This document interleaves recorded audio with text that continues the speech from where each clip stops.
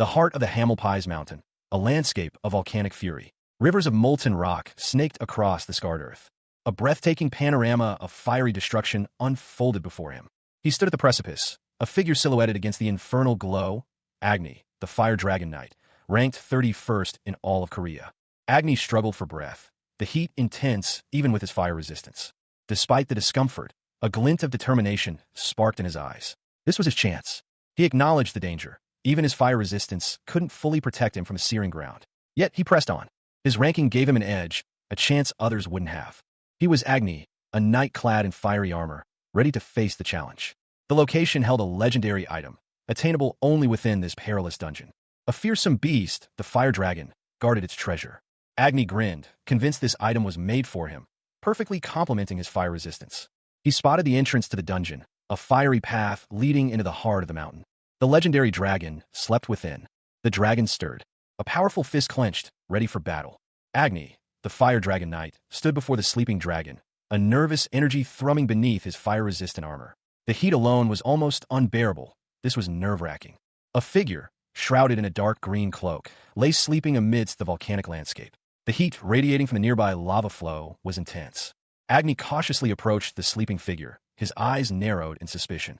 He couldn't believe someone was sleeping in such a dangerous place. He questioned the audacity of this person sleeping in such a hazardous location, even for someone equipped with fire-resistant gear. Peering closer, Agni recognized the sleeping man. A surge of anger coursed through him. His fury was immediate and intense. This was a betrayal of the highest order. Agni's perspective shifted, revealing the sleeping man's surroundings. The question hung heavy in the air. What was happening here? He tried to remain calm, his eyes fixed on the sleeping figure. The man was completely defenseless. He decided to check the man's equipment first, noting the legendary grade items scattered around him. The sheer quality of the man's gear was astounding. He was incredibly vulnerable, yet surrounded by priceless artifacts. Agni reminded himself to stay calm, despite the incredible opportunity before him. He had only reached this point through a secret map obtained on a dangerous quest. The sleeping man's remarkable resilience to the intense heat was evident. He was clearly someone exceptionally strong. Agni realized the man possessed superior fire resistance. He wasn't a match for him, at least not directly. He noticed the man was deeply asleep, even snoring. A preemptive strike might be his only chance to overcome the man's superior fire resistance. Agni, the Fire Dragon Knight, pondered the implications of the sleeping man's presence in this remote volcanic dungeon. His thoughts drifted to the man's identity, his purpose here, and the potential danger he represented. He recalled the list of top 100 rankers, confirming that this man was not among them. This realization led him to a startling conclusion. The man was an unofficial ranker, someone powerful enough to reach this place, yet unknown to the official rankings. He was a formidable opponent, and Agni knew he couldn't afford to underestimate him. Caution was paramount. With a fiery roar, Agni launched a powerful attack, his flaming sword a blur of motion. The attack was swift and decisive, aimed at ending the threat quickly. The blow landed, and Agni declared victory, his karma stats increasing as a result. But his triumph was short-lived. A sudden sound made him pause. The man stirred, flames erupting from his cloak as he awoke. Agni's attack had been dodged. The man was clearly more alert than he had initially appeared. He had received damage during the attack, but a new skill, sleepwalking, had been activated. The man's unexpected awakening and the activation of this skill left Agni shocked and wary. Agni was taken aback. He had assumed the man was simply asleep. The man moved with impossible speed, his counterattack imminent. Agni barely registered the speed of the approaching attack, his eyes widening in disbelief. The attack, a technique called blink, struck with devastating force. Agni, the Fire Dragon Knight, launched himself forward, his sword a fiery blur. He'd expected his opponent to be there, but his strike landed only on empty air. Confusion rippled across his face. Where was he? His eyes narrowed, his senses heightened. He could feel it, a prickling sensation, the instinctive awareness of a rancor sensing a nearby threat. Instinctively, he raised his arm, the Fire Dragon's scale shield flaring to life, a wall of searing heat materializing before him. He stood poised, the shield his only defense against the unseen attack. The shield, a masterpiece of craftsmanship, was his greatest protection. It had never failed him before. A chain whipped out, striking the shield with surprising force. He scoffed. It was merely a chain. But this was no ordinary attack. It was an assault that defied both evasion and defense. The impact sent him reeling, a searing pain lancing through his body. He tasted blood. He cursed, the unexpected power of the blow stunning him. His attacker taunted him, the words echoing in his ears. You'll be inflicted with a faint status for 1 second. He stumbled, the world tilting around him. Meanwhile, The mysterious man remained still, his eyes closed, seemingly oblivious to the chaos he had unleashed. Agni felt a fatal blow land, a status abnormality, nightmare, engulfing him.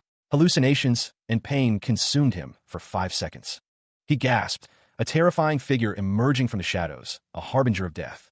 Agni doubled over, a strangled gasp escaping his lips as searing pain racked his body. He could barely keep his eyes open, the world blurring around him. A message flashed before his eyes, the stark reality of his defeat undeniable. The penalty was immediate and harsh, a bitter pill to swallow for the proud knight. His body crumbled, his fiery aura dissipating into golden sparks. The sword, his most prized possession, fell from his grasp. The mysterious man stood over the fallen knight, his expression unreadable. He collected the spoils of victory, his movements economical and precise. Hours passed, the silence broken only by the occasional rustle of leaves. He stirred, a low groan escaping his lips as he slowly awoke. Disoriented, he sat up, his mind struggling to piece together the events of the past few hours. A sudden realization struck him, a jolt of surprise coursing through his veins. He had sleepwalked, his subconscious actions having inadvertently saved his loot. He felt a pang of guilt, but the relief was palpable. He examined his new acquisitions, a smirk playing on his lips. A year and 4 months had passed since the game's launch, and he was already making significant progress. Hyun-sung, a young man with a determined gaze, pondered his next move. Defeating the fire dragon would undoubtedly grant him a significant level increase, but the question lingered. When would he finally reach ranker status?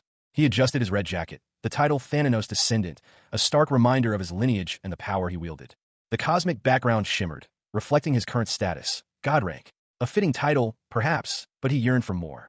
A chilling image filled his mind, a skull, glowing with an eerie blue light, a symbol of the power he was about to face. He activated his visor, the cool light reflecting in his intense eyes. He was ready. A voice, calm yet resolute, broke the silence. The time for preparation was over. The journey was about to begin. Chapter 2. Sleeping Ranker began. The credits listed the translation, proofreading, cleaning, redrawing, typesetting, and quality check teams. A city skyline was visible, suggesting a modern urban setting. Inside an office, Section Chief Lee checked the time, noting it was his appointed time. A man in a suit apologized for the caretaker's lateness. He was questioned about his potential resignation if the caretaker resigned, to which he offered his apologies. In another part of the office, co-workers discussed Hyun-sung's situation, noting his pitiful early arrival. They wondered why Head Park was acting that way, given Hyun-sung's positive attributes and performance. One co-worker explained Head Park's background and Hyun-sung's qualifications, highlighting the contrast. Another co-worker lamented the social disadvantages faced by those who didn't attend university. Hyun-sung reflected on his 5 years at the company and the limited opportunities available to him. He admitted to wanting to beat someone up but held himself back. Hyun-sung's co-worker laughed, acknowledging his own social skills deficits due to his lack of education, but expressed gratitude for Hyun-sung's guidance. Hyun-sung was told to stop stating the obvious and buy coffee. He went to a cafe and ordered a strong latte. He reflected on his need to keep working to cover his sister's hospital fees and living expenses. Leaving the cafe, Hyun-sung sighed, anticipating another tiring day. Hyun-sung, a young man in a suit, stood on a city street, his expression grim. He silently voiced his desire to quit.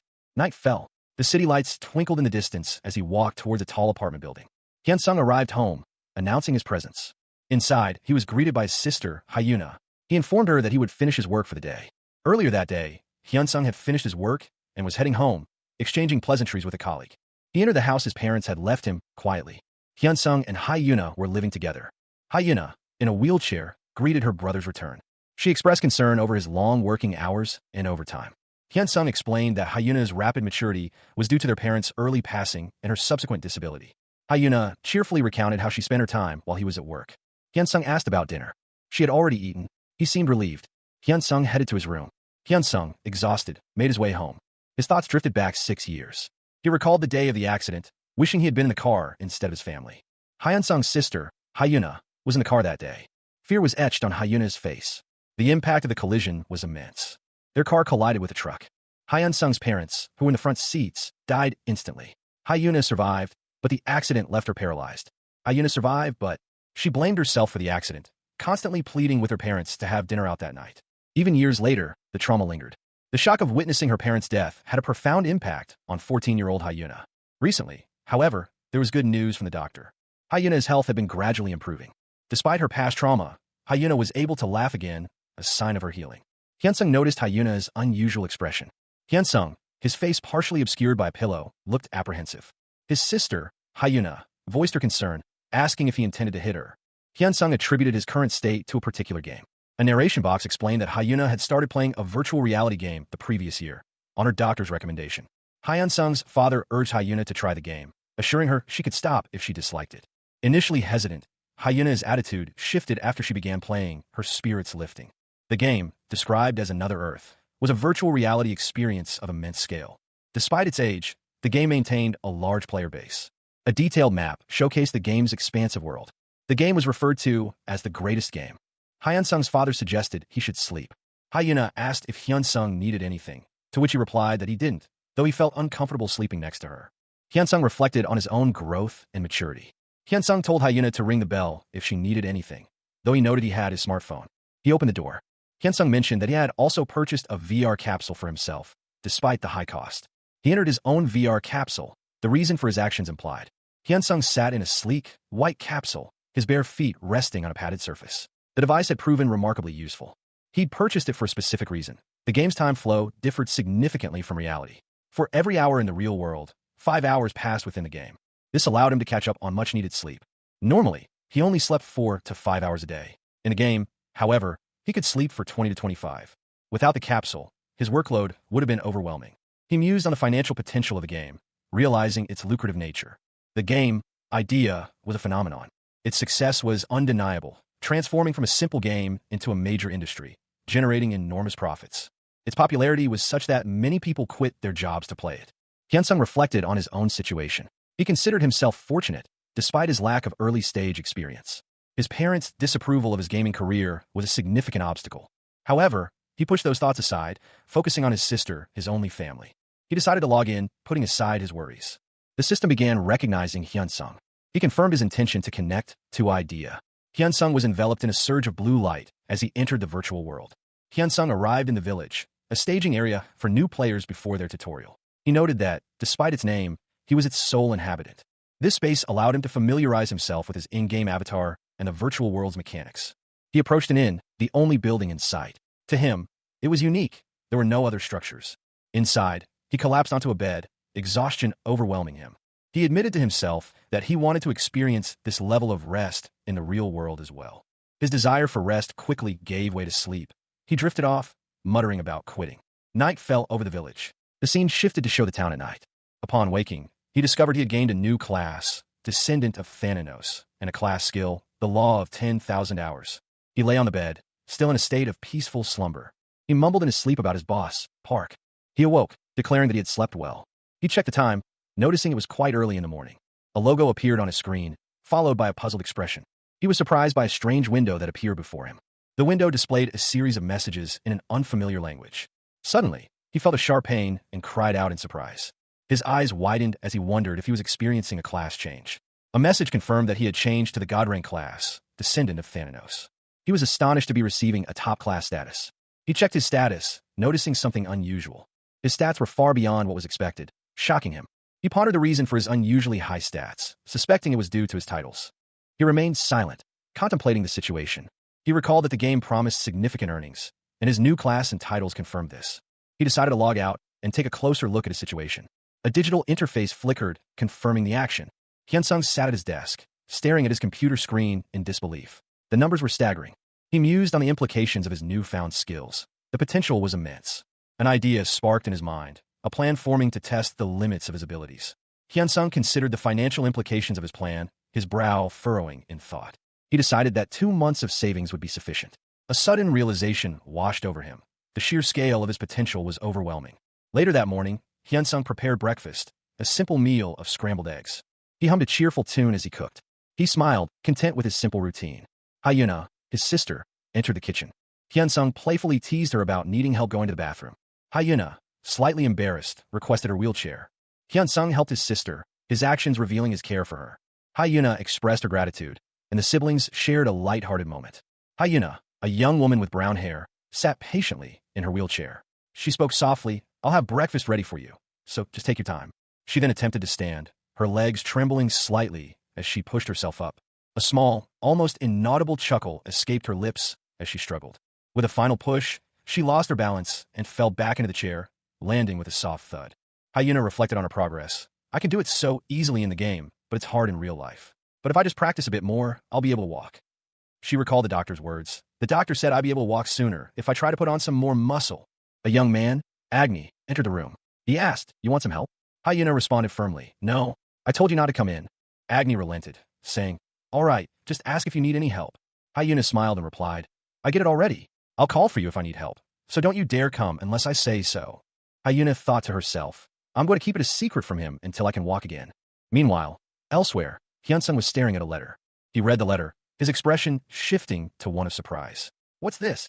The word resignation was clearly visible on the document. Hyunsung's boss confronted him. "Look here, Deputy Chief. You think I don't know that? What's with this all of a sudden? Is this because of what happened yesterday? A young man like you can't give up so easily because of something like that." In the office, co-workers whispered amongst themselves about Hyunsung's sudden resignation, noting how unexpectedly long he had lasted in the demanding position. One co-worker commented, "Geez, why is she chewing out someone who's so good at his work? I guess we're going to be worked to the bone once Hyunsung leaves." Hyunsung's boss, seemingly softened, expressed concern. I was just worried. You got to take care of yourself. I'm very grateful." Hyunsung, his expression grim, delivered a final message. "For all you've done for me, I hope that we never have to meet again." His words hung in the air, leaving the other man speechless, his eyes wide with a mix of shock and perhaps regret. Meanwhile, in a bustling office, Hyunsung's colleagues whispered amongst themselves, noting his sudden departure and the intensity of his earlier demeanor. "Whoa, Hyunsung SSI is scary when he's angry like that. He's so daring."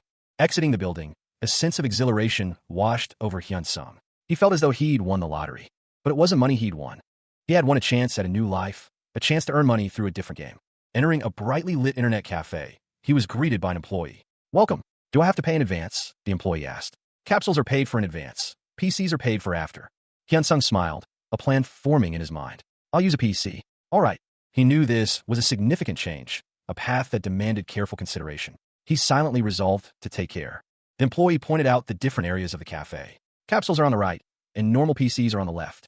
He settled into a station, ready to begin. "Now, then, how about we start studying?" The employee, offering some advice, explained the intricacies of the game's economy. "I'm pretty certain that you can earn money more easily the higher your level is. Korea's current official top 1 ranker is over level 350, while most are around 100. As such, that must mean items between level 100 and 200 are the most in demand." Hyunsung listened intently, a thoughtful expression on his face. The employee continued his explanation, detailing the experience requirements for leveling up in the game, emphasizing the increasing difficulty at higher levels. He explained the differences in experience multipliers between normal and rare ranks. Hyunsung processed this new information, realizing the monumental task ahead. God rank is after legendary, he muttered to himself, understanding the sheer amount of experience needed. He considered the implications further. "No, if I look at it another way, that means it's at least 5 times better than a normal rank." Hyunsung's contemplation of the game's ranking system continued. He mused on the inherent advantage of higher ranks, questioning why anyone would choose otherwise. He approached a game capsule station, inquiring about the possibility of using a capsule while simultaneously utilizing another. The attendant explained that capsules required prepayment, a detail Hyunsung already knew. Checking his phone, Hyunsung calculated his remaining time before his shift ended and decided to purchase 9 hours of game time. He confirmed his purchase, noting the significant cost. Hyunsung entered the capsule, the smooth surface enveloping him. The system initiated its iris recognition sequence, preparing to welcome him into the game. He confirmed his readiness to enter the virtual world. Hyunsung arrived in the game's starting town, a quaint village nestled amongst rolling hills. He reviewed his current stats, noting his low level and the unique class he'd been assigned. He decided to leave his remaining ability points untouched for now, planning to allocate them strategically later. Hyunsung's curiosity was piqued by his class, prompting him to investigate further. A detailed description of Thanatos, the god of death and sleep, appeared, highlighting his immense power and mischievous nature. Hyunsung reflected on the implications of his class, acknowledging the challenge but also the potential. He accepted his unique destiny, recognizing Thanatos' power and acknowledging it as a potentially advantageous position. Hyunsung then checked his skill log, ready to begin his adventure. Hyunsung, comfortably reclined in bed, noted with a hint of surprise that he already had 5 points. A detailed description of Thanatos' passive skills appeared before him, highlighting the unique benefits of his abilities, particularly the passive skill that allowed him to gain experience points and DP simply by sleeping. The in-game DP store's rules were clearly displayed. Any purchased skills or items would be immediately added to his inventory, with a monthly limit of 1 use. He excitedly realized the vast array of skills and items available for purchase, including legendary rank ones. He felt relieved, understanding that the passive skill would negate any worries about falling asleep during combat. The description of Thananos' nightmare skill detailed its advantages: the ability to wield any weapon, increased proficiency, and a chance to inflict the nightmare status effect. He reviewed Thananos' Rest of Death skill, noting its potential for maximizing instantaneous damage by inducing sleep in his opponents. Hyunsung, considering his options, realized he lacked combat skills but could supplement them from the DP store. He chuckled, amused by the thought that his unique skill set might earn him the moniker of hacker. Suddenly, a notification flashed. Thananos' narcolepsy had been activated. Hyunsung's eyes widened in surprise. He was informed that he would be forced to fall asleep. Despite the forced logout, his in-game character would remain active. He was informed that he had 11 hours and 48 minutes before being forced to log out, and he realized, with a touch of disbelief, that he was already falling asleep. The title page for Even When I Sleep, I'm a Ranker displayed, credits to the author, artist, and studio were visible. Chapter 4 of Sleeping Ranker began. The credits listed the translation, proofreading, cleaning, redrawing, typesetting, and quality check teams. A man apologized, explaining that the device he sold charged in advance, making a refund impossible. He sighed, accepting the situation. A timer displayed 12 minutes. The man was lying on a bed, a sword nearby. A notification appeared. Once my skill recognizes that I'm logged in, narcolepsy will activate. He wondered aloud why the skill caused him to fall asleep. He realized it was narcolepsy. Hyuna, in a rehabilitation center, practiced walking with assistance. Her doctor noted that while walking remained difficult, it wasn't due to psychological reasons. Hyuna confirmed she was slowly improving. The doctor, Professor Lee Mina, explained that Hyuna just needed to build muscle. Hyuna thanked her. Hyuna explained she worked hard to improve, wanting to show her brother her progress. Hyuna's brother was mentioned, and she considered telling him about her progress. She was hesitant, having previously joked about the money she earned from a game. Hyuna received coffee from her doctor, who noted that her brother doesn't watch much TV. The doctor commented on the current trend of earning money through online ventures.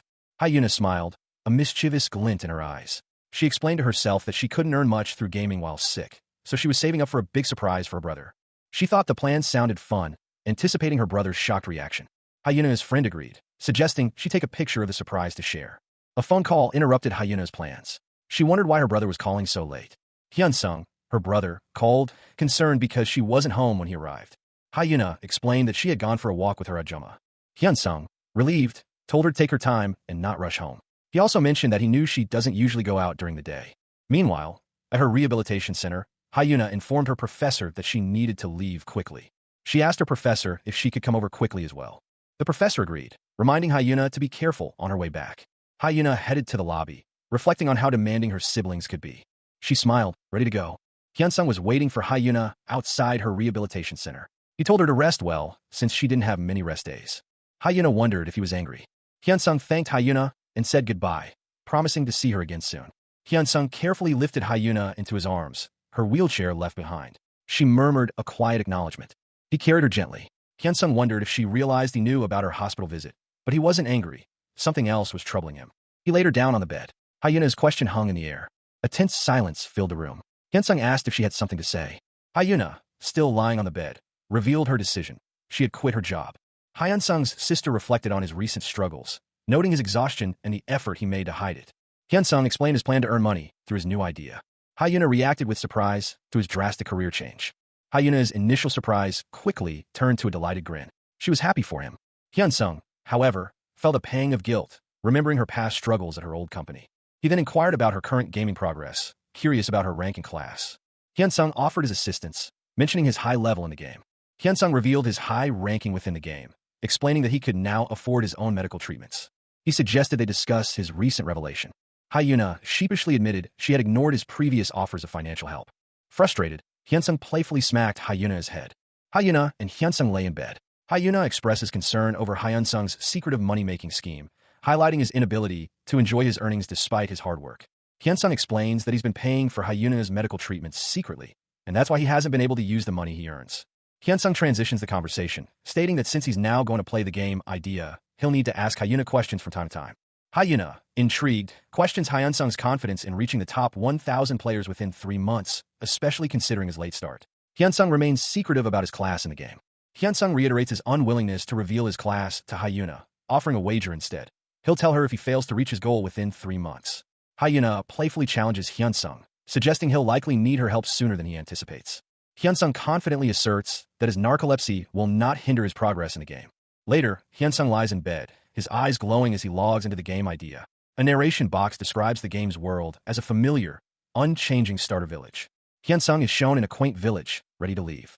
Hyunsung's stats are automatically adjusted upon logging in, reflecting a significant increase. Hyunsung is amazed by the increase in his stats, even while sleeping. He expresses his excitement and satisfaction with his current state. Hyunsung stands before the gate leading to the tutorial area in the village center.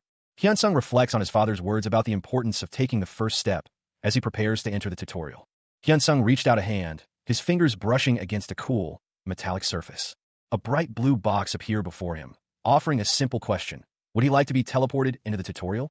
He answered affirmatively. A flash of light engulfed him. He found himself in an unfamiliar place. The game system began recognizing his iris. The tutorial instructions were clear.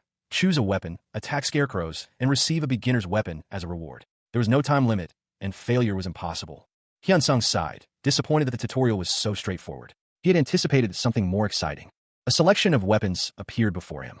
He considered his options, noting the variety available. He chose the beginner's sword. He mused that while the game might differ from reality, his experience with Kendo would likely be relevant. He had always preferred swords in previous games. Considering his balanced stats, he surmised his class would likely be a hybrid type. He confirmed his choice, feeling confident in his decision to start with a familiar weapon.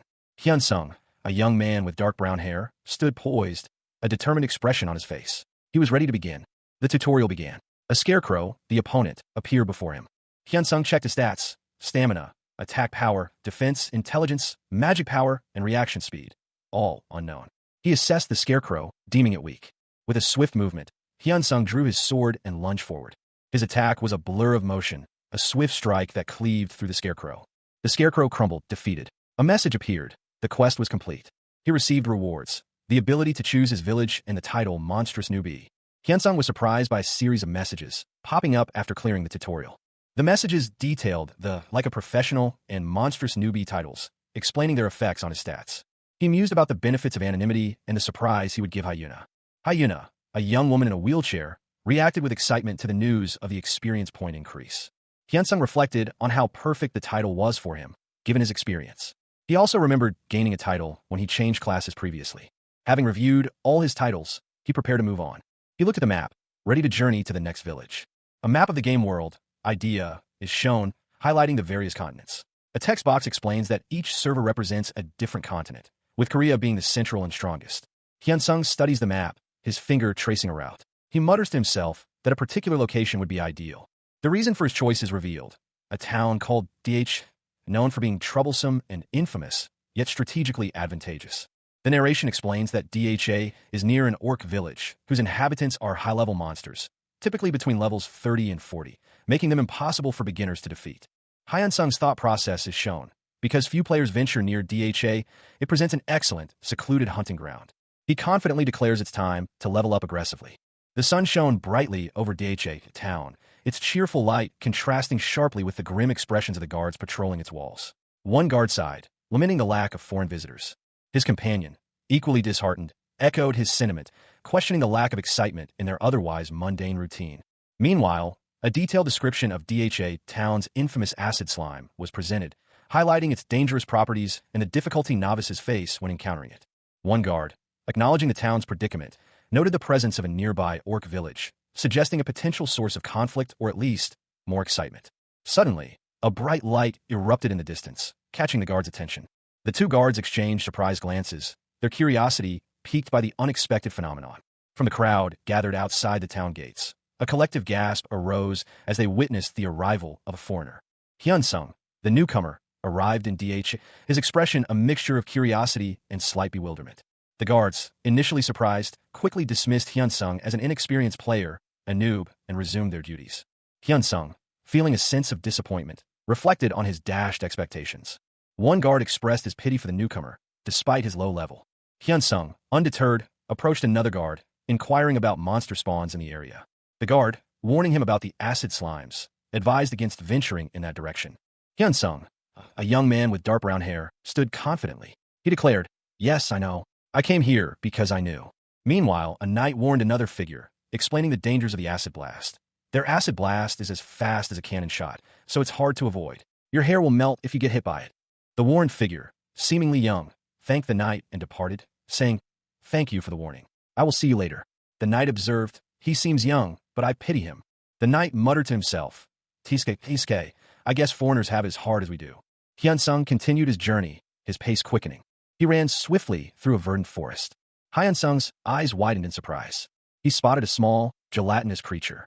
He thought, is that it? I can see its core, but hitting something so small won't be easy. He considered the challenge. It definitely does look difficult for a novice to kill. The creature launched a sudden attack. Hyun-sung reacted swiftly, drawing his sword.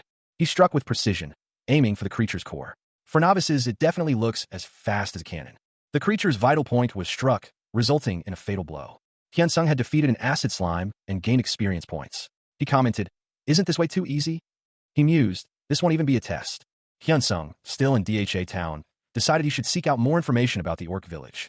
He approached a couple of guards, his question about the orc village's location eliciting a surprised reaction. One guard wondered aloud what Hyun-sung meant by asking about the orc village. Hyun-sung found their reactions odd.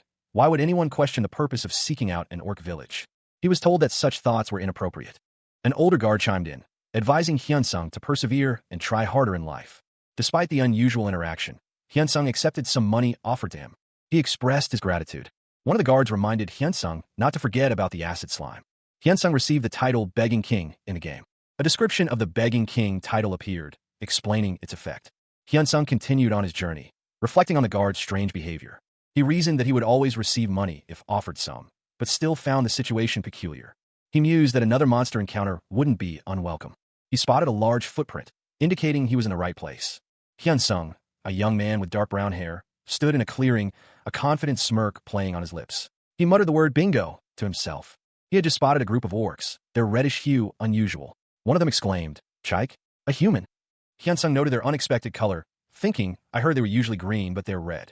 Another orc shouted, Chike, kill him. The orcs lunged at him, their roars echoing through the forest. Hyun-sung moved with surprising speed, his movements efficient and precise.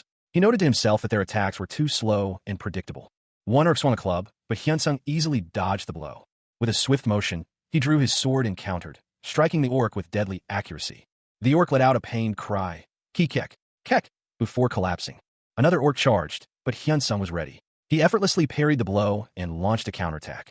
A series of level-up notifications appeared before Hyun-sung's eyes, indicating a significant increase in his abilities. He gained 1 DP through Thananos' dream. He moved with renewed speed, easily evading another attack. He swiftly dispatched the remaining orcs with a series of precise strikes. More level-up notifications appeared, showcasing his rapid progress. Hyun-sung reflected on his easy victory, thinking, Asterisk, it's so easy to raise my level. And not only that, but DP as well. Good. I'll sweep the entire red orc village like this star. He encountered another group of orcs, who spotted him and shouted, Chike, a human. Hyun-sung stood defiantly, sword in hand, ready for the next challenge. Hyun-sung, having just finished clearing out a red orc village, surveyed the scene. He mused to himself that even with his current skills, the task had been surprisingly manageable. He planned to select a new skill once the village was completely secured. Suddenly, a commotion erupted. 2 orcs spotted him, their surprised exclamations echoing through the area. One of the orcs, overcome with bloodlust, declared its intention to enjoy a point feast, eager to engage in battle. Hyun-sung's expression shifted from calm contemplation to a predatory grin. He prepared himself for the incoming fight. Chapter 6, Sleeping Rancor began. The title card showed a young man with dark hair, dressed in elegant attire, leaning against a wall, his expression pensive. The view shifted to a quaint village nestled in a valley, surrounded by rolling hills and a clear blue sky. A guard yawned, muttering about the boredom of his post. He complained that the lack of excitement meant the people were safe, which wasn't something to celebrate. Meanwhile, 2 figures, one older and one younger, reacted with shock to the mention of a red orc. Elsewhere, 2 guards stood watch, their spears at the ready. The guard from panel 3 looked confused. Hyun-sung appeared, seemingly exhausted. Hyun-sung greeted the guards cheerfully, but they questioned his sudden appearance. Hyun-sung explained that he had ignored warnings and fled from an orc encounter. He continued, noting that the longer he listened to the guards, the worse his mood became. He then asked where he could sell his orc hide. The sheer amount of orc hide he possessed shocked the guards. Hyun-sung inquired about locations to sell the orc hide. A guard helpfully directed him toward the general goods store. Hyun-sung thanked the guard, and the guards noted his surprising martial arts prowess. The guards then remembered their missing money and wondered if they should ask Hyun-sung about it later. A sign reading, Welcome, greeted Hyun-sung as he entered the establishment. He approached the counter, where a shopkeeper gestured for him to place his goods. The shopkeeper expressed his astonishment at the orc hide Hyun-sung presented, commenting on its rarity. After inspecting the hide, teeth, and bones, the shopkeeper offered Hyunsung 150 gold for everything. Hyunsung, initially short of gold, quickly retrieved additional funds. He received the money, noting that it was 150 gold, equivalent to 15,000 won. Hyunsung internally calculated that this was more than his usual salary, a significant windfall. He reflected on his decision to prioritize leveling up over immediate monetary gain. Hyunsung felt confident in his ability to earn money even from common goods. Meanwhile, two guards observed Hyunsung from a distance, commenting on his speed. They acknowledged his superior strength. One guard noted that Hyunsung's enthusiastic red orc hunting benefited them. Hyunsung, believing they wouldn't demand a refund due to his low level, decided to keep running past the guard post. Hyunsung continued his escape, his movements swift and decisive. Hyunsung, his sword gleaming, lunged forward, aiming a decisive blow at the red orc warrior. The orc, momentarily stunned, barely managed to raise its weapon in defense before Hyunsung's blade connected. With a powerful swing, Hyunsung cleaved through the orc's defenses, sending it reeling. The orc roared in pain and rage, but Hyunsung pressed his advantage, delivering a final, fatal blow. The orc fell defeated. A message appeared before Hyunsung. He had subjugated a red orc warrior. Hours later, Hyunsung surveyed his surroundings. He noted that the area was becoming increasingly dangerous. His leveling progress had slowed considerably. He was far from reaching the demonic 100 level cap. He decided to return to the village, but not before hunting stronger monsters. He mused that there should be a boss monster and elite monsters nearby. Hyunsung realized he wasn't strong enough to face them yet. He decided to check his remaining ability points. He planned to focus on intelligence to increase his MP. His stats were now 70 in wisdom, 40 in reaction speed, 14 in strength, and 16 in stamina. He considered it perfect. Next, he would visit the DP store. He knew to save the best for last. Skills. First, he would check the items. Hyunsung stood before a screen displaying the rules for purchasing items. All items would be randomly assigned to descendants of Thananos, with a 30-day real-world cooldown between purchases of the same rank. He considered trying a normal grade item first. He was about to pull a normal grade item. The screen showed a glowing blue cube. He pressed the button. The result was a steel dagger, a normal grade weapon. Hyunsung mused that it looked suitable for throwing. Next, he decided to try his luck with a rare grade item. He received a bloodstone ring. The ring's description detailed its creation from a blood-formed mineral and its unique property, a 10% chance to recover 10% of stamina upon killing a living being. Hyunsung was pleased with the ring, considering it a top-tier rare item. He felt a surge of nervousness at his unexpectedly good start. He reflected on the time wasted the previous day due to narcolepsy. He then proceeded to obtain a unique grade item. The unique item he received was Ayla's stick, a weapon with powerful but restrictive properties. Hyunsung examined the stick, somewhat surprised by the outcome. He resolved to obtain something worthwhile from a heroic grade item. He initiated the process to obtain a heroic grade item. Hyunsung waited with anticipation, wondering what the heroic grade item would be. The item dispenser displayed the specifications for Iris's failed product, a heroic grade auxiliary weapon with potent effects on other failed products. The requirements for using Iris's failed product were quite demanding, requiring high stats across the board and a specific lineage. Hyunsung, reviewing the item's description, surmised that it would likely play a role in a future quest. He internally celebrated obtaining a legendary grade item. A message appeared, confirming that a legendary grade item would be added to his inventory. Hyunsung turned, a thoughtful expression on his face. He mused to himself about the uselessness of the item, wishing for something more practical. The item was revealed to be a mysterious egg. The game interface displayed the egg's unknown properties. Hyunsung considered this a necessary sacrifice, believing it would lead to a powerful skill. He confirmed that he still had skill points left to spend. Suddenly, a monstrous creature appeared, roaring its intent to kill. Hyunsung found himself engaged in fierce combat with the creature. He was clearly struggling. Hyunsung reflected on the high cost of skills compared to items, but recognized their superior value. He headed towards the DP store, determined to use any skill he acquired. Hyunsung, a young man with dark brown hair, sat before a digital interface, his brow furrowed in concentration. He muttered to himself, "Let's start off with normal." The system responded, indicating that he would be receiving a normal grade skill, and a random skill would be created. The resulting skill was sprinting, a passive ability granting a 100% increase to his sprinting speed. Hyunsung reviewed the skill with a neutral expression, then declared, "Next is rare." He initiated the next pull, this time for a rare grade skill. The system confirmed the pull and generated Magic Bullet Barrage, a rare grade attack skill. Hyunsung expressed excitement at obtaining an attack skill and declared his intention to pull for a unique grade skill next. The system prepared him for the unique grade skill pull, describing the Berserker's Song skill. Hyunsung, a confident smirk playing on his lips, declared, "Next, heroic." The system displayed the heroic grade skill, Siren Seduction, a skill that could seduce all males within a 100-meter radius. Hyunsung's eyes widened slightly at the description of the skill, before he continued. He then prepared to pull for a legendary grade skill. Hyun-sung's eyes widened in anticipation. The legendary skill, the God of Death's Chains, was revealed, capable of binding enemies within a 30-meter radius and dealing massive damage. Hyun-sung grinned broadly, pleased with his acquisition of a worthwhile skill. A lone figure stood before a wall of screens, each displaying a different feed. The central screen showed a young man with dark hair, his face etched with concern. He turned, his expression unreadable. A silent question hung in the air. The camera focused on a pair of legs clad in a sharp, light gray suit. The individual remained unseen. Their presence felt rather than observed. His jaw clenched, a subtle shift in his demeanor. He was clearly contemplating something significant. The title page for Chapter 7, Sleeping Rancor, displayed the names of the translation team. A high-rise building, labeled Inferno, was shown to be located in Korea. The user management team at Inferno headquarters monitored their systems. A team leader was alerted to a situation requiring immediate attention. Jo Minwo, the user management team leader, sighed, admitting the situation was unbelievable. He pondered how a single user could have bypassed security measures. Jo Minwo's frustration grew as he considered the development team's oversight. His subordinate suggested adding the user to a special interest list. Minwo, already having taken action, was exasperated by the user's choice of location. He theorized the user went there to level up quickly. His subordinate expressed disbelief at this theory. News arrived that Lee Hyun-sung had opened a DP store. The team reacted with alarm to this development. They realized Hyun-sung was finally using his new abilities.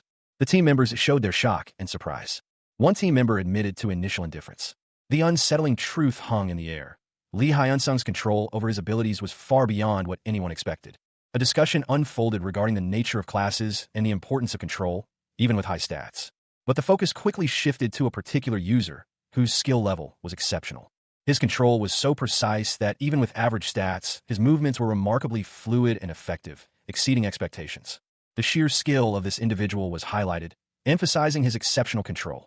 Meanwhile, another scene showed a figure wielding a sword, demonstrating impressive control. A question arose. Why had such a talented individual only recently begun playing? The explanation revealed that the entire system was controlled by artificial intelligence. One individual expressed disbelief, but acknowledged that the probability rates were unchangeable, even by the development team. The only option left was to pray. One of the men scoffed at the idea, admitting his naivety and hoping for a better outcome. Another man laughed maniacally.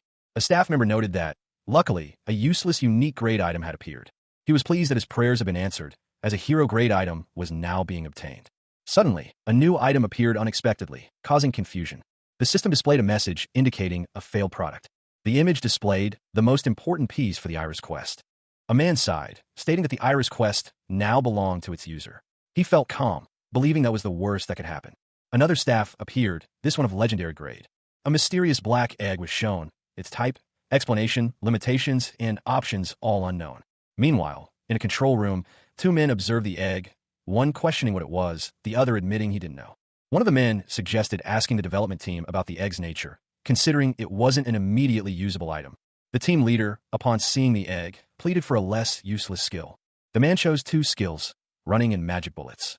The details of the Berserker's song skill were shown, emphasizing its effectiveness against large numbers of enemies. A man smirked, commenting that the user lacked attack skills. The Siren Seduction skill was then displayed, highlighting its ability to seduce men and beasts within a certain radius. He laughed, pointing out that no matter how good the user's control was, they couldn't kill many monsters without an attack skill. The man grinned, realizing that only legendary grade skills remained. The Reaper's Chain's skill was revealed, capable of extracting souls and guiding them to Hades. The man was amazed, stating that Reaper's Chains was the best area of effect skill, especially considering the user also had the aggro skill, Siren Seduction. Two figures discussed Hyun-sung's capabilities. One confidently asserted that, given his control and skill, clearing the Red Orc village was practically guaranteed. The other offered a quiet agreement. Meanwhile, in another room, a team leader complained about someone's behavior, while another man listened intently. The man responded, confirming the team leader's suspicions. A man left the room, while two others watched him go, one expressing a thought that he should have been more considerate. Hyun-sung was shown interacting with a virtual item shop, noting that he could buy legendary skills and items once a month. He reflected on the increasing difficulty of DP management as the game progressed and his need to use his narcolepsy skill to fall asleep from time to time. He planned to use his sleepwalking skill to hunt while asleep. Hyun-sung happily reflected on his decision to quit his job, now enjoying his high-level class. He contrasted the stress of his previous job with his current ease of earning money. He noted that he had earned 100,000 won in under 3 hours, despite still being a low level.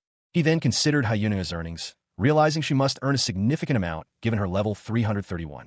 Hyuna, in her wheelchair, expressed relief about no longer having to worry about living expenses, while Hyunsung felt a responsibility to not burden her. Hyunsung nodded in agreement. He set a goal to reach level 300 within 3 months. Finally, he decided to get some sleep. Hyunsung's team declared their intention to confront the boss. Hyunsung, resolute, marched forward. In the distance, a gruesome sight met their eyes, a totem adorned with skulls. They approached the Red Orc village, where a large orc stood guard. A massive orc, seemingly the leader, was seen scaling a tower. Hyunsung's team continued their advance, but one member expressed concern about not seeing the boss monster. Hyunsung cautiously proceeded through the dense undergrowth. Agni noted that the shaman was likely an elite monster. Hyunsung contemplated the challenge ahead, acknowledging the presence of 2 elite shaman monsters. He strategized, prioritizing dealing with the minions before engaging the boss. Hyuna activated her siren seduction skill. The orcs fell under the spell. The orcs were completely captivated. Their expressions showed complete enchantment. A powerful, ethereal energy pulsed outwards, its source a woman with flowing blonde hair, her form shimmering like a mermaid amidst swirling blue energy. Nearby, a group of orcs witnessed the phenomenon, their expressions a mixture of awe and confusion. One voiced their bewilderment, questioning the origin of this strange power. Hyunsung, observing from a distance, found himself captivated by the spectacle, muttering to himself about how amazing the effect was. He then spotted the source of the chaos, a group of orcs, their appearance now significantly more ferocious and crazed. The ground trembled as a massive red orc, identified as the red orc hero Kuriak, charged forward. Kuriak's powerful charge continued, his axe raised high. Hyunsung, recognizing the orc as the boss, prepared for battle. One of the crazed orcs fell to the ground, overwhelmed by the sheer power of the transformation. The battle commenced. Hyunsung engaged Kuriak, his movements swift and precise. Kuriak roared in pain as Hyunsung's attack landed, the force of the blow evident. Hyunsung focused, activating his Reaper's Chains ability. The chains shot out, ensnaring the boss and several other orcs. Kuriak struggled against the magical restraints, his rage palpable. Other orcs joined the fray, their attacks relentless despite their bound state. The chains tightened, further restricting the orcs' movements. The battle raged on, a whirlwind of magical energy and brute force.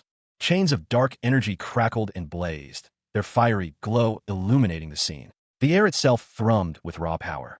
A figure, silhouetted against the intense light, stood at the epicenter of the chaotic display. Level-up notifications flashed around them, a testament to their recent triumph.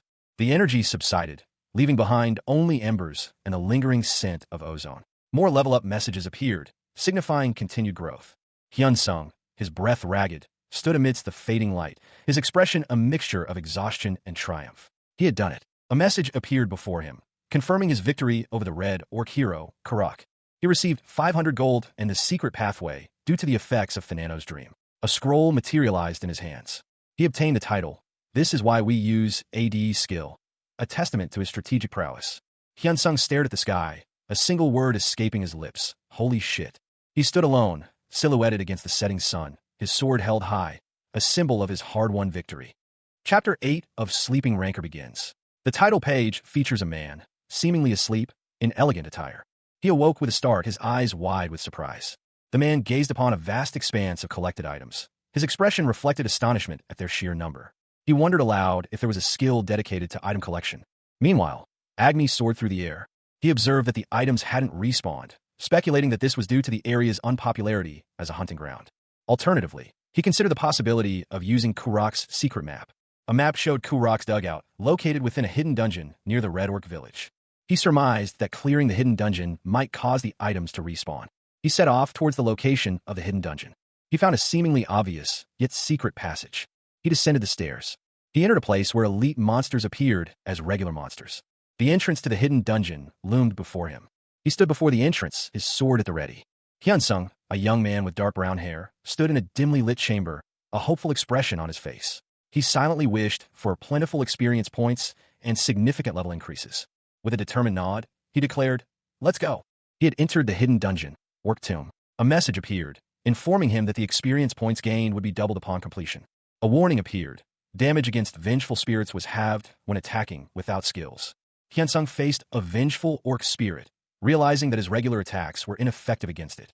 He reflected on his limited attack skills, noting that only his magic bullet fire would be effective, making the fight challenging. The orc spirit lunged, Its attack narrowly, missing Hyunsung. Hyunsung saw the orc as a perfect test subject, an elite monster. The orc's spirit attacked again, its blow forcing Hyunsung to defend. The orc roared, threatening to kill Hyunsung. Hyunsung countered with magic bullet fire. His attack struck a vital point, dealing a critical strike. He noted that while it was a critical strike due to being a skill attack, Thananos' nightmare wasn't activating because it wasn't a weapon attack. Hyunsung continued his assault, his movements swift and precise. The orc, surprised by the effectiveness of the attack, expressed confusion. The orc launched a final, desperate attack, but Hyunsung was ready. Hyunsung unleashed a magic bullet fire, striking a vital point and dealing a critical strike to the orc's spirit. He noted that all skill attacks against the orc seemed to be critical strikes, even targeting the knees. The orc, wounded, realized it was facing a ghost. Hyunsung, anticipating the orc's next move, prepared for a counterattack. He had already figured out the orc's skills and attack patterns. He thought about how to deal with the ghost's annoying attacks, realizing he could counter them if he could see the signs of activation. The orc roared in rage. Hyunsung defeated the orc, gaining a substantial amount of experience points. Having cleared the area, Hyunsung surveyed the dungeon, estimating that there were at least 50 more enemies to face. He considered the prospect of leveling up by defeating the remaining enemies. Meanwhile, Hyuna received an update on her rehabilitation treatments. Hyuna's companion expressed relief that she could visit him while he was gaming. Hyuna's mother questioned whether gaming was truly that enjoyable. She encouraged her mother to try it herself, estimating Hyunsung's level to be around 20. Later, Hyunsung was seen heading toward a bus stop. Hyuna smiled, anticipating his return. 3 young women chatted, discussing a recent BTS performance. One reflected on how a past accident altered her life's course, leading to her current situation. She smiled wistfully, acknowledging that despite the accident, she had met wonderful people. Meanwhile, a guild chat showed excitement over a new member's arrival, though uncertainty remained about his participation. Rin expressed relief that the new member, her brother, seemed to be doing better at his job. The woman from the first panel resolved to not pressure him, waiting until he reached level 100 in the game. The scene shifted to an exterior shot of a rehabilitation center. She anticipated spending time with her brother, now that he was doing better. At the rehabilitation center, Hyuna's progress was discussed, with a professional assessing her level. 2 women, one of whom was Hyuna's friend, discussed a bet they had made. The bet was about whether her brother could reach the top 1,000 players in 3 months. Hyuna giggled at the idea of the bet. She playfully imagined what she would make her brother buy her if she won. The other woman offered to help Hyuna's brother if she needed assistance. Hyuna's friend explained that she would help her brother reach level 100 in 3 months. She questioned the feasibility of this plan. The scene abruptly shifted to a victorious character, having defeated all the monsters in a dungeon, leaving only the mini-boss and the named boss. Hyunsung, a young man with dark brown hair, reviewed his progress. He calculated that eliminating both remaining enemies would easily boost him to level 30. He considered the mechanics of his next move. Reaching level 30 meant acquiring a new class skill. He hoped the new skill would prove useful. Magic bullet fire, while helpful for restraint, inflicted minimal damage. Hyunsung anticipated a challenging encounter. Even the antechamber held a mini-boss. He stood before a large, imposing red door, arms crossed, his expression thoughtful. A cheerful voice asked if he was ready to proceed. Hyunsung, without hesitation, agreed. The door creaked open, revealing a skeletal figure with glowing eyes. A warning appeared. The orc shaman's vengeful spirit was awakening, summoning other vengeful spirits. Hyunsung reacted with surprise as 2 orc warriors, engulfed in flames, charged at him. He was taken aback by the unexpected strength of his opponents. Even orc warriors were present. The orc warriors roared their intent to kill the intruder. A command was given to showcase the orc warriors' might. Hyunsung, though surprised, maintained a calm demeanor. The orc shaman's vengeful spirit manifested, its power surging. The spirit activated a buff skill, enhancing the orc warriors. Hyunsung's expression shifted to one of grim determination. A figure, cloaked and mysterious, observed from the shadows. The scene shifted to a battle-worn warrior, his body slumped against the unforgiving earth. He noted the subtle differences in the enemy's movements from the previous floor. He prepared a powerful attack, a precaution against the potential named boss. He unleashed a fiery blast, the heat radiating from the very air. The impact was significant. Not only did the attack buff the warrior, but it also unleashed additional offensive spells. He considered the potential loot from his next victory, a glint of anticipation in his eyes. He decided to showcase his skills. With a blur of motion, he engaged the remaining foes. The battle raged, a whirlwind of blows and counters. He fell, but not without delivering a final, desperate blow. A surge of energy crackled through the air, a prelude to something more powerful. A monstrous figure roared, its rage palpable. He countered with a devastating combination of fire and lightning. A guttural roar ripped through the air as a massive blow landed, sending the attacker sprawling. The impact echoed in the dust-filled arena. He grunted, a pained expression twisting his features. The thought crossed his mind. This could help against the named boss. Another blow landed, sending him reeling. The fight was far from over. 5 minutes passed in a blur of motion. The last of the lesser foes fell defeated. He noted the change. The frequency of the enemy's attacks had decreased. A glimmer of hope. He deduced the reason. The opponent must be running low on mana. With renewed determination, he launched a series of precise strikes, exploiting the opening. The only thing left was the final foe, its presence looming large. He recognized the creature, the orc shaman's resentment. The final confrontation. The creature lunged, but he was ready. A desperate battle began. Its eyes glowed with malevolent energy, a terrifying sight. With a final, desperate strike, he brought the creature down. He collapsed, exhausted but victorious. The orc shaman's resentment was defeated. A surge of energy washed over him as he leveled up. The sweet taste of victory. He smiled, a quiet satisfaction settling over him. Nice, he thought. The battle had been hard-fought and longer than anticipated. He was almost out of health, but the rewards were plentiful. The spoils of victory lay scattered before him, a pile of gold coins and the skeletal remains of some monstrous beast. A sigh escaped his lips, nothing of real use amongst the detritus. Still, a small victory was a victory. He had leveled up from the fight. The path ahead loomed, a dark and foreboding passage. He stood before the final door, the tension palpable. The words "the boss" echoed in his mind, a promise of a climactic confrontation. With a deep breath, he pushed open the heavy, crimson doors, ready to face whatever awaited him beyond. A digital prompt appeared before him, offering a choice: descend to the second basement level of the orc tomb. He reviewed the layout in his mind. Another set of monsters to defeat before reaching the final chamber. A wave of self-reproach washed over him. He could have used the Reaper's Chain to obliterate the previous enemies. He began his descent, the path winding deeper into the earth, the air growing heavy with anticipation. Each step echoed in the cavernous space, the weight of his decision pressing down on him. He cursed his caution. He arrived at the user management room, a stark contrast to the dungeon he'd just left. This, too, was a virtual reality space, a control room within the game's larger construct. The room's purpose became clear: to manage the discrepancies in time flow between the game world and the real world. A figure stood in the center of the room, seemingly observing the data streams. A conversation unfolded between two other figures, one questioning the legality of the extended playtime. The discussion concluded with a dismissive chuckle and a return to the task at hand. A man's face, etched with frustration, fills the screen. His inner turmoil is palpable. This is driving him crazy. He scoffs, incredulous. A year has passed since the game's release, yet they're still so worried about a single new player. The conversation shifts to a group of figures in a dimly lit room. Fortunately, management remains oblivious to the situation. A superior figure dismisses the concerns. He's already a year behind. Let it be. The focus turns to a woman, Min-Yura, the development team leader. Her involvement in the problem is highlighted. The narrative explains that Min-Yura's particular concern stems from the job that user Lee Hyunsung chose. A powerful, shadowy figure emerges, a visual representation of the descendant of Thanatos. The ominous figure's creation was never intended to be obtained by anyone. The sheer dedication of the player, spending countless hours in the game, is astonishing. The conversation returns to Min-Yura, reflecting on the situation. If she hadn't made such a fuss, the issue would have been ignored. Min-Yura's influence on the company is undeniable. Her expertise is invaluable.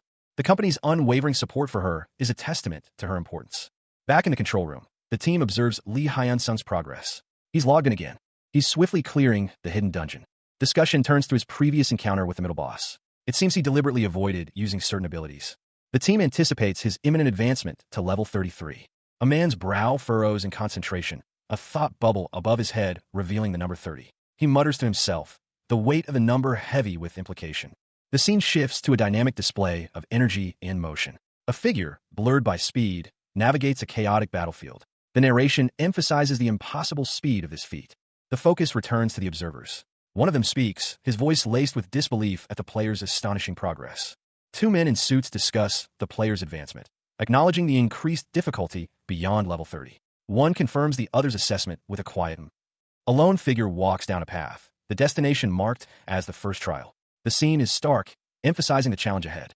The perspective shifts to one of the observers, his thoughts focused on the player's potential progress time. He continues his internal monologue, expressing a desire for the player's progress to take as long as possible, noting the quality of the items dropped. The scene cuts back to the observation room, showing the team monitoring the player's activity. One of the observers comments on the player's acquisition of a rare item, highlighting the improbability of the event. Another observer speaks, stating there is no reason to stop the player. A close-up on one of the observers shows his eyes widening in surprise, a skill activating within him. He laughs, realizing something he had forgotten. The man's laughter fills the room, his joy unrestrained. Another observer reacts with a similar expression of surprise and excitement. A majestic mountain range is shown, the location of a fierce battle, inaccessible to even the highest-ranking players. A powerful beam of light erupts from a man's eye, the intensity of the energy palpable.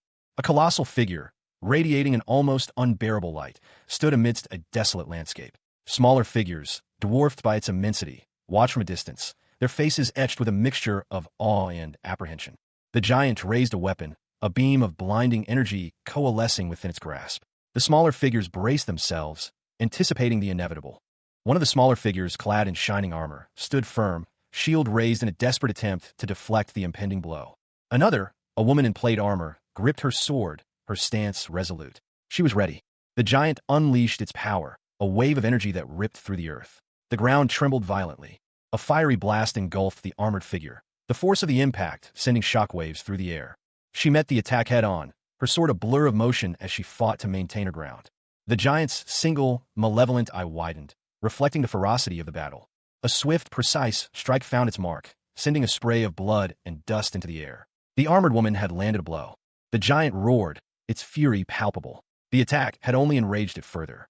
Another armored figure, caught in the crossfire, stumbled back, narrowly avoiding a devastating blow. The giant swung its weapon again, connecting with its target. The force of the blow sent the armored figure flying. A guttural cry echoed across the battlefield, a testament to the brutal force of the conflict. The giant's face contorted in a mask of pain and rage, its power waning. Weakened but unyielding, the giant lunged forward, desperation fueling its final assault. From the sidelines, a figure in a flowing robe watched, a knowing smile playing on their lips. "Get ready for the shock," they declared. The battle raged. A young woman with fiery blonde hair, Sunny, urged a companion to retreat, her voice sharp with urgency. He, a young man in earth tones, obeyed, narrowly avoiding a crushing blow. They scrambled away, dodging the furious attacks of a heavily armored warrior. The ground trembled with each impact. Sunny's boots hit the water's edge, the cool spray a momentary respite from the heat of battle. A single exclamation mark punctuated the silence that followed. Across the water, a colossal figure loomed, a giant dwarf, his single eye burning with malice. A smaller figure, a young woman with fiery red hair, approached him confidently, staff in hand. The ground buckled under the force of an unseen blow. The air crackled with energy. The earth itself seemed to writhe in agony, fissures spreading across the landscape. A wave of destruction washed across the scene, leaving a trail of devastation in its wake. A massive cloud of dust and debris exploded outwards, obscuring the view. When the dust settled, a massive crater remained, the giant seemingly unharmed, but his expression was one of surprise. Her eyes glowed with an eerie red light, a sinister smile playing on her lips. The red-haired woman watched from a distance, her power palpable. A meteor streaked across the sky, a fiery trail marking its descent. The meteor impacted the earth with earth-shattering force. The vast, cloud-streaked sky loomed above a desolate landscape, the sun beating down on the parched earth. A sudden, violent explosion erupted, sending a shockwave across the barren terrain. The force of the blast sent two figures sprawling, their clash echoing through the silence. A blonde woman, Sunny, launched a swift attack, her movements a blur of motion. Another figure, a young woman with light brown hair, Rin, watched with concern, her hand outstretched. She cried out, a desperate plea for Sunny's safety, as the blonde woman was sent hurtling towards the ground. The earth trembled, a gaping chasm opening beneath them. She landed hard, the impact jarring, but she was alive. A sigh of relief escaped her lips. She was stunned, but not dead. A moment of quiet reflection before the next move. A monstrous cyclops, Aptolican, emerged from the dust, its single eye glowing menacingly. A brief moment of vulnerability. The cyclops fell, the impact shaking the very ground. Sunny lay injured, but still conscious, near the crater's edge, the cyclops' massive form looming above. The cyclops struggled to rise, its movements slow and labored. She mustered her strength, preparing for another attack. Her eyes locked onto the cyclops, a fierce determination hardening her gaze. The command rang out, "Focus on him." A blinding flash of light and energy erupted as a knight, clad in shining armor, unleashed a devastating blow. The impact sent shockwaves through the air, a dark purple energy swirling around a figure who braced for the attack. Meanwhile, an archer, nimble and precise, loosed an arrow, its trajectory a vibrant streak of light aimed at the cyclops. The cyclops roared, a furious counterattack forming, a wave of dark energy building. The force of the cyclops' attack was immense, a destructive wave of energy that threatened to consume everything. The Cyclops, Aptolican, howled in pain, his single eye wide with disbelief and agony. The group stood amidst the dust and debris, a sense of accomplishment settling over them, but also a hint of exhaustion. A wave of energy washed over them, a visible surge of power boosting their stats. Before them lay a mountain of gold, the spoils of their victory, glittering under the sun. They marveled at the treasure, their faces a mixture of awe and disbelief. Sunny, still weak from the battle, was gently carried by a comrade, her orange-red dress a stark contrast to the golden horde. The knight, his helmet slightly askew, offered a modest smile, deflecting praise for their shared victory. Rin, her face flushed with excitement and relief, let out a joyous laugh. The others joined in, their laughter echoing through the air, a testament to their teamwork and triumph. Jean, however, remained thoughtful, his gaze distant as he pondered the absence of a key member from their group. A knight, his face partially obscured by his helmet, cradles a young woman in his arms. Her fiery red hair contrasts sharply with his armor. The knight's words, a mixture of apology and frustration, hang heavy in the air. I understand why you be angry, but don't involve Hyuna in this. The scene shifts to a group of adventurers, their expressions a mixture of concern and anger. One, with striking white hair, speaks, his voice laced with a hint of accusation. Besides, Hyuna couldn't come because she was sick and in the hospital. The knight, carrying the young woman, looks thoughtful. His companion, a blonde woman in shining armor, speaks, her voice soft but firm. Oh, now that I think about it, Hyuna mentioned wanting to invite her brother. The group of adventurers exchange glances, a silent conversation passing between them. One, a young man with short, dark hair, speaks, his tone questioning. But doesn't Hyuna's brother need to be at least unique rank to join? The knight, still carrying the young woman, offers a hesitant explanation. I wasn't trying to attack her. I was just worried she wasn't here. A majestic emblem of the Heroes Guild is displayed, its golden wings spread wide. The image speaks volumes about the prestige and exclusivity of the organization. The blonde woman in armor continues, her voice carrying a note of pride. There are only 7 guild members, including Hyuna. A portrait of the guild's leadership is shown. Rin and Sunny, both legendary rank, stand alongside Knight, their faces reflecting a shared sense of accomplishment. Another image showcases the other members, their ranks and achievements highlighted. AI and Kaiser, both unique rank, stand proudly alongside their comrades. A detailed description of the guild selection process is revealed, emphasizing its high standards and exclusivity. The narrative explains the stringent requirements for joining the elite guild, emphasizing the unique rank as a minimum requirement. The blonde woman, still holding the young woman, expresses her hope to invite her sister to the guild. The adventurers, their backs turned, discuss the young woman's class and potential. The blonde woman reveals that Hyuna's sister is unique ranked, a testament to her exceptional abilities. The blonde woman urges her companion to register Hyuna's sister quickly, highlighting her impressive level 50 despite only a month of training. 2 of the adventurers marvel at Hyuna's sister's rapid progress, acknowledging her exceptional talent and skill. The group, huddled together, debated the merits of inviting Hyuna's sister to their guild. A serious-looking man, his face partially obscured by a helmet, voiced his agreement, his tone suggesting a careful consideration of the implications. A blonde woman, her expression thoughtful, questioned the decision-making process. The implication hung in the air. Was she being sidelined? A woman in shining armor, her face open and friendly, readily agreed to the proposal, her enthusiasm palpable. A younger woman, clad in a vibrant red cloak, seemed equally pleased. The group, now complete, expressed their gratitude. A young man with dark hair, his face partially hidden by shadow, explained his inability to log in with his main account. The blonde woman's smile softened, a hint of understanding dawning on her face as the reason for the invitation became clear. A simple illustration explained the prevalence of sub-accounts focused on crafting, highlighting the efficiency of this approach.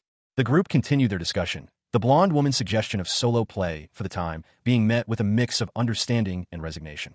She voiced her dislike for the current arrangement, her frustration evident. Her companion, a young man with silver hair, shared her sentiment, finding solace in the group's overall positive attitude. With a burst of energy, the dark-haired man took charge, offering to distribute the spoils of their hunt. The silver-haired man expressed his preference for the loot distribution, his satisfaction clear. A pile of treasure spilled forth, the red-cloaked woman gleefully claiming the magical items. The group agreed to return to the guild hall to divide their earnings. The blonde woman bid farewell to the red-cloaked woman, their parting amicable. Sunny, a young woman with striking light blue eyes and long blonde hair, smiled gently. After the recent hunt and the distribution of spoils, she planned to access her secondary account. A worn scroll depicted a meeting place, Rhea City. The confirmation hung in the air, a silent agreement between those present.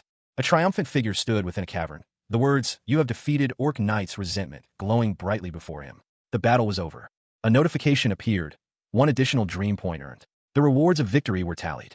He resolved to give his all in this next challenge. The determination etched itself onto his face. Surprise rippled through him. Another floor? The dungeon held more secrets than he initially thought. With a confident smirk, he considered his options. The recent battle had yielded a substantial amount of dream points.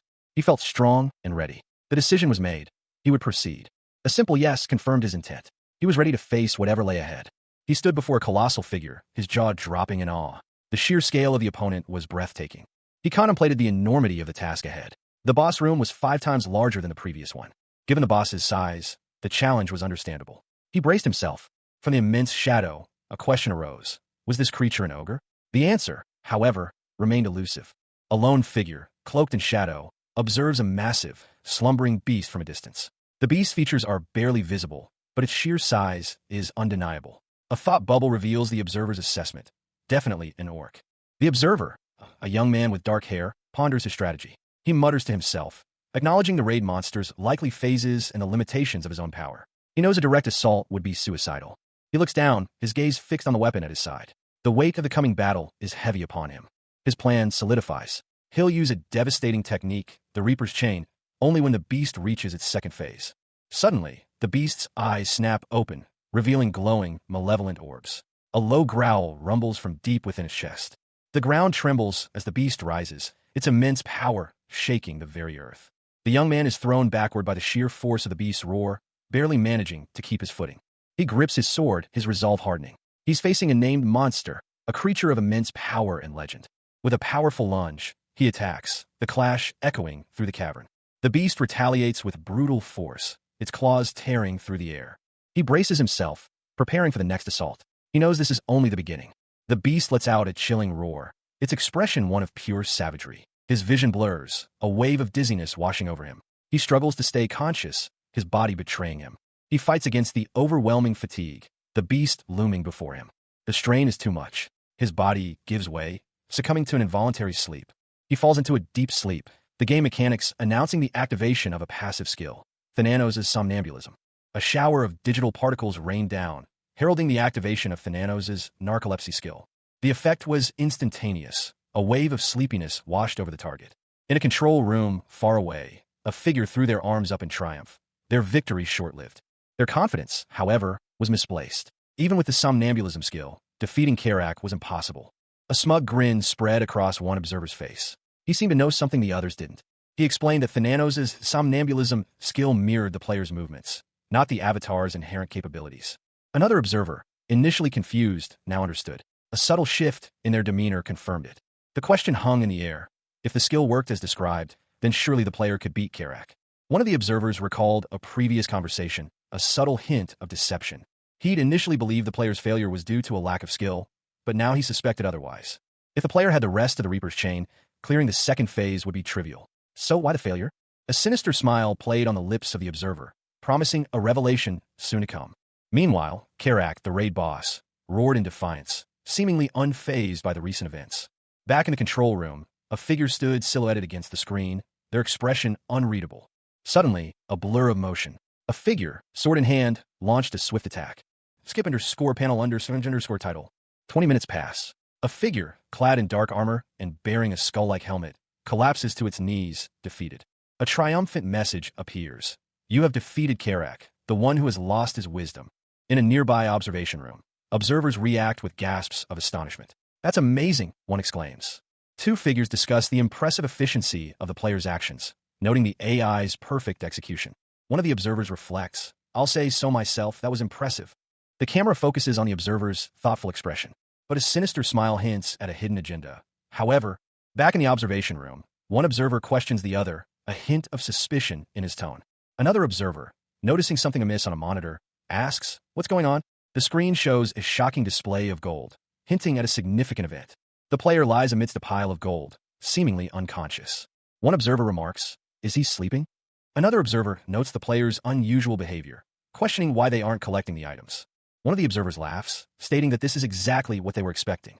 The final observer expresses satisfaction, stating that this outcome makes him feel better.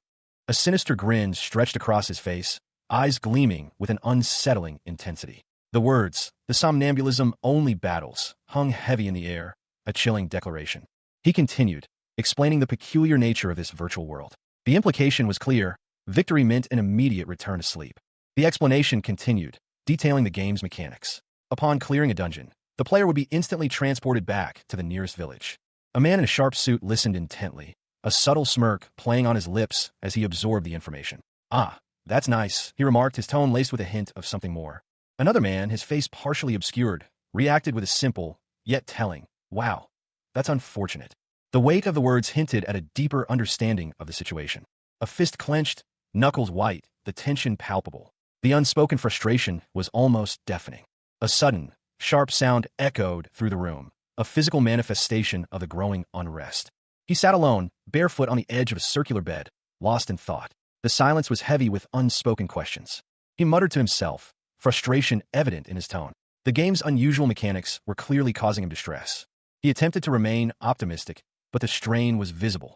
A quiet calculation followed, a desperate attempt to find a silver lining.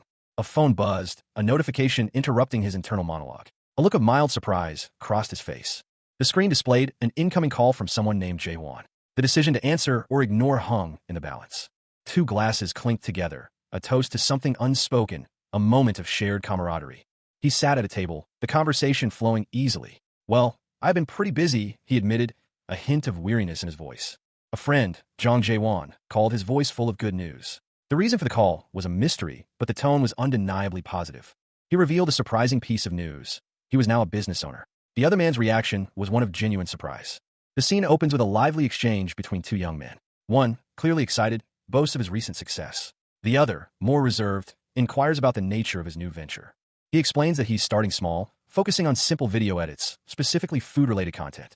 His friend, however, has a different idea, a more ambitious vision. The suggestion hangs in the air, a seed of possibility planted between them. He points out the unique challenges of live streaming from the virtual world of idea, but also its potential for global reach. His friend nods, already considering the implications. The conversation shifts to the current trend in outsourcing video editing, highlighting the demand for skilled professionals. He emphasizes the importance of high-quality editing to enhance the player experience, especially in games with intricate mechanics. The friend's plan begins to take shape, a video editing company specializing in idea content. A realization dawns on the friend. This venture will be incredibly time-consuming. He takes a sip of his drink, contemplating the next steps. The conversation turns to potential collaborations and the sheer volume of work ahead. The friend, knowing his friend well, anticipates his next move. He confirms his friend's understanding of his personality and his unwavering determination. The word idea hangs in the air, representing both the challenge and the opportunity. The young man's ambition is clear: to make money in the world of idea. His friend, unsurprised, asks if this has always been his plan. A young man with thick glasses and a noticeably round face sat, a question mark forming on his lips. His eyes widened, reflecting a sudden realization. He beamed, a triumphant grin spreading across his face as he boasted about his academic achievement. A friend, casually dressed in a cap, offered a knowing smile and a simple "me." The young man's eyes gleamed with pride as he proudly announced his high ranking. He paused, lost in thought for a moment. The scene shifted to a bustling restaurant, the sounds of chatter and sizzling food filling the air. He sat, deep in contemplation. His friend leaned closer, engaging him in conversation. He was asked about his current level, a question that seemed to require some thought. He responded, a little unsure of the exact number, but offering an estimate. He then clarified, emphasizing the difference between in-game time and real-world time. His friend seemed surprised, expressing his astonishment. With newfound enthusiasm, he proposed a collaboration, suggesting they create videos together. His friend, however, seemed hesitant, his expression questioning the proposal. The friend's past successes were brought up, highlighting the opportunities he had missed. The conversation concluded with a surprising revelation about the potential earnings, a figure that left the friend speechless. A young man, his gaze cast upward, contemplates something. His expression is one of quiet thought, a hint of uncertainty playing on his lips. He sat across from another man, the conversation flowing easily between them. The second man gestures emphatically, explaining something with a casual confidence. The words 100,000 a month hung in the air, a stark figure that caused a visible reaction. A slight gasp escapes him. He looked down at the contract, a question forming on his lips. "Huh," he muttered, a mixture of surprise and curiosity in his tone. A chuckle escaped him as he looked at the pen in his hand. "Why do you carry a pen on you?" he asked, a playful challenge in his voice. A steaming plate of food sat on a table, a stark contrast to the conversation about to unfold. Across the table, A young man listened intently as his companion explained the process. He was being asked to film something, and the instructions were simple. Hesitantly, he voiced his concerns about his lack of confidence. His companion reassured him, emphasizing the need for technical skill over charisma. The conversation shifted. A proposition was made. Manage a YouTube channel. He was taken aback. The request was unexpected. The reason for the request was revealed. A need for someone reliable and trustworthy. A business proposition was put forth. A 50-50th split of the profits. He balked at the offer, believing his contribution deserved a larger share. The other man remained calm, reminding him of the debt he was helping to settle. He considered the weight of the debt, a subtle shift in his demeanor. The terms were reiterated, 50-50ths. A firm stance was taken. A flashback revealed a past of bullying, highlighting the kindness of his friend. The weight of the past and the present hung in the air. A simple invitation to eat was extended. A smile played on his lips. The deal was sealed, and a new chapter began. The proposition hung in the air, unspoken tension clinging to the room. He wouldn't take half. A tenth was more than enough. He conceded, a sly smile playing on his lips. He continued, the words a subtle shift in the power dynamic.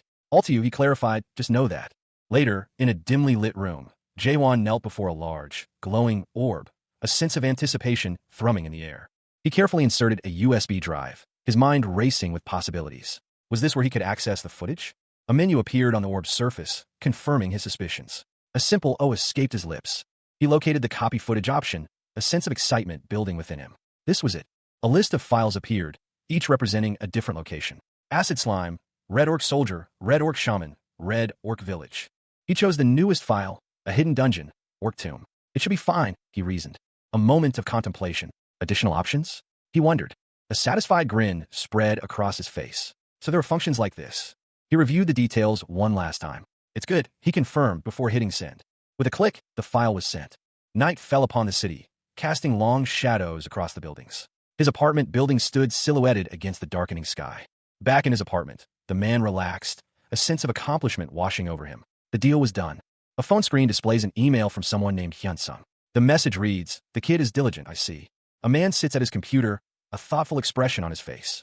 He decides to take a look at the email. The man is surprised by what he sees. He thought the kid in the video wasn't capable of such actions. The video shows a masked figure.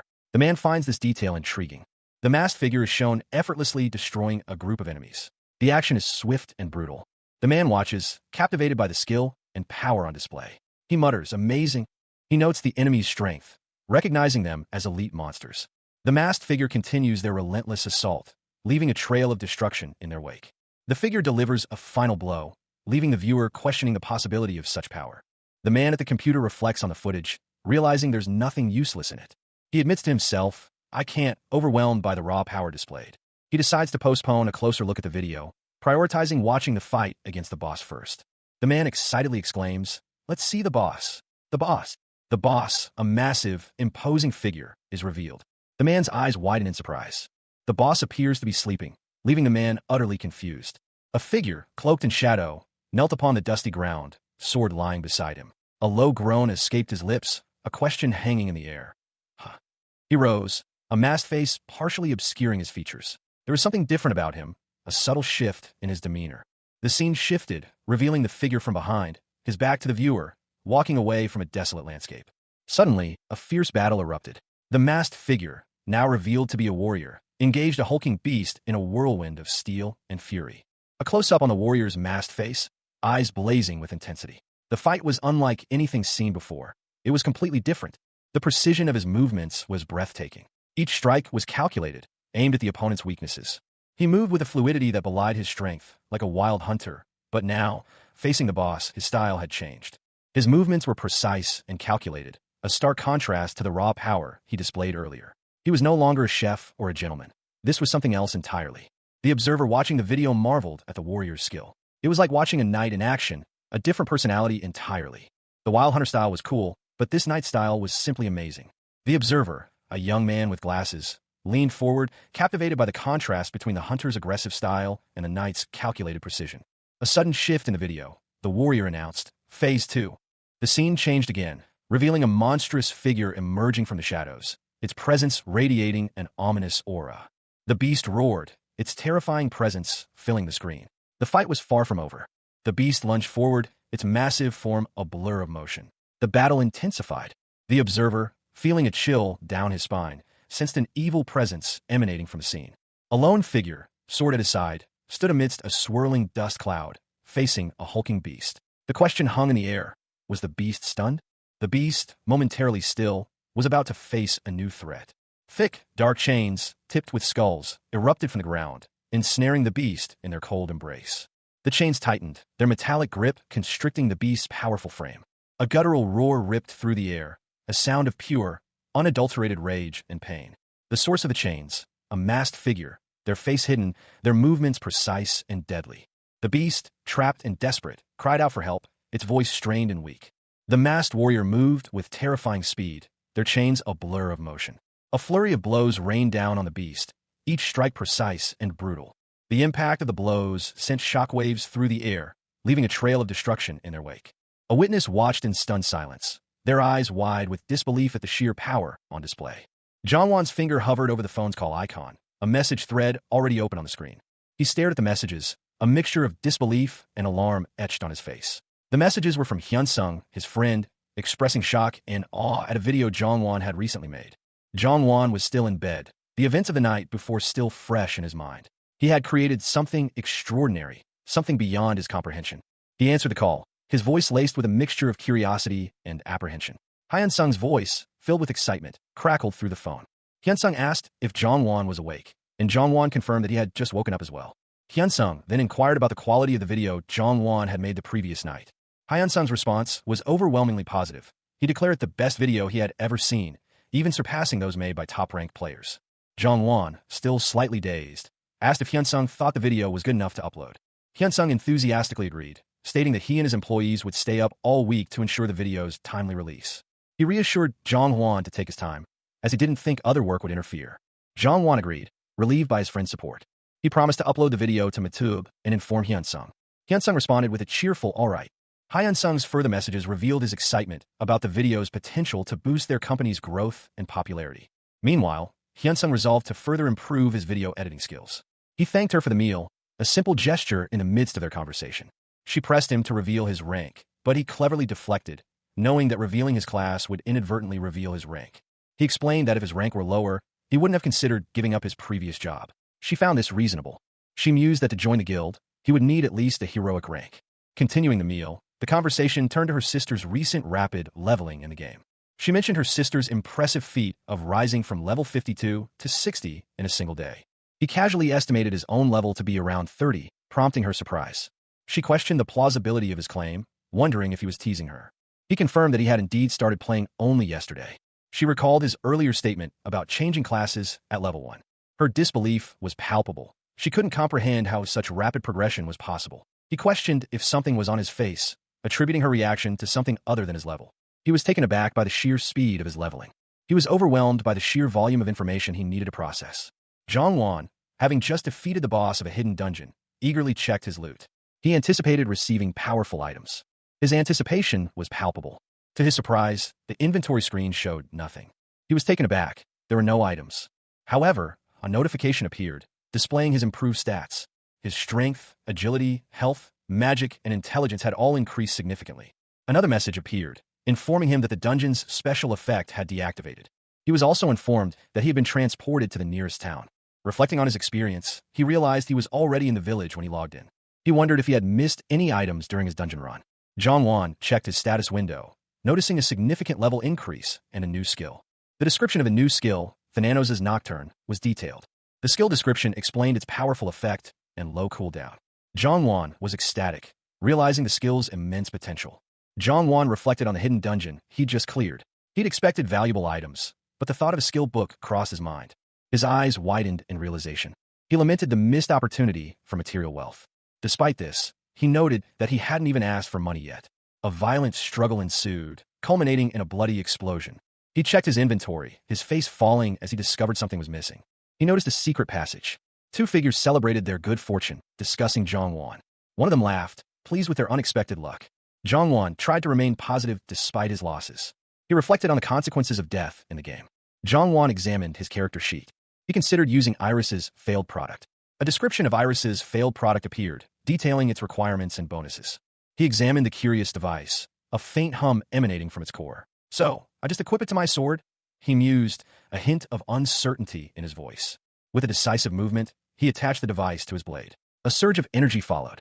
The sword glowed with an ethereal light, its form shifting and reforming. "Whoa!" he exclaimed, his eyes wide with astonishment. The transformation was complete. A satisfied grin spread across his face. "Nice!" He tested the enhanced weapon, a powerful swing sending a gust of wind through the air. His next task was clear. "Search," he commanded the interface, his gaze focused on the digital map. A hunting ground for levels 70 to 80 appeared on the screen. A confident smile touched his lips. He studied the location. "Oh, Rhea, that sounds like a better version of DH." He tore a piece of parchment, revealing a map. "All right, let's go here then." The vast sky stretched above him. Below, a sign read, "We buy any item." He approached a distraught individual. "Can anyone buy me a potion? I can't leave because I don't have a transportation scroll. Solby, please help me." Nearby, a group discussed their plans. "We're looking for party members to go hunt in the Crystal Cave. Let's sell whatever we have to get transportation scrolls and escape together." In the city plaza, a notice was posted. "We're looking for a level 75 thief." Zhang arrived at the plaza, surprised by the unexpected crowd. I thought it was supposed to be deserted. Why are there so many people?" He approached two other players, their faces etched with desperation. One pleaded for a transportation scroll, while the other simply cried out for help. Zhang observed them, a slight frown tugging at his lips. He mused that they should be hunting instead of wasting time. His quest for the level 80 dungeon led him to a frustrating impasse. A sign clearly stated that entry was forbidden. The entrance to the Cave of Leekin was imposing, its rules stark. Only parties of 3 or more could enter, unless a party member had already perished within. He overheard a merchant boasting about buying any item, even junk equipment. This was promising. Nearby, more players desperately sought transportation scrolls, only to be met with the merchant's disheartening revelation. They were all scams. His frustration boiled over. He desperately needed companions for the Leekin Cave. Again, he voiced his plea, his desperation evident in his tear-filled eyes. He was trapped. Without a transportation scroll, he couldn't leave. A figure, cloaked in shadow, moved with purpose. Their destination was unclear, but their gaits suggested urgency. The individual's boots echoed softly on the stone path. This was quite a problem. Rena, the Hero Guild guildmaster, reflected on a recent event. She had helped someone level up significantly in a single day, a feat that struck her as remarkably greedy. She considered the logistical challenges. All the nearby dungeons had a 3-person maximum party size. Finding a party for Leekin's Cave seemed improbable. Recruiting a novice to carry extra weight was a possibility. Her gaze sharpened. She was actively searching for people willing to brave Leekin's Cave. A thought bubble appeared above her head. Did I hear that wrong? She mused on the unusual request. High-level players typically ran with their guild members, making this search peculiar. Meanwhile, a young man appeared, seemingly lost in thought. He was dressed in beginner's clothing, an odd sight for a high-level player. His reaction was one of disbelief and distress. Rena realized there was only one reason why high-level players would use an alternate character for hunting, practicing control. The young man, startled, asked if she was looking for party members to go to Leekin's Cave. He gasped, surprised to find someone else also seeking a party for the same dangerous location. He vehemently denied needing a party, but Rena insisted, revealing her name as Rena and suggesting they head to where her companion was waiting. Hyun-sung, a young woman with shoulder-length blonde hair, introduced herself with a bright smile. She and her brother were on their way to Leekin's Cave, but they were one person short. She apologized for her abrupt question about their hunting plans. It wasn't considered rude at all. She was wondering if they'd like to hunt with them. Jong-won, a young man with short brown hair, questioned why they needed another person. Hyun-sung explained that Rhea City's level 100 dungeons were all 3-person dungeons, making it more convenient to have a full party. She suggested that Jong-won hunt with them for a while. He readily agreed. Jong-won apologized for his low level, but Hyun-sung reassured him that it was fine. He wondered if he could keep up with their hunting speed, given that Hyun-sung's class was a speed-based dual blade. Hyun-sung considered this a good opportunity to control her impatience. Hyun-sung received a message from her younger sibling. Hyun-sung told Jong-won that they would head to the cafe together, and before meeting his companion, Jong-won wanted to buy a sword. Hyun-sung suggested a highly skilled smithy in the city. Rena, preparing to leave, bids a hasty farewell. She promises a swift return. Jong-won, observing Rena's departure, notes her speed and muses on Hyun-sung's likely similar agility. The pair sets off, Jong-won questioning Hyun-sung's unchanged equipment. Hyun-sung explains that he recently purchased a new sword, though its appearance is similar to a previous, failed product. The specifications of Hyun-sung's new sword are detailed, highlighting its enhanced capabilities. Hyun-sung informs Jong-won that Rena is at a nearby cafe. The sign for the cafe, Caf Dodo, is shown. The aroma of coffee catches Jong-won's attention as they approach the cafe. Inside, Rena is seen. Jong-won notes her youthful appearance, comparing her to Hyuna. Zhongwan reflects that age is irrelevant given their dangerous mission. Zhongwan suspects Rina's familiarity with the area might be a deception. Hyunsung introduces himself to Rina, placing himself under her care. Rina is observed to be quiet and reserved. Rina delicately sipped her drink, a thoughtful expression on her face. She and Zhongwan were at a cafe, discussing their upcoming mission at Leekin's cave. Hyunsung's presence was also confirmed for the dungeon run. They acknowledged their low level, but assured Rina that their skill wouldn't be a hindrance. Zhongwan observed Rina's confident demeanor, noting a lack of arrogance. He sensed a strong desire within her to continue improving. Zhongwan recalled Rina mentioning having siblings, though their personalities differ greatly. Hyunsung, too, mentioned his own sibling, with whom he had a contrasting relationship. Rina extended an invitation to a party, and Hyunsung eagerly accepted. The group arrived at the party. Hyunsung's level was displayed upon entry. His level, 35, surprised the others, particularly given his earlier claims of being low-leveled. Zhongwan chuckled at the revelation. His speed was noted as exceptionally high for his level. Rina commented on the speed, comparing it to that of a level 80 character. Hyunsung's high-class rank was implied by his stats, a fact he hadn't anticipated being revealed. Zhongwan chuckled, a hint of disbelief in his tone. His companions, however, seemed less amused by the situation. Rina's eyes widened, her expression a mixture of surprise and concern. She was clearly impressed by the information. The younger of the two sisters turned to her elder, seeking guidance in the face of this unexpected development. Hyunsung reflected on the situation, questioning his earlier decision not to inform them of his true capabilities. He smiled confidently, certain of his abilities. Rina, still slightly apprehensive, proposed a plan to test his skills. Zhongwan, having overheard their conversation, offered his assistance. He readily agreed to their request. Hyunsung, seizing the opportunity, decided to document the upcoming dungeon exploration. With a plan in place, the group prepared to depart. He paused, a slight look of concern crossing his face. Rina gently reminded him of their original intention. Despite the delay, the sisters agreed to proceed with the dungeon exploration. He chuckled, a nervous energy underlying his words. "It's my first time hunting in a party," he admitted. A woman with blonde hair, her expression amused, explained, "We usually go over details about monsters or the dungeon's geography before entering. It's a briefing of sorts." He nodded in understanding. "Ah, I see. Why play the game if you're going to memorize a clear strategy?" "Okay." A picturesque landscape unfolded, bathed in the golden light of the setting sun. The path ahead led towards a dense forest. Zhongwan and Rina, their figures silhouetted against the vibrant greenery, approached the entrance to Illikin's cave. Rina, her voice filled with anticipation, confirmed their arrival. "We're here. Is everyone ready?" Hyunsung, slightly behind the others, followed them into the cave's mouth. Rina suggested Hyunsung go first, prompting a thoughtful response from him. She explained the importance of knowing each other's capabilities before proceeding as a party, reassuring him of their support. A flashback showed a previous party member's death, highlighting the dangers of the dungeon and the importance of teamwork. Hyunsung's initial hesitation was met with a sharp rebuke from Rina, who considered his suggestion rude. Rina defended her statement, explaining that it was a rational approach to the situation. Hyunsung, after a moment of reflection, conceded and agreed to proceed. Hyunsung explained that due to his low level, he felt it was only fair to demonstrate his abilities. Rina acknowledged his point, though still slightly hesitant. Zhongwan, leading the way, declared, "Then let's head inside first." They entered Illikin's cave. A notification appeared. The monsters were 20% stronger due to starvation, but experience points would be increased by 50% for 5 days. Hyunsung reacted with excitement, exclaiming, "An over phenomenon. Nice." Hyunsung activated his first-person filming option. He selected the mask option. A mask appeared over his face. Rina and the other party members questioned his choice of mask. A monstrous claw emerged from the darkness. The party braced themselves for the encounter. Hyunsung, unfazed, declared, "Well then, I'll just do a quick warm-up." A monstrous foot descended. A monstrous figure emerged, snarling. Hyunsung, his face obscured by a mask, braced himself against the onslaught of a monstrous claw. The creature's grip was powerful, its claws tearing into the ground. He muttered to himself, a glint of anticipation in his eyes. This humanoid-type opponent would prove to be a worthy challenge. The masked figure launched himself forward, a blur of motion.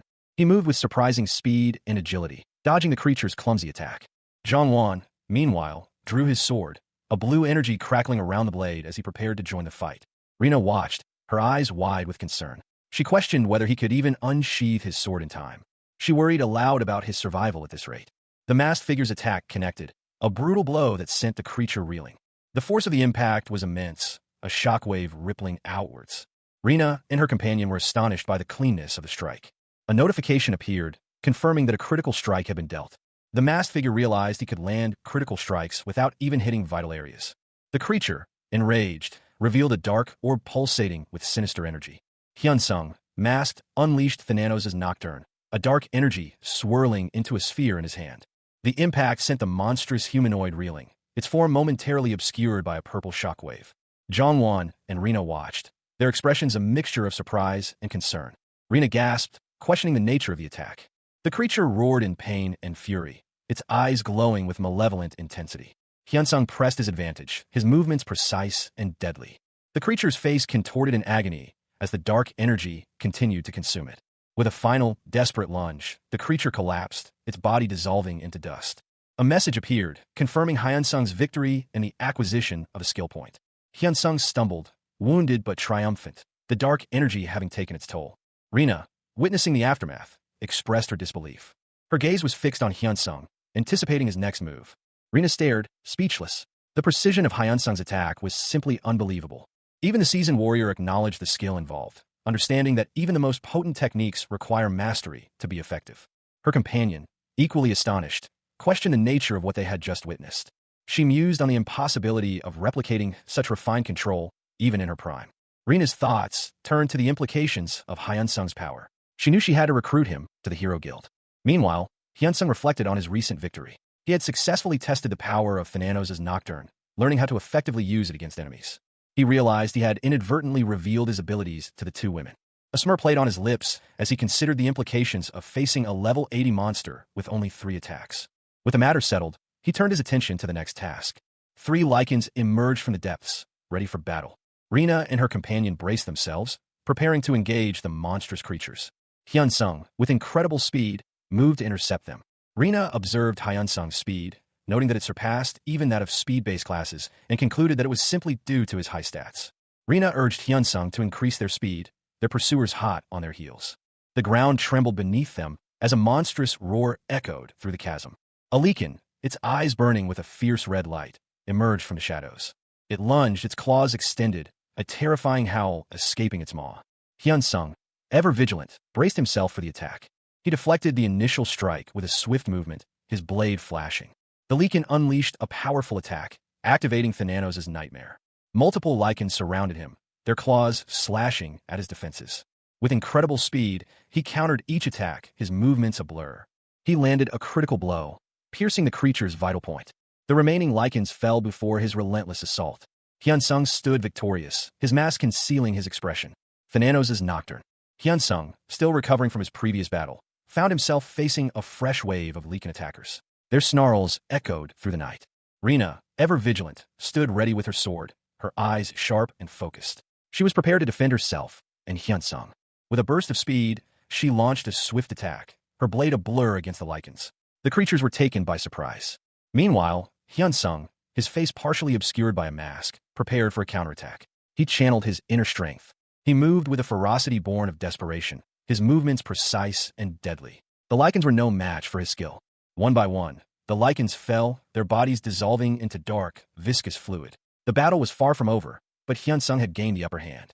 Rina's eyes widened. They weren't even that far apart, yet the attack had been swift and brutal. But he had killed 3 others before reaching him. Overwhelming. Yoon, she cried out, desperate. What happened? Where are the monsters? Oh, you're here. Then, shall we head to the next location? Pardon? Hyunsung, his face partially obscured by a mask, stood ready. There are still about 4 minutes left on Thananos' Nocturne cooldown. Then, let's test out the performance of my new gear without any skills. He moved with surprising speed, his movements a blur. A monstrous roar echoed as a hulking beast lunged. Jongwon, the swordsman, explained his technique, emphasizing the importance of even the smallest details in maximizing damage. He rotated his hips as he swung his sword. He grinned, declaring, "It's fun." His opponent lunged, claws extended, but Jongwon was ready. With a swift movement, he parried the attack, his blade deflecting the claws. The force of the blow sent a shockwave through the air, leaving the beast momentarily stunned. The beast, surprised by the block, hissed, "You blocked?" It launched an immediate counterattack, claws slashing towards Jongwon. The ensuing clash was brutal, a flurry of blows and parries. Jongwon, despite the ferocity of the attack, managed to maintain his composure and counter. He leaped back, creating distance between himself and the beast. A powerful blow landed, sending a shockwave of energy outward. A new warrior arrived, observing the fight and commenting on the impressive dual blades of Yunim. A warrior, clad in light armor, expertly deflected a blow, her movements fluid and precise. "So cool," she exclaimed, a hint of pride in her voice. The masked figure, Zhang Huan, watched from a distance, a thoughtful expression on his face. He murmured to himself, "Oh right, there were four." A sinister grin stretched across Zhang Huan's masked face. "How fun," he thought, a chilling amusement in his tone. Zhang Huan moved with surprising speed, his movements a blur as he effortlessly dispatched one of the monstrous creatures. He continued his assault, a whirlwind of motion, leaving a trail of defeated foes in his wake. Zhang Huan paused, his gaze falling upon a discarded spear. He mused, "A spear of all things. I don't even need it. I'll still take it. It should sell for a lot." He observed the blonde warrior's continued success. He reasoned, "She's doing well. I shouldn't need to help her. Rather, it'd be rude if I helped her, right?" The blonde warrior fought with remarkable skill, using her opponents as shields in a dazzling display of combat prowess. The blonde warrior's attack was both practical and visually stunning. "Whoa, so cool," she exclaimed. Zhang Huan considered a new tactic. He wondered, should I try using two swords as well? Zhang Huan reflected on the nature of Thananos' nightmare. He mused, Thananos' nightmare encompasses all weapon styles, so it should be possible. Zhang Huan dismissed the idea. He concluded, there's no need to change my current style. He let out a heavy sigh, his shoulders slumping. The battle, it seemed, was already over. Nearby, Rina and another warrior discussed their results. Hyunsung had secured 3 kills, while Rina had only managed 1. With a nod, the masked warrior declared it was time to leave. They began their departure, the other warriors trailing behind. Even in victory, there was a sense of unease. 2 other warriors watched them go, their expressions conveying concern. One of them voiced her observation that the masked warrior seemed angry. A narration box explained that this was a unique guild, having received territory despite its small size. A group of powerful warriors, led by a blonde woman in shining armor, marched forward. The scene shifted to a grand castle, a symbol of power and authority. Inside the castle, a bored warrior named Sunny, of legendary rank, expressed his discontent. A narration box revealed that Kaiser was on an assassination mission, and Tenguri's wife was expecting a child. Meanwhile, Rin was assisting her younger sister, while other warriors were engaged in a challenging quest. Sunny contemplated whether he should create an alternate character. He awoke with a start, his fiery red hair a stark contrast to the opulent crimson carpet beneath him. A sudden, sharp sound pierced the silence. Rina, her blonde hair neatly styled, appeared surprised to find Sunny in the tavern. Hyuna embraced her brother warmly. They headed to a cafe to catch up. Rina explained that she was always busy coordinating her schedule with her brother's gaming sessions.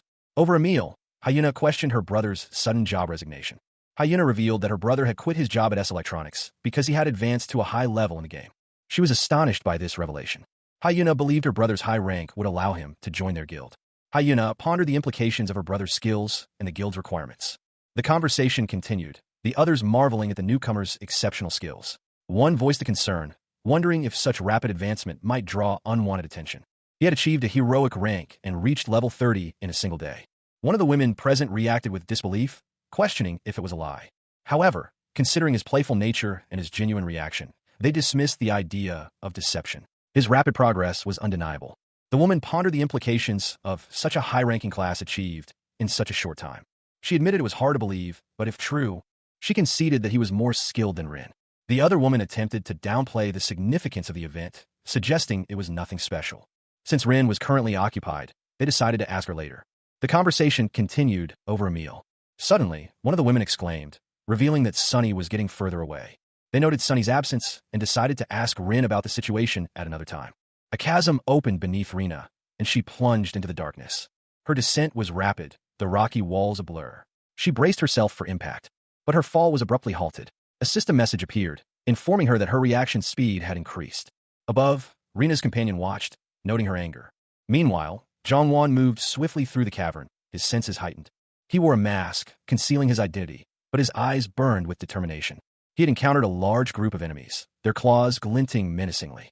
The ground trembled as he prepared to engage them. 11 of them stood before him, a formidable challenge. Zhang Huan's resolve hardened. He would eliminate them all. A fierce battle commenced. The sounds of growls and clashing weapons filled the air. He dodged a brutal blow, narrowly avoiding a fatal strike. The force of the impact sent a tremor through the ground. His attacker, a hulking figure with clawed hands, roared in frustration. Zhang Huan retaliated swiftly, his movements a blur of motion. A sharp crack echoed as he countered the attack. His blade flashed, a silver streak against the dark background. Another enemy lunged, claws extended, aiming for a fatal blow. The impact sent him sprawling. A monstrous figure emerged from the shadows, its red eyes glowing menacingly. Its teeth were bared in a feral snarl. Zhang, recognizing the danger, prepared to unleash a powerful counterattack. He muttered the incantation for a magic bullet fire. The magical projectiles streaked across the battlefield, striking their targets with deadly accuracy. One of the clawed assailants fell heavily to the ground, his body impacting with a thud. Another clawed attacker met a similar fate, collapsing with a thud. The battle raged on. Zhang continued his relentless assault, his movements precise and deadly. More clawed figures emerged from the darkness, their numbers seemingly endless. They charged forward, intent on overwhelming him. That was good. Zhang plunged into the chasm, the darkness swallowing him whole. He plummeted into the chasm, the ground a blur of blue and shadow. The impact jarred him, but he quickly recovered, his eyes scanning his surroundings. He knew he only needed to make slight contact with the remaining creatures to neutralize them. With renewed determination, he moved swiftly, his movements a blur of motion. His movements were precise and deadly. Each strike aimed to incapacitate. Blood splattered across the dark stone as he continued his assault. 3 more clawed figures emerged from the shadows, their eyes glowing menacingly. Their snarls echoed through the chasm, a chilling sound that sent shivers down his spine. They lunged at him, their claws extended, intent on ending his life. He thought, "They're fast indeed." A smirk played on his lips as he unleashed the Nano's nocturne. The creatures were incapacitated, their bodies convulsing. He stood amidst the fallen, his breathing ragged but his eyes resolute. He stood amidst the carnage, his breath ragged, the bodies of the corrupted wolves scattered around him. The last of them fell with a sickening thud, its claws still outstretched. Zhang, using the momentum of his final strike, launched himself backward, away from the fallen beasts. A notification appeared before his eyes. "You've killed 11 humans corrupted to wolves." He landed heavily, his body aching from the exertion. He checked his weapons and adjusted his bandages. Another notification followed. "Level up. You've obtained even more experience points." His eyes, visible through the mask's narrow slits, hardened with grim determination. He muttered to himself, "Why did it increase so little? Do I need to get 10 times the experience points? And not just 5 times? I killed 11 of them, though, in a single strike as well." In the distance, 2 figures appeared, their forms barely visible through the swirling dust. One of them gasped for air, while the other, seemingly more composed, observed the scene. Zhang thought, "I was a little overboard." The more composed woman asked, "Shall we rest a little before continuing?" To which Zhang nodded in agreement. Rina, the guild leader, apologized for her earlier lapse in focus, admitting that she had been too preoccupied with her own concerns. Despite the looming threat of an elite monster, they decided to rest before continuing their journey. The scene shifted to a flashback of their recent battle against a horde of corrupted wolves. The flashback continued, showing the intensity of the fight. Zhang reflected on the battle, understanding that his strength stemmed from pushing his limits. He felt a pang of guilt, but resolved to continue striving for strength. The 2 adventurers rested, Rina trying to avoid looking at Zhang. Zhang's suggestion to rest was interpreted by Rina as a sign of his anger towards her. Meanwhile, a masked figure practiced a new move. He experimented with a new technique, noting that the game mechanics allowed for movements that ignored inertia. The strain of the practice caused him to feel the physical effects within the game world. Despite the physical toll, he found the experience exhilarating. He decided to practice the move one more time while the others rested. Zhang, his face partially obscured by a mask, addressed Rina and another warrior. He declared that their rest period was over and it was time to resume the hunt. Rina, ever practical, agreed that a swift hunt followed by proper rest was the best course of action. She voiced a concern that Zhang excessive sword practice might provoke further unnecessary exertion. Zhang, despite Rina's concerns, smiled slightly under his mask. His thoughts were focused on his own training. He resolved to control his speed this time, aiming for a more measured approach to his training. The masked warrior, Zhang, moved with surprising speed, a blur of motion across the landscape. He found that he could maintain this pace without undue strain. He considered it a success. Rina and her companion watched Zhang's progress, their expressions a mixture of awe and concern. Zhang's movements became increasingly complex, his sword a whirlwind of controlled chaos. Rina reflected on Zhang's speed, noting that while he was still faster than them, he was slower than Yulin. She felt a pang of guilt for her earlier impatience. She realized that she could increase her own speed by adjusting her technique. A new approach presented itself. A monstrous howl echoed through the cavern. The creature, a hulking lycanthrope, was unlike any Zhang had encountered before. Its raw power was evident in the very air, a palpable force that vibrated with barely contained fury. Zhang, along with his companions, found themselves facing a formidable opponent. He noted that this lycanthrope was far stronger than any he'd faced before. He assessed the situation grimly. There were at least 10 more ordinary lycanthropes, making a solo victory improbable. Rina, one of his companions, spoke, revealing that she had hoarded resources, making the current situation more challenging. She proposed a strategy. Rina and another would handle the elite lycanthropes while Zhongwan dealt with the rest. They were all exhausted. Rina's true intentions were revealed. She needed to appear strong to recruit Zhongwan to her guild later. She moved with surprising speed and skill, engaging the stronger lycanthropes. Zhongwan, despite his exhaustion, fought valiantly against the remaining lycanthropes. One of the lycanthropes scoffed at his efforts, deeming them ridiculous. Zhongwan was sent flying backward by a powerful blow. The lycanthrope lunged, claws extended. The lycanthrope's claws tore into Zhongwan's side. He lunged forward, sword flashing, aiming a decisive blow. The masked warrior moved with surprising speed, his movements a blur. His blade found its mark, piercing the flesh of his opponent. But the lycanthrope was strong, his claws raking across the warrior's side. He retaliated with a blast of magic, a fiery projectile aimed at the beast's face. Enraged, the lycanthrope roared a threat. The warrior, unfazed, retorted sarcastically. The creature lunged again, its claws extended. He dodged, narrowly avoiding the attack. Another lycanthrope appeared, its claws flashing. The creature scoffed at the warrior's efforts. The beast lunged, claws extended, aiming for Zhongwan's throat. He barely managed to sidestep, the creature's talons grazing his shoulder. A roar of fury erupted from the lycanthrope as it missed its target. Zhongwan, seizing the opportunity, retaliated with a swift, precise strike. His blade connected, a critical strike that sent the creature reeling backward. The impact echoed through the cavern. Another lycanthrope emerged from the shadows, its eyes burning with malevolent intent. It snarled, a low, guttural sound that sent shivers down Zhongwan's spine. The creature lunged, its claws slashing at Zhongwan. He barely managed to defend himself, his sword deflecting the attack. Enraged, the lycanthrope vowed to kill him. Zhongwan knew he was outmatched. Zhongwan remembered the name of his technique, Thananos' Nocturne. He unleashed the spell, a wave of dark energy engulfing the lycanthropes. The power of the spell was immense, tearing through the creatures' bodies. The corrupted werewolf was defeated. A message appeared. You have defeated it with Thananos' Nocturne. You cannot earn DP. Zhongwan, masked, leveled up. He reflected on the battle, noting it was less climactic than expected, and wondered about the other players' fighting styles. The warrior, Yun-Nim, moved with impressive speed, her dual blades a blur. However, her control seemed hampered. Her attack continued, a whirlwind of motion. In contrast, Rina-Nim's strikes were far more precise and controlled. Hyun-Sung, observing from a distance, commented that both were quite skilled. Yun-Nim fought valiantly against the monstrous horde, but her lack of control was evident. She reflected on her low stats, hindering her ability to fully control her powers. With a final, powerful strike, she finished off the remaining enemies. Exhausted, both Rina and Yun-Nim collapsed onto the ground. They had defeated a large number of monsters, including the elite. Rina, noticing Yun-Nim's exhaustion, asked if she was trying to take a break. Yun-Nim, smiling wearily, agreed that a rest was needed. Hyun-Sung mused on how unusual it was for someone to take such short breaks between battles. Finally, the three warriors settled down for a much-needed rest. Hyun-Sung, too, decided to take a short break. The Thananos' narcolepsy skill activated, plunging Zhongwan into an involuntary sleep. He was forcibly logged out of the game, a frustrated exclamation escaping his lips. Despite the capsule's malfunction, his avatar remained in the game world, a fact that surprised Rina and Yun-Nim. They were in the middle of a party hunt when the unexpected event occurred. Zhongwan, now awake, apologized to Rina and Yun-Nim, explaining that his forced logout was a punishment for his greed in seeking experience points. A surge of energy emanated from him as he prepared for the next step. He clenched his fist, steeling himself for the challenge ahead. Meanwhile, Zhongwan found himself back in his apartment, the aftermath of his involuntary logout settling in. He mused about the difficulty of finding another party given the AI's pursuit of those who use the somnambulism skill. He sighed, accepting the reality of his situation. He decided that solo hunting would be the best course of action. Back in the game, Rina and Yun-Nim lay resting, their bodies depleted after their recent battle.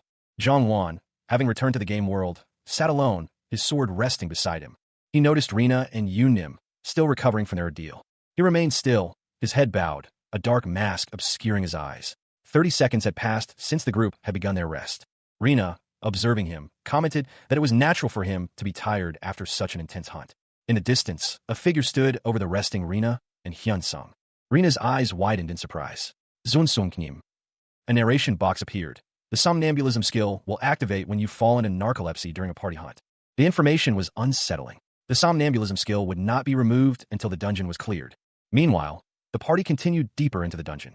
It hadn't even been a minute since they rested. Yet the situation was already developing. A faint glow emanated from the water, unnoticed by the group. Rina and Hyunsung ran, their pace quickening. Chapter 19, Sleeping Ranker. The credits list the translator, proofreader, cleaner, redrawer, typesetter, and quality checker. Rina, a blonde-haired warrior, sprints through a dungeon, her expression focused. Just how far did he go? And he's already killed all the monsters along the way. The scene shows a cavern littered with treasure. More treasure lies scattered about. Rina and another warrior discuss the situation. What's this, though? Why'd he just go away without taking the items? I know, right? He usually picks them up. Ah, I guess his inventory is full. Uni, let's pick these up for him then. Yeah, we should do that much, I guess. Rina and the other warrior begin collecting the items. Looks like he killed an elite too. Wouldn't he take the rare, even if he leaves the rest? They continue to collect items. Yeah, let's try catching up with them first. After 10 in-game hours, Rina is shown looking exhausted. Playing games for long hours is bad for your body and mind. 25 hours since entering the dungeon. Yinny, I want to rest. Me too. The two warriors walk, exhausted, and level up. I get that it's power leveling, but this is a little too much. Rina's eyes widened, a look of disbelief washing over her. She raised her hand in a gesture of astonishment, her blonde hair catching the light. Her gaze was fixed on something in the distance, a mixture of awe and apprehension in her expression. The words "the boss room" echoed in her mind, the gravity of the situation settling upon her. Before them loomed a massive, imposing doorway, a chilling image of a wolf's head carved into the icy stone. Hyunsung, ever pragmatic, voiced his disbelief at the speed of their progress. It was far faster than anticipated. Rina, however, felt a thrill of accomplishment, recognizing the incredible record they were setting. A sense of unease settled over them both as they approached the entrance. Something felt wrong. They stood before the imposing entrance, the scale of the structure dwarfing them. Rina apologized to Hyunsung for their lateness, acknowledging that they had kept him waiting. Hyunsung's hand reached out, seemingly to touch the cold stone of the entrance. Rina wondered aloud if Jongwon was angry, considering the items they had collected in his absence. A message appeared, confirming that all party members were present and ready to proceed. The final message appeared, prompting them to enter the boss room, the lair of Cerbis, the werewolf who lost his soul. Rina cried out in alarm, her eyes wide with disbelief as she watched Hyunsung fall. Hyunsung, the party leader, had opened the door to the boss room, seemingly without a second thought. She braced herself, a mixture of fear and determination etched on her face. A chilling announcement echoed through the chamber. Cerbis, the werewolf who lost his soul, had awakened. The party was warned that Cerbis was significantly stronger due to the dungeon remaining uncleared for a long time. Rina, despite the danger, expressed a grim acceptance of their fate, stating that death was inevitable. Hyunsung, having seemingly made a decision, declared that they were done for now. He began to walk towards the boss room alone, leaving Rina and the others behind. Rina and the others questioned his decision, wondering if he was simply angry because of Yoon. Hyunsung sighed, a weary expression on his face. Narcolepsy had struck him once before, and the thought of it happening again during a hunt weighed heavily on his mind. He considered the implications of his recent boss fight. The party's current composition made future hunts difficult, especially given his condition. It would be challenging to find the same party members again, and even more so to find suitable hunting grounds. Therefore, he decided to hunt alone, searching for areas appropriate for his level. A call came in. It was from Jongwon. Hyunsung answered, surprised by Jongwon's strained voice. Jongwon, remarkably, had been awake for 2 days straight. He explained that he needed to rest, but had an urgent matter to discuss. Hyunsung listened intently, his eyes widening slightly.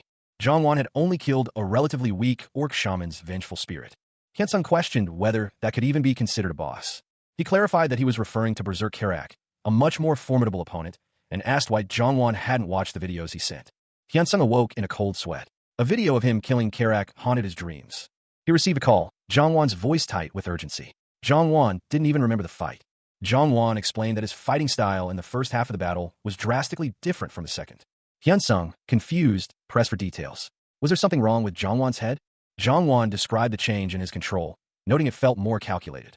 He recalled the fight with Karak, contrasting his usual aggressive style with the more controlled, almost gentlemanly approach he'd used in the second half. The unusual fighting style left Jongwon wondering if he'd been subtly controlling his opponent's breathing. He realized he'd been relentlessly pushing Karak into a corner, leaving no room for reaction. Jongwon compared his style to that of a knight, a style he found hard to imagine himself using. Hyunsung, on the other end of the call, was taken aback by Jongwon's description, finding it unsettling. Hyunsung insisted that Jongwon's playing style was too different, implying a lack of memory. Jongwon revealed that during the fight, an AI skill had activated, effectively making it an AI fighting, not him. He explained that this AI skill, only available to God rank classes, was causing him immense stress. Jongwon, comfortably seated at his computer, reassured his contact that he was fine, his tone betraying a hint of underlying unease. He requested a specific portion of a recent event be sent to him via email. He continued the conversation, confirming that the AI's control over his actions during gameplay was nearly indistinguishable from his own. The conversation shifted to the visual manifestation of the AI's activation, a stark, two-tone mask mirroring the classic Jekyll and Hyde duality. A moment of self-reflection followed, as Jong-won contemplated his role in this strange duality, feeling a sense of offense at the comparison. He mused on the implications of the AI's influence, considering the possibility that the Jekyll persona was his true self. His contact responded, requesting an update on his chosen nickname for the AI-controlled persona. An email containing a video was sent. Jong-won, now alone, felt a wave of embarrassment wash over him as he prepared to watch the video.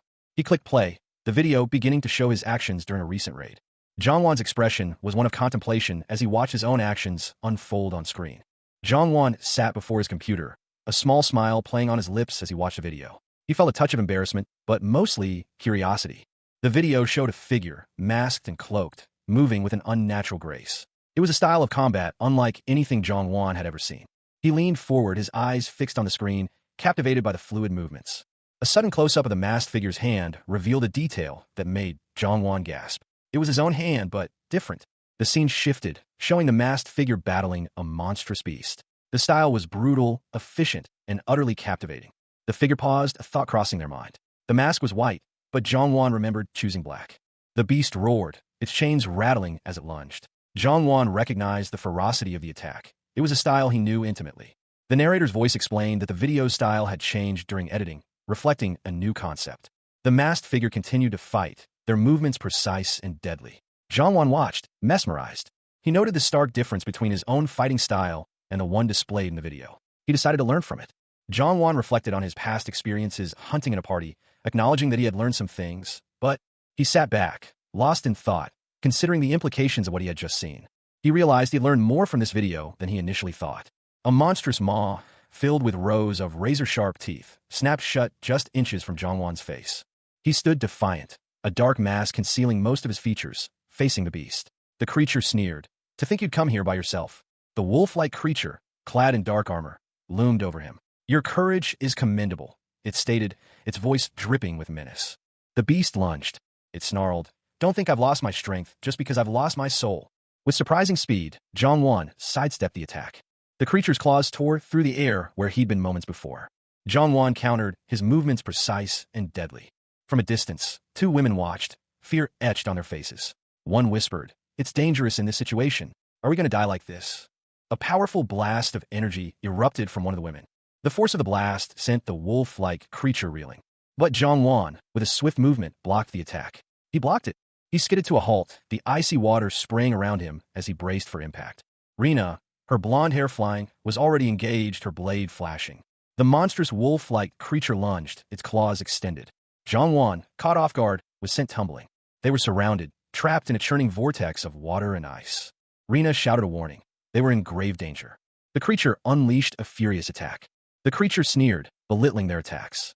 It declared its intent to kill them, starting with Rina. Jong-won, seizing an opportunity, launched a counterattack. The creature roared in pain as Jong-won's blade tore through its defenses. The creature, enraged, snarled a hateful curse. The beast lunged, claws extended, aiming for Jong-won's throat. But with a blur of motion, Jong-won sidestepped, narrowly avoiding the attack. He countered with a swift kick, connecting with the creature's flank. The impact sent the wolf-like creature reeling. Jong-won seized the opportunity, unleashing a powerful blow that sent the creature staggering back. The creature roared in fury, its eyes blazing with rage. It lunged again, its claws tearing at Jong-won's shirt. Jong-won grunted, surprised by the ferocity of the attack. He stumbled back, momentarily off balance. He recovered quickly, however, and parried the creature's next strike with his sword. Rina watched from a distance, her eyes wide with concern and a hint of awe. She muttered to herself, impressed by Jong-won's skill and precision. The creature, momentarily stunned, gave Jong-won a brief window of opportunity. He prepared for a decisive blow. It roared again, a sound filled with pain and rage, its eyes burning with hatred. A strong strike landed, and Jong-won felt a searing pain. He had taken a fatal hit. Due to the immense shock, Cerebus, the werewolf who had lost his soul, fell into a temporary unconsciousness. The brief respite allowed Jong-won to catch his breath, his body screaming in protest from the brutal fight. Thananos' nightmares had been activated. Cerbis, the werewolf, was now experiencing hallucinations and intense pain. Cerbis's agony was palpable, his snarling face contorted in pain. Blood streamed from a fresh wound on the creature's chest, a testament to Zhongwan's desperate counterattack. He stumbled back, his strength waning, but his eyes burned with determination. The beast, barely conscious, roared its fury at Zhongwan. Enraged, Cerbis vowed that even tearing Zhongwan apart wouldn't sate his anger. Zhongwan, wounded but resolute, prepared for another assault. Cerbis lunged, his claws extended, aiming for a final, devastating blow. The beast lunged, claws extended, aiming for Zhongwan's heart. But Zhongwan, anticipating the attack, sidestepped with practiced ease, the force of a near miss sending a shockwave through the water. It looked like the black lightning, a devastating technique he'd used before, was not immediately available. It was a skill that required time to prepare. Cerbis, the werewolf, was taken aback. He hadn't expected such a nimble evasion. He had used a weak attack before unleashing the black lightning. There must be a reason for this. Zhongwan pressed his advantage, his movements fluid and precise. He knew that this was his only chance. Cerbis, however, was relieved. The terrifying black lightning wasn't coming. Zhongwan launched another attack, a swift, powerful strike aimed at Cerbis's flank. The werewolf barely managed to block it, his defenses strained. Zhongwan knew that if he took any more hits, the black lightning would return. He focused on defense, parrying and dodging with all his might. The battle raged on, a whirlwind of blows and counterblows. Zhongwan was faster, but he couldn't afford to be reckless. The black lightning loomed as a constant threat. His frustration mounted. He couldn't believe Cerbis was holding back his most powerful attack. Zhongwan, despite his grievous wounds, lunged forward, his movements a blur. Cerbis, the monstrous werewolf, roared, his maw a terrifying chasm of teeth and shadow. The impact of Zhongwan's desperate attack sent the beast reeling. A message appeared, indicating Cerbis's temporary incapacitation. Zhongwan, seizing the opportunity, pressed his advantage, his face grim with determination. He unleashed a fierce blow, aiming for a vital point. Blood sprayed as the blade found its mark. The werewolf staggered, weakened. Chapter 21 of Sleeping Rancor begins. The protagonist, Zhongwan, is shown in a pensive mood, his expression hinting at the challenges ahead. Zhongwan's opponent, a monstrous figure, is partially visible, its glowing yellow eye filled with menace. The masked figure, Zhongwan, prepares for battle, a warning given. Be easy from now on. The werewolf, Cerbis, unleashes a ferocious roar, grrr. Cerbis lunges forward, his powerful form a blur of motion. The beast lets out a deafening howl, AWO. Rina, wielding her sword, watches the unfolding battle with concern. A narration box appears. Cerbis, the werewolf who lost his soul, is enraged. Rina observes Cerbis, noting his growing strength. She sighs, clearly worried. Another narration box. The boss fight will now start as a two-phase fight. The werewolf's eyes glow intensely, focusing on his target. A close-up reveals a monstrous eye, pulsating with dark energy. The beast lunged, a blur of blue fur and bared fangs. Its power was immense, a terrifying display of raw strength. Zhongwan met the attack head-on, his blade a silver flash against the creature's ferocity. The impact sent shockwaves through the very ground, a testament to the sheer force of the collision. Zhongwan, despite the blow, remained resolute, his eyes narrowed in concentration. Rina watched from a distance, her expression a mixture of concern and grim determination. She knew this fight was far from over. After the boss awakened, its size and force increased, but its speed had been significantly reduced. That's that, but Hyansung's control is quite good. If it were them, they wouldn't be able to dodge as swiftly. He moved with practiced precision, his movements a blur of controlled power. His blade, imbued with light, sliced through the air with deadly grace. The attack connected, a shower of sparks erupting as the beast recoiled. Zhongwan pressed his advantage, his movements relentless and precise. He launched a powerful kick, connecting squarely with Cerbis's armored leg. The impact sent the werewolf reeling, momentarily stunned. Zhongwan, seizing the opportunity, followed up with a swift, precise sword strike. Rina watched, her eyes wide with astonishment. Before Cerbis could recover, Zhongwan charged in, using his opponent's momentum to his advantage. He used Cerbis's shoulder as a springboard, launching himself backward to create distance. The werewolf's claws lashed out, narrowly missing Zhongwan. Cerbis roared in frustration, his face contorted in a snarl. Zhongwan, momentarily catching his breath, felt a surge of adrenaline. He saw an opening, a weakness in Cerbis's defense. He pressed his attack, but Cerbis, surprisingly, was not using his black lightning. Zhongwan, having created distance, prepared for his next move. He declared, "All right, it's time." Rina watched, impressed by Zhongwan's speed. She exclaimed, "Wow, he's fast." Rina remained skeptical, muttering to herself, I'm sure that's a fake. Meanwhile, Rina analyzed Service's previous attack, realizing, from the beginning, he wasn't planning on using that skill. Using the attack pattern of the black bullets, and then using the black lightning move, he's using Service's emotions. The sheer power of Service's lightning was evident in his retreat. Rina thought, but that just means that the power of the lightning is that incredible. As expected, for him to retreat that much, Jongwon's fighting style had noticeably changed. Rina observed, that's amazing, but his playstyle is different from before. It's a lot more refined. Jongwon's refined technique was evident as he skillfully cornered Service, using his emotions against him. Rina commented, cornering his opponent by using his emotions and attacking is similar, but I feel like the process is very different. Rina was fascinated by Service's dual fighting styles. She mused, to think that he'd have two polar opposite play styles. It's fascinating. On top of that, you don't want to be up against those two play styles.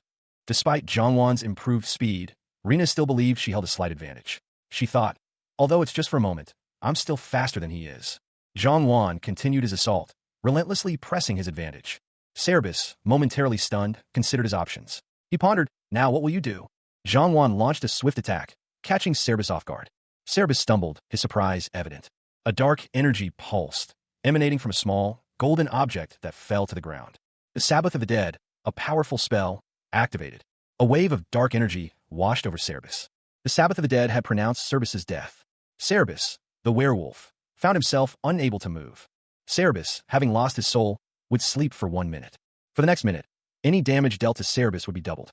Jongwon, seizing the opportunity, approached cautiously. He prepared to strike. Chains suddenly erupted from the ground, ensnaring Jongwon.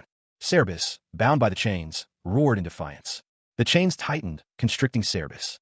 The monstrous form of Service, the werewolf who had lost his soul, crumbled into dust, leaving behind only the faint scent of ozone and decay. Jongwon watched, his breath catching in his throat. The battle had been brutal, far more challenging than he had anticipated. He thought this was the end, the finality of the encounter settling upon him like a shroud. But then, a series of messages appeared, confirming his victory and the details of his reward. A surge of energy coursed through him as multiple level-up notifications flooded his vision. He had cleared a dungeon long thought unconquerable. The experience points from a defeated boss were doubled, a testament to his exceptional feat. He had also obtained the best items available from the dungeon, a treasure trove of magical artifacts. Meanwhile, Rina and another woman, equally surprised, watched the events unfold. The monster's awakening had been cancelled, and the experience bonus had vanished. Jongwon had reached level 50, a significant milestone in his journey. A new power, a legacy of Thananos, had been created within him. Exhausted but triumphant, Jongwon rested by the water's edge, his mask still concealing his face.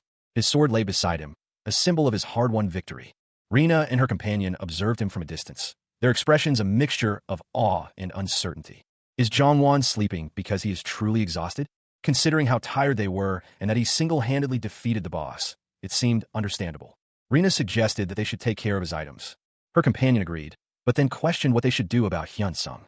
They debated whether taking him to an inn would be appropriate, considering it might be rude.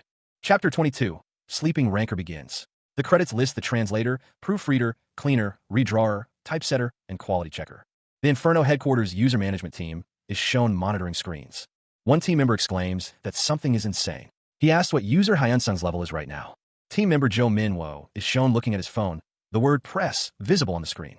Minwo is on a call, confirming that he is speaking with team leader Jo Minwo. He asks for the reason for the call. A notification appears. User Hyun-sung has reached level 50. Minwo sighs, stating that preparations are not yet finished. He asks about the situation with the Empire. Another team member reports that things are quiet for now, but they expect the Survey Corps to arrive soon. It is revealed that Hyun-sung's narcolepsy is currently in use. It will take 7 hours in real time for him to wake up. Another team member comments that the in-game time is now 35 hours, making the situation troublesome. Minwo is on the phone, piecing together information. When Hyun-sung's class quest was unlocked, a gigantic castle appeared in Venia, a city in the Empire.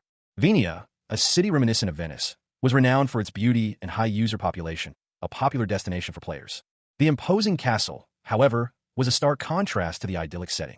There was no way the iron-blooded monarch would leave such a structure untouched. A survey corps would be necessary, at the very least, to investigate the situation. Ideally, a lord from a nearby city would oversee the operation. Two figures in Inferno headquarters discussed the situation. The urgency of the situation was evident in their conversation. The user's actions needed immediate attention. One of them, The development team leader instructed his colleague to monitor the situation closely and report any unusual activity. They had some time before Hyun-sung, currently incapacitated by his narcolepsy skill, would awaken. However, the unpredictable nature of Sharon, the iron-blooded monarch, added a layer of complexity to the situation. The customer service department was overwhelmed by the sudden influx of reports, further highlighting the gravity of the situation. Something horrific was about to happen. Meanwhile, one of the team members checked the identity of Venia's mayor. The information revealed that Dorgnome, a selfish and greedy merchant, held the position.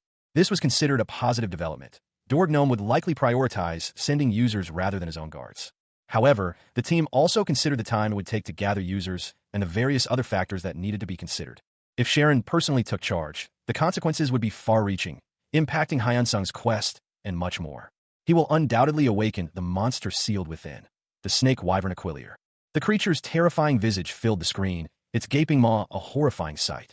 Long ago, Thanatos' disciple sealed away the demonic wyvern. At the current player level, it is the most challenging raid monster. But what if the iron-blooded monarch fails to defeat it? Then the worst-case scenario will unfold. Zhongwan grimly considered the consequences. The empire would be divided, unable to withstand the monster's rampage. He and another man reviewed the data on their screens, the gravity of the situation weighing heavily on them. Something like this should never happen, he thought, his expression hardening. A sudden realization struck him. When Hyun-sung reaches level 50, another player, known only as Woman, will receive a quest. The image showed Woman, chained and wielding a large scythe. The chains bound her, their dark metal glinting ominously. Although not a god rank, she possesses a powerful legendary class. The details differ, but the quest leads to the same castle where Aquilier is sealed. He pleaded desperately. Please, I beg. With their combined strength, they might be able to prevent its resurrection. He was shown an image of a powerful figure, the individual consistently named as the strongest on the continent. The image was of Sharon, the iron-blooded monarch. Sharon sat upon his throne, a figure of imposing stature. The king's gaze was sharp, his expression one of authority. He was informed of a suspicious structure appearing near Venia. A vassal, fearful of the consequences of failure, resolved to focus. The king considered his timid vassal. He was questioned about the relevance of the structure. The vassal nervously confirmed the king's question. Karen's expression remained unreadable. The vassal was overcome with terror.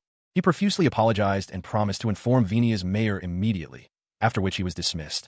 The iron-blooded monarch, Sharon, received the vassal's profuse thanks for saving his life. His advisors celebrated the successful outcome. Despite his success, Sharon harbored a private concern. His subordinates were all afraid of him. He reflected on his reign, realizing that while he had never been cruel to his citizens, he had somehow become a tyrant. He recalled his education, where he was taught that emperors must always be dignified and level-headed. This approach led to his military victories and the creation of a powerful empire. However, the fear of his subordinates troubled him. He questioned his role as a protector if those meant to protect him also feared him. He regarded his court with disdain, calling them pathetic. He found no amusement in his court, which was filled with those who feared him or overly righteous. He longed for someone entertaining, someone who wasn't afraid of him. But he found only rudeness among the so-called travelers. There was no entertainment to be found amongst them. He considered leaving the palace secretly for a trip, but he knew that doing so would cause a national uproar. The iron-blooded monarch, Sharon, gazed out the window, a pensive expression etched onto his face. He mused that a walk would be troublesome, but he considered it a worthwhile idea to take a stroll, despite his reluctance. He'd heard rumors of a new structure appearing in Venia. Even excursions to areas teeming with level 100 monsters wouldn't alleviate his boredom. Sharon sighed, a hint of weariness in his demeanor. A slow smile spread across his face. He had an idea. He decided to hold an event within the empire. It would be an event open to all citizens and travelers alike. A fighting competition, he decided, would suffice. The arena was vast, ready to host the spectacle. At least it wouldn't be boring, he thought, a glint of amusement in his eyes. He couldn't participate himself, but he would enjoy watching. The question remained, what should the prize be? Later, Sharon devised a suitable reward, an item from the palace storage room and a chance to work within the palace. Sharon considered the matter further. There were only selfish travelers, he mused, though some exceptions existed. A fief was too much, he concluded, as he entered the palace. A regal figure, crowned and robed, stood before an ornate doorway. A single word, a wish, emanated from him, heavy with unspoken implications. The king's decree continued, explaining the nature of the prize. The victor would receive what they asked for, but only to the extent the giver was willing to provide. He mused on the potential outcomes, considering a simple, adequate reward for a selfish request, but anticipating a more complex situation if the request was unexpected. A close-up revealed the king's face, a sly smile playing on his lips. It will be quite amusing, he thought, anticipating the entertainment to come. A burst of energy erupted in the arena, a spectacle of power and skill unfolding before the onlookers. The king, observing from afar, expressed his hope that a truly interesting competitor would emerge. The anticipation built as the grand event was about to commence. A fierce battle between two combatants was shown, sparks flying. Zhang sat at his computer, his fingers dancing across the keyboard. He was engrossed in his work, the rhythmic clicking of keys filling the silence. He sighed, a wave of boredom washing over him. The analysis for the fight with Karak was complete, and the monotony was starting to weigh on him. A sudden image flashed before his eyes, a terrifying vision of his opponent, Karak, bound in chains, a monstrous figure looming behind him. The memory jolted him. He realized that his unique style of control was the only thing that set him apart from other players. Leaning back in his chair, Zhang stretched, a yawn escaping his lips. He realized the drawbacks of his narcolepsy. He was momentarily distracted by a thought, a sudden jolt of energy. He looked up, startled, at his computer screen. He quickly snapped out of his stupor. His attention was drawn to an advertisement for kendo classes. He reflected on the recent trend of IDEA promoting practical swordsmanship training. The rise of virtual reality gaming had led to a boom in martial arts and sports centers advertising their services within the game. Zhang pondered the connection between physical fitness and his in-game control and IDEA. He smiled, a plan forming in his mind. What a great opportunity. Zhang walked past the fitness center, his gaze lingering on the various establishments. He continued his walk, lost in thought. He had registered for a gym membership and was now deciding between different martial arts dojos. His attention was caught by an advertisement for a practical martial arts academy. It sounded fun. He arrived at the academy, noting the slightly shabby banner. He pressed the intercom button. He called out, asking if anyone was there. He waited, listening intently. A man peeked out from inside. Zhang looked surprised. The man explained that muscles for fighting aren't developed simply by going to the gym. Rigorous training is necessary. Zhang arrived at what appeared to be a martial arts academy. Despite the somewhat dilapidated sign, he felt he had found the right place. He approached the building, his intention clear, to learn martial arts. He was greeted by a man who seemed to be an instructor. The instructor, impressed by Zhang directness, invited him inside. Inside, Zhang saw a wide array of weapons from blunt training tools to sharp, aluminum swords, suitable for various in-game scenarios. The high ceiling allowed for ample space to practice with longer weapons like spears. Having finished his inspection, Zhang was suddenly told to remove his clothes. Confused, he questioned the instructor's unusual request. The instructor, a powerfully built man, explained that the training involved using whatever was available, even bare hands. He gestured towards the weapons rack, encouraging Zhang to choose his weapon. Zhang, remembering his kendo training from his youth, decided to use a sword. He chose a sword and prepared to begin his training. The instructor observed Zhang, noting the difficulty of precise movements even with his kendo experience. Zhang, however, possessed talent and had clearly dedicated significant effort to his training. He declared himself ready to begin. With a sudden burst of motion, he lunged forward, his chosen sword flashing. The instructor, wielding a spear, prepared to test his student's skills.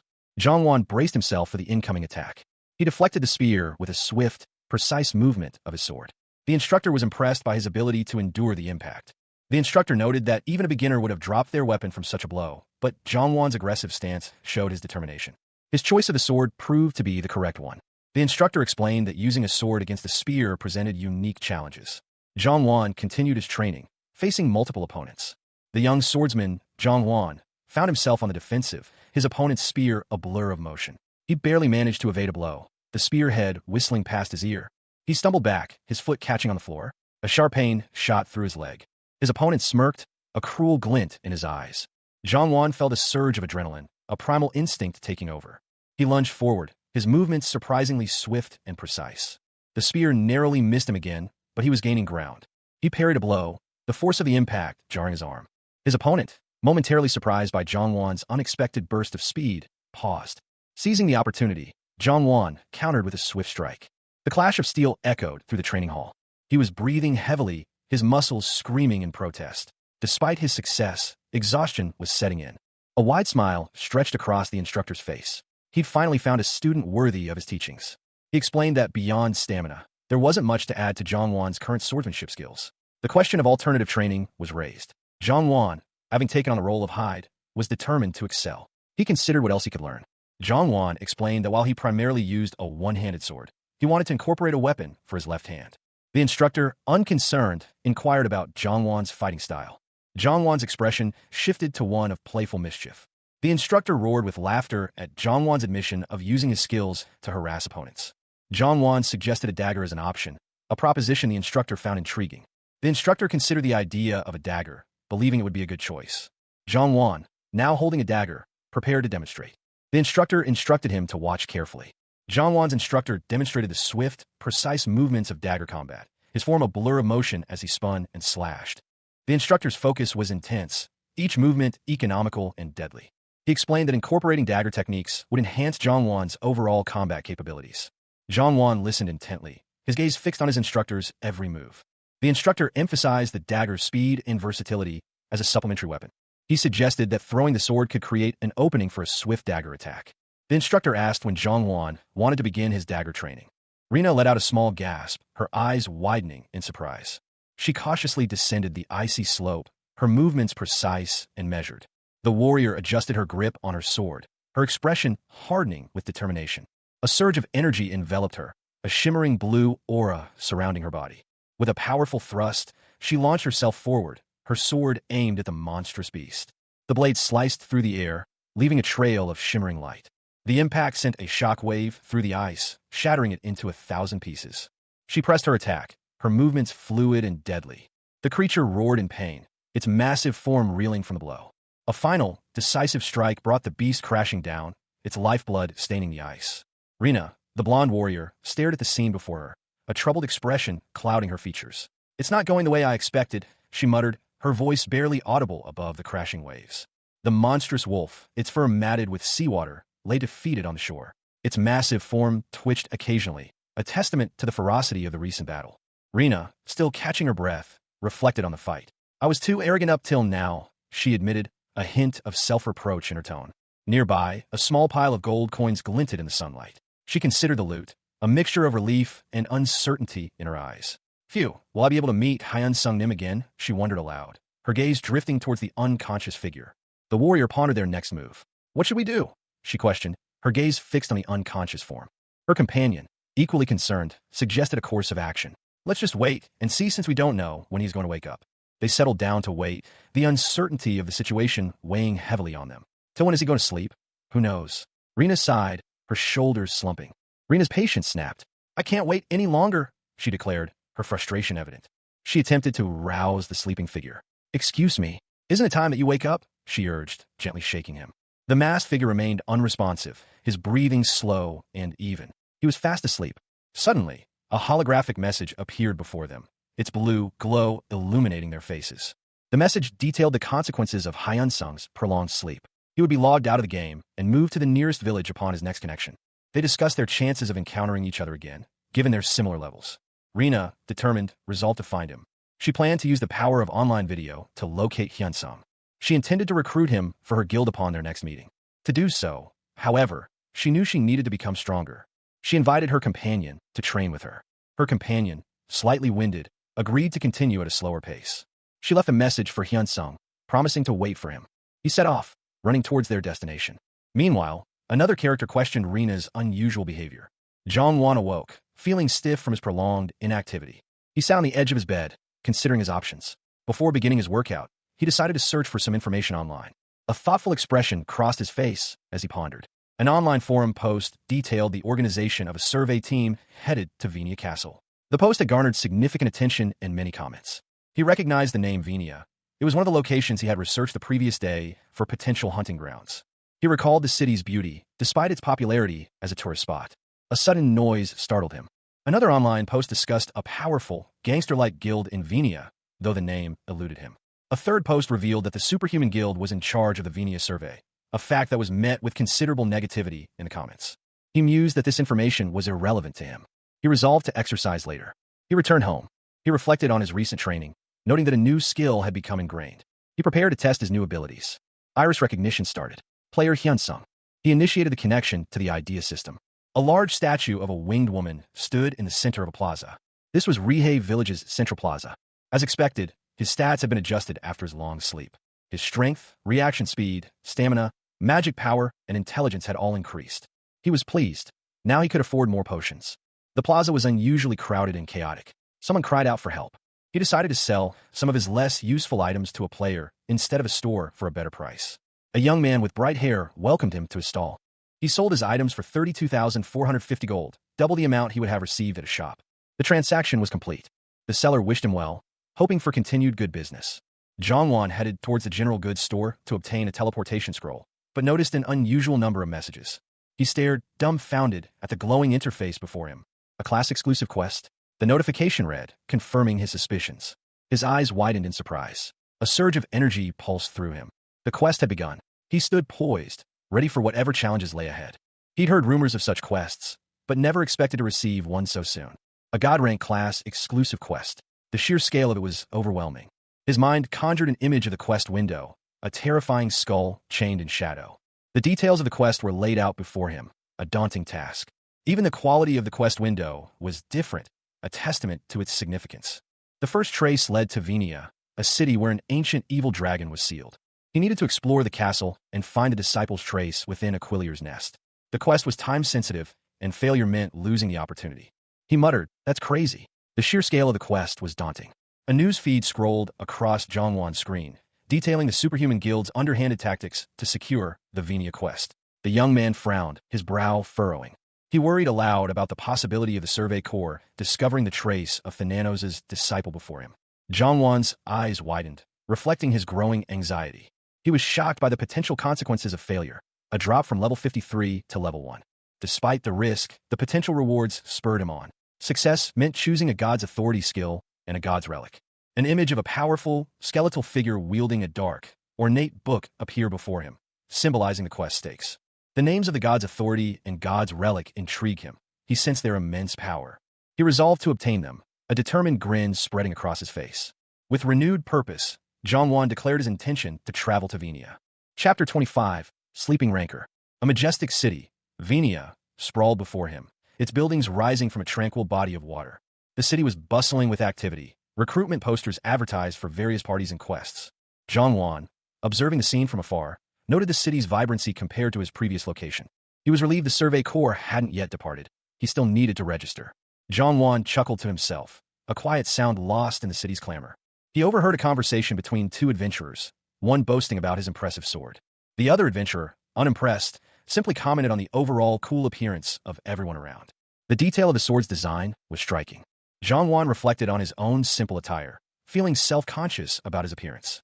He considered the potential for conflict with the Survey Corps and the need for better protection.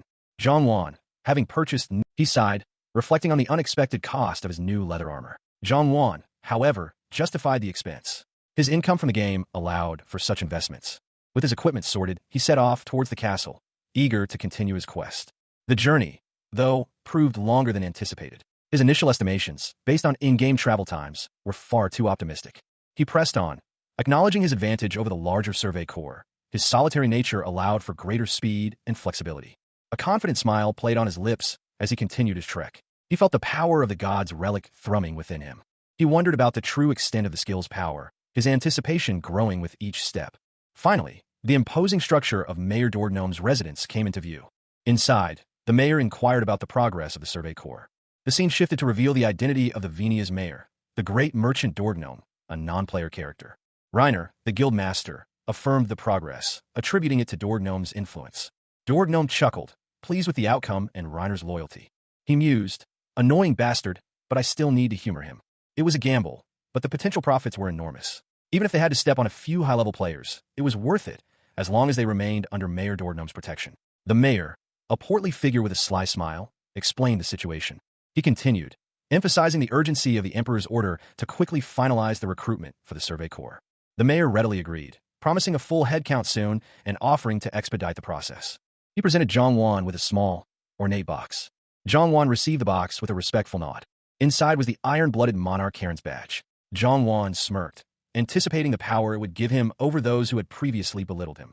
The mayor expressed high expectations for Zhongwan's success. Zhongwan pledged not to disappoint the emperor or the mayor. Zhongwan, inwardly acknowledging the risks, thanked the mayor for his support. He departed from the opulent residence. Zhongwan reflected on the situation, understanding that if Dordgnome were to rise in status, he would be stepping down from his position as mayor, paving the way for Zhongwan's ascension. With the journey to the castle expected to take 10 days, he knew they had to leave immediately. He grinned, a predatory gleam in his eyes. The prospect of finally obtaining everything he desired fueled his ambition. At that very moment, Zhang found himself amidst the bustling crowds of Venia's East Plaza. He approached the Castle Survey Corps quest application booth, the line already snaking around the corner. Adel, the superhuman guild manager, reviewed his application. The score flashed on the screen, 95. Zhang received his quest. Investigate the castle in Diners. He read the details. No time limit, high rewards for success, and a significant penalty for failure. Nearby, 2 other guild members grumbled about the assignment. One complained about the sheer number of recruits, finding the situation annoying. The other wondered why he'd been assigned such a menial task when he could be hunting. He mused about the poor profits associated with quest. Their conversation trailed off as they considered who needed to be watched. A figure in a dark cloak and ornate gold trim appeared, their face obscured by shadow. It was only possible to customize 10% of her outer appearance. The result was striking. She was a beauty, even in real life. A young man in shining armor approached her, a smirk playing on his lips. Could you tell me your class and level, and your name as well? She mused, internally questioning why he was asking for her name when he only asked the person in front of her for their level. She simply replied, just bear with it. Her name was Han Seoa, a level 110 magician. The young man chuckled, haha, your name is really pretty. I will take responsibility and make sure you get a good roll. She thought to herself, I did well enduring that. Han Seoa resolved, I must go to the castle. She decided to ignore the trash-like bastard. A new character appeared, his face partially obscured by a mask. The young man wondered if it was a mask or his persona. His level was 53. The armored young man grumbled. If this was a normal situation, I'd have already taken care of this rude bastard. His superior interrupted. This is important work, so don't cause unnecessary trouble and do the work I assign you. He muttered curses under his breath, his frustration palpable. That damned rude person had left without a word of thanks. The Survey Corps was heading to the castle, and he intended to find the culprit and exact his revenge. If he hadn't gotten lost, he wouldn't have had to rely on the Survey Corps. He needed to move on. He admitted to himself, I'm an idiot. He had run for 30 minutes without a map, distracted by thoughts of authority and a relic. He reflected, if I'd known this would happen, I would have contacted the Survey Corps earlier instead of wasting time. He blamed only himself. Meanwhile, in a monitoring room, a man watched the masked individual's progress on a screen. The man's face contorted in frustration. He was clearly annoyed. He commented on the near miss between the masked man and another individual, lamenting that they had missed a chance for a more significant development. He grumbled, whatever. The man stated emphatically that there was no way the masked man's class wasn't connected to the Reaper's chains. He found it unbelievable that they had almost run into each other. He considered it fate. In another scene, 2 individuals are shown interacting. One appears surprised. He questioned why the other wasn't asking for cooperation, given their class connection. He noted that from Hyun-sung's perspective, it was obvious that meeting someone connected to Han Seoa was risky, and it was understandable that he was cautious. Furthermore, if the other person hadn't noticed yet, leaving quickly was the best course of action. A genius has blessed them with his presence. The masked man reviewed the data on his screen, a thoughtful frown creasing his brow. He muttered to himself, noting the discrepancy between the quests assigned to Seoa and Hyun-sung. As he suspected, the objectives were vastly different. Hyun-sung's task was to locate the traces, while Seoa's was to prevent the Wyvern Aquilier's resurrection. A sense of unease washed over him. Something felt wrong. Things seemed poised to unravel one after another. He cursed under his breath. All he could do now was pray that things wouldn't go wrong. The registration for the Survey Corps had concluded, and the group assembled at Venia's east entrance, preparing for departure. A message was broadcast. Those who had received the quest were to gather at the east entrance before leaving. Zhang, among the assembled, noted the surprisingly low turnout. Only 100 participants, despite the guild's capacity for 1,000. He suspected that Superhuman, the notorious guild, had a hidden agenda, something up their sleeves. Zhang planned to stick with the group until they reached the castle, then make a run for it. He noticed something else. A guild interviewer was staring intently at him. Zhang wondered why the interviewer was giving him such a pointed look. Meanwhile, Reiner and Adel discussed their plan, to secretly leave the others behind and raid the castle for treasure. Adel was annoyed that Reiner had spoken informally to him. Reiner, seemingly unfazed, glared at Adel. Adel was taken aback that Reiner was openly looking down on him, a low-level player. As night approached, Adel resolved to confront Reiner. Reiner, the quest leader, adjusted the parameters, shortening the in-game time frame to 2 days. Adel, observing Reiner, noted his plan to keep everyone close. He considered this a good opportunity, but worried about potential blame if things went wrong. Adel sighed. Nothing seemed to be going right that day. He fumed, planning to deal with Reiner later. Meanwhile, the masked man suspected that someone was planning to ambush him that night. He decided against staying still, as a surprise attack would have been more effective. A weary soldier wondered when they would rest. 15 in-game hours had passed, prompting a suggestion to log out and reconnect to avoid forced disconnection due to fatigue. A fire blazed intensely. The masked man sat by a campfire, a digital interface glowing faintly before him. He reviewed his quest details. His narcolepsy was temporarily suppressed. But before he could celebrate, a plan formed in his mind. It was time to lure their target into the forest. Meanwhile, their prey confidently strode towards his doom.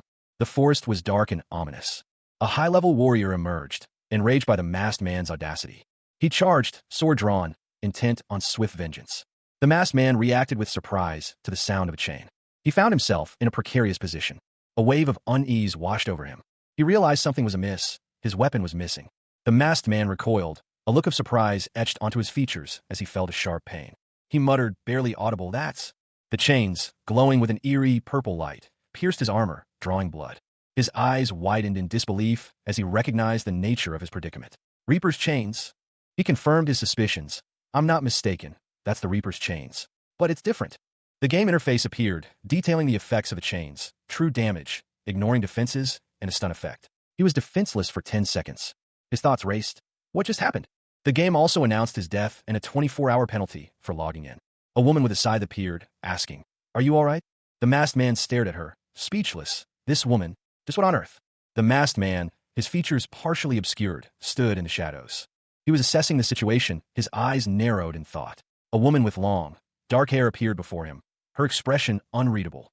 His thoughts raced. He recognized the power she wielded. Reaper's chains, a legendary skill. He knew instantly that she was at least of legendary rank. He politely inquired about her well-being, suggesting they move to a less exposed location. He thanked her for her assistance, but insisted he didn't need it.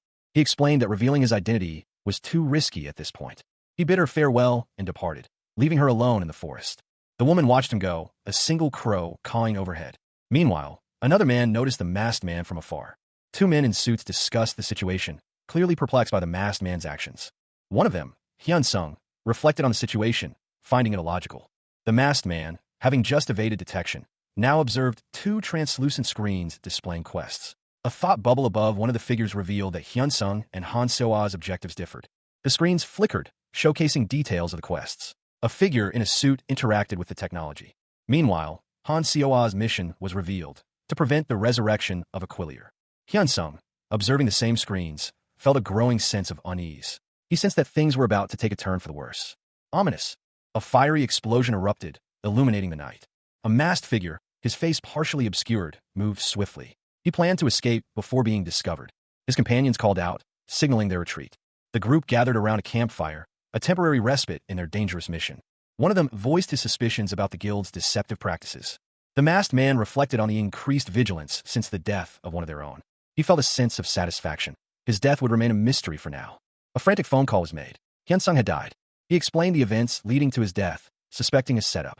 Jong-won, receiving the news, prepared to investigate further. He was frustrated by the incompetence of the deceased. Iris recognition had begun. He was prompted to select a character to connect with. He chose to connect with Reiner. A guild chat showed that Adel had been killed, and the group decided to move in groups of 4 for safety. They agreed to move in groups and avoid being obvious. Jong-won was among them, his expression thoughtful. He recognized the masked man from afar. Jong-won needed to observe him discreetly. His anger flared at the masked man's actions. The masked man declared he wouldn't let anyone interfere with his achievement. He found the quest's description vague. The quest only instructed him to block the resurrection, leaving the method unclear. He considered the implications. Jong-won, his expression unreadable, pondered the frustrating nature of his current task. He mused, why did I get such a bullshit quest? He couldn't allow just anyone inside the castle. A soldier stood guard, his gaze unwavering. It seemed that a spiky-haired manager had contacted the man aside. The manager's actions were a mistake, as he wasn't part of the guild. Jong-won had helped the man before, even though he hadn't particularly liked him. He wondered if the man had become a target because of him. Jong-won questioned why the man participated in the quest in the first place. Despite his low level, the man had shown surprising resilience.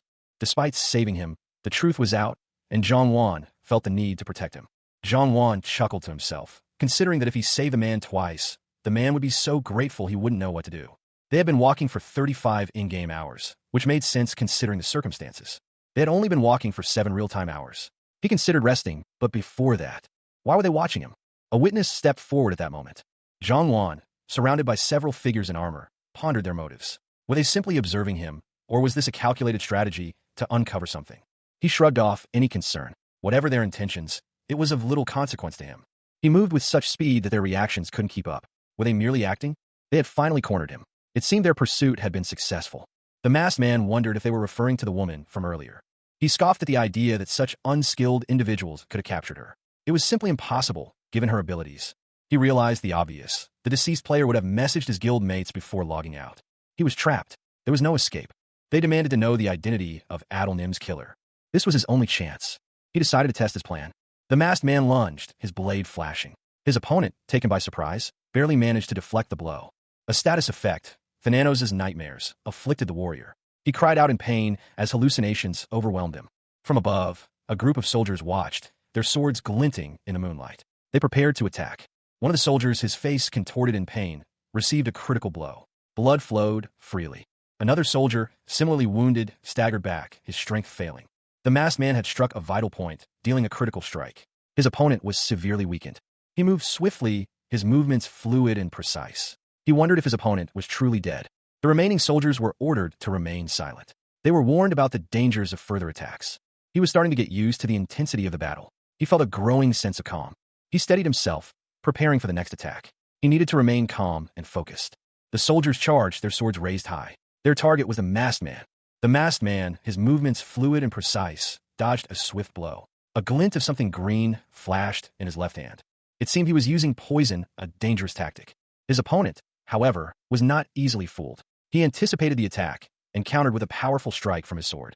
The masked man, despite his earlier maneuver, found himself on the defensive. A powerful blow sent him reeling. A notification appeared before him. Bouncy Ball has died. He had gained 30 points from Thananos' dreams. He mused, I think it's not bad to hunt players from time to time. His next opponent charged, but the masked man was ready. He reacted swiftly, his movements a blur. He knocked an arrow, aiming with deadly precision. He unleashed the arrow, a streak of light across the battlefield. The arrow found its mark, and the masked man prepared for his next move. A gruff cry of pain echoed through the forest as an arrow narrowly missed its target. The archer, startled, stumbled back. The masked man reacted swiftly, his blade flashing. A quick, precise strike disabled the archer's weapon. He followed through with a decisive blow, sending his opponent sprawling. Meanwhile, a blonde-haired mage watched from a distance, a protective spell shimmering around him. A heavily armored warrior roared, his face contorted in rage as he attempted to block an incoming attack. The masked man's movements were a blur as he parried a powerful blow, the force of the impact sending shockwaves outwards. He countered with a swift strike, forcing his opponent back. The warrior, staggered, found himself on the defensive. With a battle cry, the warrior launched a desperate attack, but the masked man was ready. The masked man's blade found its mark, ending the confrontation. A gruff sound escaped the armored warrior as he doubled over, clutching his side. He was swiftly attacked by the masked man, who unleashed a flurry of dark, shadowy projectiles. Another opponent, a skilled archer, loomed, readying his bow. The masked man's attack found its mark, striking the archer with deadly precision. The masked man, his movements fluid and deadly, continued his assault. He paused briefly, checking his inventory. He was pleased with his preparedness. His next opponent charged, weapon raised. A powerful blow landed, dealing a critical strike. His foe roared in pain and rage. The masked man's eyes narrowed in focus. Two more opponents fell, their deaths recorded in the game's interface. He obtained 5 dream points from Thananos' dreams. The masked man deflected multiple arrows with his sword, his movements fluid and precise. He stood, his mask concealing his expression, ready for whatever came next. Meanwhile, onlookers watched in disbelief, one of them whispering that he was crazy. He smirked, a hint of mischief in his eyes, and said, "See ya." His dream points increased by 3 more. The sleeping ranker status screen displayed level 28, showcasing his skills and equipment. Zhongwan, the protagonist, stood in a forest clearing, his sword at his side. He was focused on gathering resources and information. He paused his video recording, pleased with the footage he had captured. He reflected on a particularly impressive moment where an arrow was cleanly bisected. Zhongwan considered the implications of his actions. Returning to base camp in his current state would cause chaos. He decided to remove his mask, a rare occurrence since joining the Survey Corps. His eyes, usually calm, now held a hint of weariness. He examined a topographic map of Vinch, a newly discovered location. He wondered why the guild members weren't holding on to such a valuable item. He accepted the map gratefully. A system prompt appeared, asking if he wanted to abandon the quest. Zhongwan declared his intention to leave the Survey Corps. He decided to eat and exercise before returning. A faint, ethereal glow pulsed in the distance, barely perceptible against the twilight sky. He watched, his gaze fixed on the source of the light, a subtle tremor in his hand betraying his apprehension. A woman, cloaked in shadows, witnessed the event, her expression a mixture of surprise and curiosity. What was that just now? Her companion, observing the same phenomenon, remarked, "Isn't he really good at fighting?" "His control." The woman responded, "Don't tell me, that time too?" "Yeah, that was a decoy."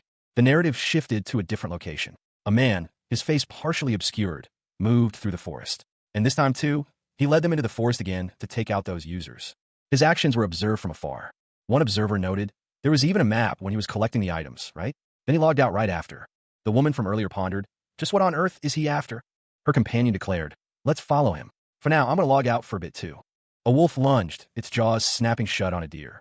A figure, moving with surprising speed, intervened, deflecting the attack with a burst of energy.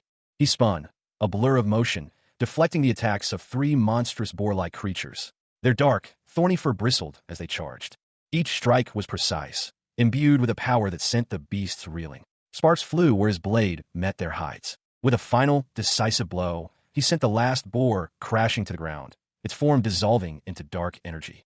The air crackled with residual energy, a testament to the ferocity of the battle just fought. 2 more shadowy figures emerged from the forest. They were similar to the boars, but larger, more menacing. One of them charged, its dark energy swirling around it. Zhang Wan, having dispatched the initial threat, consulted a map. He muttered to himself, confirming his route. His eyes widened, a look of surprise crossing his features. He seemed to sense something. He moved with renewed purpose, his pace quickening. A faint sound reached his ears. He paused, tilting his head. Was he imagining things? He continued his journey, his senses heightened, alert to any further disturbances. Hidden behind a tree, a woman watched him. Her expression was one of intense curiosity. She mused on his incredible speed and power, noting that he had slain 3 powerful monsters in mere seconds.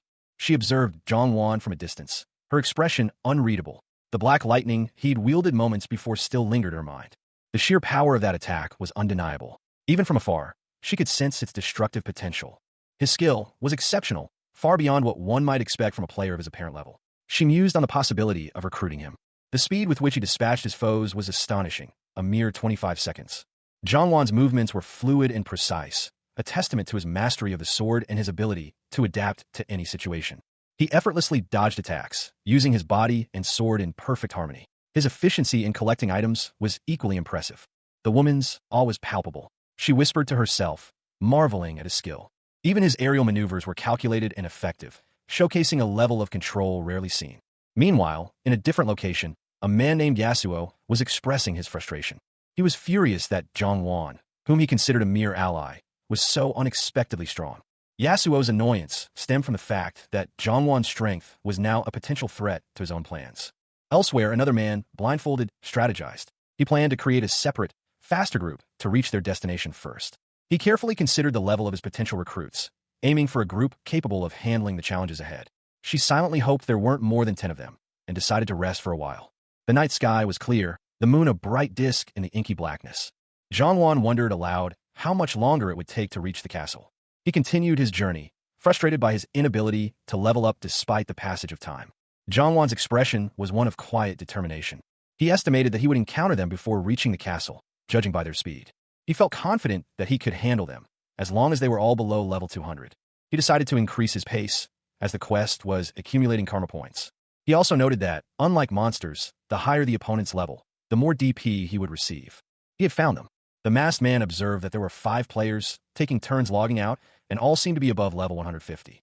He suspected there might even be one in the 200s. From their positions around the guildmaster, it was clear they were his direct subordinates. He mused, they are definitely stronger than the 5 I faced before. Zhang Wan continued his trek through the forest, his pace unwavering. He thought, but I've already planned my build-out. A grim determination settled on his face. I'll win, he vowed silently. The game interface displayed Zhang Wan's status, sleeping rancor, level 29. He yawned, overcome by sleepiness. Nearby, a group of adventurers huddled around a campfire, discussing the strength of a mysterious individual. 2 of the adventurers scoffed at the notion that one person could defeat 5 of them. A third adventurer, Guild Master Reiner, expressed his desire to change shifts, revealing his cowardly nature. Suddenly, a magical disturbance erupted, startling the group. They realized they were ambushed. One of them was afflicted with a status abnormality, charm. They were unable to use their skills or equipment. A powerful blow sent one of them flying. The attacker was revealed to be wearing a mask. The masked figure delivered a brutal attack, leaving their opponents bloodied and defeated. The masked assailant stood over his fallen opponent, a cruel smile playing on his lips. His eyes, however, betrayed a flicker of something akin to fear as he muttered the word crazy. Before him, a group of adventurers lay defeated, their leader shouting a desperate threat. The adventurers, battered but not broken, regrouped, their faces grim. One of them, a powerfully built man, roared in pain as a dark energy pulsed from his arm. The dark energy coalesced into a shadowy orb, detaching itself from his body. The orb shattered, unleashing a wave of dark energy that engulfed the area. The adventurers were thrown back by the blast, their bodies racked with pain. One adventurer, dazed but alive, struggled to his feet, his vision blurry. Meanwhile, elsewhere, two figures met on a desolate plain, swords drawn. A notification appeared. User Croc has been killed. Another notification followed. Due to the effect of Thananos' dreams, you have obtained 100 DP. You have killed a user with a difference of 100 levels. A great achievement. All stats will increase by 20. A notification appeared, detailing the newly acquired legendary title and its benefits. A 20% increase in attack power against higher-level opponents and a 30% experience boost for defeating them. The masked man, having just finished a battle, checked his status. He had eliminated 10 opponents. A nearby group of adventurers, unaware of his presence, anxiously called out for him.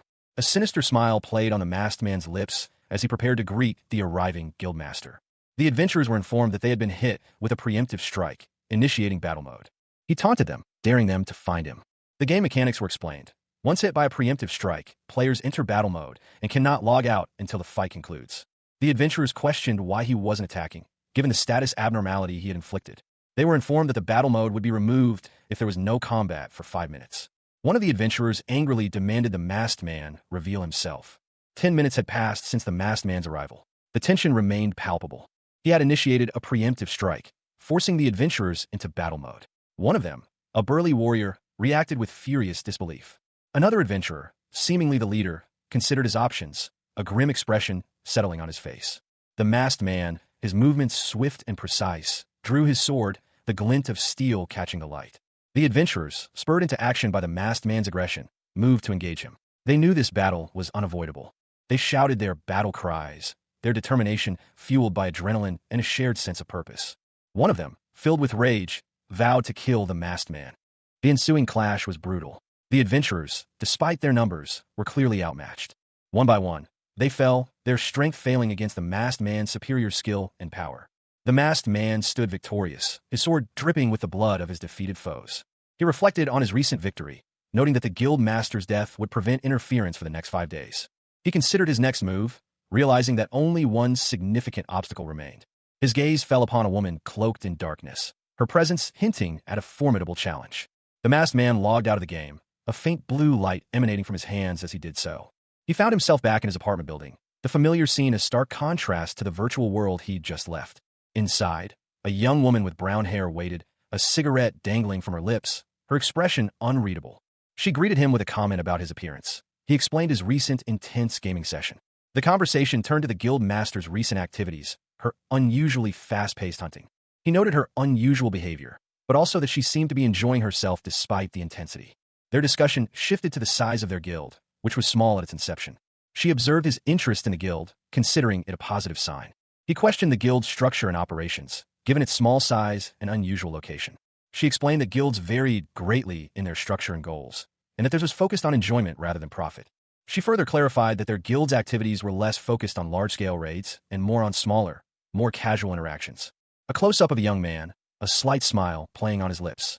The woman invited him to join their guild, but he politely declined for the moment. He sat at the kitchen table, a thoughtful expression on his face. His companion, Rena, watched him with a mixture of concern and anticipation. Rena sighed, a hint of disappointment in her eyes. She had almost convinced him. Meanwhile, elsewhere, a young man named Hyunsung reflected on the importance of maintaining appearances for his sister's sake. He decided to exercise. Hyunsung left his apartment, his steps firm and purposeful. He considered the recent fight, deeming it anticlimactic and ultimately a waste. He mused on his fighting style, noting the differences between using a dagger and his usual nightly approach. The masked man, practicing his skills, demonstrated a powerful, precise strike. He sent a message. The day began like any other for Jongwon. He was at the gym, his usual routine a stark contrast to the recent chaos. He ran on the treadmill, his mind preoccupied. A question lingered. He recalled the news reports of a mysterious castle's appearance and the subsequent actions of the Superhuman Guild. Jongwon wondered aloud if the concentration of high-level players in Venia was related to the recent events. He continued his workout, lost in thought. His thoughts turned to the Superhuman Guild, their supposed role as guides, and the accusations of intentional harm. The guild, once respected, was now accused of deliberately endangering players. He reflected on the guild's actions, finding them reprehensible. Jongwon agreed with Jisu's assessment of the situation, acknowledging the guild's inability to locate their leader or subordinates. The news of the guild's actions caused widespread outrage among the Survey Corps. Consequently, many guild members abandoned the Survey Corps. Jisu expressed her frustration, emphasizing the importance of fair play within the game. Jongwon, however, was more concerned about a mysterious woman he had seen. He pondered, a furrow in his brow. She hadn't acquired a map yet, had she? Regardless of whether she was friend or foe, reaching the castle was his immediate priority. The imposing structure loomed before him, a formidable fortress perched atop a mist-shrouded peak. Her appearance was deceptively simple, yet her fighting style was unexpectedly effective. The battle was brutal, marked by overwhelming violence. Meanwhile, a young man with glasses sat before his computer, a thoughtful expression on his face. A new video had arrived, causing a stir among his colleagues. His colleagues reacted with disbelief and excitement to the video's content. They discussed how many energy drinks they should buy to fuel their viewing. Jongwon approached a door marked Wayne. Elsewhere, a young man's physical prowess and stamina continued to improve. Jongwon continued his rigorous training, honing his martial arts skills alongside his physical conditioning. His rapid learning and determined expression were truly remarkable. His instructor noted that Jongwon's ability to quickly master new techniques was exceptional. The instructor was impressed by Jongwon's progress, even without considering the items he used. Jongwon's training partner jokingly warned him about the intensity of the training. He emphasized that this was a place where one could prepare for real combat, even to the point of death. Confident in his abilities, the training partner boasted that he could defeat Jongwon with his spear. He launched a swift attack. Jongwon effortlessly deflected the blow, his movements exceeding expectations. He countered with a powerful strike of his own. The impact sent his opponent reeling. The training partner was clearly surprised by Jongwon's overwhelming power. His eyes widened in shock. Jongwon and his training partner, Hyunsung, concluded their sparring session. Hyunsung, nursing a wounded palm, suggested they end the practice for the day. Hyunsung thanked Jongwon for the session. They headed to the master's room to treat Hyunsung's injury. As expected, the nerves in a real fight reacted differently than in practice. Jongwon examined his own hand, a small smile playing on his lips. His palm was also bleeding. He had stopped the bleeding and bandaged the wound. He informed Hyunsung that he would see him again tomorrow. Hyunsung advised Jongwon to rest, as it's best to avoid exertion when palms are injured. Jongwon, however, saw this as the perfect opportunity to build calluses quickly. Hyunsung chuckled, agreeing that it wasn't entirely wrong, but still suggesting rest. They said their goodbyes, and Jongwon left. Later, Jongwon was at home, contemplating a YouTube name. Someone asked if he was a YouTuber. Jongwon's family discussed his brother, Jaewon, who had recently started a video editing company, focusing on a single acquaintance. He was struggling to find a suitable name for Jaewon's company. Jongwon's sister-in-law mentioned that Jaewon would be uploading videos showcasing two distinct playstyles. They brainstormed names, aiming for a 2 to 3 syllable name that captured the dual personality concept. Jongwon, caught in the middle of their discussion, listened attentively. His sister-in-law suggested the name Azura, inspired by a character from an old animated movie. She further explained that Azura was also the name of a three-faced god with many arms. They found the name to be both fitting and cool. Jongwon liked the name Azura. He thought the name was excellent and decided to tell Jaewon about it the next day. Later, while contemplating his own plans, Jongwon noted that the Guildmaster Reiner would be available to connect again around 3 a.m. Jongwon stretched in a virtual reality training ground, preparing for a long journey. He checked the distance to his destination. It was a considerable distance, requiring several days of travel. He declared his stretching complete and began his journey. He set off at a steady pace, his sword strapped to his back. Suddenly, a masked figure interrupted him. A regal woman appeared, forbidding him from proceeding. Confused, Jongwon wondered how she knew he was there and why she was so angry. She asked him what he meant. The woman reiterated her refusal to let him pass. The battle raged, a whirlwind of dark energy and desperate strikes. One warrior, his face contorted in pain, fell to the ground, his body convulsing. The scene shifted, revealing the aftermath of a devastating attack. Several figures lay still, their bodies consumed by the same dark energy. A figure in a red jacket watched, a hint of satisfaction in their eyes. They mused on the ease with which they had dispatched their foes. Rina, her expression thoughtful, observed the scene from a distance. She commented on the attacker's skill and control. A masked figure, seemingly pleased with their work, examined a glowing mirror-like object. They remarked on its quality. The masked figure laughed, their voice echoing through the forest. They called out to their unseen opponent. Rina, now visibly agitated, responded to the challenge. She demanded the attacker reveal themselves. Meanwhile, a group of soldiers were shown to be under attack, their bodies racked with dark energy. The dark energy continued its assault, leaving a trail of destruction in its wake. Rina, witnessing the scene, expressed her unease at the attacker's skill. She mused that it was time for the attacker to rest, given their recent efforts. Rina decided to rest and regroup, planning to confront the attacker again later. Half an hour passed. Rina, cloaked in shadow, surveyed the area with practiced ease. Her dark eyes scanned the forest floor, searching for any sign of the attacker. She muttered to herself, frustrated by the lack of progress. It seemed the attacker had vanished without a trace, leaving no clues behind. Undeterred, she perched herself on a high branch, her keen senses alert. She intended to wait patiently, confident that the attacker would eventually reappear. 10 in-game hours later, Rina remained vigilant, though boredom threatened to set in. She shifted slightly, yawning. Another 20 hours passed. She observed that the attacker seemed to be resting, or perhaps simply biding his time. She spoke to herself, acknowledging that their meeting wasn't formally arranged. She decided to wait a little longer, confident that he would appear when he was ready. She remained perched, her patience wearing thin. Doubt began to creep into her mind. Suddenly, she spotted a figure in the distance. It was him.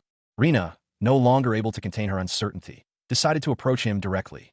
Rina, her face contorted in fury, unleashed a furious yell at the figure retreating into the forest. The masked man, however, seemed unfazed, muttering about his inability to leave. The scene shifted to show the two figures, Rina and the masked man, standing a distance apart in a clearing. He wondered aloud how long she had been following him, questioning if the difference in their levels had masked her presence.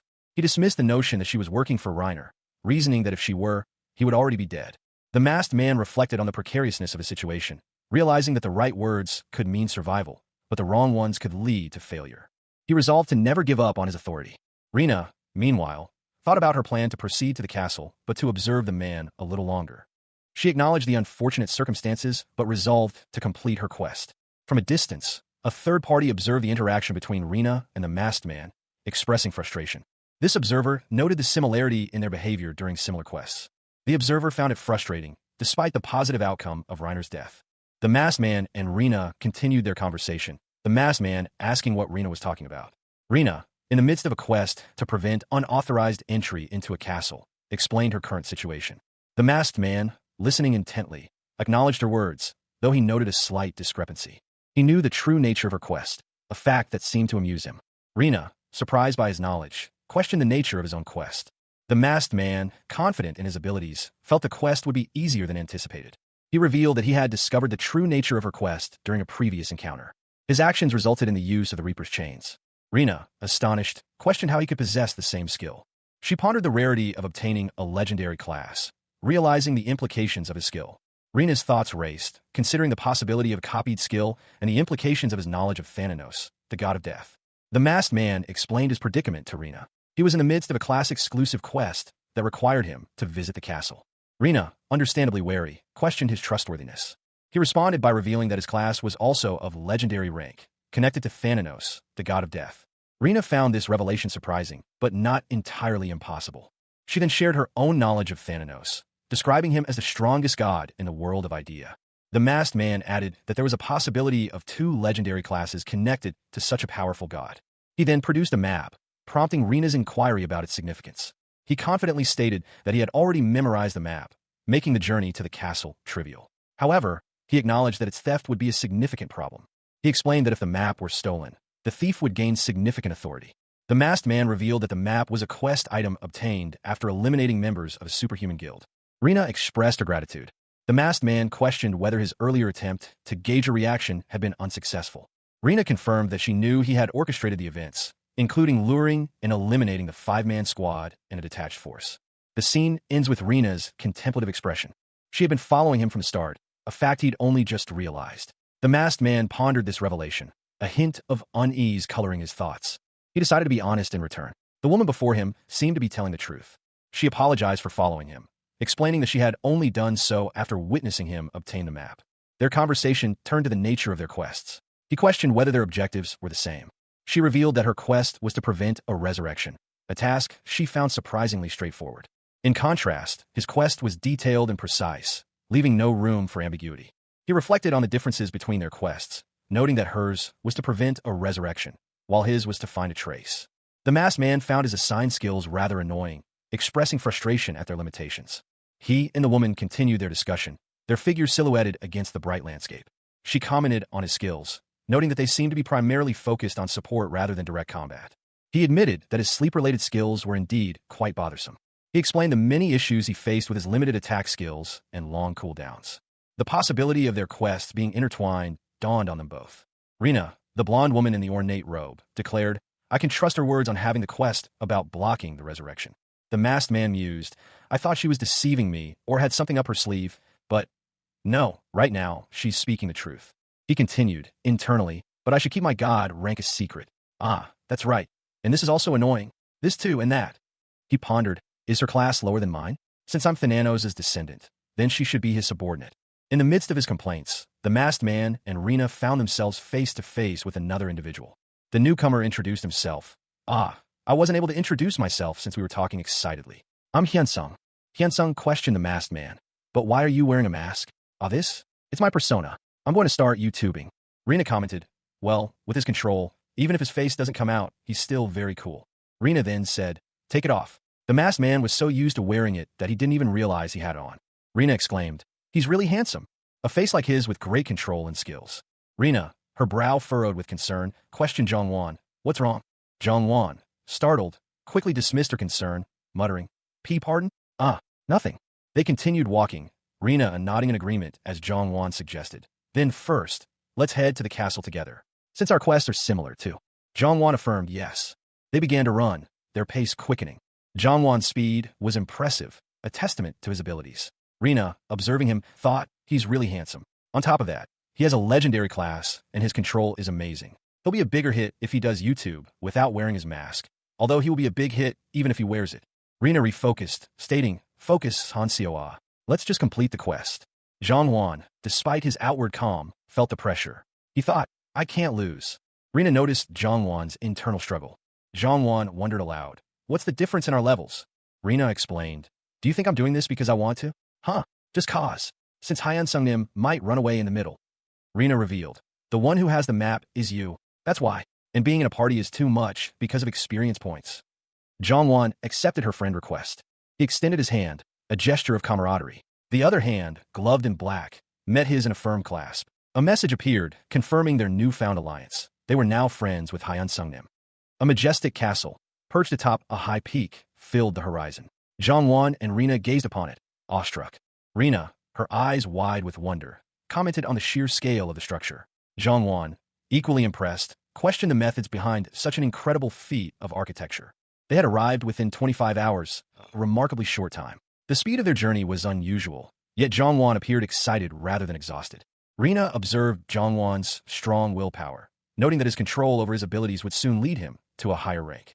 Jongwon, however, felt he needed to push himself further. Having reached the castle's entrance, they prepared to enter. As they stepped forward, a sudden whirring sound startled them. A loud bang echoed, and Rina cried out in surprise. A message appeared, forbidding entry until the test was complete. Jongwon asked Hyunsung if he had also received a message, to which Hyunsung confirmed.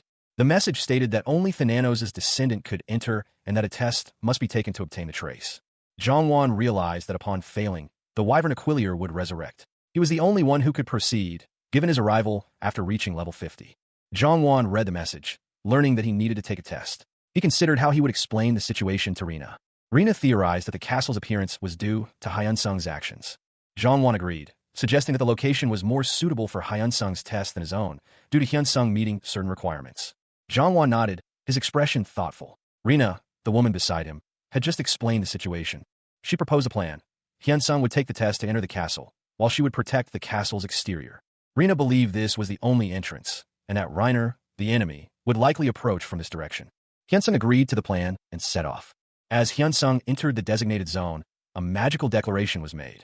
Rina remained vigilant, prepared to face any threat that might emerge. She was determined to prevent Reiner's return. The castle loomed before her, imposing and ancient. Meanwhile, Hyunsung proceeded with the test, his focus unwavering. A powerful magical activation sequence began. The image showed a powerful figure wielding a scythe, a symbol of death and power. A mysterious figure emerged, cloaked in darkness. A powerful blow shattered the ground. A dark-haired woman, wielding a scythe, summoned forth skeletal reapers. The spectral figures emerged from a swirling vortex of dark energy. They spread out, their movements swift and silent. The Reapers advanced towards a looming structure, their presence ominous. A warning echoed. Intruders who dared approach this area would face dire consequences. The woman's command was chillingly simple. Kill them all. The skeletal horde obeyed instantly, their movements synchronized. Meanwhile, a woman with dark hair observed the scene, commenting that it was a good skill test. She pondered, however, what would happen if the subject failed. A monstrous, fanged creature loomed, its presence filling the viewer with dread. The immense wyvern aquilier loomed before them, its size estimated at 100 meters. It was a truly awe-inspiring sight. The creature's presence filled the ancient Colosseum. Zhang Wan, observing from below, noted the dragon's malevolent aura. He reacted instantly, drawing his sword.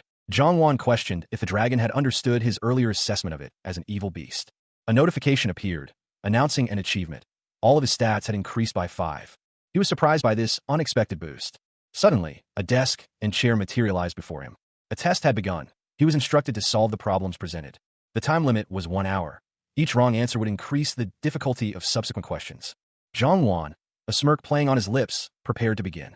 It was a test. The question posed was, the great Thanatos is the god of sleep and death, revered by all gods, and whom no one can deny. Write Thanatos' full name.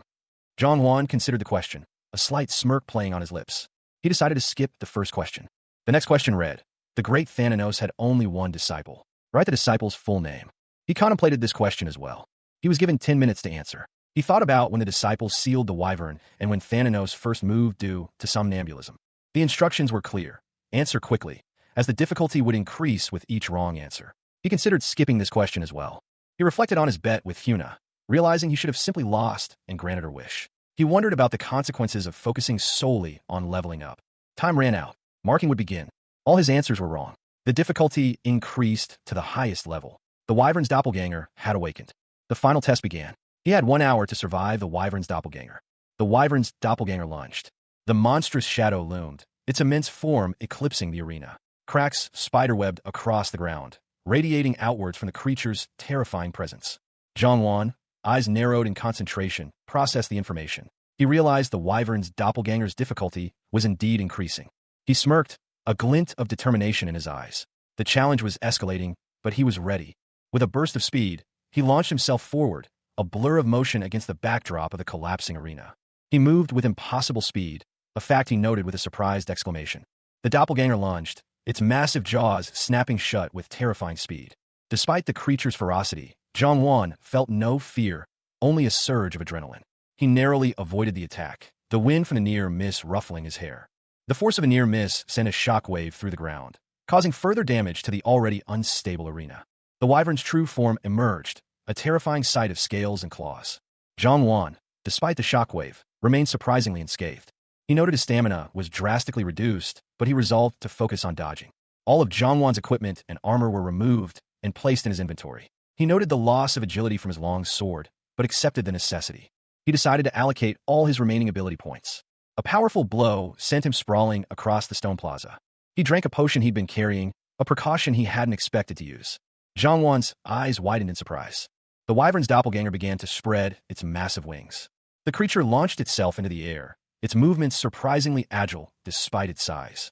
The wings obstructed his movements, making it difficult to predict the creature's attacks. He barely managed to evade another devastating blow. He checked the time. Only 5 minutes had passed.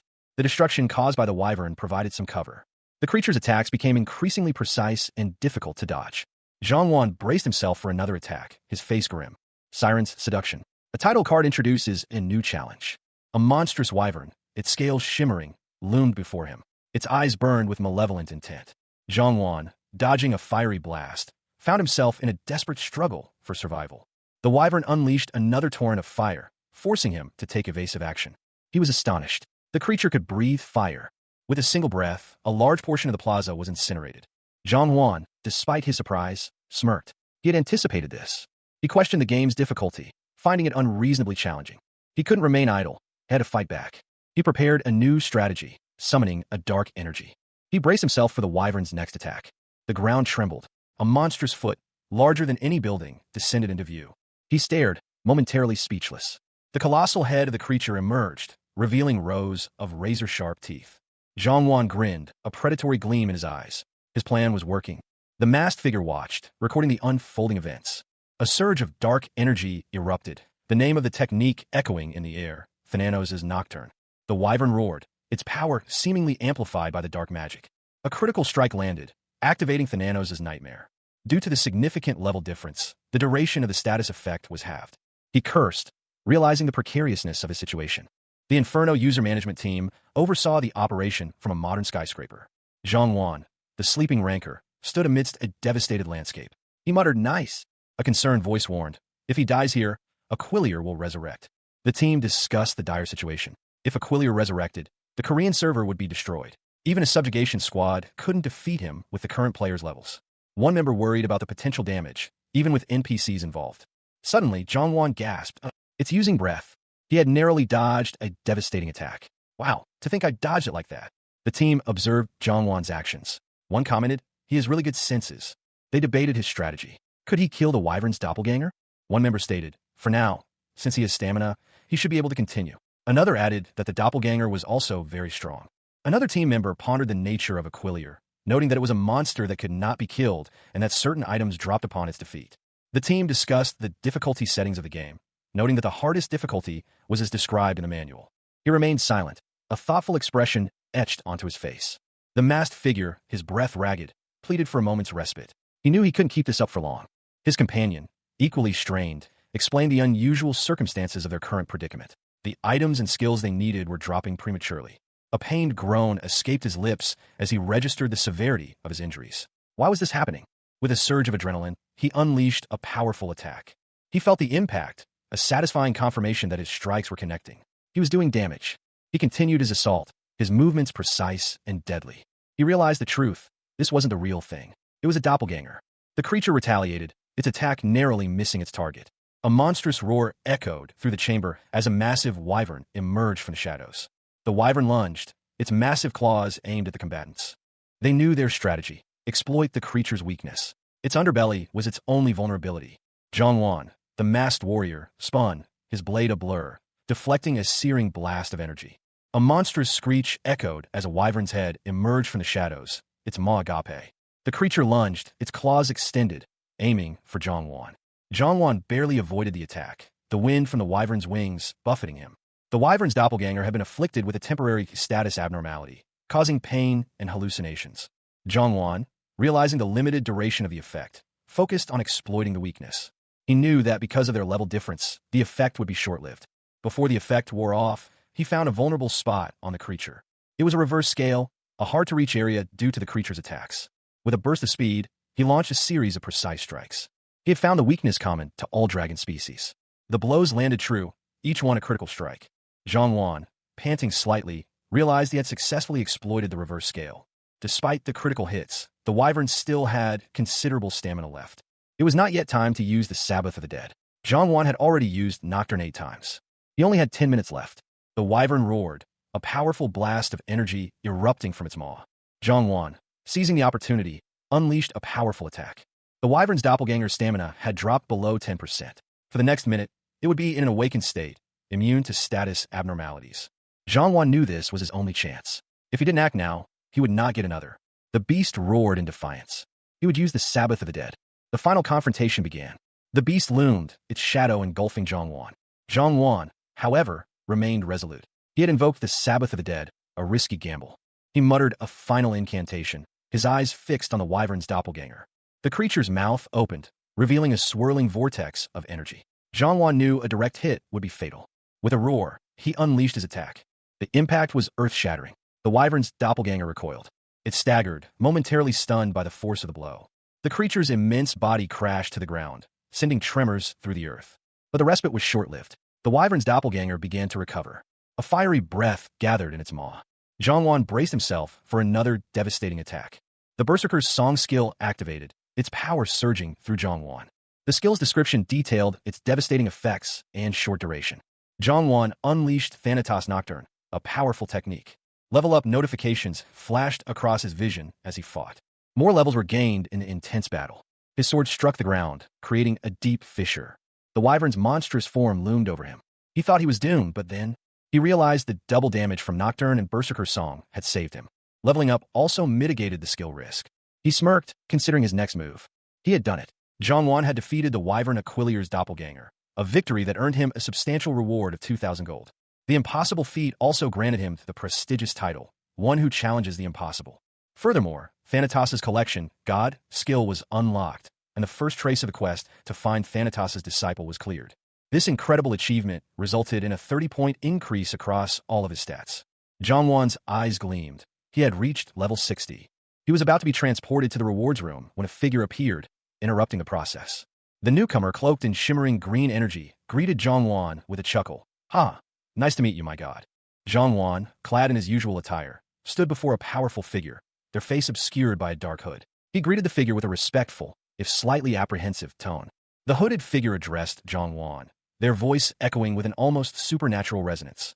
The word disciple hung heavy in the air. Zhang, however, quickly realized that the figure before him was not real. It was a hologram, a recording of some kind. The recording continued, explaining that Zhang arrival signified his success in overcoming a significant challenge. His actions had proven his exceptional abilities. The hologram then revealed that Zhang bravery and skill were truly remarkable, exceeding even the expectations of his mysterious instructor. Zhang, realizing the true nature of the recording, felt a surge of anger. He recognized the voice as belonging to the one who had set him these trials. He confronted the unseen figure behind the recording, his frustration evident. He called the figure a crazy bastard. Zhang vowed revenge, but then the recording continued, offering him a choice. The hologram explained that he would be given the authority, but he had to choose between two options. He was given the choice between the god's relic and another authority. The choice would determine his future path. The details of Thanatos' call, a devastating power, were revealed. It could kill all within a 100-meter radius, but at a steep cost. Zhang considered the risks. The loss of experience points for a week was significant, but the power was tempting. Zhang stared, speechless, at the holographic projection. The image before him offered a stark choice. He considered the implications. A legendary item and skill book were at stake, but the acquisition was unlikely. He found a small measure of relief. The Wyvern seal remained unbroken. Thanatos' summoning appeared, a surge of purple energy. He mused on the potential consequences of the experience points. His colleagues noticed the strange occurrence. He dismissed their concerns. He wondered why this was happening. The only upside was that it would prevent rapid leveling. He knew his leveling speed would increase eventually. Zhang headed to the higher-up's office, stopping by the development team on the way. The young man, Zhang, examined the interface, a look of disbelief washing over his face. He muttered to himself, "This is amazing." A description of Thanatos' lucid, dreaming authority appeared, detailing its passive and active effects, highlighting its significant power and drawbacks. He stood before a digital interface, considering his options. The system offered him choices for spending his hard-earned points. Zhang reviewed the details of the DP store cooldown reduction, realizing the implications of his recent upgrade. A wide grin spread across his face as he contemplated the possibilities. He could now acquire 2 legendary skills within a month. He carefully weighed the pros and cons of the Berserker's song skill, acknowledging its immense power and the cost of its activation. Another player, seemingly experienced, approached and commented on his wise choice of authority. Zhang was informed that the castle would soon vanish. A slight smirk played on his lips. The in-game notifications appeared, warning him of the impending castle's disappearance and the danger of remaining. He prepared himself for a confrontation, his anger evident as he vowed to strike first. The castle crumbled, debris raining down as Zhang and another figure clashed. He faced a mysterious woman, her attire having changed dramatically. He questioned whether she had failed in her task. Zhang, his brow furrowed in thought, questioned the disappearance of the castle. He already knew the answer, of course. His companion, a woman in regal attire, also admitted to having fallen for the same illusion multiple times. They stood before a shimmering portal, the woman excitedly anticipating the rewards. Zhang, however, expressed his disappointment at the underwhelming nature of the rewards. He had been pleased with the skills he obtained within the castle, but the items were less impressive. His companion inquired about any additional items acquired after defeating the monster within. Zhang, surprised by the legendary great skill book, decided to examine his other new items first. He reviewed the stats of his new Desert's Mirage shoes, pleased with the increased movement and attack speed and the added Mirage skill. Next, he examined the Belt of Dreams, noting its ability to negate unavoidable attacks and induce hallucinations. Finally, he looked at Killian's Ring, a powerful item requiring a high level in stats, but currently unusable. Zhang marveled at the WRM's Heart, a legendary consumable item, and decided to consume it later. Zhang obtained a legendary dragon language skill book. He examined the book's description, noting that it was restricted to mage legendary class jobs. However, further inspection revealed that the restriction was only a suggestion, and he could use it. Upon activating the skill, He learned that it ignored cooldowns on all magic skills, but at the cost of increased mana consumption. He then met with Rina and Hyun-sung, who complimented him on his newly acquired items. Rina expressed her envy at his good fortune. Rina wished him good luck. Jongwon also obtained a legendary skill called Wake Up Song, which could awaken allies from sleep while maintaining sleep effects. He pondered the utility of this skill, questioning its practicality.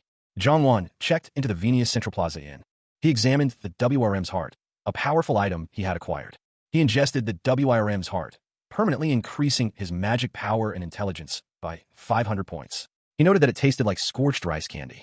He initiated the process, readying himself for the next stage of his advancement. The command to equip the Belt of Dreams appeared before him. Following this, he equipped the Desert's Mirage, another crucial element in his strategy. This new configuration allowed him to utilize his magic bullet as a primary offensive tool, rather than just a deterrent. A significant upgrade to his combat capabilities. He mused that his magical prowess would now be readily apparent to others.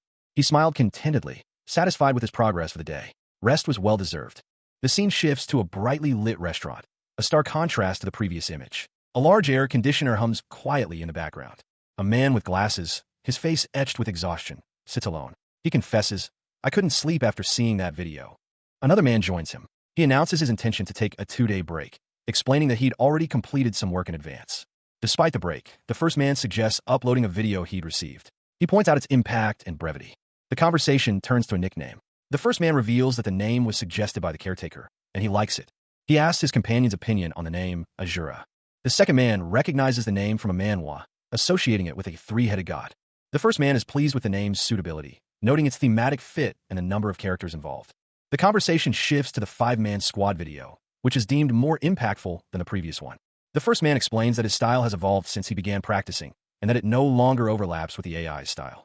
The second man comments on the noticeable difference in style, highlighting the improved quality. The first man expresses relief that the previous work won't be wasted, and the second man agrees. Jongwon contemplated his next move. He believed it best to delay sharing the video of the Leakin and Aquilier's doppelganger. Across the table, his companion, Hyun-sung, inquired about the possibility of another video. Hyun-sung, a perfectionist, urged Jongwon to send a less polished video, suggesting they could edit it later. Jongwon agreed to send a suitable video. Hyun-sung then asked about Jongwon's current hunting location. Jongwon revealed he was currently in Venia. Hyun-sung expressed surprise at Jongwon's speed, questioning if he'd encountered a PK guild. Jongwon clarified his preference for solo hunting, dismissing the idea of joining a guild he considered to be more like a gang. He explained his desire for a more relaxed hunting experience, admitting that solo play had become monotonous. Hyun-sung jokingly boasted about his social skills, while Jongwon mentioned the boredom of solo play. They agreed to wait for a suitable hunting opportunity to record video. Dorgnome, Venia's mayor, had placed Jongwon on the wanted list after he'd taken all the rewards for himself. Furthermore, the Superhuman Guild had completely disbanded. Because he was currently wanted, Jongwon couldn't connect using Reiner. A furious official vowed to send him to the royal prison, a maximum security facility. Jongwon, devastated by the destruction of everything he had built, swore revenge. He had been planning to sell a certain item if he needed money later, but now he had no choice but to use it. He decided to create a new account. He would obtain a unique rank class. With this, he would take revenge. He had gained 36 DP from sleeping for 31 hours and 40 minutes. He noted how much it had doubled. He got up from his bed in the Venus Central Plaza Inn. He smiled, anticipating the skill he would gain at level 60. The skill description for LV.max is shown. It's a powerful skill that allows the collection of boss souls. He examined the newly acquired skill, a subtle power that hinted at greater potential. A quest, then, was the next logical step. The quest board, a familiar sight in this bustling city, beckoned. A crowd of adventurers milled around, each with their own goals and ambitions. He decided to prioritize quests with the highest rewards, a pragmatic approach given his current circumstances. His eyes fell upon a communal quest, Shark's Fin. It seemed promising. He accepted the quest, eager to begin. A familiar voice cut through the air. Someone he knew from Rihei, a place where he'd made some questionable transactions. Amir, the man from Rihei, recognized him. Surprise flickered across his face. Amir, slightly embarrassed by the unexpected encounter, apologized for not remembering him immediately. Jongwon explained his presence, mentioning the Survey Corps' involvement in his current mission. Amir, impressed by Jongwon's quick wit, inquired about his hunting plans.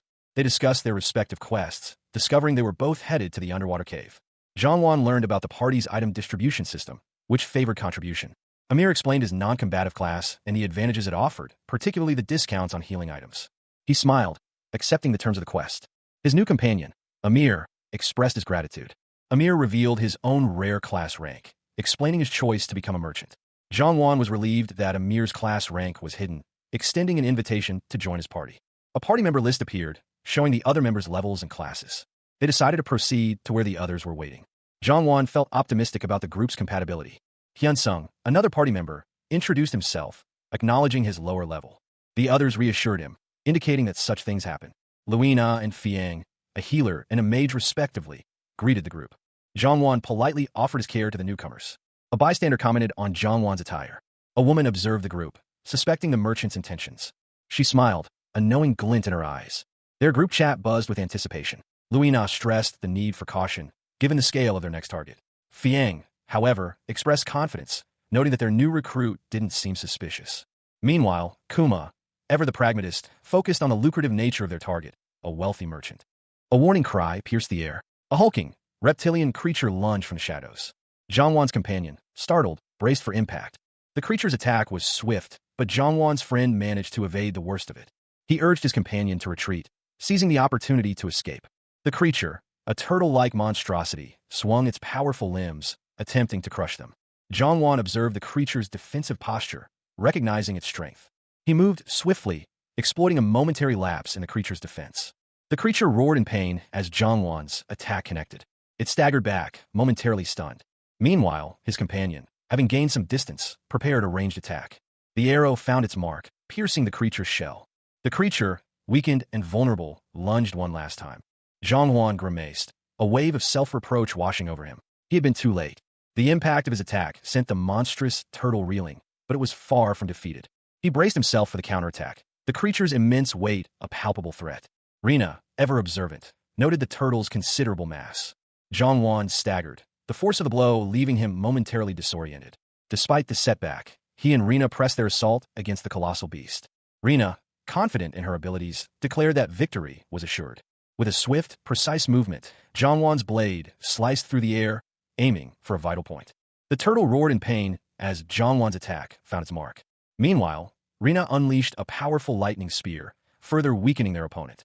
The lightning spear struck its target, causing a significant shock. The battle concluded with the turtle's defeat, leaving Zhang and Rina victorious and relieved. Zhang companions observed Hyunsung's impressive strength and coordination during their operation, noting the merchant's predictable behavior. They continued with their plan, carefully monitoring the situation. Zhang reflected on his improved strength control, finding a balance between frustration and enjoyment. He received the quest items from his team. After calculating the prices, he shared the remaining items with his team. Zhang received a significant sum of gold from Amir. Overjoyed by his earnings, Zhang suggested they rest before continuing their journey.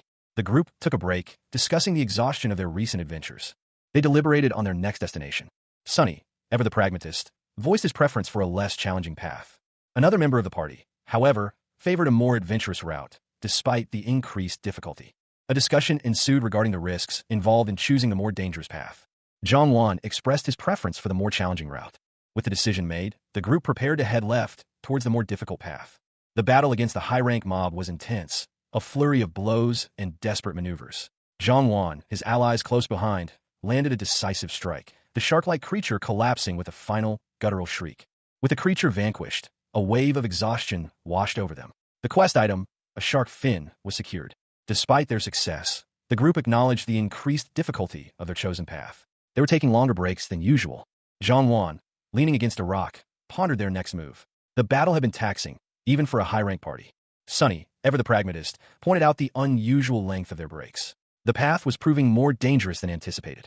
He noted that other parties they'd encountered along the way had also taken similar extended breaks, suggesting a common difficulty. Zhang, however, noticed something else. The other members of his party kept stealing glances at him, their behavior suspicious. He wondered if they were after the quest item he had just obtained. Their secretive behavior fueled his suspicion. Sunny and the others continued to discuss their strategy, seemingly oblivious to Zhang growing unease. Amir, however, seemed detached from their scheme. The group decided to continue their journey, with Zhang volunteering to lure the next monster while the others watched from a distance. Sunny, however, suggested they keep a close eye on Zhang interaction with the next monster, hinting at his suspicions. Zhang, alone, reflected on the events. Despite his focus on battle, his team had managed to keep up, a testament to their skill and coordination. He couldn't even greet his companions. Narcolepsy had struck again. He regretted not adding them as friends on his contact list. A warning came, cutting through his drowsiness. Something was approaching. A monstrous shark-like creature emerged from the depths, its presence filling the narrow passage. Meanwhile, Sunny, ever the showman, casually tossed a small object into the fray. The object struck the creature, eliciting a roar of pain and fury. The creature lunged, its massive form a blur of motion. Observing from a distance, Rina and another party member commented on the creature's impressive aggression and the rarity of its abilities. Hyunsung, ever ready for action, engaged the beast with his sword. He unleashed a powerful lightning bolt, striking the creature directly. The impact caused significant damage, leaving a gaping wound on the creature's side. Hyunsung considered the possibility of taking another hit, weighing the risks and rewards. The creature retaliated with a powerful blow, sending Hyunsung flying.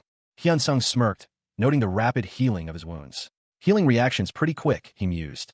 Suddenly, a monstrous, shark-like creature emerged from the water, its body crackling with electricity. The creature lunged, its attack narrowly avoided by Hyunsung's lightning-fast reflexes. One of Hyunsung's companions observed, "Phew, your lightning magic is always impressive." "Nah, its force is stronger because we're in a water attribute dungeon. I have to be careful since I can electrocute party members if I aim wrong." Meanwhile, Sunny, another member of the party, checked his inventory. No shark fin this time. He then produced a pile of gold. "But there are a lot of other miscellaneous items, so it's a lot of gold. Here you go." Hyunsung and his companions continued their exploration, with one of them pointing towards something in the distance. They noticed something unusual in the distance. One of them commented, "There's nothing. I have skills to have better eyesight and reaction speed as an archer, so you guys must have not seen it. There's something strange over there."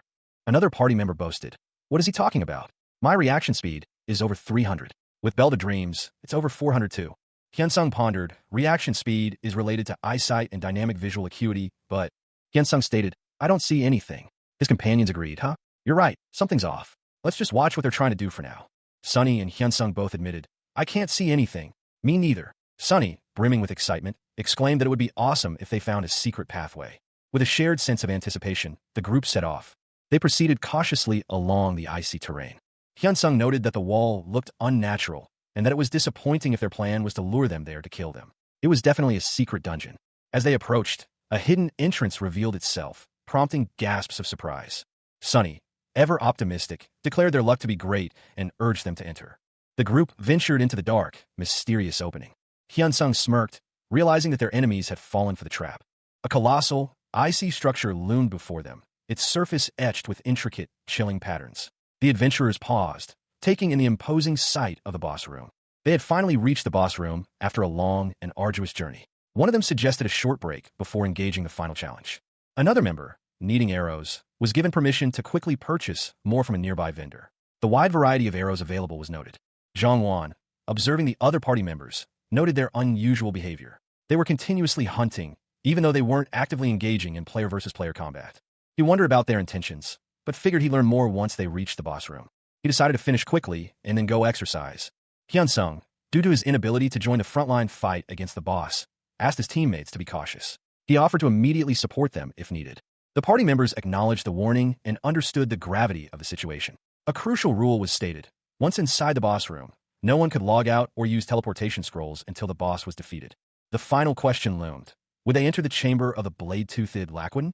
Zhongwan, the party's leader, stood poised, his expression a mixture of anticipation and caution. The announcement of the blade-toothed Laquidin's awakening echoed in his ears.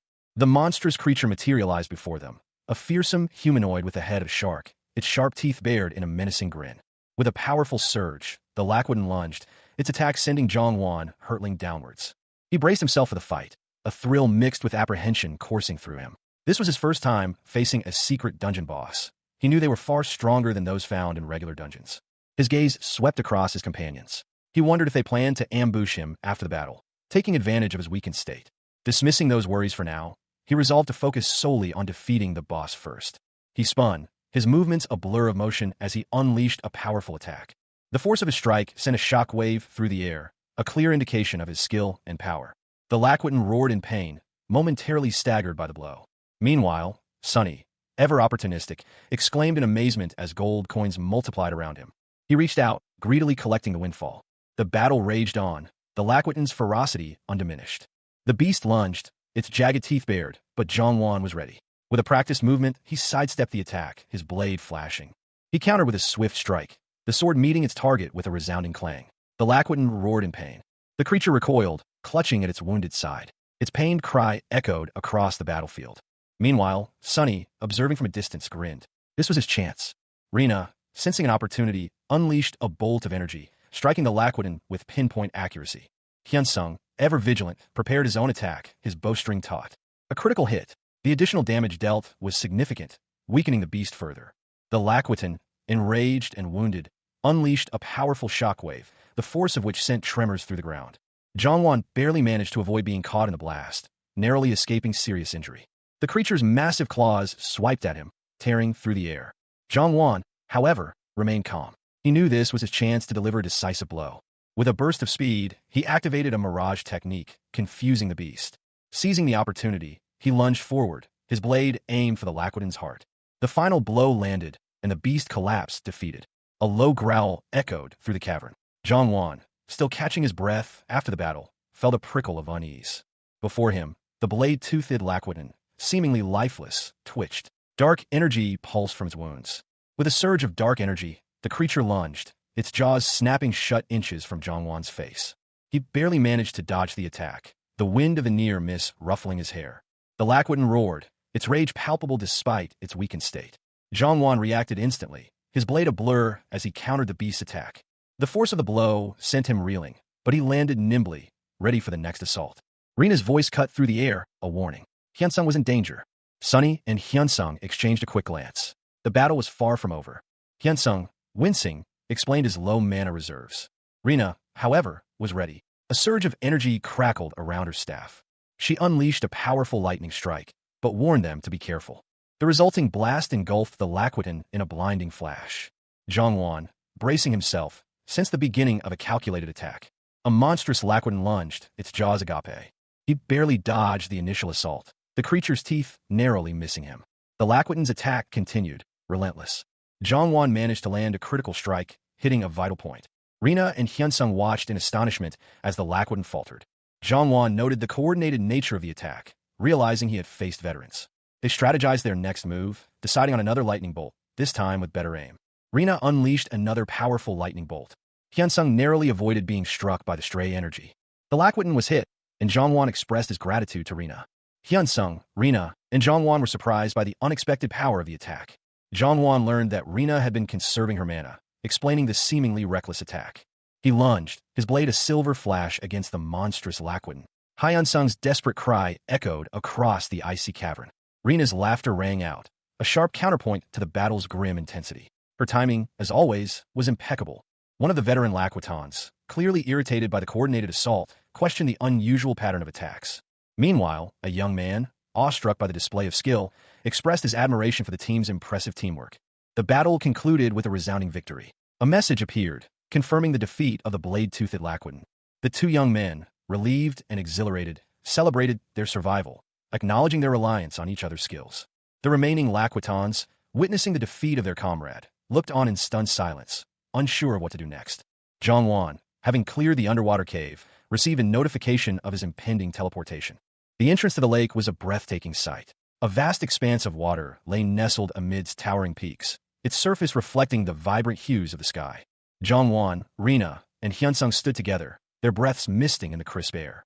They had just defeated a formidable boss, a feat made possible by their combined efforts. Meanwhile, Sunny, ever the pragmatist, declared his intention to claim all the spoils of their victory. Zhongwan, satisfied with his share, readily agreed. He had already gained much from the hunt. The group divided the loot amongst themselves. Sunny took the gold and other items, while Zhongwan selected the leather armor. He noted with a slight frown that the others had chosen their rewards without consulting Hyunsung, a breach of etiquette. Zhongwan, however, seemed unconcerned by their actions. He was more interested in the skill book he had acquired.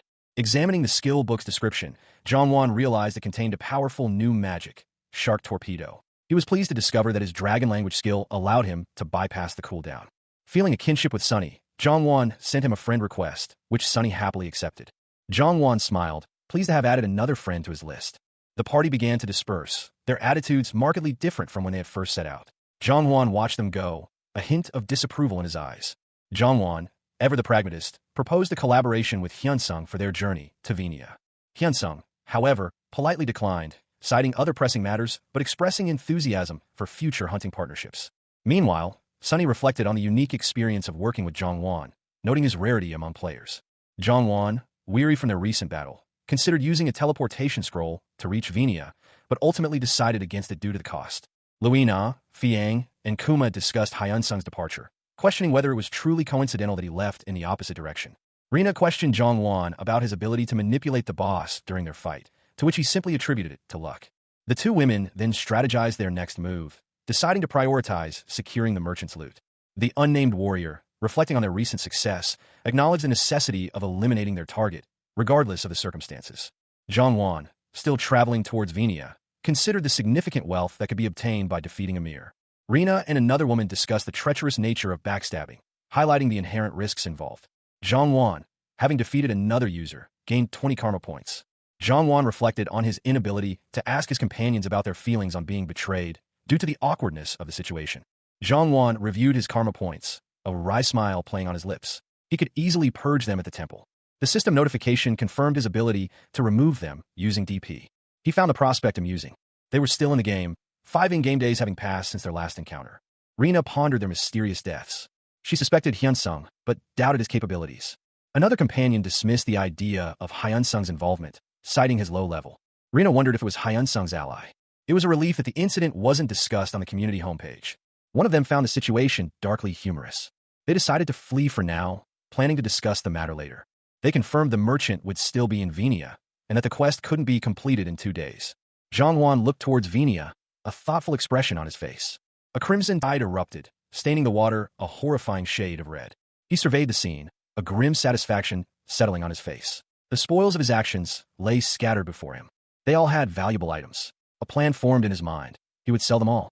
The game notified him of his latest kills, rewarding him with karma points. He smirked, pleased with his efficiency. He chuckled, acknowledging the addictive nature of his actions, but reminding himself to avoid killing innocents. A question lingered. Should he continue his killing spree? He considered 3 more, then 4. His online persona, Azura, had yet to upload any videos. He felt it was almost time. A video of a masked hunter, titled Hunter Azura, had already accumulated views. The clock showed the time. He awoke with a groan, the effects of his narcolepsy wearing off. If not for his condition, he would have slept through the entire event. Zhongwan's sister, Rina, surprised him with an unexpected greeting. Her voice held a mix of shock and delight. He had just woken up, startled by her sudden appearance. He looked disoriented, still half asleep. Rina, holding a tablet, urged him to watch a video. Her excitement was palpable. Her outburst startled him, causing a small wince of pain. She questioned his unusual behavior. Zhongwan, now fully awake, examined the video on the tablet. He recognized the masked figure immediately. A flashback showed the masked figure's incredible skill in the game, splitting an arrow in 2 with a single strike. He thanked Rina for showing him the video, a gesture that confused her. Rina explained that she was thanking him on behalf of her friend, who had created the video. Intrigued, Rina asked if he knew the person in the video, referring to him by his in-game name. Zhongwan confirmed that he knew the masked figure, revealing a connection between them. Rina expressed her amazement at this revelation, highlighting the figure's impressive skills. She then asked Zhongwan a favor, her tone shifting to a more serious request. Rina explained that her guild was highly selective and prestigious, further emphasizing the significance of her request. Zhongwan pondered the advantages of joining Rina's elite guild. It offered not only prestige, but also the freedom to operate independently. He considered Rina's assessment of the guild's positive atmosphere. Rina, ever the pragmatist, cautiously suggested he ask, though she couldn't guarantee a positive response from the guildmaster. She explained that the masked player, a Juranim, shown in the video, was of legendary rank, a fact that impressed Zhongwan. Rina stressed the importance of keeping this information confidential. Zhongwan agreed to only inform his guildmaster. He would simply mention a Juranim's exceptional rank. Rina, needing to log in, asked Zhongwan to help her into the game capsule. He carefully lifted her. Rina, feeling self-conscious, asked him to put her down quickly. He complied, and she apologized for her weight gain. Zhongwan reassured her, mentioning his previous concerns about her leg condition. She playfully warned him not to discuss her weight with other girls. Zhongwan, slightly embarrassed, received a small cut on his lip. He watched Rina disappear into the game capsule, a wave of relief washing over him. His expression brightened, a genuine smile gracing his lips. It was a relief to see her in better spirits. He had intended to tell her about the video as a surprise, but decided to share the news later. A phone call interrupted his thoughts. It was Hyuna, informing him about the video's upload. He acknowledged Hyuna's help, understanding that without her heads up, things could have turned out far worse. Hyuna's words prompted him to check his search rankings. He was shocked by what he found. His mind raced, trying to process the information. Azura video, Azura class. His eyes widened in disbelief and a hint of dawning comprehension. The video had already amassed millions of views, and his subscriber count was staggering. He was overwhelmed by the sudden turn of events. What on earth was going on? The landscape was serene, a vast expanse of rolling green hills under a bright blue sky. A lone figure, Rina, with flowing blonde hair, appeared in the distance, her form silhouetted against the clear sky. She moved with purpose, her pace quickening as she approached a large, brown bear. The bear, startled by her sudden appearance, rose on its hind legs, revealing its imposing size. With a mighty roar, it charged. Rina reacted swiftly, dodging the bear's attack with practiced ease. She unleashed a lightning-fast attack, stunning the beast for several seconds. The stunned bear roared again, its eyes blazing with fury. Rina seized the opportunity, delivering a final, decisive blow. She reflected on her performance, acknowledging her continued need for improvement. Gathering the spoils, she prepared to deliver the items to their intended recipient. Rina resolved to return to the village first. She arrived at Rihei Village's central plaza, a bustling hub of activity. The plaza was filled with people going about their daily routines. Rina engaged in conversation with a group of people, discussing a recent video. Even the renowned Luda acknowledged the video's impact. They were amazed by how quickly the video had gained popularity. Intrigued, Rina checked the video's homepage. She recognized the figure in the video. The long sword and mask were unmistakable. It was Hyunsung. Rina confirmed her suspicions. She noted that his movements were smoother and more precise than before. This area was near Venia, a significant location. Rina, having investigated, confirmed the location's similarity to the one indicated by the Superhuman Guild. She declared, "Let's go to Venia." The Hero Guild's headquarters loomed before them. Inside, Rina examined a promotional video featuring Hyunsung. She reflected on his newfound fame, surprised by its extent. Despite the video's editing, she couldn't pinpoint his exact location. Suddenly, someone startled her. Her companion asked if she had seen Hyunsung's video. She responded that it had already garnered 70 million views. The companion revealed that Hyunsung was an acquaintance of her brother. She considered the possibility of Hyunsung joining their guild. They discussed sending a message to Hyunsung's brother. She expressed a desire to meet Hyunsung, even if he didn't join the guild. The conversation shifted to a past hunting trip with Hyunsung. Hyuna relayed a message, hoping to increase the chances of a certain someone joining their guild. Her companion, however, cautioned her against getting her hopes up. She decided to personally deliver the news to her brother. The scene shifted to a modern apartment building. Rina arrived at her brother's apartment, calling out to him. He appeared surprised but greeted her. Rina inquired about his contact with Azurnim. He hadn't yet, but Rina explained that their guild master wished to meet him. He was shocked to learn that Rin Yuni, their guild master, had previously hunted with Azurnim. Rina explained that Azurnim would recognize her from a previous encounter at the Leekin's cave, and that she needed to deliver some items. Realizing Rina was referring to Rin Yuni, he pondered the implications. Rina suggested they meet together, and he agreed. He realized Rina would know his identity as Azura. He worried that even without his mask or nickname, Rina would still recognize him. He contemplated how to obtain the items. A simple thank you was exchanged, the transaction complete. The image depicted the majestic Karen Empire, its capital city a breathtaking sight. Preparations for the upcoming competition were well underway, though it would still take a month to fully finalize. The king, amused, noted that this meant the competition would begin a month later than initially planned. An advisor informed the king that the preparations, including applications and preliminary matches, would take at least 40 days. The king pondered who would dare oppose an imperial order. He then instructed his advisor to divide the participants into 4 categories based on strength. In East Venia, someone reacted with disbelief to some news. The person was shocked by what they saw. Elsewhere, a group found themselves in a desperate situation, urging each other to flee. A monstrous creature loomed over them. A fierce battle ensued, with one combatant being violently attacked by a large wolf-like beast. A monstrous, ape-like creature, its massive form dwarfing a fallen warrior, roared in triumph. A large serpent coiled around the ape's arm, adding to the scene's chaotic energy.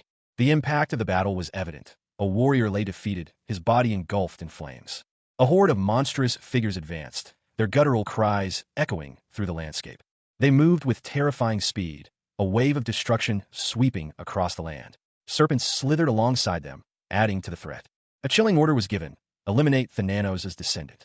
He stood, his reputation finally reaching 100. The young man considered his next move. He worried about the consequences of his actions, knowing that Thananos' apostle might question him again. Despite the risks, he decided to seek answers. It wouldn't be a waste of time to investigate. He believed that information about Thananos might be found in this place. The Pantheon's entrance requirement was clearly stated: a reputation of 100. He approached the grand building, a sense of anticipation filling him. The imposing structure of a grand temple filled the horizon. It was a place of worship, radiating an aura of serene power. Before it, a crowd of figures gathered, their movements suggesting a mixture of anticipation and apprehension. Zhang the young man in a red jacket, approached cautiously. A paladin, his face etched with concern, watched him from the temple steps. He amused himself that the temple's access control was strict, yet for him, it felt like a free pass. He wondered if his reputation, exceeding 100, was the reason. The priest's unusual reaction to his presence struck him as odd. He questioned whether they were afraid of him, a thought that surprised even himself. A priest, startled by Zhang sudden appearance, stumbled backward in surprise. Nearby, others whispered about the reason for Zhang exemption from the usual verification process. They debated whether he was a high-ranking priest, noting the unusual behavior of the paladins. A young man, noticing Zhang gaze, quickly averted his eyes, muttering to avoid him. Zhang, overhearing their conversation, understood their avoidance stemmed from fear of him. He found their hushed whispers rude. Even the other players were giving him a wide berth. He wondered what he had done to cause this. He pondered if his Thanatos descendant status and the energy he emanated were the cause of the widespread avoidance. Zhang, deep in thought, mused about the unusual avoidance he'd been experiencing within the game's environment. He realized that, as the god of death and sleep, Thanatos' presence would naturally cause apprehension among the temple's priests. He was suddenly aware of a high-ranking individual approaching. A priest, bowing deeply, apologized for the delay in escorting such an important person. The priest's visible, trembling hinted at the underlying tension. Zhang companions suggested they move to a less crowded area. They recognized the priest as the temple's bishop. The recording system seemed to have been disabled. In the bishop's private chambers, Zhang felt uncomfortable with the formality of the situation. He learned that the bishop was in charge of the temple dedicated to the sky god. The bishop, despite his nervousness, insisted on being polite. Zhang chuckled, realizing he should leave quickly after completing his task. Suddenly, a powerful force struck the bishop. Zhang reacted defensively, wondering if it was an attack. A figure in a priest's uniform appeared, adding to the escalating tension. A dark figure, cloaked and imposing, stood before a grand, ornate altar. The air crackled with an unseen energy. He watched, his face obscured by shadow, as a young woman with vibrant teal hair wept silently. Close up on the woman's face, tears streaming down her cheeks. Suddenly, a violent force erupted, striking the woman with brutal impact. The force shattered the surrounding area, sending debris flying. The woman, her face contorted in pain, braced herself against the onslaught. Blood splattered across her face as the attack intensified. Zhang, observing from a distance, reacted with a look of shock and concern. He muttered, "He's crazy." The injured woman, despite her wounds, pushed herself up, declaring, "Who cares about information? I just want to leave." A woman with fiery red hair wept openly, calling out, "Bright Master!" Close up on the woman's face, blood streaming down her face as she laughed maniacally. Zhang master, appearing calm and collected, stated, "Master, I will escort you myself, as there is nothing of use." Zhang, accompanied by a priestess, stood before a majestic altar. He expressed his apologies, uncertain if he could truly follow the priestess's instructions. The priestess explained that Zhang, being an NPC related to her class, could obtain a new skill by visiting Lord Thanatos' altar. Zhang, contemplating the information, nodded in agreement. They arrived at Thanatos' altar, a place of worship dedicated to the Lord Thanatos. The sheer size of the church dwarfed other religious structures, yet it lacked priests. Zhang gaze fell upon the imposing structure. His expression shifted to one of concern as he noticed the absence of priests. The priestess, humbled by Zhang status, requested he speak informally to her. Zhang found her behavior unusual, deeming her actions insane. He reluctantly agreed to speak informally. Zhang inquired about Thanatos, given his recent status as a descendant. The priestess, wounded, offered to share all her knowledge. Understanding the length of the conversation to come, she invited Zhang to sit. The priestess and Zhang sat across from each other at a small table, a tense silence hanging between them. The priestess seemed to be considering her next words carefully. Zhang, sensing her hesitation, spoke. He insisted on hearing everything she knew about Thanatos immediately. He clarified that his previous question about the tea had been a diversion. His true intention was to learn about Thanatos. The priestess's expression turned serious. She began to explain that Thanatos was the strongest of all gods. Zhang, however, found it hard to maintain his serious demeanor for more than a few seconds. Their conversation continued, marked by a mixture of seriousness and subtle awkwardness. The priestess, flustered, wondered if there was something on her face. Zhang reminded her of her promise to tell him everything about Thanatos. He pressed her, pointing out that she had already claimed to know everything about the deity. Zhang frustration grew, questioning the priestess's behavior. Realizing the priestess had been evasive, Zhang felt his time had been wasted. Zhang expression showed his disappointment and annoyance. Zhang, his expression unreadable, questioned the young man trailing him. "What are you doing?" The young man, seemingly unfazed, replied, "Pardon? I'm following Master, of course, in order to serve you." Zhang pressed further, "No. Why are you following me?" The disciple's response was immediate and unwavering. "Isn't it a given that wherever the Master goes, the servant follows? Moreover, the disciple has also given me an order." The disciple continued, explaining, "And when that time comes, our Master will come, so make sure you support him well then." Zhang, thoughtful, realized the implication. He knew that I would come. That meant. A subtle smile played on the disciple's lips. He mused, "This guy is necessary in order to find the next trace?" Zhang questioned, "When did the disciple say that I would come?" He recalled the disciple's instructions. "He said you would come after I could feel an evil energy in the east. He also said that if you came before that happened, I would make you come back and find me after finding the trace." Despite the time that had passed, Zhang felt a certainty. "Although this happened long ago, it feels like it just happened yesterday. So, I am certain. I'm sure that I'll need that guy in the next quest." A sigh escaped Zhang lips. The thought of his next steps weighed heavily on him. "Does that mean that I have to go around with that guy until I unlock the level 100 quest?" The disciple added a final piece of information. He also said that monsters will mob this place soon, but I'm not sure if that's true." Zhang, confused, questioned his master's cryptic words about the importance of the nearby monster's mobilization. He was unsure, but the monsters, blinded by the wyvern, would be drawn to his master's energy and pursue him. Having obtained the first trace, the monsters would be blinded by the wyvern's power and attack him. A notice board displayed a warning. Monsters were heading for Venia. The emergency quest to protect Venia was ranked A+. Zhang found the prospect of siege warfare amusing. Thananos' priest, Libius, would join him as an ally, but due to the significant level difference, Libius could only provide buffs and heals. Zhang and Libius noted the significant difference in their levels. Libius's level was 560, too high for Zhang to see his stats. Zhang pondered the absurdity of the situation. The official number 1 ranker was around 360, yet here was Libius. Libius, happy to assist his master, offered free buffs until Zhang reached level 100. They prepared to head off towards the monsters. Zhang declared, "Let's go." He leaped into the air, arms raised in triumph, alongside his companion. A shared victory, hard-won and exhilarating, filled the moment. Zhang, the protagonist, sat before his computer, his fingers flying across the keyboard. The rhythmic tapping echoed in the otherwise silent room. With a final decisive click of the mouse, he leaned back, a sigh escaping his lips.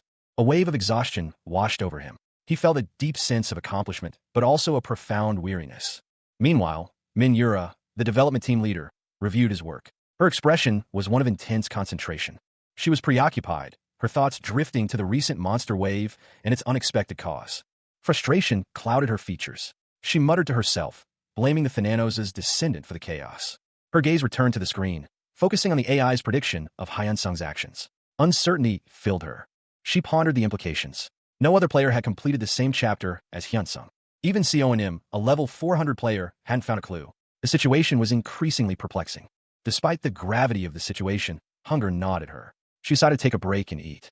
Her thoughts turned to Thananos' lucid dreaming and the hidden NPC, Libius, who was following Hyunsung. She carefully held a container of instant ramen, a small comfort in the face of overwhelming challenges. Manhwa meticulously reviewed the data on the screen before her brow furrowed in concentration. The numbers painted a stark picture. Zhang, currently at level 85, stood poised to reach level 100 if he participated in the upcoming siege. She tapped a finger against the screen, her gaze shifting to the timer, counting down the remaining minutes. Her thoughts drifted to the skills Zhang would unlock upon reaching level 100. A small, cheerful illustration popped up, depicting a young man excitedly showcasing 2 skill books, one passive, the other an ultimate skill. But the implications of this were far more significant than just a simple skill upgrade. The descendant of Thananos, a formidable figure, was about to gain immense power.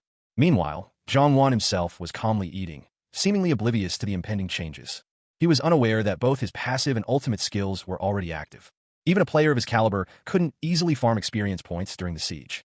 She estimated that he could only level up by about 10 levels at most. Elsewhere, 2 other players celebrated their success, their excitement palpable. Their joy was short-lived, however, as the reality of Hyunsung's rapid advancements sunk in. Manhwa's eyes widened, her expression shifting from calm observation to stunned disbelief. An idea struck her. She needed to know the exact number of experience points Hyunsung had gained. She quickly calculated the potential outcome if Hyunsung killed all the monsters. The result was astonishing, level 101. A notification appeared on Manhwa's screen, detailing a crucial update to the game's mechanics.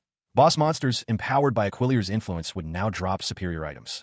She continued to monitor the progress of the Empire's fighting competition, her gaze fixed on the screen. The second trace quest had concluded without a time limit, a fact that weighed on her mind. She sighed, deciding to prepare for the upcoming competition instead of dwelling on the past. Following instructions, she closed all videos related to Hyunsung and focused on the competition's progress. She worked diligently, her focus unwavering. Team leader Minura was once again immersed in her work. Frustration mounted as she wondered why others were entering the competition. Tears welled in her eyes as the pressure intensified. She muttered to herself, resigned to another night of overtime.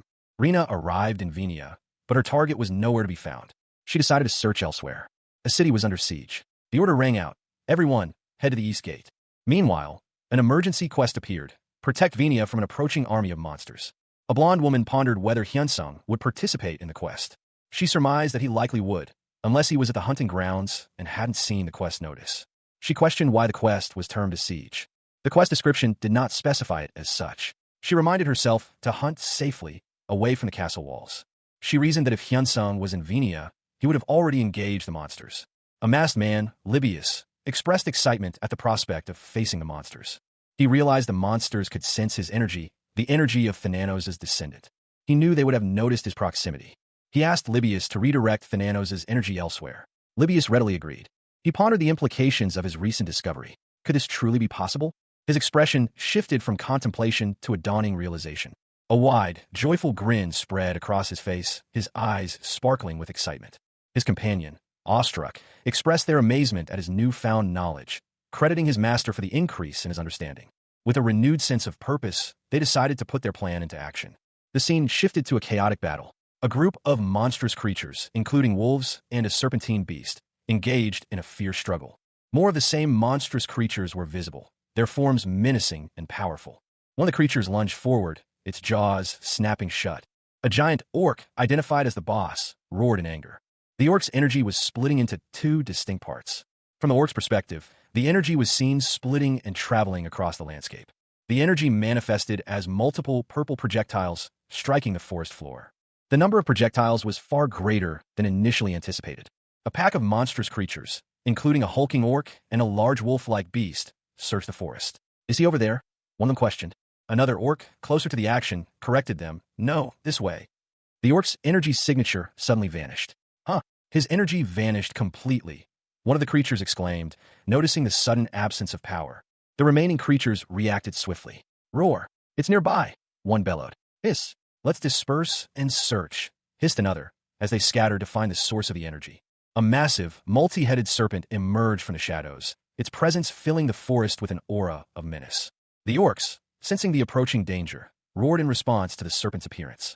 Observing the scene from afar, a strategist pondered, "Is it because they got the wyvern's power?" He continued his assessment. "I can tell they've grown a lot stronger just by looking at them." Meanwhile, another individual, masked and cloaked, reflected, "This plan would be impossible if Libius wasn't here. I thought that it would be possible to split the energy, but to think it would be possible to conceal it." The strategist calculated. The number of monsters seems to be 1,000 subordinates per one boss. So, since there are a total of 4 bosses, the total number of monsters will be no less than 5,000. He assessed the situation. It would have been difficult if they headed to Venia as a whole. "I need to decrease their numbers here a little." The masked figure considered the scale of the operation, but to be honest, putting it frankly, the previous Survey Corps quest disappeared because of me. So with a large-scale quest like this, I shouldn't solo it. The masked man, Zhongwan, spoke to his companion. "There's no need for me to be greedy here.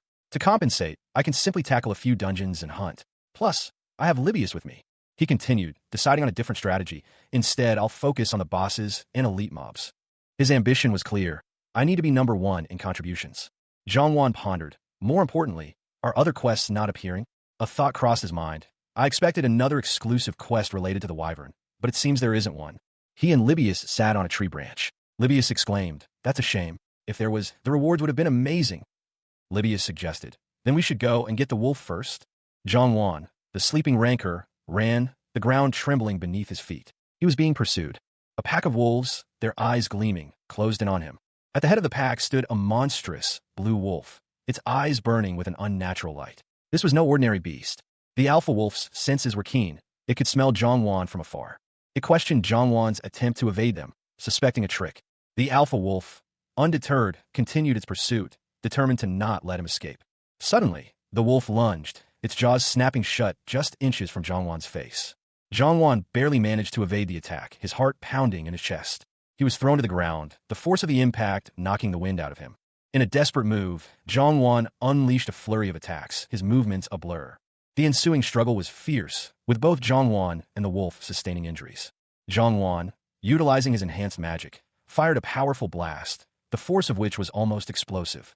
He unleashed a devastating attack, muttering to himself about the surprising power boost from his dragon language incantation. The impact sent several of the wolves sprawling, their howls echoing across the landscape. A chilling announcement cut through the air. Moonwater Ibok, the Alpha, had begun its howl. The wolves' power surged, their strength amplified by 20%. Zhongwan, however, was not without his own advantages. Libius, Thananos' priest, had bestowed upon him the Envoy's Vigor, a temporary but significant power boost. This enhancement increased his skills by 50% for a full hour. Furthermore, all his attacks would be amplified by 50% for 2 hours. With renewed vigor, he charged into the fray, facing the monstrous Alpha. He dodged a devastating blow, narrowly escaping the Alpha's jaws.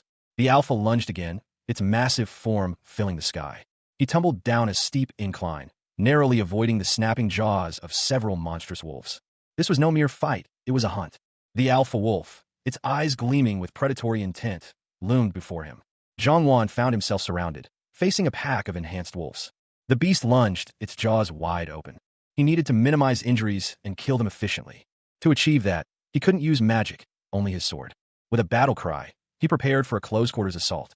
He moved with precision, his blade flashing. The Alpha wolf fell, wounded but still dangerous. Zhongwan, exhausted but victorious, felt the lingering effects of Thanatos Nocturne. A monstrous, shadowy wolf, its eyes burning with malevolent energy, bared its fangs in a ferocious snarl. The beast lunged, its claws extended, aiming for a swift, deadly strike. Its glowing, turquoise eye, filled with primal rage, focused intently on its prey. The hunter, his face partially obscured by a dark mask, stood ready, his posture tense. A triumphant message appeared before him. You have defeated the Moonwater Ibok. Another message followed. You have collected the boss's soul. You currently possess 4 boss's souls. The defeated wolf lay still, its body lifeless on the ground. A notification appeared. A reward has been added as a special reward for this quest. Another message appeared. You have defeated the boss who is strengthened by the power of the Wyvern Aquilier. The best items that a boss can drop have been dropped. He examined the loot. Moonwater's molar, rare. Moonwater's tail fur scarf, unique, and a substantial amount of gold.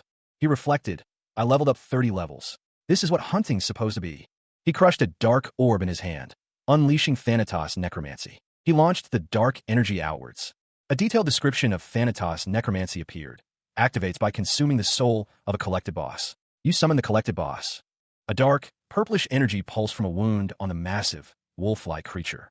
The effect of Thanatos Necromancy had summoned the Moonwater Ibok, resurrecting it through its physical body. The Moonwater Ibok's abilities had increased by 50%. He now had control over the resurrected beast. Zhongwan's companions were impressed by his newfound power, noting the increase in his summoned servants. One of them inquired about the item Zhongwan was holding. The text Black Shar appeared, introducing a new creature. Zhongwan's companion commented that while ogres or giant orcs might be stronger, poison was always annoying. Zhongwan and his companion rode the Moonwater Ibok through a forest, a large dinosaur visible in the background.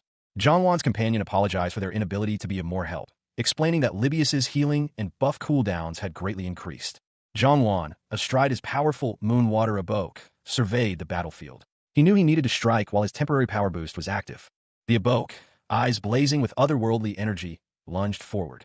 A monstrous, reptilian creature, the Black Shar, rose to meet them, its jaws snapping shut with a terrifying hiss. The Black Shar's attack was swift and brutal. The Ibok, caught off guard, was thrown back by the force of the blow. Zhongwan, clinging to the Ibok's back, braced himself for the next assault.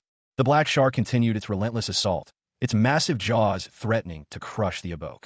Zhongwan, seizing an opportunity, launched a counterattack.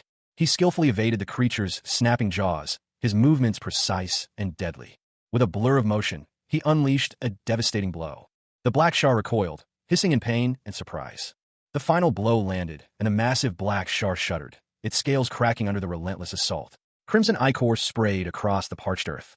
A wave of energy washed over Zhongwan as the beast fell, and he felt a surge of power coursing through his veins.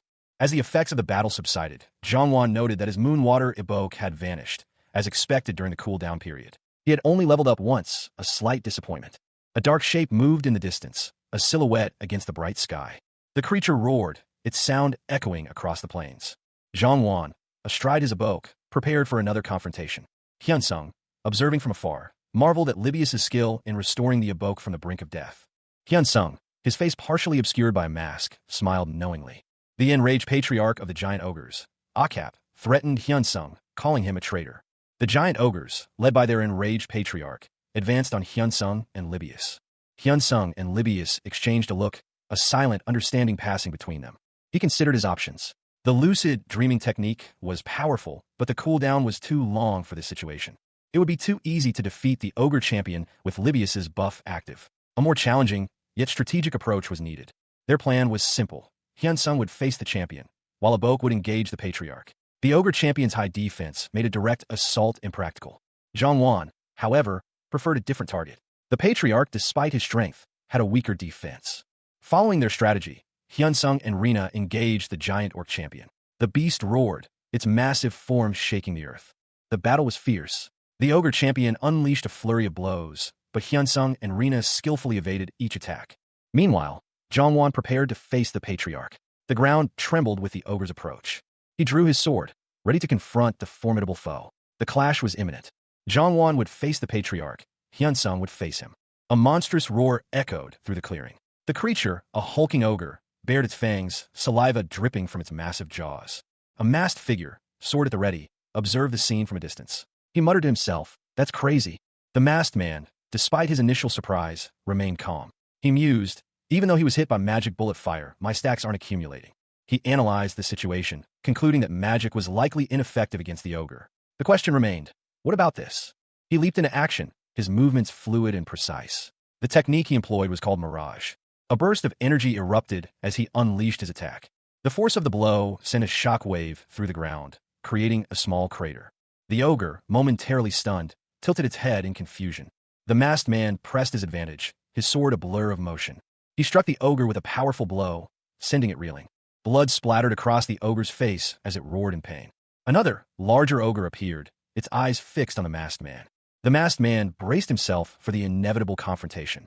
The ogre roared, its attack a blur of motion. The masked man, however, was ready. He had no problems evading attacks, thanks to his Mirage and Belt of Dream skills. He mused about his remaining cooldown time for his DP store, considering his options. The ogre lunged again, its eyes glowing menacingly. Activating a skill, the masked man's strength and reaction speed increased by 30%, making magic attacks effective. He unleashed his shark torpedo technique. The powerful water attack struck the ogre. A larger, more formidable ogre appeared, looming over the masked man. Undeterred, the masked man prepared for another fight. He launched another attack. The ogre was sent reeling. The battle continued. The masked man launched a powerful water-based attack, striking the smaller ogre with surprising force. The blow sent the creature reeling, its armored form momentarily stunned by the impact. It roared in pain and anger, its eyes narrowed in fury as it braced for another attack. He pressed his advantage, his movements swift and precise as he delivered a critical blow. The ogre let out a deafening roar, its body convulsing as it felt the full force of the attack. A notification appeared, detailing the effects of his successful strike. A critical hit to a vital point, temporarily blinding the creature. Seizing the opportunity, he launched himself forward, aiming for a finishing blow. But as he moved in, the ogre's weapon struck the ground, triggering a powerful effect. He cursed, realizing the perilous situation he was now in.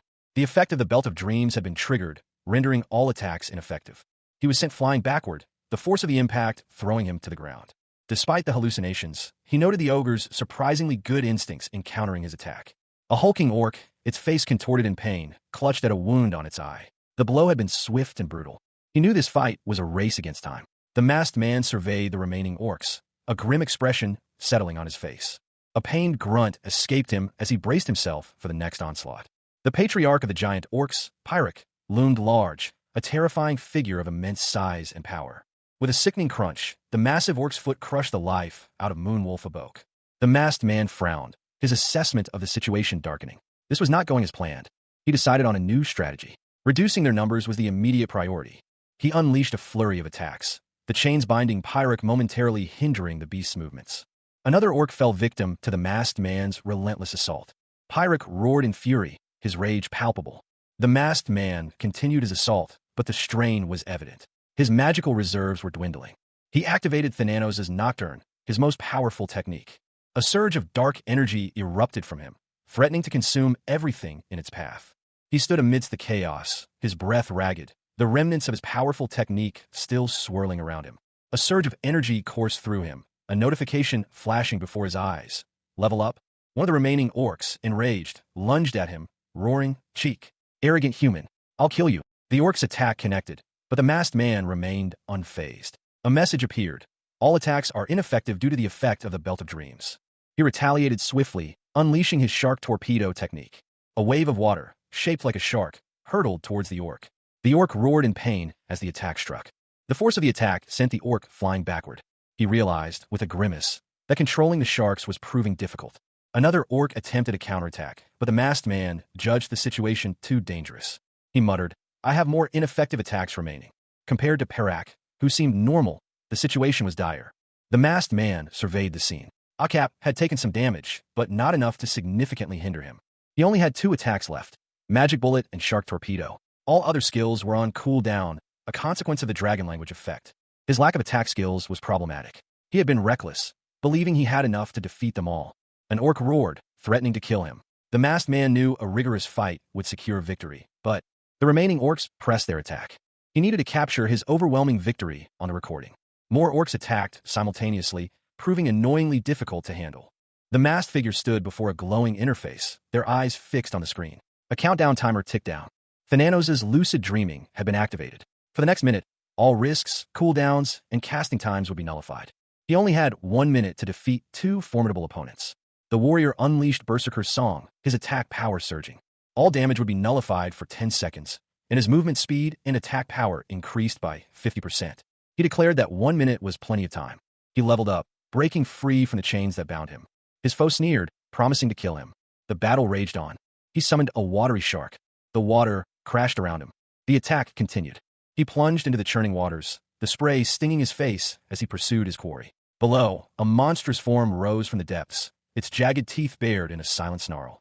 The creature lunged, its massive claws tearing through the air. Zhongwan barely evaded the attack, the wind from the near miss ruffling his hair. With a swift, precise movement, he countered, his blade flashing in the dim light. The blow connected, drawing a pained roar from the beast. The effects of Thananos' Nocturne surged through him, amplifying his strength and speed. His senses sharpened, allowing him to anticipate his opponent's every move. He unleashed a devastating blow, the force of it sending a shockwave through the water. A critical strike. Summoning the power of water, he conjured a school of sharks, their jaws snapping hungrily. The creature recoiled, its eyes wide with pain and fear as the sharks tore into its flesh. It roared in agony, clutching at its injured eye. The battle was far from over, but the tide had turned. Meanwhile, the second creature charged, its armored form a blur of motion. Zhongwan met the charge head-on, his blade singing as it met the creature's armor. The creature roared its defiance, its rage palpable. The clash of steel against armor echoed across the battlefield, the outcome uncertain. The monstrous ogre, Akap, lunged, its massive jaws snapping shut inches from Zhongwan's face. He deftly evaded the attack, his movements fluid and precise, and countered with a swift kick. A surge of blue energy erupted from his foot, sending Akap reeling backward with a roar. Thananos' Nocturne, the dark magic empowering Zhongwan, pulsed with power. Zhongwan pressed his advantage, his movements a blur of motion as he continued his assault. He had defeated the ogre champion. A message appeared, confirming his victory and the acquisition of the boss's soul. The narration box explained that Akap's resurrection was due to Thananos' necromancy, and that its abilities had increased by 30%. The reanimated Akap was even more powerful than before. Zhongwan could now command the resurrected Akap. Akap, enraged, bellowed an insult at Zhongwan, calling him a despicable descendant of Thananos. Zhongwan, unfazed, prepared for the next attack. Akap's vengeful spirit was unleashed. The ogre charged, its power amplified by its rage and necromantic enhancement. The warrior stood amidst the chaos, his breath ragged, his body screaming in protest from the recent battle. A single exclamation escaped his lips, a testament to the sheer intensity of the moment. He was trapped. The patriarch of the giant orcs, Pyric, had him ensnared in the vengeful spirit's shackles, rendering him immobile. A chilling realization washed over him. He couldn't dodge the effects of the Belt of Dreams. A blinding flash erupted, the force of the attack sending tremors through the very ground beneath his feet. The impact was devastating. The sheer power of the blow was almost incomprehensible. A massive crater formed where he had stood moments before, a testament to the destructive force unleashed. Across the battlefield, a figure watched in astonishment, their voice a mixture of awe and disbelief. The figure, a mysterious mage, expressed their amazement at the spectacle unfolding before them. The ogre champion, a cap, emerged from the dust and debris, his eyes fixed on his next opponent. A cap, with a cruel laugh, challenged the newcomer to battle. The newcomer was struck by a powerful blow, the force of the impact leaving them reeling. The reason for a cap's continued existence was revealed. He was being controlled. The horrifying truth dawned on the observer. A cap was still alive, even after such a devastating attack. Zhang Wan, his eyes glowing faintly, stood amidst a swirling dust cloud. He muttered, "Wow, fuck, I really thought I was going to die." His expression hardened. "Now then, it's my turn, right?" A monstrous figure, a cap, emerged, his features contorted in a snarl. Beside him stood a serene figure, clearly his master. "A capoide? Impossible." "How?" The serene figure spoke. "This is the result when you go against a god." Zhang Wan defeated the Orcish patriarch, Pirarch. A surge of power coursed through him as he leveled up. He had collected 5 boss souls. The Wyvern Aquilier's power had strengthened the bosses, but now, all the best items would drop. Zhang Wan examined his loot. Oh, wow, but it seems like it didn't work after all. He reflected on his near miss. He had hoped to synchronize his final blow with Nocturne's black lightning. He realized he'd mistimed it. He adjusted the mask, his breath misting slightly in the cool air. More importantly, he needed to retrieve the items and escape. Thananos' lucid dreaming had ended. All defenses would be 0 for 10 in-game days. He knew that without his defenses, a homing skill would have his health. The situation was dire. A pack of creatures, driven by vengeance for the Patriarch, surrounded him, intent on killing Thananos' descendant. He realized this was a perilous situation. His only option was to flee. He unleashed a powerful burst of energy, hoping to create a distraction. He wondered if there was a boss he had failed to defeat. His remaining skills had no cooldown, but he was facing a powerful foe with depleted defenses. A figure appeared, alarmed by the situation. The figure declared it the worst possible scenario. He was startled by a sudden voice. A young woman in shining armor called out, "Hyan Sungnim." Her boots sparked with energy as she descended from a height. She approached a masked figure, his face obscured, radiating an air of mystery. The masked man questioned her, "Why are you here?" A paladin, servant of the god of heaven, questioned the presence of another warrior, masked and clad in red, alongside a blonde woman wielding twin swords. The paladin wondered how the masked warrior knew of his identity. The blonde woman, surprised, echoed the paladin's question. The masked warrior apologized, explaining that he was merely a thoughtless NPC. He continued, stating his true purpose was to deliver items, not engage in combat. He mentioned a higher probability of encountering someone of similar level, rather than Rena, whose level was exceptionally high. He wondered how Rena found him. Rena explained that she had seen him in a video and, after noticing the emergency quest, deduced his participation. The masked warrior, understanding the situation, let out a sigh of relief. He reflected on Rena's ability to find him so easily. Suddenly, monstrous creatures appeared, roaring their intent for revenge. Rena urged immediate escape. The masked warrior and Rena engaged the creatures in battle, their blades flashing. The battle was fierce, with blood splattering across the scene. The number 45 appeared, indicating the current sequence in the ongoing narrative. The location was identified as Venia. Zhang Wan and Rena, accompanied by Libius, were in a city square. Libius suggested they visit a cafe, to which Zhang Wan readily agreed. Libius' sudden appearance startled Rena. She admitted to being frightened. Libius then proposed a secret mission for Zhang Wan, suggesting that he be sent elsewhere for the time being. He instructed Zhang Wan to go to the Parthenon and find the second trace. Zhang Wan expressed his eagerness to undertake this important mission, pledging his complete obedience. Overwhelmed by the trust shown to him, Libius felt emotional. He immediately set out to find the second trace. Zhang Wan reflected on Libius' trust, feeling relieved and slightly surprised by his consideration. Rena then asked if they should proceed to the cafe, to which Zhang Wan agreed. They arrived at a cafe called Zafdodo. Rena reflected on her actions, feeling somewhat disgusted by her own behavior in seeking out Zhang Wan. She worried that Zhang Wan might not accept her friend's request given her actions. Rena gave Zhang Wan the items he needed. He thanked her. Rena and Zhang Wan sat across from each other. Zhang Wan seemed troubled, muttering about a misunderstanding. He expressed regret, but Rena reassured him that it was all right. Suddenly, Zhang Wan received a notification of a new item. A skill book and a sword appeared in his inventory. The Sinclair, a unique spirit sword, boasted impressive stats, but with a significant drawback, a 50% decrease in attack power. However, this could be negated by equipping a specific item. He also acquired a skill book containing an instant teleportation skill. Zhang Wan was pleased with the acquisition, recognizing its usefulness. The skill was added to his inventory. A message from magician Arion confirmed the acquisition. The description detailed the skill's effects and limitations, including a random teleportation location and a 1-minute cooldown. Zhang considered the cooldown and random aspect, finding the cooldown acceptable but the randomness a concern. He realized that with his new teleportation skill, he no longer needed to meet with Hyuna and Rina. Zhang then asked Rina to keep his identity as Azura a secret. He requested secrecy, a double precaution. Not only was he keeping his identity as Azura a secret from those around him, but he also asked Rina to keep his nickname confidential, as he knew someone in her guild. Rina readily agreed. Her cheerful response was immediate and without hesitation. Zhang, despite his outward calm, felt a twinge of worry. While this was the best course of action for now, discovery would leave him vulnerable. A secret. The word hung in the air, heavy with unspoken implications. Rina's thoughts drifted to the fact that Zhang knew someone in her guild. Who could it be? He decided to quickly wrap up their conversation. He wanted to test his new sword and teleportation skill. Before leaving, he nervously attempted to send a friend request to Rina. He regretted his impulsiveness. It was a rash move. He anxiously awaited Rina's response. Would she accept or reject his request? Rina, however, was delighted by the gesture and suggested they go on party hunts together from time to time. The friend request was accepted. Zhang had officially become friends with Hyunsung. With this connection established, he could now ask Yunim to relay his message. In Invenia, Rina, having successfully completed her task, decided it was best to examine the items she had acquired at the inn, away from any distractions.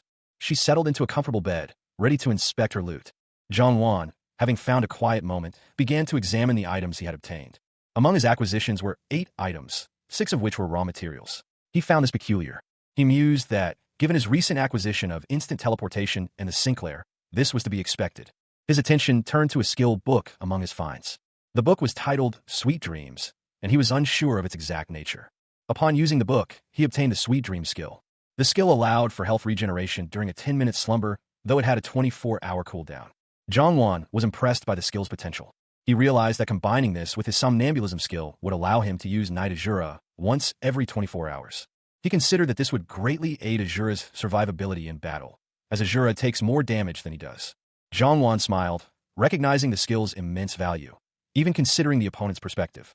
Zhang grinned, his eyes gleaming with excitement. The rewards for defeating the bosses would be substantial, he realized, a unique grade item at the very least. He considered his options. Since it was an item coupon, he could choose any weapon or armor. His gaze fell upon the description of the Infinity's dagger.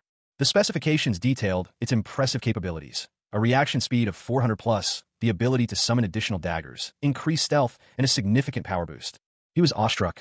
It was almost too good to be true. A feeling of unease began to creep in. Meanwhile, Rina, at her workplace, ended a phone call. She was fielding inquiries about a commercial video, but the contents were confidential, as was information about Azura. Elsewhere, a co-worker asked about joining their guild. They were finally able to take a break after a busy day. Minhee inquired about the number of video editing inquiries they had received. The response, 34 inquiries, with 2 from large management firms. The sheer volume of requests was overwhelming. They needed to hire more employees. The video editor suggested creating a call center to manage the influx of requests, as it was becoming difficult to balance calls and video editing. One of her colleagues reminisced about the fun they had editing videos for Azurnim. The team leader pondered aloud about finding skilled and trustworthy acquaintances to help with the editing workload. One of them confirmed having 2 or 3 reliable contacts, and another mentioned having a couple of requests for videos. A team member volunteered to exclusively handle Azura's videos. They discussed establishing a call center to manage the increasing number of calls. He suggested dividing the work, assigning tasks based on the client's size and payment. They outlined a plan to delegate tasks, with some focusing on large management firms and others on streamers or YouTubers. The team member who volunteered to edit Azura's videos suddenly remembered something. He received a call from client Devil Hyungnim, who wanted to order dinner. He was busy taking orders. The popular streamer, Devil, apologized for not contacting him sooner due to his busy schedule and promised to buy him a meal later. He mentioned the company's current high workload. The streamer jokingly suggested that he should be the one buying the meal, given that he was the first to show the Azura's video. Rina, her face partially obscured by sunglasses, spoke into her phone, a slight smile playing on her lips. She'd just gotten sidetracked. Her question was simple, yet crucial. Was Azura currently part of a guild? Zhang, on the other end of the line, chuckled. He didn't think Azura was affiliated with any guild, but the situation was undeniably awkward. Meanwhile, another individual, a man with glasses, expressed his gratitude for Zhang willingness to broach the subject of a joint stream with Azura. Zhang continued his call, explaining that he had some information that might be helpful to Azura. He received a confirmation, a simple yes. A sudden, intense shock rippled through Zhang. The information he'd received was far more impactful than he'd anticipated. The man with glasses, still on the phone, happily agreed to treat Zhongwan to a meal as a thank you for his help. He mused over the Empire's upcoming fighting competition, a detail that would likely interest Azura. The man with glasses, having finished his call, headed out. The city skyline was visible from his apartment window. Zhongwan, absorbed in a phone call, leaned against the sill. He listened intently as the caller described the Empire's upcoming fighting competition. The details of the competition's rules were explained. Participants would be divided by level, and ability points would be equally controlled. Basic skills would be provided, and damage would decrease as the competition progressed. He inquired about the caller's level, a detail crucial to understanding their place in the competition. The response was astonishing. Zhongwan reacted with disbelief.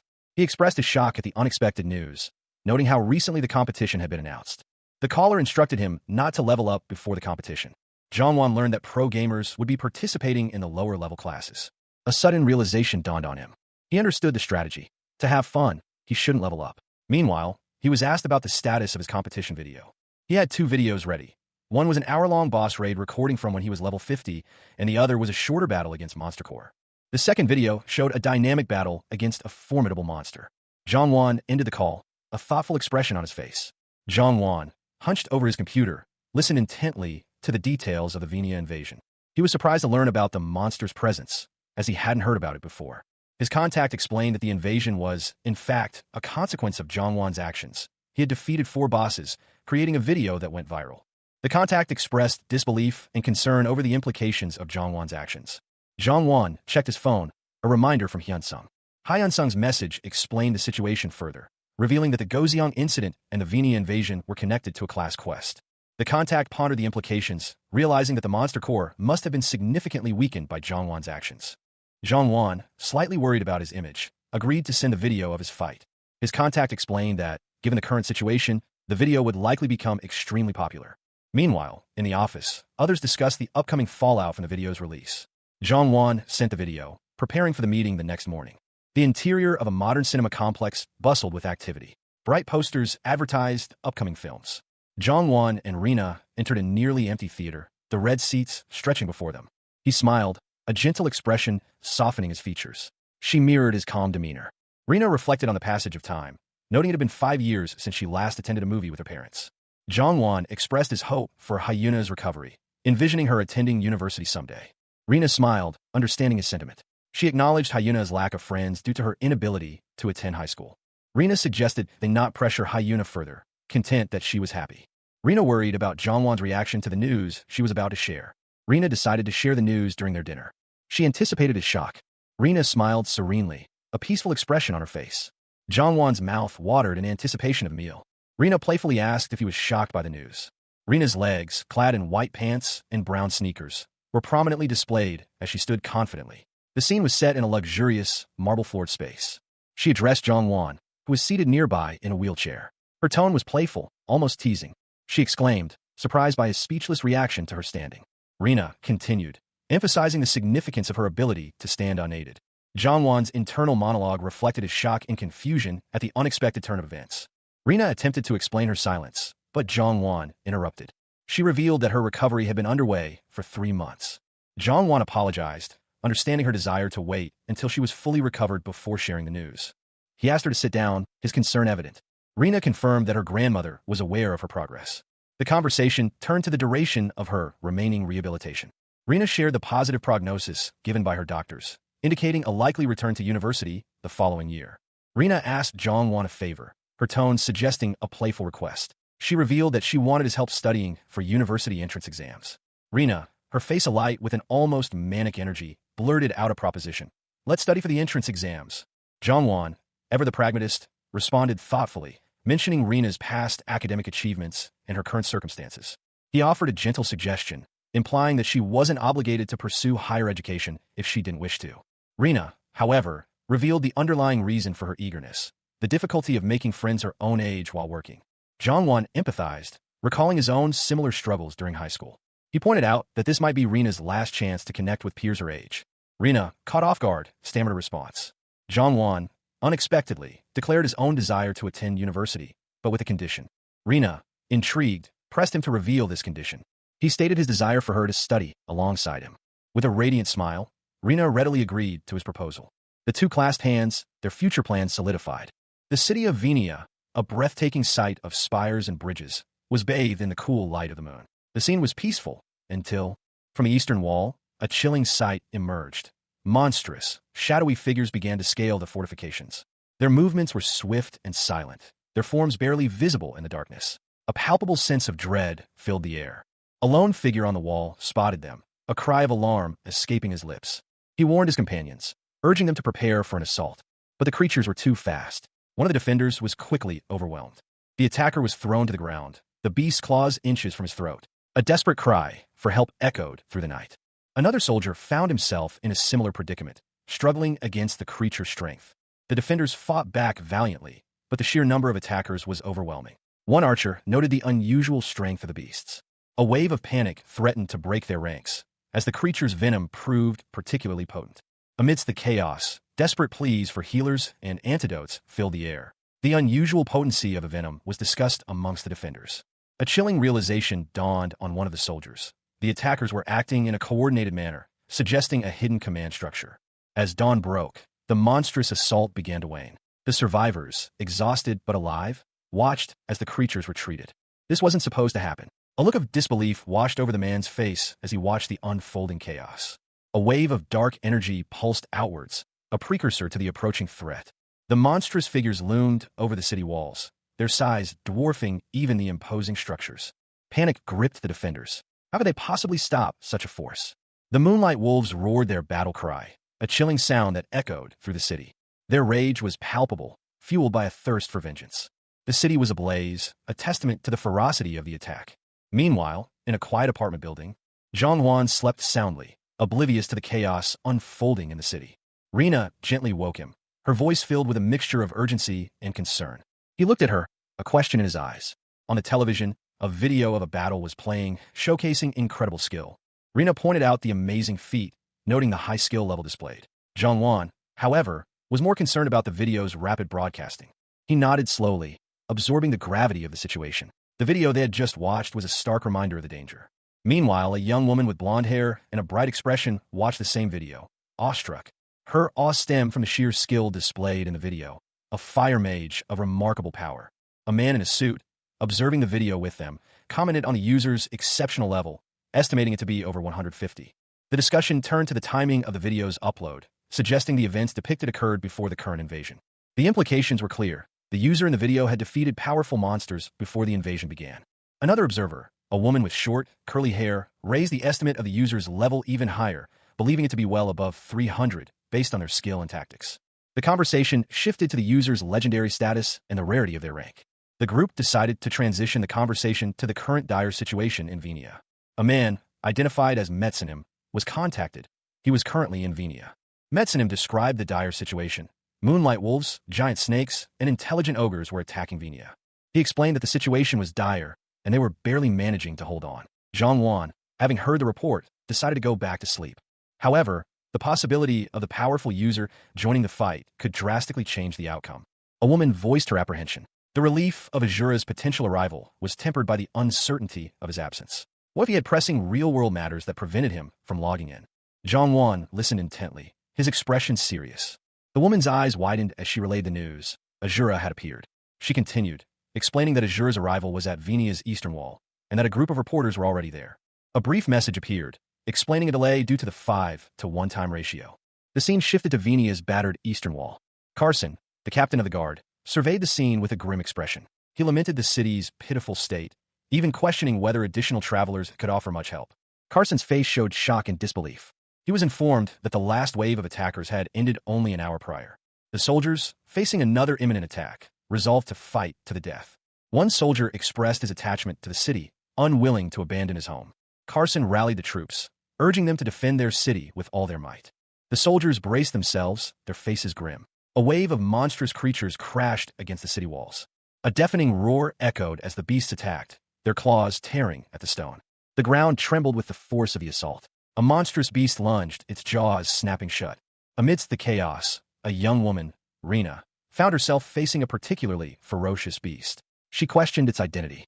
She knew she had to hold out as long as possible, despite the overwhelming odds. Rina stood firm, her resolve unwavering. She prepared for another attack.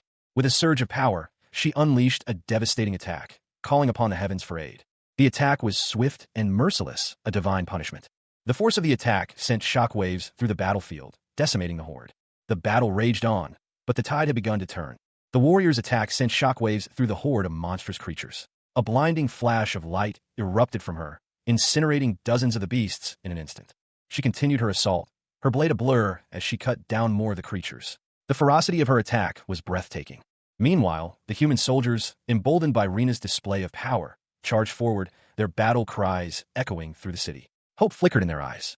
Despite the initial success, new threats emerged. A monstrous wolf, larger and more ferocious than the others, appeared, its eyes burning with malevolent energy. Two smaller wolves flanked it, ready to attack. From the shadows, two serpentine creatures emerged, their scales gleaming menacingly. They slithered towards the beleaguered defenders, adding to the growing sense of dread. The game interface displayed Zhongwan's status, Sleeping Rancor, level 48. His skills were listed: Clara, Scarpet, and CC Sword. A blinding flash erupted as a powerful blow struck Rina, the blonde warrior. She was clearly injured. Rina, despite the critical hit, questioned if this was the end of her fight. Doubt clouded her expression. Surrounded by monstrous creatures, Rina braced herself for death, her resolve unwavering despite the grim situation. She reflected on the experience, acknowledging that it was about time she faced death. A question mark floated above her head, reflecting her uncertainty about the future. Rina fought back fiercely, her sword flashing, leaving several of her attackers slain. She was shocked to see Hyunsung, seemingly defeated, in the distance. Hyunsung's appearance caused Rina to exclaim in disbelief and concern. A mysterious figure appeared, their mask notably white, prompting a question about this unexpected detail. A masked figure, wielding a large sword, stood tall, with Rina observing from behind. The masked figure, identified as a Zhurnim, knelt, his sword planted firmly in the ground. Sweet dreams. He slept soundly, unaware of the approaching danger. Suddenly, a monstrous roar shattered the tranquility. Rina, ever vigilant, met the onslaught with a flurry of strikes. Her blade danced, deflecting claws and teeth. In the midst of battle, a system message appeared before Hyunsung's eyes. Thananos' somnambulism had been activated. He could now observe his character's movements from afar. He watched as his avatar effortlessly dispatched the creatures. The skill level of Thananos' somnambulism had increased. His movements had become significantly more precise. Meanwhile, a masked figure intervened, swiftly subduing a monstrous wolf. The masked figure's actions saved Sunny, who expressed his gratitude. In order for Knight Azura to act according to the situation, it seems like it learns movements. The masked figure, having successfully teleported, found himself facing a monstrous ogre. He reacted instantly, unleashing a flurry of chains. The chains ensnared multiple enemies, pulling them into a vortex of dark energy. Meanwhile, a group of onlookers watched in disbelief as the masked figure's power was revealed. They marveled at his skill, noting that it was a technique only Azura was known to use. One of them pointed out that if Azura was present, his level must be below 150. The masked figure continued his assault, facing a horde of monstrous creatures. He stood defiant, his sword raised against the tide of enemies, urged on by their enraged cries. He moved with impossible speed, his attacks leaving trails of dark energy. Despite the difference in fighting styles, an observer noted that the masked figure's skill level was comparable to his own. The masked figure's resolve hardened. He desired a true confrontation. He internally resolved that he would never participate in a quest against his own character. He had saved Sunny. The masked figure, Zhongwan, stood before a screen, his expression unreadable. A message appeared, confirming his acceptance of Hyunsung's request to record the upcoming battle. He acknowledged the message, his focus unwavering. Now was not the time for distractions. He had a mission to accomplish. Zhongwan, swift and precise, moved through the battlefield, his movements a blur. He engaged the Moonlight Wolves and Black Vipers. His goal, to test his skills against professional gamers. He questioned whether they truly were below level 100. He urged himself to resist leveling up, focusing on the task at hand. A monstrous figure loomed, promising a significant experience point reward. He considered the implications of his actions, realizing he had neglected the elite monsters in his focus on the bosses. The pig-like monster lunged, roaring its battle cry. Zhongwan reacted instantly, his movements fluid and deadly. A powerful blow connected, sending a shockwave through the creature. The monster fell defeated. Zhongwan, however, was surprised by something unexpected.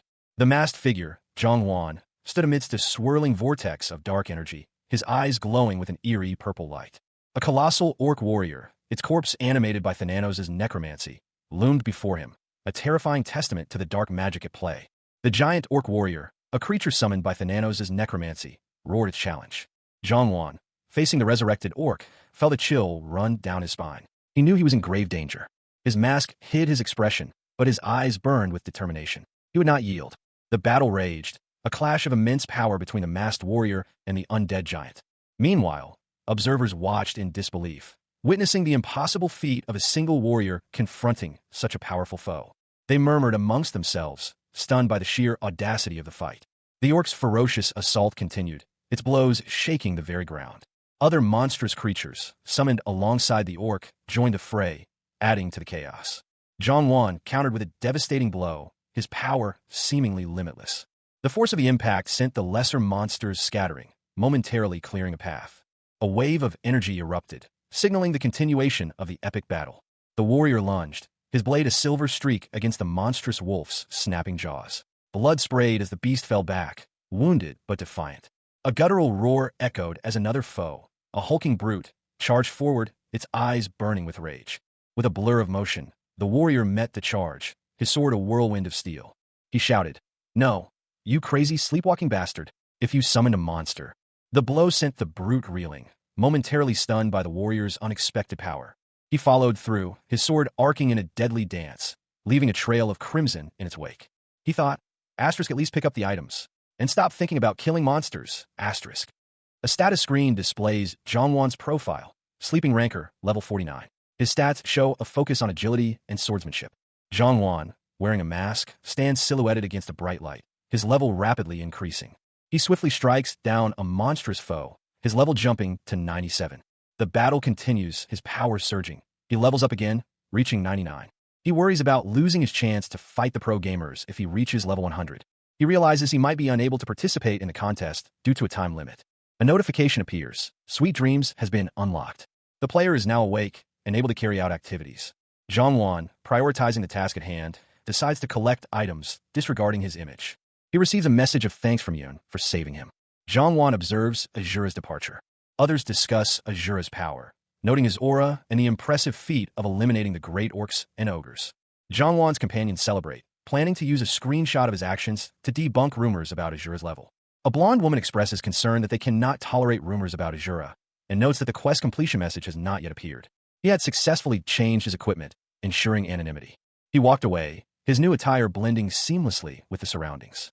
Zhang pondered the ongoing siege. His participation was uncertain, as was the outcome of the contest. However, he knew that inaction would lead to the fall of Venia, a consequence he couldn't bear. Suddenly, a familiar voice called out. Hyun-sung, his loyal servant, appeared, his fear seemingly gone. Hyun-sung's enthusiasm, though unexpected, was genuine. Zhang questioned Hyun-sung's ability to follow him to the East Gate. Hyun-sung simply stated that it was natural for a servant to follow his master. Meanwhile, Hyun-sung and Yoon exchanged messages, discussing Yoon's logout.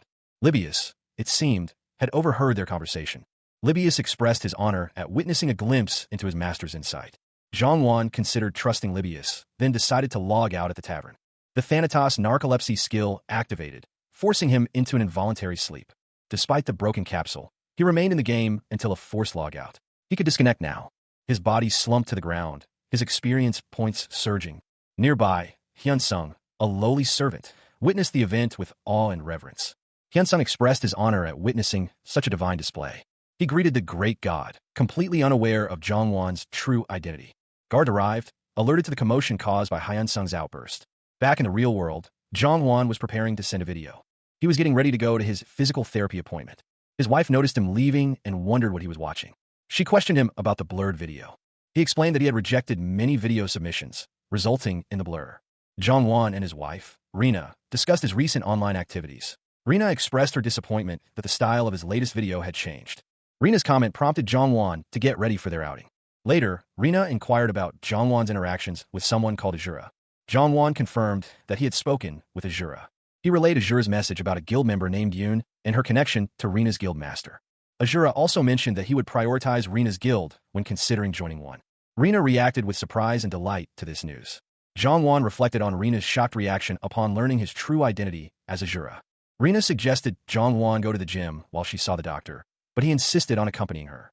A doctor, presumably Lee Mina, invited someone into her office. The person entering was revealed to be Zhang who was greeted by the doctor. Jongwon sat before the psychologist, Rina. He was clearly nervous, fidgeting slightly as she instructed him to sit. Rina smiled gently, her expression reassuring.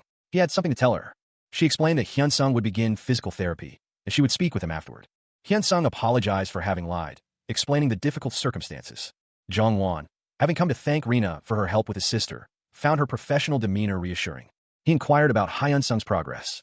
Rina confirmed that Hyunsung had been feeling better for the past 3 months. She explained that many people with mental trauma worsen due to family pressure. Jongwon listened intently, understanding the complexities of the situation. Rina continued, explaining that Hyunsung's determination to improve was admirable. She noted how well Jongwon had been as a brother. Jongwon reflected on his limited time with Hyunsung due to work. Rina commented on Hyunsung's initial struggles and subsequent growth. She expressed her respect for Jongwon's dedication to his sister. Jongwon chuckled, a polite dismissal of Rina's concern. He expressed his gratitude for her help. He then informed her of his plans to head to the gym, a brief respite before returning home. Leaving Rina's office, Jongwon walked down the hallway, his mind already focused on his next task. Meanwhile, Rina received a phone call. It was regarding a capsule delivery. She confirmed the delivery and specified the library as the drop-off location. Rina then ended the call, a slight smile playing on her lips. She was becoming increasingly interested in the contents of the capsule. She reflected on the remarkable success rate of her patients, many of whom had improved significantly through innovative treatment methods. A thoughtful expression crossed her face as she considered the implications of this. I'll have to try it out myself. The Hero Guild's headquarters stood majestically against the clear sky. It was here, within these imposing walls, that a crucial meeting was about to take place. Inside the planning room, several individuals sat around a large table, their expressions a mixture of seriousness and anticipation. The air crackled with unspoken tension. Due to short notice, Hyuna was unable to attend because of physical therapy. One of the attendees, a blonde-haired individual, initiated the discussion, referencing the recent Venia incident. Another participant, a fiery-haired man, expressed surprise that those above level 150 couldn't attend. The blonde-haired individual clarified that their goal wasn't destruction, revealing a conversation with her sister, Yoon. News spread that a Juranim was in Venia. The group recognized the name from a video, and one member knew who he was. The group discussed a Juranim's fighting prowess, acknowledging his exceptional skill. One member expressed hesitation about recruiting him into their guild. Concerns were raised about the unpredictable nature of skilled, unofficial rankers. Another member, Kaiser Appa, was pressed on whether he admitted a Juranim's skill. Someone vehemently declared that anyone who denied a Juranim's skill was blind, prompting a playful retort. The blonde-haired woman revealed that she had once hunted with a Juranim, using an alternate account. The guild meeting continued. There was a general consensus. The newcomer's skills were undeniable. One member, however, voiced a note of caution, reminding everyone that even highly skilled individuals had been rejected in the past. Another member agreed, suggesting they not get ahead of themselves. They acknowledged the risk, understanding that high skill didn't guarantee acceptance into their ranks. One of the members explained that their previous hesitation stemmed from the candidate's relatively lower rank compared to others. A heavier guild member offered a different perspective, suggesting that higher hopes often led to greater disappointment. Two of the younger members thanked the others for their advice, promising to proceed cautiously. The conversation shifted to confirming the identities of other potential recruits. One member expressed interest in a particular candidate, but questioned the suitability of her brother. Another member explained their usual practice of admitting candidates who had already proven themselves in other guilds. A blonde woman revealed that she had initially been hesitant, but had been persuaded by another member who knew a Juranim. The revelation caused a stir among the members. Jongwon and another individual, a woman with fiery red hair, engaged in a conversation. The woman suggested using the opportunity to recruit a Jura. The woman's suggestion was deemed slightly unusual, but understandable given the circumstances surrounding a Juranim.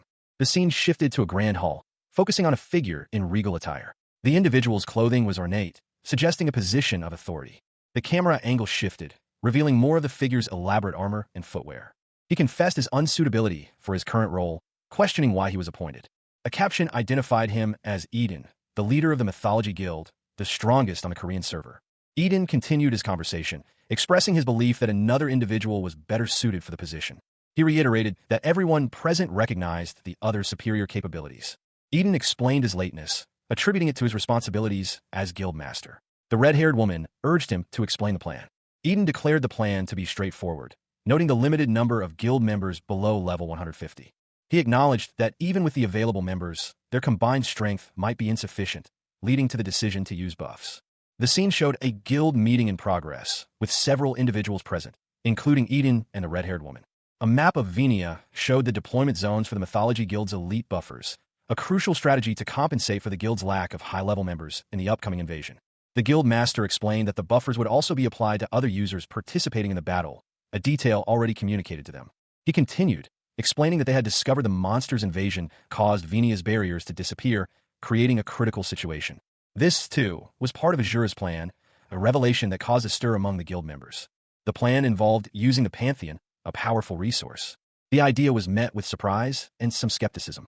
However, the potential benefits were undeniable. With the Pantheon's involvement, victory was practically assured. Azura would personally handle the necessary arrangements. He then contacted Bishop Balayan, a key figure in this operation. The bishop, initially hesitant, quickly agreed to cooperate. Their conversation concluded amicably, with mutual respect and understanding. The bishop reflected on Thananos' orders, understanding the divine mandate. He and the other individual then prepared to protect the city. A wave of panic washed over the assembled figures. The declaration of the holy war had arrived. Two figures, one garbed in crimson and the other in papal white, reacted with contrasting emotions. One seemed gleeful, the other aghast. The crimson-clad figure questioned the Pope's lack of enthusiasm for the impending war. The Pope, overwhelmed, could only stammer an apology. A young man pondered their next move, focusing on supporting the Mythology Guild and observing Azura's skills. He nodded thoughtfully, confirming the plan. Meanwhile, others were already en route to Venia, with a full assembly expected within the hour. He decided to head to Venia as well, but first, he needed to speak with Rin. A meeting was underway, marked by a sudden, disruptive magical surge. A blonde-haired individual inquired about Azura's recent hunting trip. The blonde-haired individual expressed a positive opinion of Azura, noting his helpful nature. Given Azura's reputation for assistance and his involvement in Venia, they agreed to expedite their departure. Black Guild is on the move. Black Guild, Korea's second-ranking guild, also known as the Black Association, was an alliance of 5 powerful guilds. A confrontation with them would be a significant disadvantage for the Mythology Guild. Each guild master was rumored to be an oligarch in real life, adding another layer of complexity to the conflict. The Black Guild had begun threatening other large guilds to ignore Azura, highlighting the growing tension and the guild's considerable influence. They possessed significant financial backing, making any confrontation with Azura even more problematic. A discussion ensued regarding Azura's potential susceptibility to bribery. Doubt was expressed about the effectiveness of such a tactic. However, it was acknowledged that if Azura refused their offer, the Black Guild would likely order his assassination. This presented a difficult situation, given the seriousness of the Black Guild's intentions. As a contingency plan, they considered the possibility of influencing the outcome of the Empire's combat contest. One individual expressed reluctance to engage in such underhanded tactics. He was then playfully suggested to participate in the contest himself. The plan was to officially publicize the Hero Guild, a move long overdue. Another individual revealed that they had intended to publicize the guild after the main plot unfolded. The individual contemplated their next course of action, weighing the various options and potential consequences. It was revealed that another woman would also be participating in the upcoming contest. A question hung in the air, unspoken yet palpable. How could they possibly know? The answer arrived in the form of a casual explanation. Jiang, it turned out, had been the source of the information. A fiery outburst confirmed the gravity of the situation. The speaker lamented the participation of all the Hero Guild members, deeming it a shame. The weight of the task settled upon them. For unofficial rankers, this was an extraordinary undertaking, especially considering Byrne's likely participation. Despite the challenges, a glimmer of hope remained. It was acknowledged that even with the woman's participation, Byrne still had a chance at second place. A decision was made. They too would participate in the contest. A woman's face lit up with anticipation. The prospect of seeing Azura again filled her with excitement. Her resolve hardened. She would definitely bring him into their guild. A detailed status screen displays the profile of a character known as Sleeping Ranker, level 51, showcasing their skills and attributes. Zhang Wan, his expression serious, reviews the information. In a brightly lit office, several figures discuss the recent performance of a player named Hyunsung. One of them recalls Hyunsung's acquisition of a unique skill and items during an emergency quest. Zhang Wan notes some skills that have caught his attention. He requests a list of those skills. He anticipates complaints from higher-ups regarding fairness due to Hyunsung's exceptional skills. A man makes a confidential phone call, his face partially obscured. He learns that the chairman's daughter will be participating in the competition. Zhang Wan contemplates the implications of this news. Zhang Wan awakens, confused and disoriented, realizing he fell asleep on the street. He questions why he was placed on what seems to be an altar. He awoke on a cold stone altar, the imposing figure of a stone god looming overhead. A triumphant shout echoed, but it wasn't his own. He recognized the voice. It belonged to Rina. A message appeared before him, confirming the completion of an emergency quest and the deposit of rewards. Zhang Wan decided to examine his new items first. He received a random skill book, a prospect that filled him with a degree of apprehension. Zhang Wan's expression was one of quiet satisfaction. Among his rewards was a unique piece of armor, the fighting dog's leather armor. He also received Tylo's workwear, clothing once worn by the famed assassin. He received 3 inferior swords, but the rest of his loot was quite impressive, including new skills. Libius, observing Zhang Wan, commented on how easily they repelled the monster horde's invasion due to Zhang Wan's leadership. Libius instructed Zhang Wan to listen to him again. As expected, the psycho showed no need for logic. Zhang Wan left his disciple to safeguard the place, promising a swift return. The disciple readily obeyed the command. Armen, a city near the capital. It was quite pleasant without Libius, Zhang Wan mused, though he knew he couldn't stay away for long. He continued his journey, mindful of the need to avoid leveling up by fleeing any monster encounters. Due to a spell effect from Thananos' disciple, Libius was automatically teleported. Libius, overjoyed, greeted his master. He grinned, pleased with his progress. Libius questioned Zhang Wan's nudity, surprised by the unexpected state of his arrival. Zhang Wan explained that he had been bathing before the teleportation. He found the situation quite embarrassing, but they needed to get dressed and head to the capital. Libius vowed to kill his disciple. Beldorn Kingdom, east of the Karen Empire.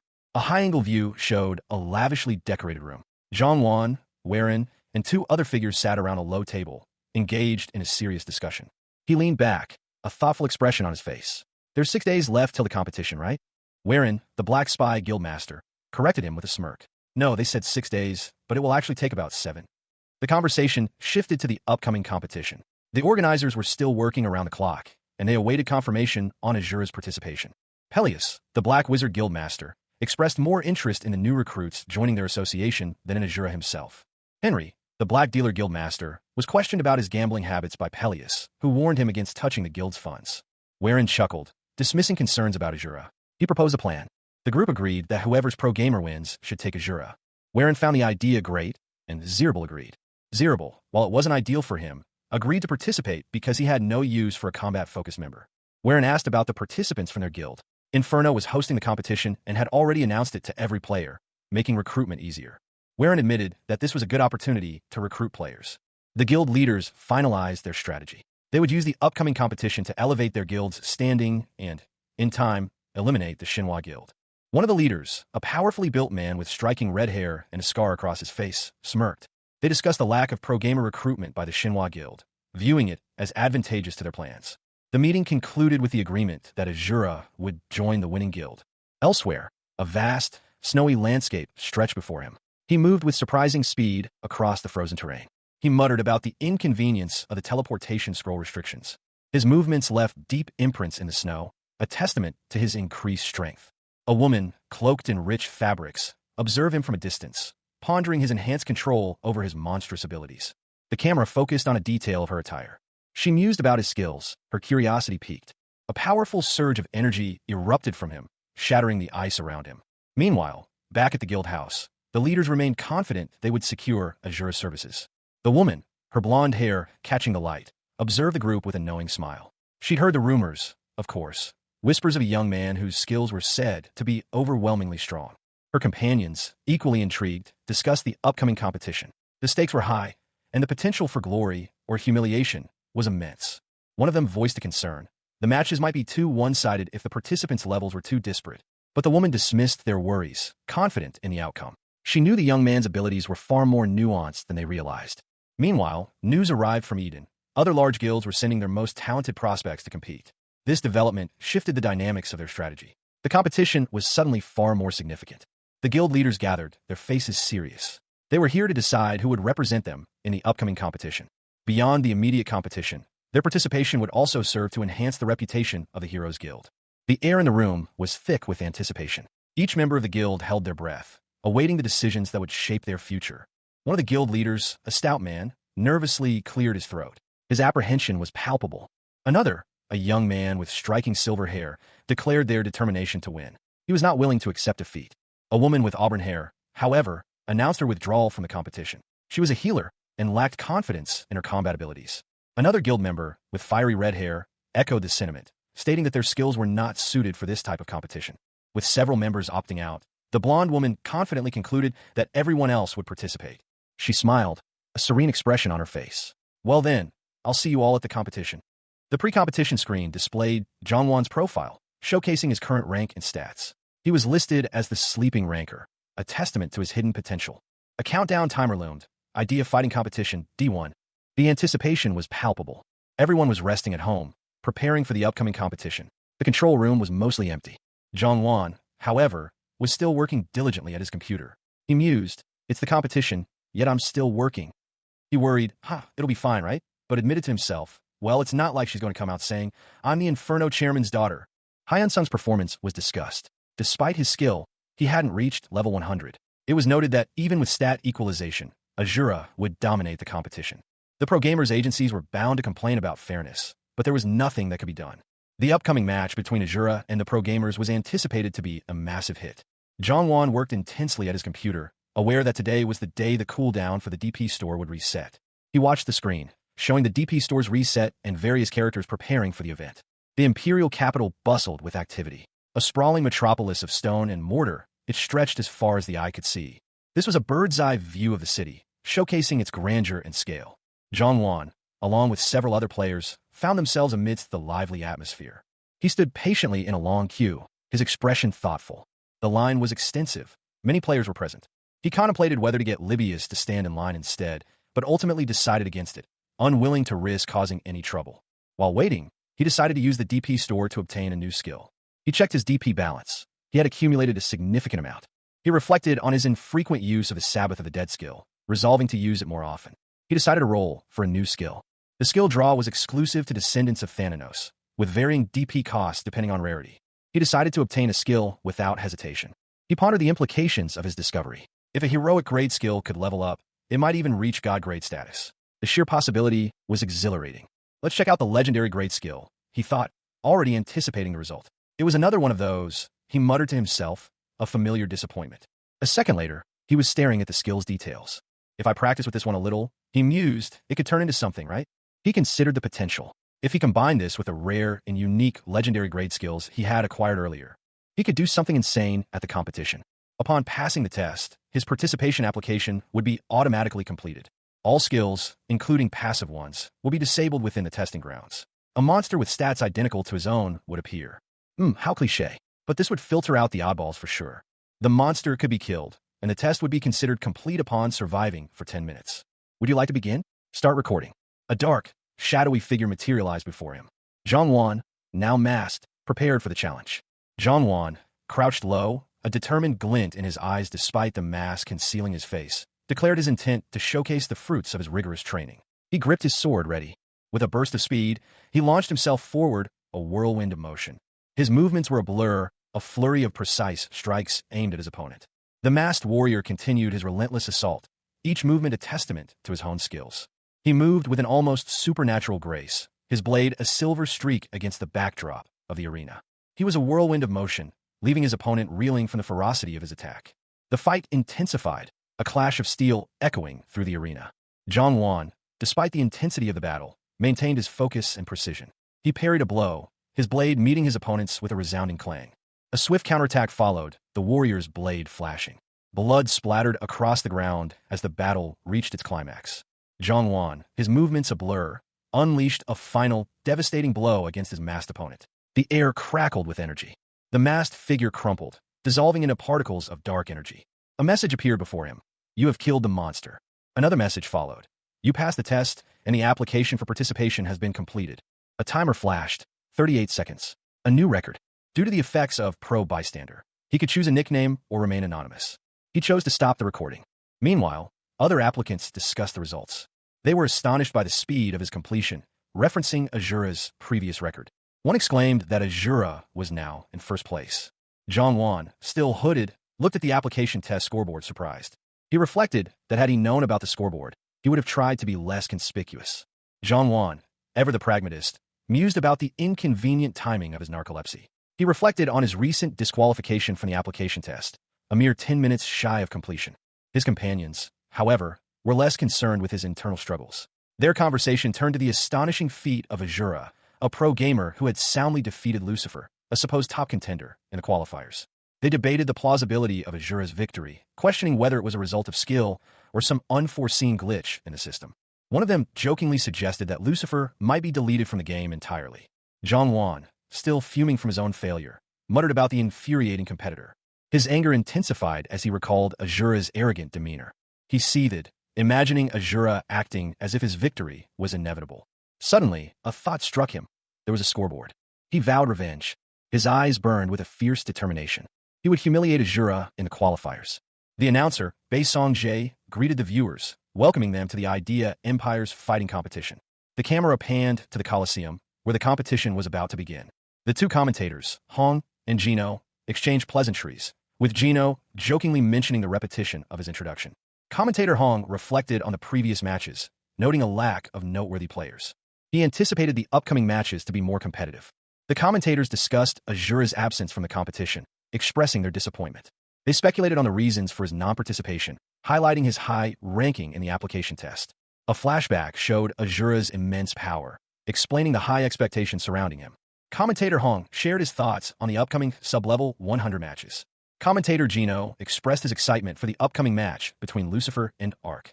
He anticipated a cautious match due to their familiarity with each other's weaknesses. The commentators announced an upcoming interview with both Lucifer and Ark. Reporter Kim Haewon greeted the audience. The broadcast showcased one of the most anticipated matches, featuring player Ark. Ark, a young man with short, dark hair, stood poised and composed. He described the game as smoother than others, noting the reduced lag and clearer visuals. When asked about his thoughts on the upcoming match, Ark stated he didn't have high expectations but would do his best. He then pondered the identity of the greatest player, ultimately concluding it was Azura. The commentator excitedly exclaimed Azura's name, highlighting his status as the greatest gamer. One viewer commented that while Azura might be petty, he was still cool. Another questioned why he was being praised despite not participating. A group of onlookers discussed Azura's lack of participation, questioning his character despite his skill. The broadcast then shifted to introduce the next player, Lucifer. Another group of onlookers observed Lucifer's confident demeanor, commenting on his attitude. The interviewer asked Lucifer about his first experience playing Idea. Lucifer responded that it seemed alright.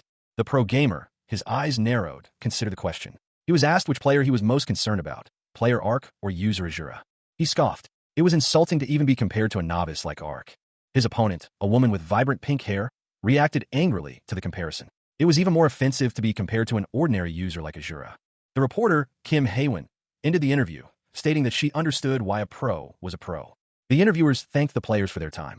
One interviewer commented that while Lucifer was skilled, he seemed immature. The other interviewer explained the process to viewers who had just tuned in, emphasizing the popularity of the competition. They discussed the unique qualifiers, a time attack dungeon clear, unlike anything seen before. The explanation continued. All participants would enter individual dungeons. A diagram showed the three-part dungeon structure, each part featuring a unique boss. Unlike the finals, players were not allowed to use any skills in this round. It was the same as the application test. One interviewer noted that the rules seemed considerate to level 1 users. The other interviewer confirmed that the test was designed to assess each user's control, and the top 32 would advance. Koreans loved rankings. The Empire's fighting competition, the sub-level 100 divisional matches, was about to begin. A competitor scoffed, deeming his opponent an amateur. He was confident in his superior skills. Unlike application tests, the monster stats in this match were higher than the players. Bosses are usually defeated by parties or raids, but in this match, players had to fight them alone. However, it was unthinkable for users with common classes to win alone. One player, with keen eyes like an MMA fighter, dodged his opponent's attacks with precision. His masterful player Ark was amazing. He used a follow-up attack to break the boss's flow, a difficult but effective tactic. The crowd cheered wildly, impressed by his skill. His sister urged him on. Despite his impressive performance, the boss still had a significant amount of health remaining. Even compared to Lucifer, a top performer, he still had a long way to go. Zhang grinned, a predatory gleam in his eyes. Yeah, this is how it's supposed to be. He effortlessly deflected the gorilla's attack. His thoughts, this gorilla's nothing. An observer watched, impressed. I really hate to say it, but he's amazing, as expected of player Lucifer. The same observer continued, addressing another figure. Interrupting their rhythm is just the basics, but to be a pro, you need to control your strength. Damn rookies. Zhang confidence was unshakable. Winning the competition was a foregone conclusion to him. It was simply boring. A flashback revealed that he'd received an offer to join the Black Guild after the competition. The offer was substantial, 3 times his current pro gamer salary. He considered it an insult to even consider refusing. Another competitor, Ark, berated him for his arrogance in refusing such a lucrative offer. Ark dismissed Zhang as a talentless punk, but acknowledged the absence of the Azura. Zhang next move was swift and decisive, exceeding the expectations of his opponent. The gorilla was surprised by his skill. This is why those who gain fame through YouTube are useless. An onlooker marveled at the fight's cinematic quality, though noting the relatively low damage output. Zhang declared he would finish the fight quickly. He unleashed a final, devastating blow, sending his hulking opponent sprawling. The crowd roared its approval. News of the match spread quickly. The commentators were stunned by the speed and power of the victory. The first stage of the competition was officially declared complete. Spectators buzzed with excitement, discussing the record-breaking time. But their attention was soon drawn to something else entirely. A figure, wielding a longsword, appeared.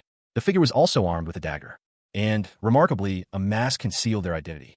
The commentators revealed the masked competitor's identity, Azura. A wave of shock rippled through the audience. Azura's presence in the lower division was unexpected. One commentator noted Azura's previous statements about not participating at this level. The implications were staggering. The videos previously released must have been deceptive. The player profile for Sleeping Ranker appeared on screen, level 54, showcasing various attributes and stats. A monstrous serpent, its scales gleaming, lunged forward with a hiss. Its attack unleashed a torrent of venomous green energy. The warrior deflected the attack with a swift, precise movement. He countered with a powerful strike, sending a shockwave through the air. Observers noted the difficulty everyone was having against the White Viper in the second phase of the preliminaries.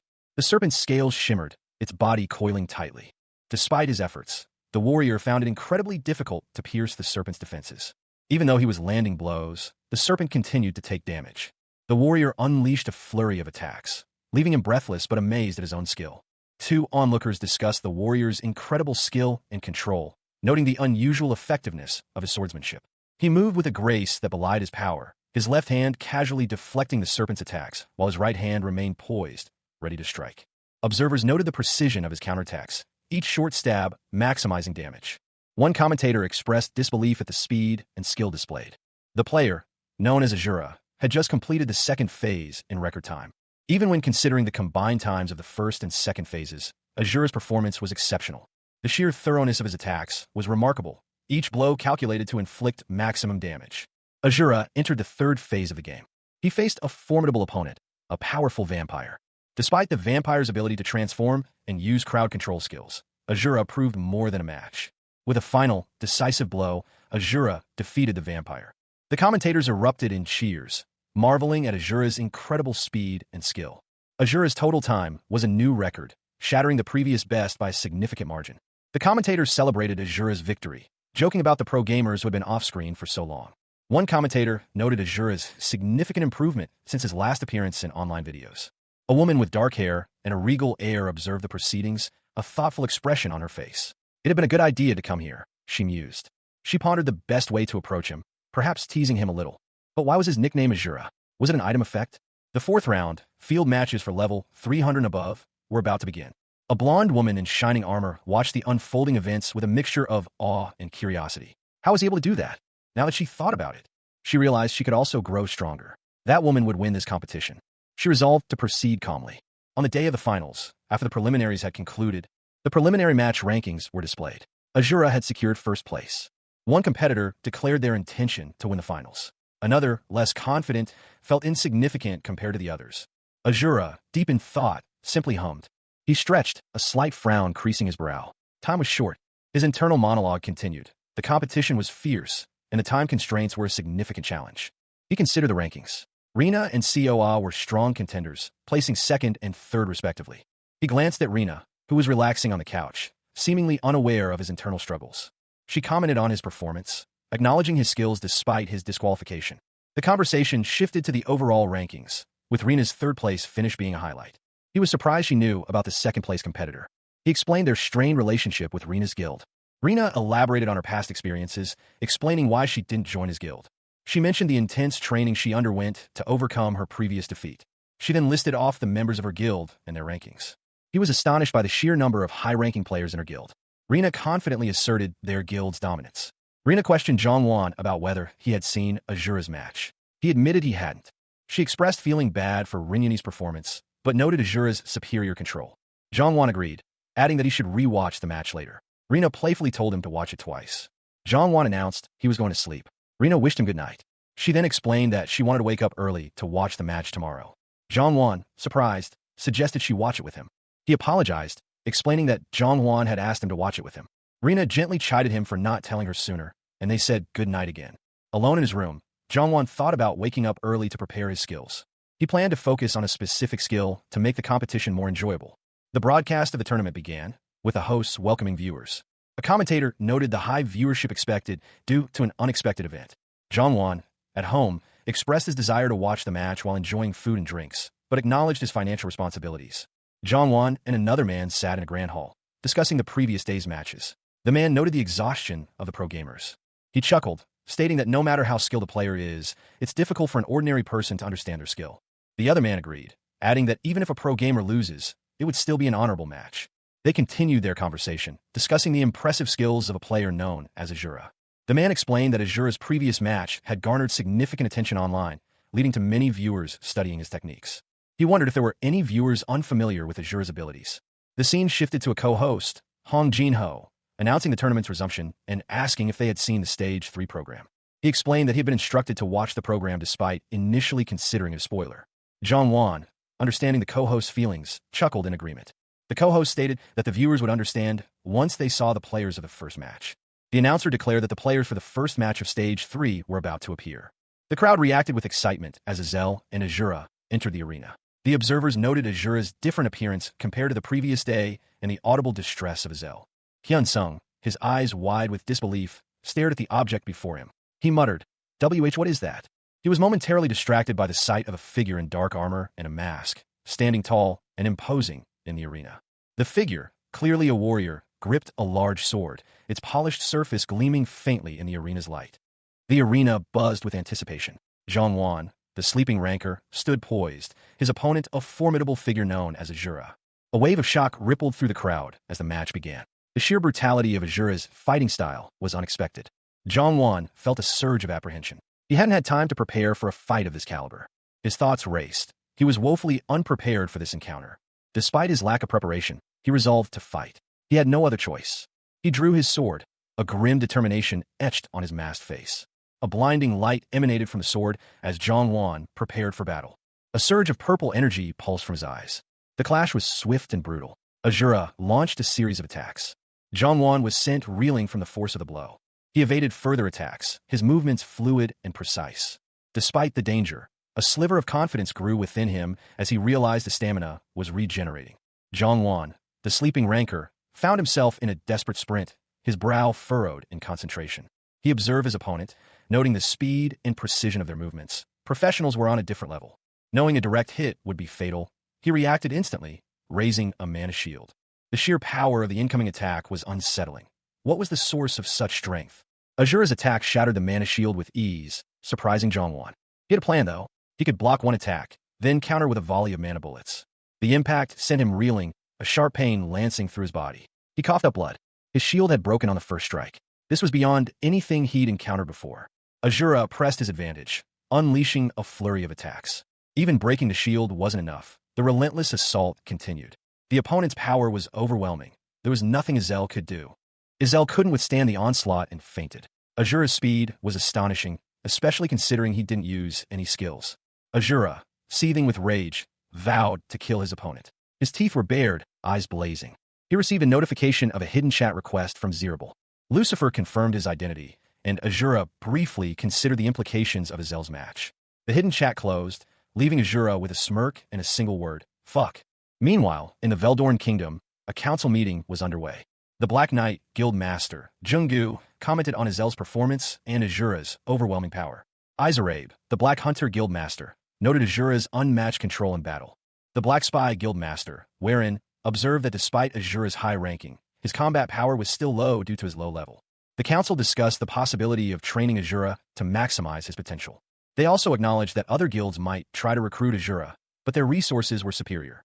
The council members agreed to recruit Azura to destroy the young master from Eden.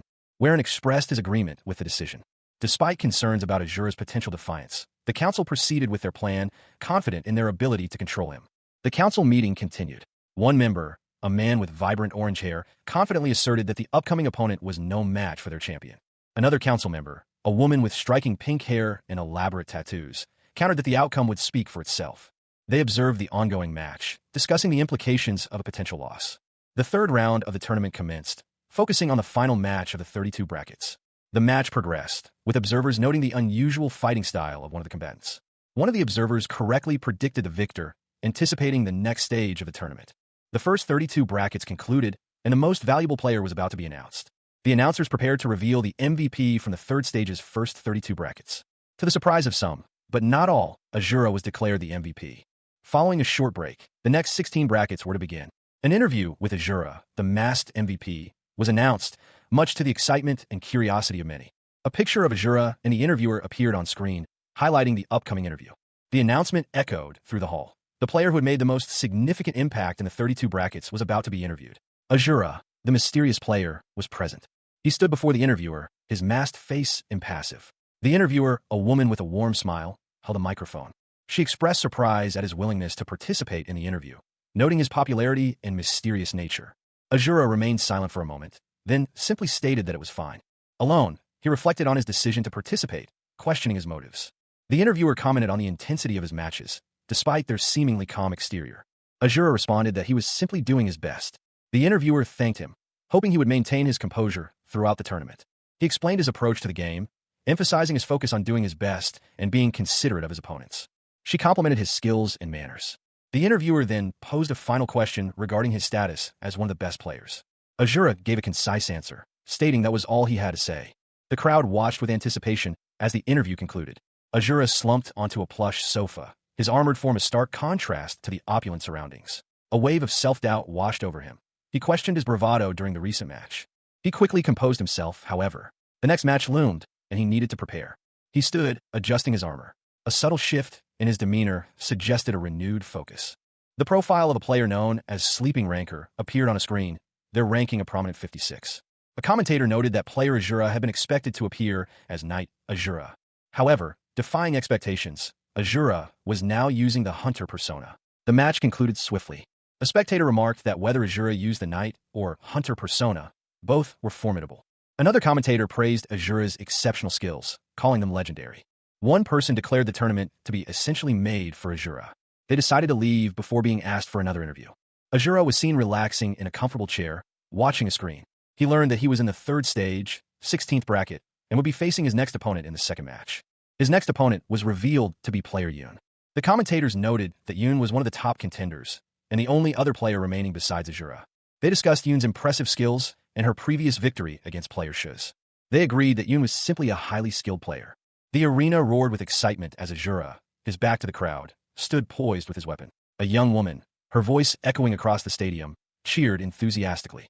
His next opponent, a blonde woman named player Yoon, was already focused, her thoughts centered on the opportunity this match presented. She resolved to use this match as a stepping stone to face Azura's true identity, Hyunsung. With a burst of speed, the two combatants clashed, their weapons meeting in a flurry of sparks and energy. The crowd was enthralled, marveling at the intensity of the closely matched fight. Even matches where one player utterly destroys the other were exciting, but this was a different kind of thrill. Player Yoon, using her superior speed, launched a series of lightning-fast attacks. Azura, despite being caught off guard, managed to narrowly avoid the blows. He countered with a powerful strike of his own, aiming for a decisive blow. Player Yoon deflected the attack with a swift movement, her blade flashing. The clash of their weapons sent a shockwave through the arena. Player Yoon, momentarily stunned, expressed her surprise. Her expression hardened as she prepared for the next exchange. The clash between Azura and player Yoon reached its peak.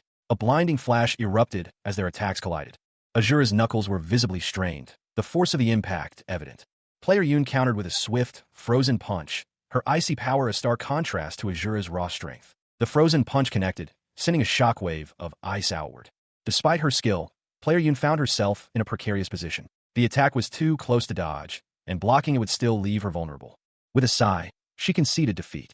She acknowledged Azura's strength, having learned much from the battle. Azura stood alone, a figure of quiet intensity. Despite the victory, Azura knew she still had a long way to go. She resolved to become stronger. Elsewhere, a spectator watched the match unfold, awestruck by the display of skill. The spectator reflected on the match, noting the significant difference between professional and amateur fighters. He decided to upgrade his equipment. An interview with player Ark was scheduled. The vast coliseum filled the horizon, a testament to the scale of the tournament. The air crackled with anticipation. Two young women, cloaked and hooded, observed the scene from distance. One commented on the player who had faced Ark, noting that she was Rin's younger sister. They discussed the surprising skill of Rin's sister and the even greater skill of her brother, who had been eliminated in the qualifiers. One speculated that his elimination might have been intentional. One of the women was surprised to learn that the other's brother had also entered the tournament. She revealed that he had been eliminated in the qualifiers. They questioned how this was possible, given his apparent skill, which should have qualified him for a higher tier. One explained that since Ark and Lucifer were tier 2.5, his elimination suggested something unusual had occurred. The women continued their discussion, one suggesting that he might have intentionally withdrawn to avoid attention. The other agreed, finding the idea plausible. They reflected on his decision to avoid the rankings, a sensible choice given his circumstances. An announcement echoed through the Colosseum. The next round of the tournament was about to begin. The two women excitedly anticipated the upcoming matches, knowing that the finalists' guild marks would soon be revealed. A hush fell over the stadium as the final match concluded. The last match of the fourth-stage tournament had ended. Spectators watched, stunned into silence. Two men, among the crowd, struggled to articulate their astonishment. They had witnessed something extraordinary. One of them voiced his disbelief at the revelation that 6 players from the same guild had dominated the top 16 rankings. The other man remarked on the sheer dominance of that guild, capable of defeating Lucifer. The victorious team, a formidable group of warriors, stood proudly in a grand hall. Their leader, a woman clad in shining armor, addressed them. She acknowledged their success, but cautioned against complacency, emphasizing the need for international expansion. 2 of her companions exchanged amused glances. A warrior addressed their guildmaster. The guildmaster, a man with a confident smile, revealed that the mythic guild was affiliated with the hero guild Vern. The thought of her filled his mind. A formidable opponent, indeed. He observed the scene before him, a grand hall where figures moved with purpose. A question hung in the air. Could he defeat her? 2 figures conversed, their words revealing a calculated strategy. The risk of defeat was high, but the potential reward even greater. A confident smile played on his lips. He would use every trick at his disposal to ensure victory. His resolve hardened. To recruit her, he needed to win. Her expression was unreadable, but a hint of anticipation flickered in her eyes. She turned, her back to him, walking away with a regal air. He followed, a sense of unease settling over him. The familiar surroundings felt strangely disorienting. Her focus shifted. She desired a different opponent. Her gaze was intense, unwavering. A fierce determination burned within her. The profile of a player, identified as Sleeping Rancor, level 57, is displayed. Their primary attributes are listed as Clara, Regis, and Blue. 2 individuals observe a woman in a red dress from a distance, one of them exclaiming at her beauty. The woman, seemingly unfazed, acknowledges their presence and wishes them good luck. The observer in the foreground reflects on feeling like the villain in this situation as he forcefully slams a wooden block into the ground. A man in dark armor stands proudly, holding a large, rectangular weapon. The woman in red questions the armored man, implying prior surveillance.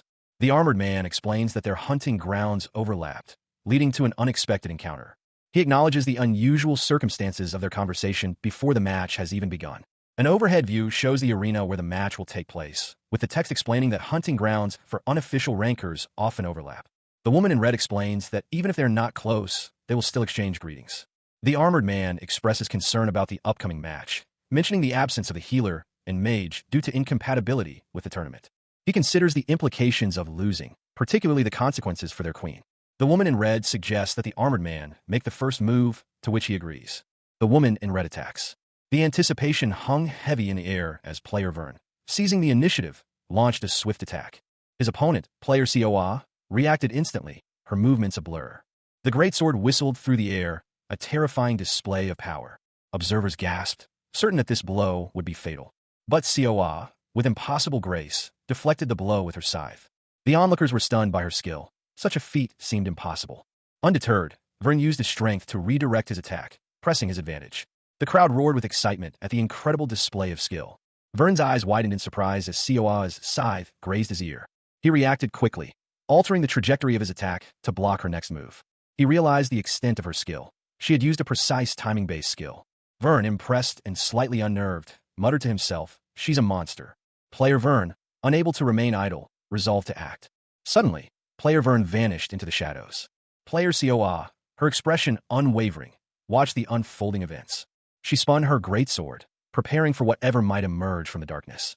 The moment player Coa's blade slashed, player Vern's presence was revealed. However, she was already within range of his devastating attack. Azura, witnessing the scene, was shocked by the sheer power displayed. The force of the attack sent Azura flying backward. He groaned in pain, his body battered. Player Coa's chain weapon lashed out, striking Azura again. Azura, gasping for air, braced himself for another blow. He braced himself, the impact of the previous blow still echoing in his bones. A chain, thick and heavy, whipped around his legs, binding him. Above him, a massive scythe descended, its dark blade glinting menacingly. The arena held its breath, the crowd a silent, watchful sea. He strained against the bonds, a silent scream building in his chest. The scythe arced, a deadly arc of metal and shadow. He was thrown, the force of the blow sending him spinning. From the shadows, a figure emerged, wielding a similar weapon. With a final, desperate flourish, she struck. He landed hard, the impact jarring his entire body. Zhongwan and player COA watched, concern etched on their faces. News of the duel reached the royal court, causing a stir among the assembled nobles. The final blow landed, a whirlwind of dust and debris marking the end of the match. The round was over. News of the match quickly reached the royal court. A high-ranking official observed, so that's how the travelers fight. He was impressed by the fighter's skill. Another official, watching from afar, commented that he was looking forward to seeing what the victor would request. The victor, Zhongwan, entered the throne room. The king, seated upon his throne, instructed his attendants to investigate Zhongwan. The king's gaze was intense, his interest piqued. The king expressed his desire to have Zhongwan as his disciple, believing it would alleviate his boredom. A wide shot revealed a quaint town, nestled beside a calm river. The buildings were a mix of traditional and modern styles, suggesting a blend of old and new. He stood before a building, its architecture hinting at a place of some importance. The figure was cloaked and masked, his identity hidden. The masked figure gave an order to his subordinates, directing them to the rear. They were similarly cloaked and masked, their faces obscured. The limitations of their abilities were discussed. Their methods were restricted by the nature of their interdimensional travel. Despite the limitations, the cloaked figure pressed on, determined to continue his mission. He reflected on his task, acknowledging the risk. He knew that if he were in the other person's position, he wouldn't have taken such a chance. He was surprised by his inability to sense the target's presence. It was unexpected, unsettling. A new character, a man with striking teal hair and ornate robes, appeared. He seemed to be observing the situation. The teal-haired man pondered the connection between the events unfolding before him. A close-up revealed a sinister smile on the teal-haired man's face. He identified himself as the Empire's best assassin. A masked figure, his eyes narrowed in concentration, sensed nothing. He couldn't detect even the slightest trace of the target's presence. Meanwhile, a regal figure, adorned in rich, dark robes, stood poised and watchful. His expression was one of quiet calculation. A sinister smile stretched across the regal figure's lips. He had been caught, but this only served to highlight the assassin's skill. The masked figure, his voice muffled by his mask, spoke to his companion. Of course, the Emperor was not one to be easily attacked. The regal figure, however, was taking no chances. He needed to eliminate any possibility of failure.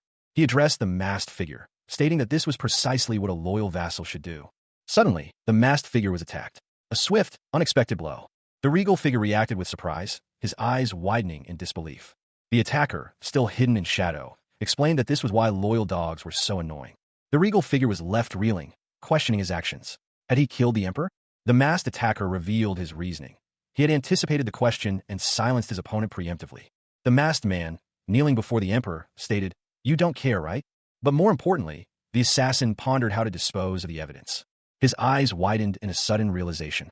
With a chuckle, the Emperor revealed it had all been a joke. He added that killing his closest aide would be troublesome, even if it were himself. The assassin, despite the Emperor's jest, was instructed to inform His Majesty of the events.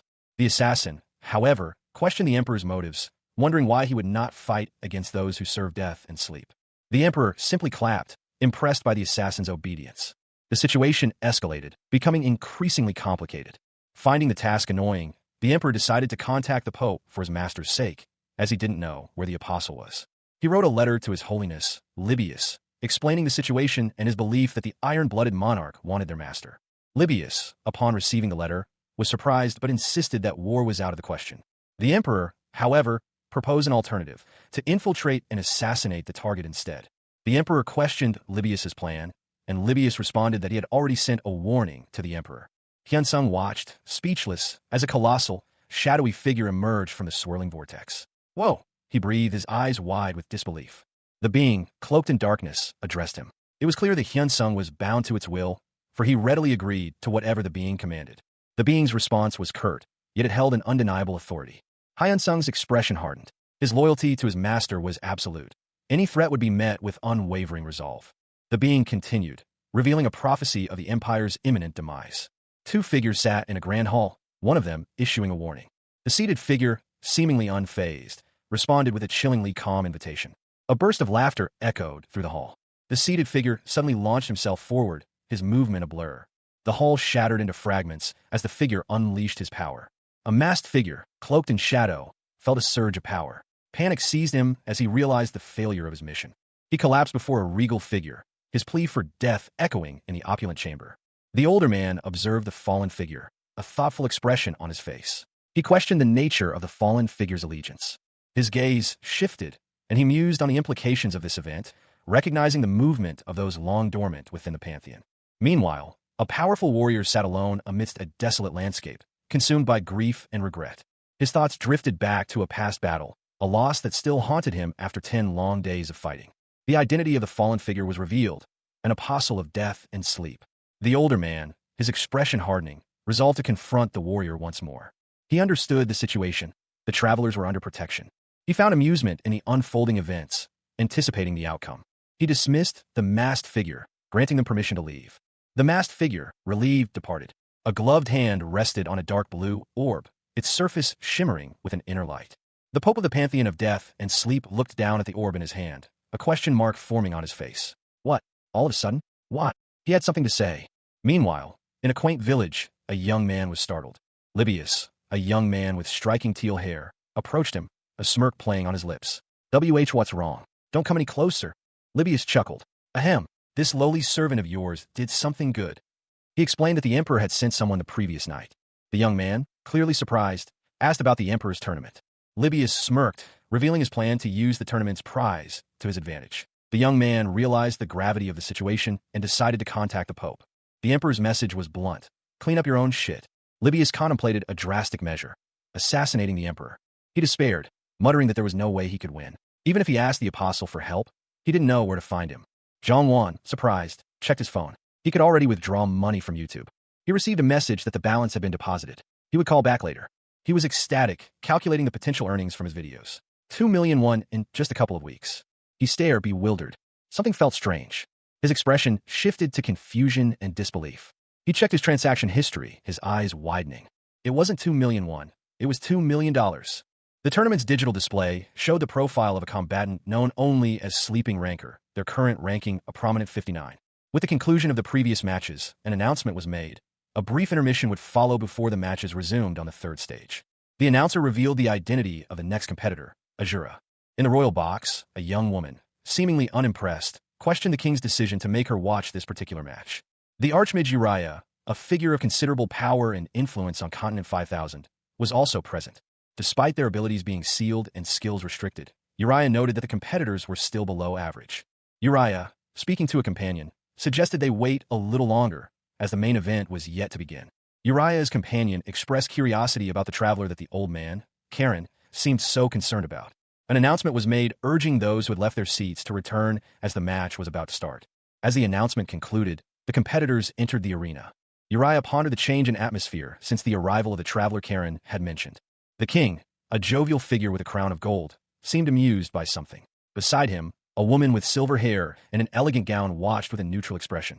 He gestured towards the arena, a silent command. His hand, strong and weathered, pointed towards the awaiting spectacle. The queen, seated beside him, remarked on the competitor, her gaze fixed on a masked figure.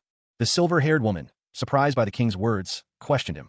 A masked figure, cloaked in dark robes, stood poised, a staff held in his hand. The detail of his attire revealed a sophisticated design, hinting at power and skill. The king and queen continued their discussion, intrigued by the competitor's abilities. The silver-haired woman expressed her uncertainty about the competitor's skills, noting his recent change in fighting style. She was astonished by the revelation of his dual combat proficiencies. The masked figure stood in the arena, ready for the match. The king watched with a gleeful anticipation. The observers were shocked to see Azura wearing a blue mask.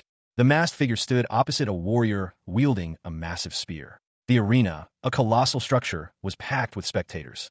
A hushed anticipation filled the air. A question hung heavy. Was the blue mask a sign of a new fighting style? Instead of a sword or dagger, the masked combatant held a staff. This was unexpected. The host, Hong Jino, pondered the implications of this unusual choice of weapon. Observers noted that the blue mask was a simple way to confuse his opponent. The question of magic arose. One spectator wondered what the masked fighter, Azura, was feeling. As soon as the match began, the true nature of Azura's abilities was revealed. A wave of disbelief washed over the crowd as events unfolded. A surge of fiery energy erupted from Azura. The spectators watched in awe as Azura revealed his third form, a mage. Azura's expression was one of intense focus. The sheer impossibility of Azura's dual fighting styles left everyone stunned. The crowd roared its approval. Even the commentators were stunned by Azura's incredible display. He was pleased with the skill's compatibility. Even for a player who hadn't reached level 100, the magic was unbelievable. With Dragon Language, all cooldowns from magic skills were negated, and with Chantless, there were no delays on casting. The mage's power surged, consuming twice the mana, but the risk was worth it for the match. His opponent's calm demeanor was unexpected. He was closing the distance methodically. Compared to other players, this opponent was in a different league. He decided to go all out. Azura unleashed a powerful magical assault. His opponent countered with a fiery blast. The force of the collision was immense. The opponent, visibly strained, braced himself for another attack. Azura's final attack struck with devastating force. Azura, his face contorted in a grimace of exertion, stood amidst a swirling cloud of smoke and dust. His eyes, narrowed and intense, focused on his opponent. The force of his previous attack sent shockwaves through the arena. Meanwhile, his opponent, Player Arc, was rapidly closing the distance. Observers in the stands debated the strategic wisdom of such a move. They noted that the close proximity negated the usual casting delays and cooldowns associated with magic. Player Arc's decision proved to be a shrewd one. Azura, breathing heavily, revealed that he only had 30% of his health remaining and that he had used only high-level magic. He knew he only had one attack left. He launched a final, desperate assault. The impact of the attack sent his opponent reeling. Player Arc, despite the blow, continued his advance. Azura saw his chance. He unleashed a final, fiery blast. A wave of intense heat and energy erupted from Azura, the source of the cataclysmic power clearly visible in his focused expression. He cried out in exertion, the sheer force of the magic threatening to overwhelm him. The 6-star magic, Black Ember, manifested as a devastating inferno. The observers noted that the storage control blocks had been destroyed, a testament to the destructive power unleashed. Despite the overwhelming power of his attack, Azura's opponent remained unyielding. The match concluded, and the spectators acknowledged the incredible display of skill. They praised Azura's tenacity, even in defeat, noting the strength of his opponent. The commentators summarized Azura's multifaceted abilities, highlighting his prowess as a bandit hunter, knight, and mage. Uriah, witnessing this, questioned the possibility of such diverse mastery. A woman reflected on the incredible feat, specifically the use of 6-star magic in such a high-stakes battle. She admitted to being speechless, given Azura's mastery of both magic and swordsmanship. As expected, the king intended to take Azura as his apprentice. The king's advisor suggested that Azura would become an apprentice to both the king and Uriah, making him one of the most powerful individuals on the continent. He pondered the implications of his recent actions. Was this truly the path he was meant to follow? A close-up revealed the young man's face, partially obscured by a dark blue mask, his expression unreadable. He reflected on the recent battle, pleased with the quality of the footage he had managed to capture. The young man, still masked, approached another, expressing his desire to join their guild. The other young man, surprised but pleased, readily agreed, though a fleeting thought crossed his mind. Did this new acquaintance remind him of someone? The profile of a player known only as Sleeping Rancor appeared on screen, their stats displayed prominently. A formidable opponent. A fierce battle raged, the Sleeping Rancor's power evident in the destructive force unleashed. One match concluded, with player AI advancing to the next round. Another match ended, player Kaiser emerging victorious against two opponents from the same guild. The archer pondered. Only those from the same guild could challenge them. The final quarterfinal match was about to begin. The upcoming match was set, Rin against Han Seoa. Zhang Wan, comfortably seated, awaited the start of the match, expressing anticipation. The battle between Rin and Han Seoa commenced, a flurry of attacks exchanged. The intensity of the fight escalated, both combatants displaying exceptional skill. Rin launched a powerful attack, sending Han Seoa reeling. Han Seoa, despite the blow, remained defiant, preparing for her next move. Han Seoa, the dark-robed magician, launched herself forward, chains extending from her hands. Her opponent, blonde and armored, recognized the chains instantly. They were the same ones used against Vern. The blonde warrior's sword passed right through the ethereal chains, proving their unique nature. Seoa smirked, anticipating her next move. The impact of the chains sent the blonde warrior reeling, but she managed to maintain her balance. Seoa's opponent was surprised by the ferocity of the attack, questioning her strategy. The arena was silent, the tension palpable as the two combatants circled each other. Seoa, using the momentum from her previous attack, launched a powerful strike. The two warriors clashed in a flurry of blows, their skills evenly matched. The blonde warrior braced herself for the next attack. The young woman, player Yoon, watched intently as her opponent Han Seoa unleashed a powerful chain skill. The unexpected force of the attack left her momentarily stunned. Seoa's attack connected, sending a shockwave through the arena. The impact was clearly felt by all present. The force of the blow sent her opponent reeling, momentarily disoriented. She fell to the ground, her armor clattering against the stone floor. A message appeared before her, indicating that she had been hit by a powerful scythe. Meanwhile, Jongwon watched the match from a nearby viewing area, commenting on the unexpected turn of events. He mused that if there had been more distance between the fighters, the outcome might have been different. Jongwon planned to simply execute his strategy in the finals, then rest. A subordinate approached Jongwon, urging him to leave immediately. Jongwon was surprised, noting that this was the first time he had seen Libius so anxious. Jongwon stood beside a woman with striking silver hair, his expression one of barely suppressed anger. He silently questioned the situation, his thoughts heavy with unspoken frustration. A surge of dark energy erupted from somewhere unseen, causing a violent tremor that shook the very foundations of the room. The woman, her eyes narrowed, finally recognized the source of the disturbance. It was him. The woman's attire was extravagant, a stark contrast to the more subdued clothing of those around her. Her sharp features and piercing gaze were accentuated by the ornate crown she wore. She addressed Jongwon directly, her words carrying an unexpected proposition. He responded with a mixture of surprise and confusion, taken aback by her sudden declaration. The woman, Uriah, explained her abrupt arrival and in formal manner, apologizing for her impatience. She continued, emphasizing her long life and the resulting lack of formality in her interactions. Jongwon reflected on his recent encounter, noting a significant increase in his stats. He questioned his own actions, wondering if his use of certain skills had been too careless. Jongwon stood before three imposing figures, one of whom identified herself as a member of Continent's Five Heavens and the Disaster, no less. She was also the only one among them who wielded magic. The woman's power was evident. Even Libius, a mage exceeding level 560, felt intimidated by her. Jongwon's companion wisely advised him to remain calm, as any mistake could cost him dearly in the upcoming finals. The powerful mage then made an offer. Jongwon could become her apprentice, inheriting her unique magic. Jongwon considered the proposition, his expression thoughtful. He recognized the immense opportunity to learn legendary-grade magic. However, a certain hesitation lingered. The mage, understanding his uncertainty, gave him time to consider. With a wave of her hand, the mage dismissed herself and her entourage. Libius, visibly relieved, slumped in his chair. He apologized for his earlier display of nervousness. Jongwon reassured him, understanding his reaction. Jongwon reflected on the encounter, recognizing the immense power of the woman known as Disaster. The title reads, "I was killed by Uriah, but I can't report it." Jongwon's internal monologue reflects his confusion and frustration at his repeated deaths. He reads a comment detailing Uriah's sensitive senses and the futility of approaching her directly. The commenter expresses envy at having seen Uriah. Jongwon, seated at his computer, contemplates the risks involved. He anticipates suffering if he fails. He wrestles with the decision of whether or not to accept the apprenticeship from the powerful elf. His internal conflict intensifies as he weighs the potential consequences of refusal. He acknowledges the certainty of death if he declines the offer. The scene shifts to a conversation between a king and an elf. The king expresses his anger. The elf explains that she knew the king would be angry and that she had been impolite by sneaking past him. The king questions the elf's behavior, and she admits to her rudeness.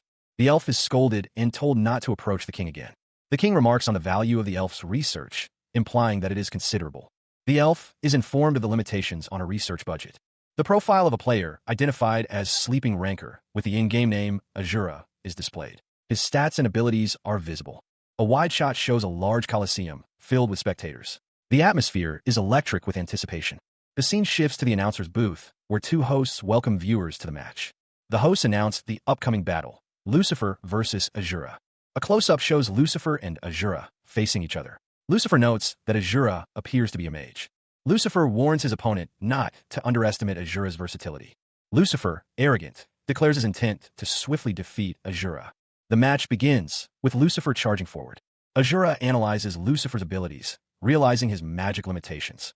Lucifer, overconfident, rushes into Azura's attack. Azura smirks, confident in his ability to counter Lucifer's attack. Azura's face is shown in close-up, his expression intense as he prepares for a counterattack. Azura unleashes a powerful counterattack. The clash of steel echoed through the arena as Lucifer, caught off guard, stumbled back, a pained cry escaping his lips. His eyes widened in disbelief as he saw the dark flames engulfing Azura's blade. He could only watch, stunned, as the attack unfolded. Azura's power surged, the dark flames intensifying.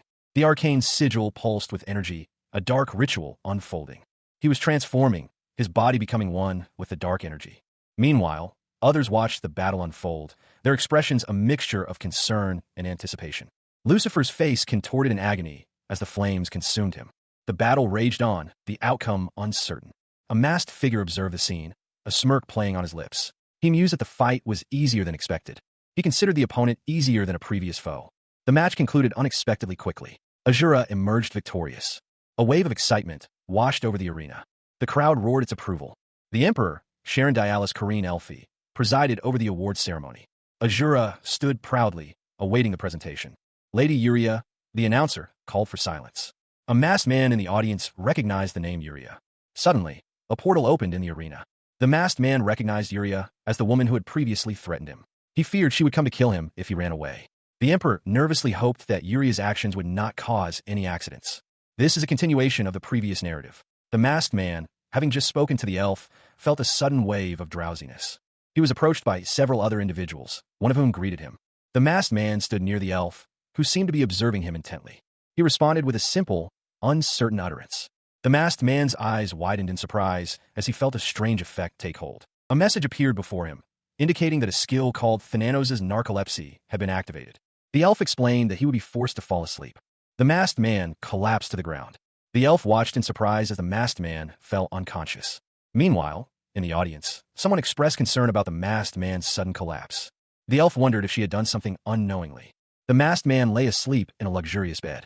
The masked man awoke in a lavish room, the opulent surroundings unfamiliar. He wondered aloud, "Where am I? The Imperial Palace." He groaned softly as he sat up, still disoriented from his sudden awakening. A young man with vibrant blue hair rushed in, exclaiming, "Master, you're finally awake. Please don't be the first person I see when I log in." The masked man's companion, concerned, questioned if the Emperor or Yuria might have sensed his narcolepsy. He mused that even those ignorant of God's word would have felt it. Relieved, he noted that they might be understanding. He then muttered about the absurdity of making eye contact with a deity. The blue-haired man's expression shifted, his demeanor becoming more serious. He apologized for his abrupt entrance. An older man, dressed in formal attire, appeared, rebuking the blue-haired man for his rudeness. The older man explained that he was there by order of His Majesty to escort the masked man upon his awakening. Only Sir Azura could enter the audience chamber, the attendant was informed. The attendant was instructed to wait outside. The masked man decided to remove his mask and hood, wanting to appear less intimidating. Meanwhile, the blue-haired man was informed that if the Emperor acted rashly, the Pope was prepared for war. He reassured the masked man not to worry. He clenched his jaw, a storm brewing within. The masked man's thoughts were a tempest of fury and disbelief. This was madness. His eyes narrowed, focusing on the sheer audacity of the situation. What was happening? A young woman with light blue hair offered a reassuring smile, attempting to lighten the mood. "Did I do good?" she asked. The woman's words were a stark contrast to the masked man's internal turmoil. He needed a hide just in case. He began his journey towards the Imperial Palace, the weight of the impending audience heavy on his shoulders. The grandeur of the palace was overwhelming, but his mind raced with questions. Should he kneel? An elderly man, likely an official, addressed him, dispelling the need for formalities. Travelers were exempt. He offered a sincere apology for his companion's earlier rudeness, an unexpected gesture of grace. The masked man explained his companion's behavior, attributing it to the complexities of adolescence. His companion, a young elf, added her own explanation, emphasizing her attempts at politeness. The masked man contemplated the potential consequences of rejecting the Emperor's order. Execution was a real possibility. The Emperor, despite the recent incident, congratulated him on his victory. Before bestowing the reward, the Emperor indicated a matter requiring discussion. The Emperor revealed that Yulia wished to take the masked man as her apprentice. The Emperor, a figure of immense power and age, extended an offer of apprenticeship to the masked man. His words carried the weight of centuries of wisdom and authority. He considered the Emperor's proposal, the gravity of becoming a student to two of the continent's 5 heavens settling upon him. The weight of such a decision was immense. The opulent chamber spoke of power and tradition. A conversation already underway continued. The Emperor, seated upon his throne, addressed the young man before him. He stated that the Empress wished for him to become her disciple. The Emperor added that he, too, desired the young man as his disciple. The Emperor, his expression expectant, asked the young man what he thought of becoming the disciple of the 5 heavens.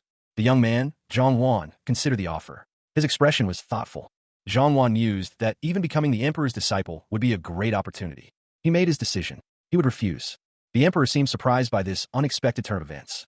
The emperor pointed out that such offers are usually difficult to refuse, but this was a unique opportunity. Zhongwan explained that to become a disciple of both would require him to remain within the palace, a situation he wished to avoid. Zhongwan apologized, explaining that staying would render his reason for coming to the continent meaningless. The emperor, the empress, and Zhongwan shared a moment of silence, the weight of the decision hanging in the air. The emperor concluded by assuring Zhongwan that this arrangement wouldn't impede his travels or freedom. The aged emperor, crowned in gold, made a solemn vow. He pledged his honor to Zhongwan. The terms of the emperor's pledge were made clear. A broken vow would cost him his title and honor. Similarly, the empress, Yuria, offered her own pledge, her honor bound to the same agreement. Zhongwan stood before the imperial couple, the weight of their promises settling upon him. He expressed his gratitude for the extraordinary opportunity presented to him. A brilliant blue interface appeared, detailing the rewards of becoming the emperor's disciple. Further rewards followed, signifying his acceptance as a disciple of both the emperor and empress. The system detailed the significant boost to his skills as the emperor's disciple. Conversely, the system also displayed the unique challenges and drawbacks of being the empress's disciple. He reacted with overwhelming joy and relief at the outcome. The emperor presented Zhongwan with a book. The book was revealed to be a legendary rank tome. Zhongwan gratefully accepted the gift. The book lay open, its crimson cover adorned with an intricate, golden fleur-de-lis. The title, Karen's Swordsmanship Skill Book, Legendary Plus, gleamed. A detailed description of the book's contents filled the adjacent text box, outlining its unique properties and requirements. Zhongwan, eyes wide with wonder, traced the elegant script with his finger. He had obtained the legendary skill. A notification popped up, confirming the acquisition of Karen's swordsmanship, a skill renowned as the strongest among the continent's 5 heavens. The intricate details of the skill's mechanics were displayed, revealing its passive and active effects, along with mana costs and cooldowns. He silently read through the description, a thoughtful expression on his face. The sheer power of the skill was almost overwhelming. The emperor, however, still had more to bestow. Zhongwan had also received the right to choose a unique grade item from the imperial storeroom and a wish from the emperor himself. The emperor instructed Uriah, his attendant, to guide Zhongwan to the storeroom. Uriah, with a playful smirk, readily agreed. Zhongwan, however, felt a surge of anxiety. The title bestowed upon him by the emperor weighed heavily on his mind. The emperor, sensing his apprehension, urged him to hurry. Zhongwan, spurred by the emperor's words, quickly made his way towards the storeroom. Meanwhile, a priest, seemingly hiding, was called out by Zhongwan, who wished to speak with him. The empress, with a knowing smile, revealed that she had a gift for both Zhongwan's master and disciple. The throne room was immense, opulent, and intimidating. Zhongwan, still awestruck by the sheer scale of the imperial palace, felt a nervous flutter in his chest. He ascended the grand staircase, his companion, the empress's representative, a few steps ahead. Her comment about the empire's unique nature echoed in his mind. They reached a landing. Zhongwan's eyes widened as he took in the sight of the woman before them. Her ethereal beauty was striking, but there was something unsettling about her dual image. The woman smiled, a gesture that seemed both kind and unsettlingly sharp. She offered him 2 books. Zhongwan received the books, his gaze lingering on their ornate covers. He felt a surge of anticipation. The grimoire's description detailed its power and restrictions. He noted the requirements for its use, understanding the challenges ahead. He gasped, recognizing the skill book as a legendary item. Excitement bubbled within him. Without hesitation, he chose to use it. A notification appeared, confirming that he had acquired the Gravity Meteor skill. The skill's details were displayed, outlining its power and limitations. He understood its immense potential. Zhongwan contemplated the skill's implications, a mixture of excitement and apprehension swirling within him. The sheer power was both exhilarating and daunting. He stood before the imposing figure, a woman cloaked in shadows, as she extended a hand laden with ancient tomes. "Take this," she urged, her voice echoing with an almost manic energy. The woman continued to thrust books into his arms, a chaotic flurry of leather-bound volumes. This, and this too," she exclaimed, her excitement barely contained. With a satisfied chuckle, she surveyed her work. That's enough skills. So let's go now," she declared, gesturing towards the exit. He looked at the books in his arms, overwhelmed. "Quickly, there's still a lot I need to give you," she called out, already halfway across the room. She presented him with another book, beaming. "This is good too," she chirped. She then produced a jeweled box, overflowing with glittering trinkets. "This and this."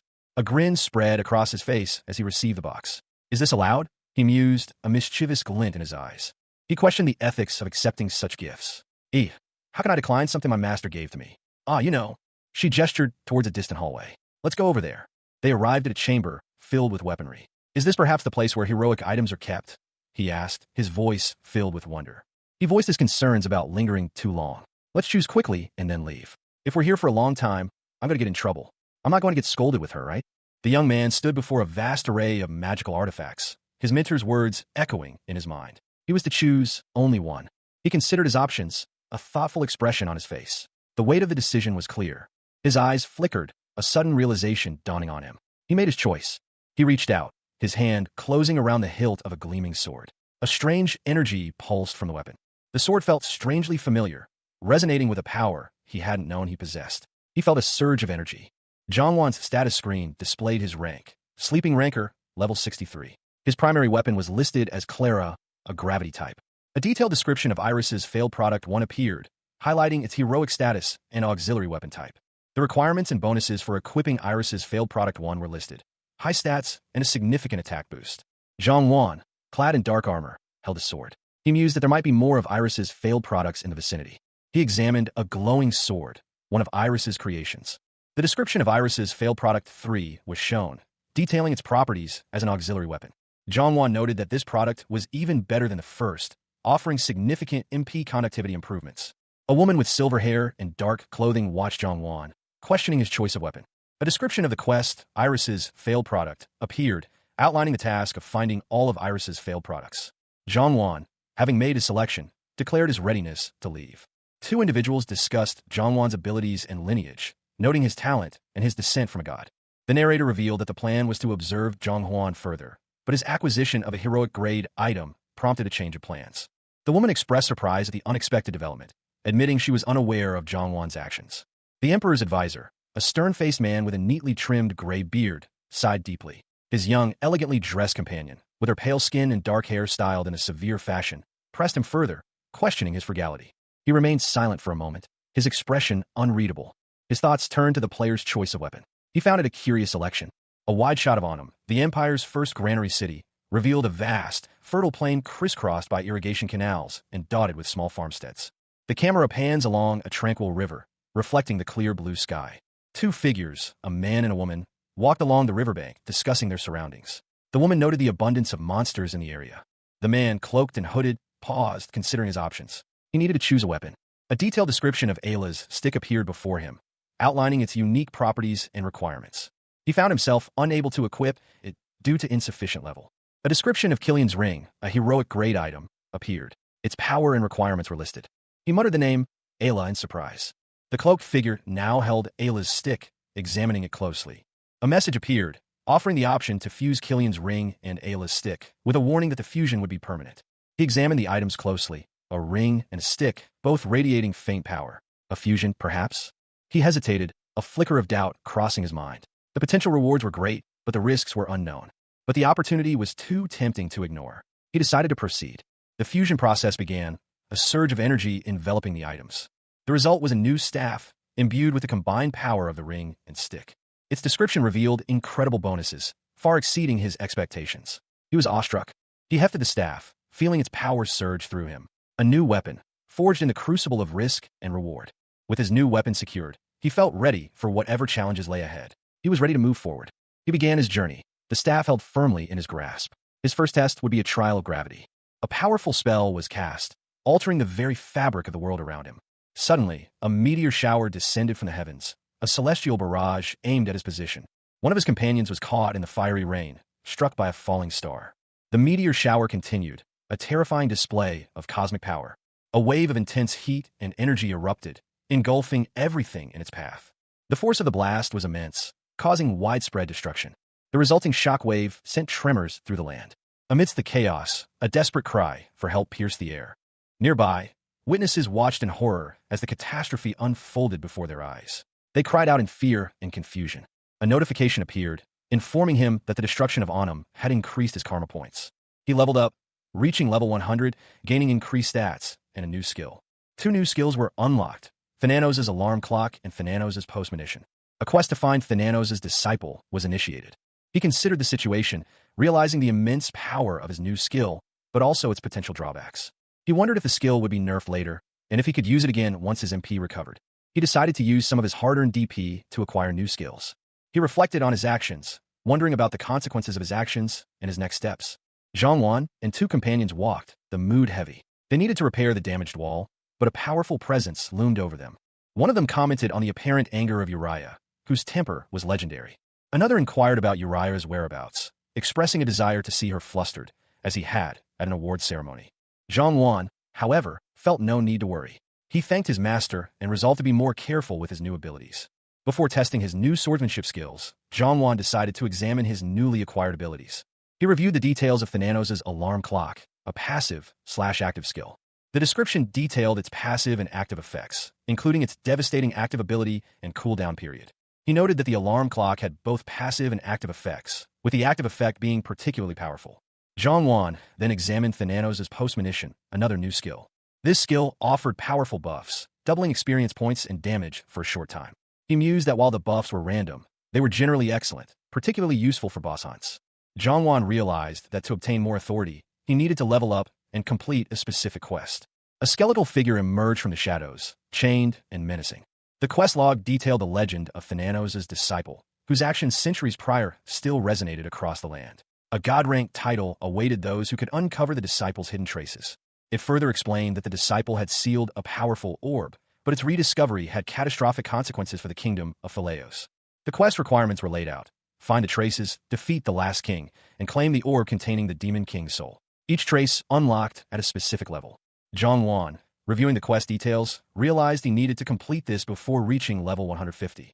He pondered the implications of the quest, noting that the monsters in the kingdom had grown stronger since he reached level 100. A thoughtful expression crossed his masked face. He understood the significance of his actions. Zhang Wan planned to raise his level in this area before tackling the quest's final stages. His master, Sharon, planned to test his swordsmanship later. Several empty vials lay scattered on the ground, remnants of a recent potion-making session. A furious figure, Lucifer, appeared, seething with rage at the disappearance of something he had been tracking.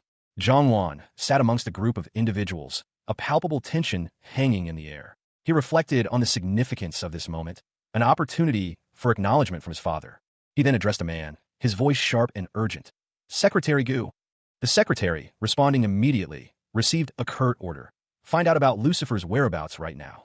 A close-up revealed the secretary's face, contorted in a grimace of barely suppressed fury. His unspoken thoughts were clear. That bastard.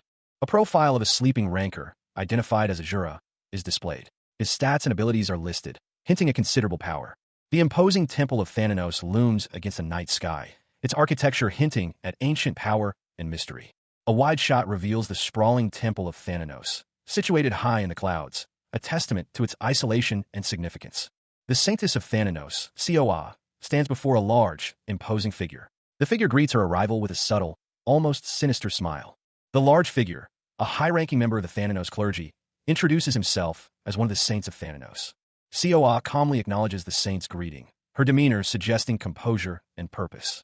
The Saintess, Coa, requests something from the saint. The saint agrees, indicating his willingness to comply. The saint instructs Coa to travel to the Karen Empire. The Pope of Thananos, a skeletal figure adorned in ornate robes, speaks of an important item he needs to retrieve from the emperor.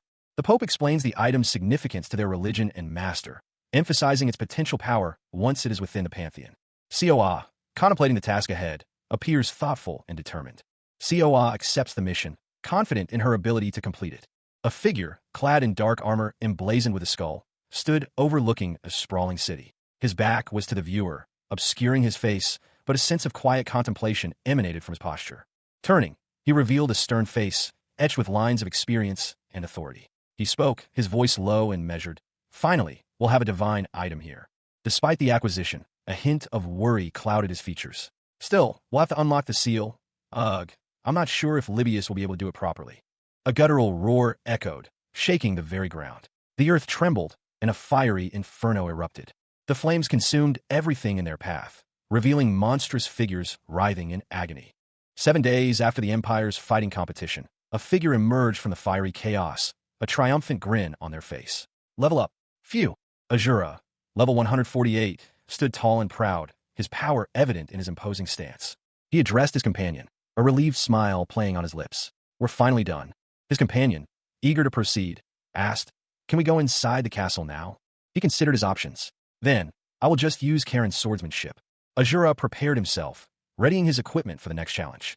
They approached the castle gates, ready to face whatever lay within. Shall we go now? Azura, having seemingly escaped the ancient castle, was greeted by an unexpected voice. He looked surprised, a clear question in his eyes. Another figure appeared, expressing their delight at seeing him. The newcomer, identified as Libius, explained that they were transmitting live and would proceed to explain the quest. A warning was issued. This task would be far more challenging than their previous encounter with the Wyvern's clone. Azura questioned the difficulty of the upcoming task. Libius began to recount the history of the Philios kingdom, mentioning its strong and modest king. The narrative shifted to the king's son, who was described as repulsive and jealous of his father. The prince, consumed by envy, murdered his father and seized the throne. His ascension to the throne led to the downfall of the Philios kingdom. The Karen kingdom, now an empire, declared war on its neighbors. The Philios king refused to surrender. Emperor Sharon, known for his mercilessness, invaded the king's castle, discovering a fragment of the demon king's soul. The foolish king made a wish using a fragment. The image depicted a king, his face contorted in a rictus of grim determination, his hands raised as if in supplication or a desperate plea. A caption below read, "For his kingdom to never fall." That's why this kingdom is known as the kingdom that never fell. That's right. The emperor of the Karen Empire abandoned his own kingdom after witnessing the king's repeated resurrections. The castle remains untouched, a testament to the king's enduring power. The king, a terrifying figure wreathed in dark energy, stood before them. His power was immense, defying even the emperor's attempts at destruction. He was deemed unkillable, even by the emperor, and capable of controlling the demon king's energy. This is why Libius was summoned. Two figures, a woman and a man, discussed the king's strength, comparing it to a wyvern's clone. The man pondered if the king's power surpassed that of the wyvern's clone. Even with the potential for godlike power, the situation was extremely dangerous, prompting a warning. A farewell and a wish for good luck were exchanged. The man's face was partially obscured by a mask, a hint of a smirk playing on his lips. He received a god-grade title and an exclusive quest to conquer the dungeon that was once the kingdom that never fell.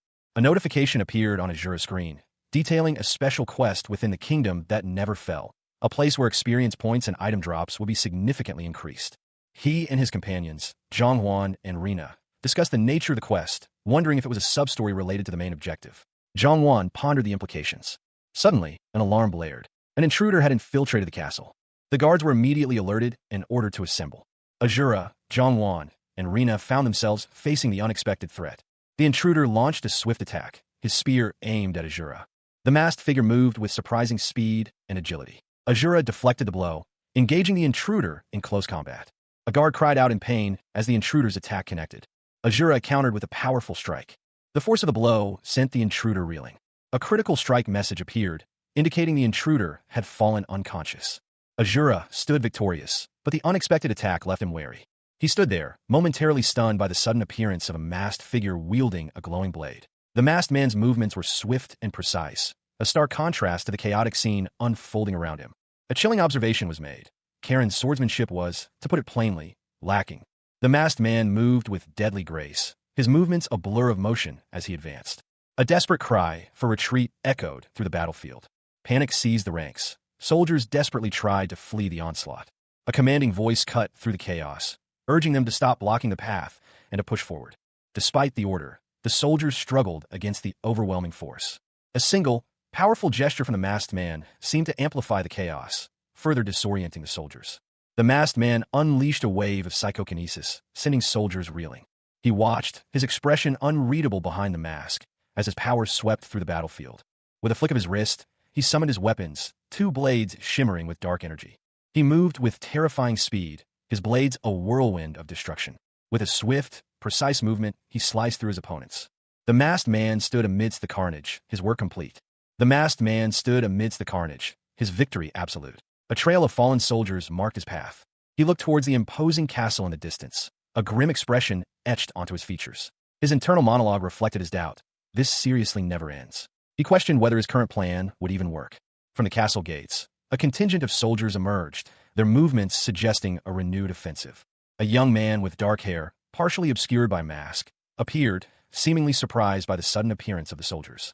He exclaimed, "Oh!" The masked man's character profile appeared, identifying him as a wizard. He unleashed a powerful attack, a gravity meteor, aiming to decimate the approaching soldiers. The impact of the attack was devastating, creating a massive explosion. Amidst the chaos, a figure was seen struggling to rise from the rubble, clearly overwhelmed.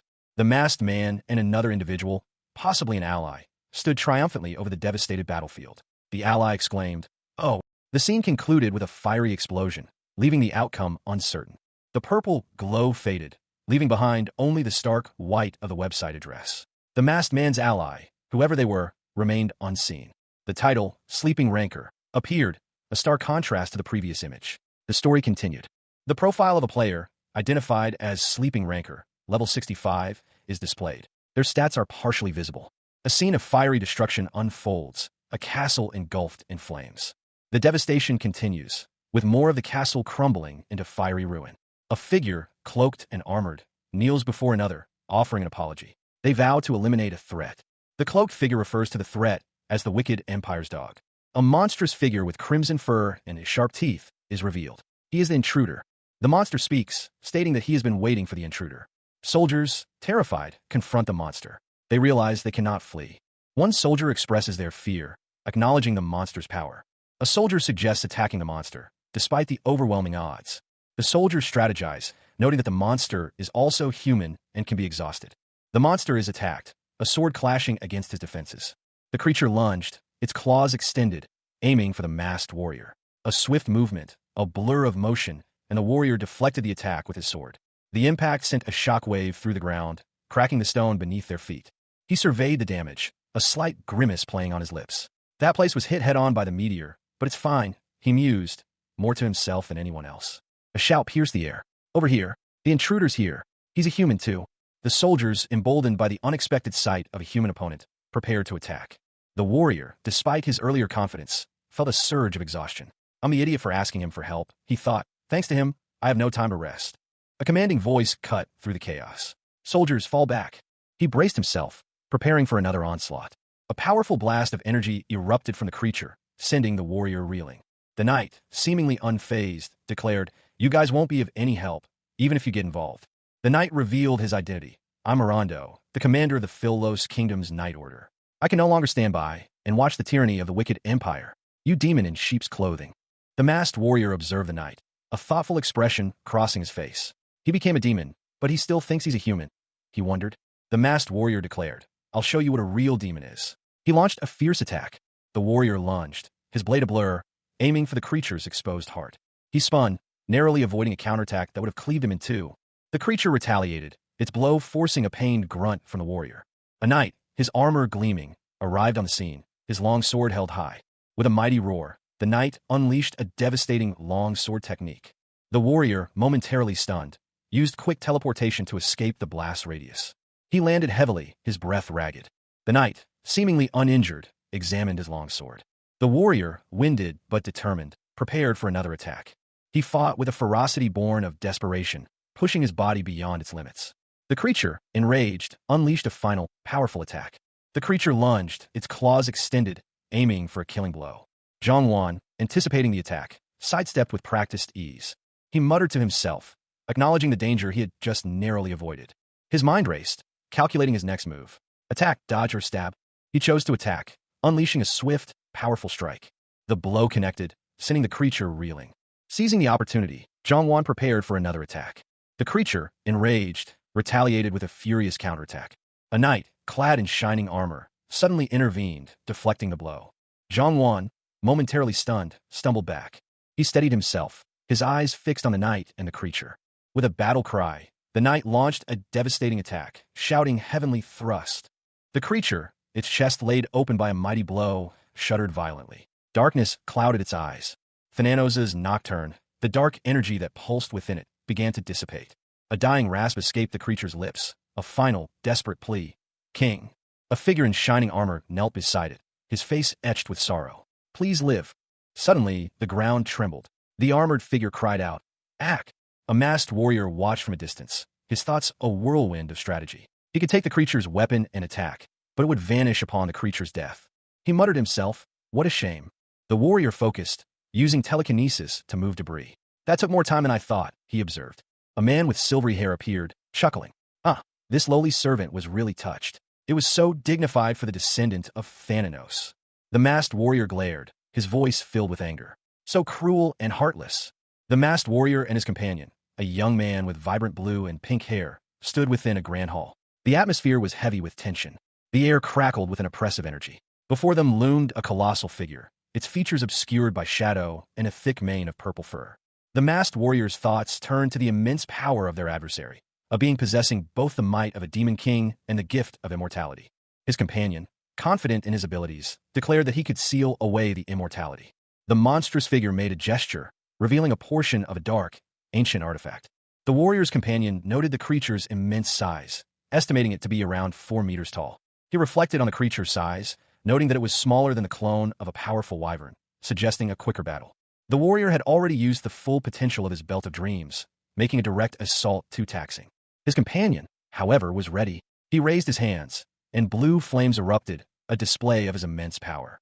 With a powerful incantation, the companion attempted to seal the creature's immortality. The question remained, was he successful? The only remaining threat was the power of the Demon King. The masked warrior, his resolve hardened, declared, "Let's go."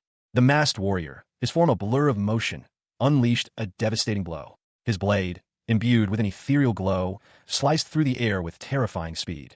He was pursuing his target relentlessly, his movements precise and deadly. The air crackled with energy as he closed in. With a final, powerful strike, he sent his opponent sprawling. The impact echoed through the chamber. His foe, defeated and broken, uttered a desperate plea. "Please kill me," he choked out, his voice barely a whisper. The warrior paused, his gaze unwavering. Before him stood 2 imposing figures, their presence radiating an aura of immense power. He lowered his weapon slightly, a flicker of uncertainty crossing his masked face. He murmured, a hint of confusion in his tone.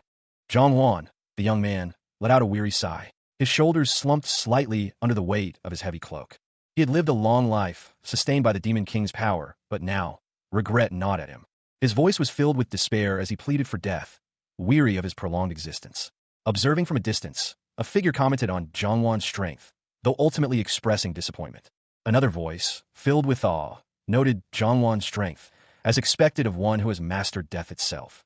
Zhongwan stood tall, his sword held high, a picture of defiance in the face of his own mortality. A mysterious egg, previously hidden within his inventory, suddenly manifested itself. He was startled by the unexpected appearance of the egg, questioning its nature. The egg, in a desperate struggle, temporarily copied Zhongwan's telekinesis magic.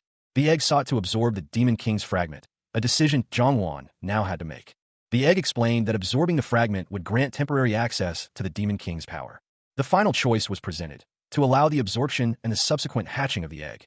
Zhongwan considered the imposing figure before him, a being of immense power. The creature's question hung heavy in the air. Would he absorb the fragment of the Demon King? He pondered the implications, his gaze fixed on the creature's seemingly nodding head. The others present, Seoa and Hyunsung, watched with bated breath. Zhongwan's expression shifted slightly. He murmured a question, uncertain of the implications of his actions.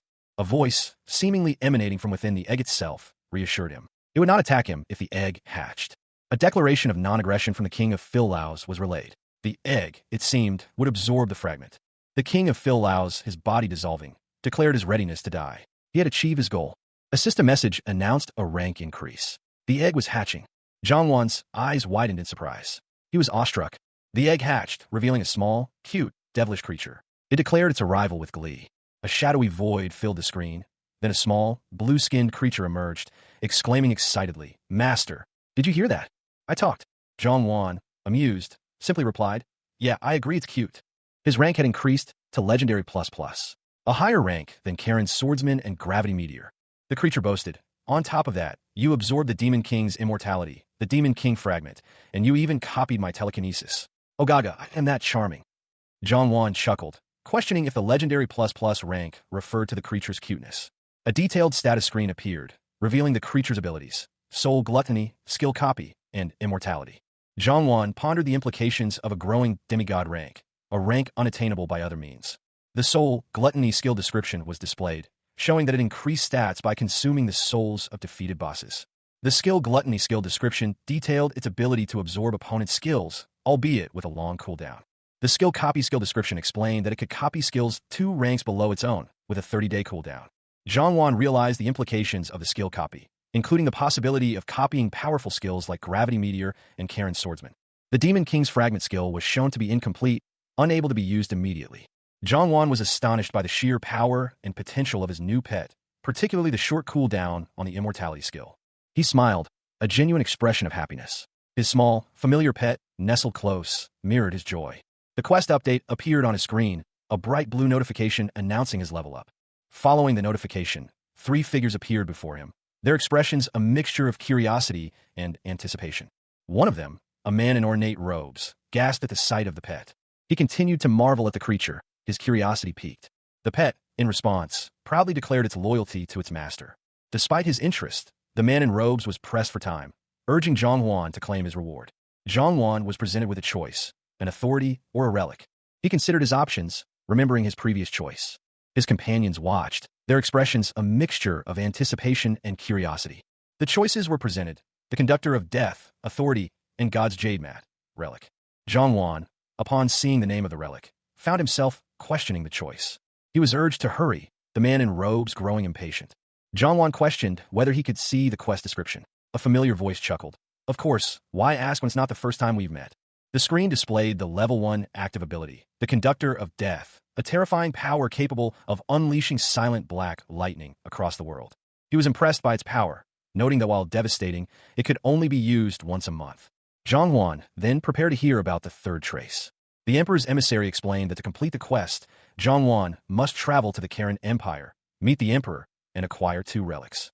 He added that being a god didn't guarantee easy access to the Emperor.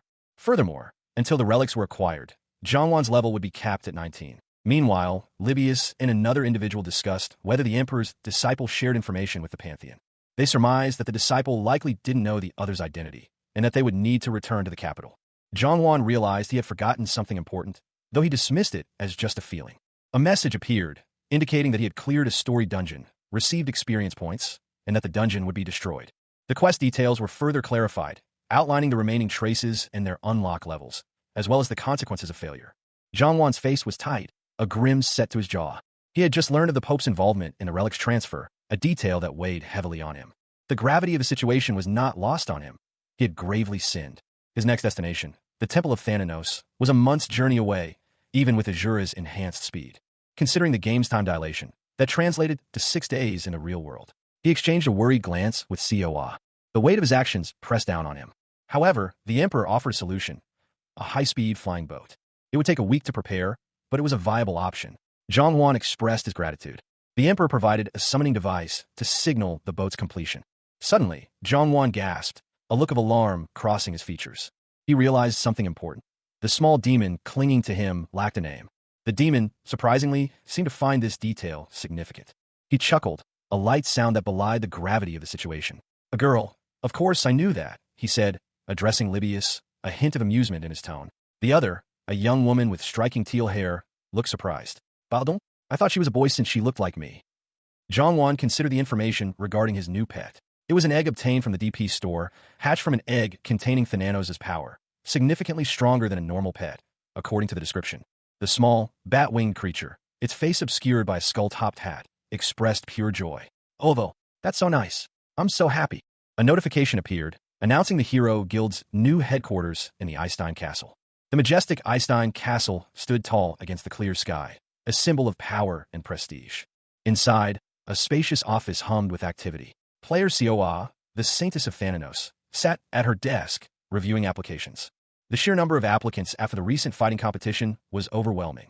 She reflected on Yoon's assistance, grateful for her help in the hunt. A voice announced Hyunsung's arrival.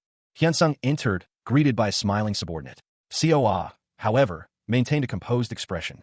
Hyunsung explained his purpose for being there, stating he had something important to discuss.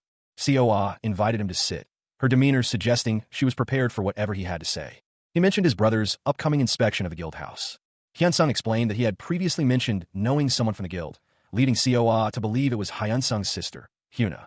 Coa mused on Hyunsung's nickname, realizing why she hadn't recognized him sooner. Coa suspected Hyunsung's true intentions, wondering if he planned to reveal his identity as Azura to Hyuna.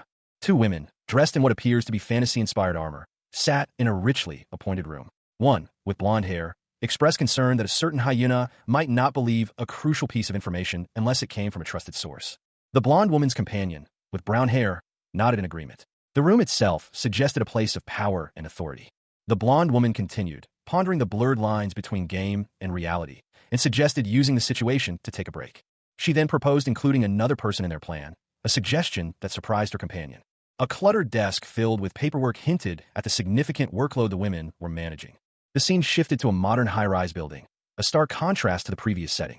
Inside an apartment, a young man, possibly the one the women were discussing, was informed by his sister about the guild master and her sister's impending visit.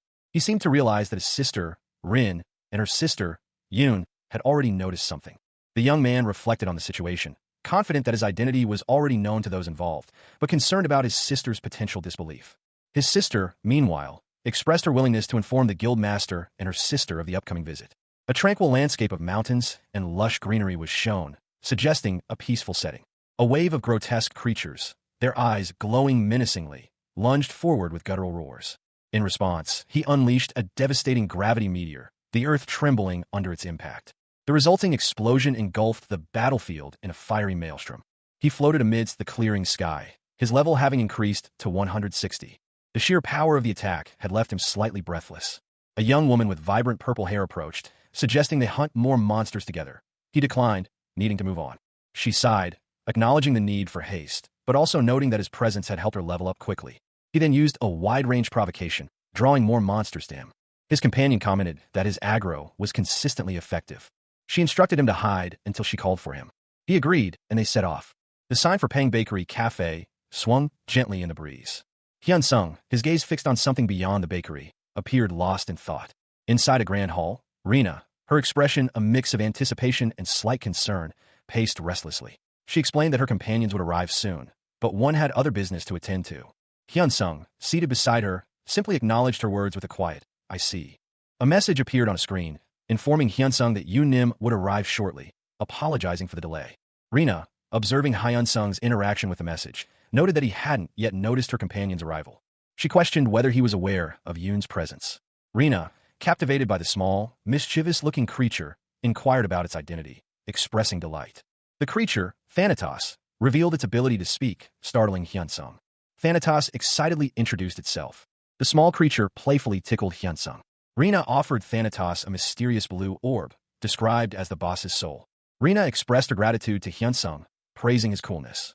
Thanatos happily devoured the orb, then commented on a sudden ache in its heart. He watched from a distance as two figures entered the grand hall. One, clad in light blue armor, seemed to be a knight. The other, in a dark cloak, possessed an air of regal authority. The knight called out to someone inside, urging them to come over. The cloaked figure looked surprised by the arrival. Suddenly, two more figures appeared, one of them embracing the cloaked figure. A conversation ensued, with the cloaked figure questioning if the newcomer had seen her brother before. One of the newcomers, a young man with dark hair, felt a strange sensation. A powerful explosion rocked the hall. The force of the blast sent debris flying. Amidst the chaos, figures in green and blue engaged in combat. A voice cried out, "Azura!"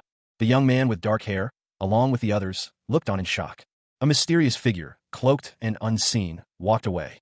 A wave of magical energy pulsed outwards, butterflies of light swirling around a figure who announced, "Your teacher's here." The newcomer, tall and imposing in dark robes, approached with an air of quiet confidence. She chuckled, her voice echoing slightly. Why didn't you come see me when you visited the palace?" Meanwhile, a young woman with brown hair stared, wide-eyed, at the scene unfolding before her, surrounded by other figures in regal attire. Her eyes widened further as she whispered, "Azura!" A mysterious figure, cloaked and shadowy, walked with a purposeful gait. The soft thud of their boots echoed faintly on the cobblestones. Their arrival was announced by a cheerful voice. "Your teacher's here."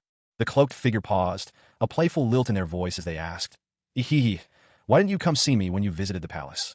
Jongwon's eyes widened slightly in surprise. He appeared to be caught off guard by the unexpected encounter.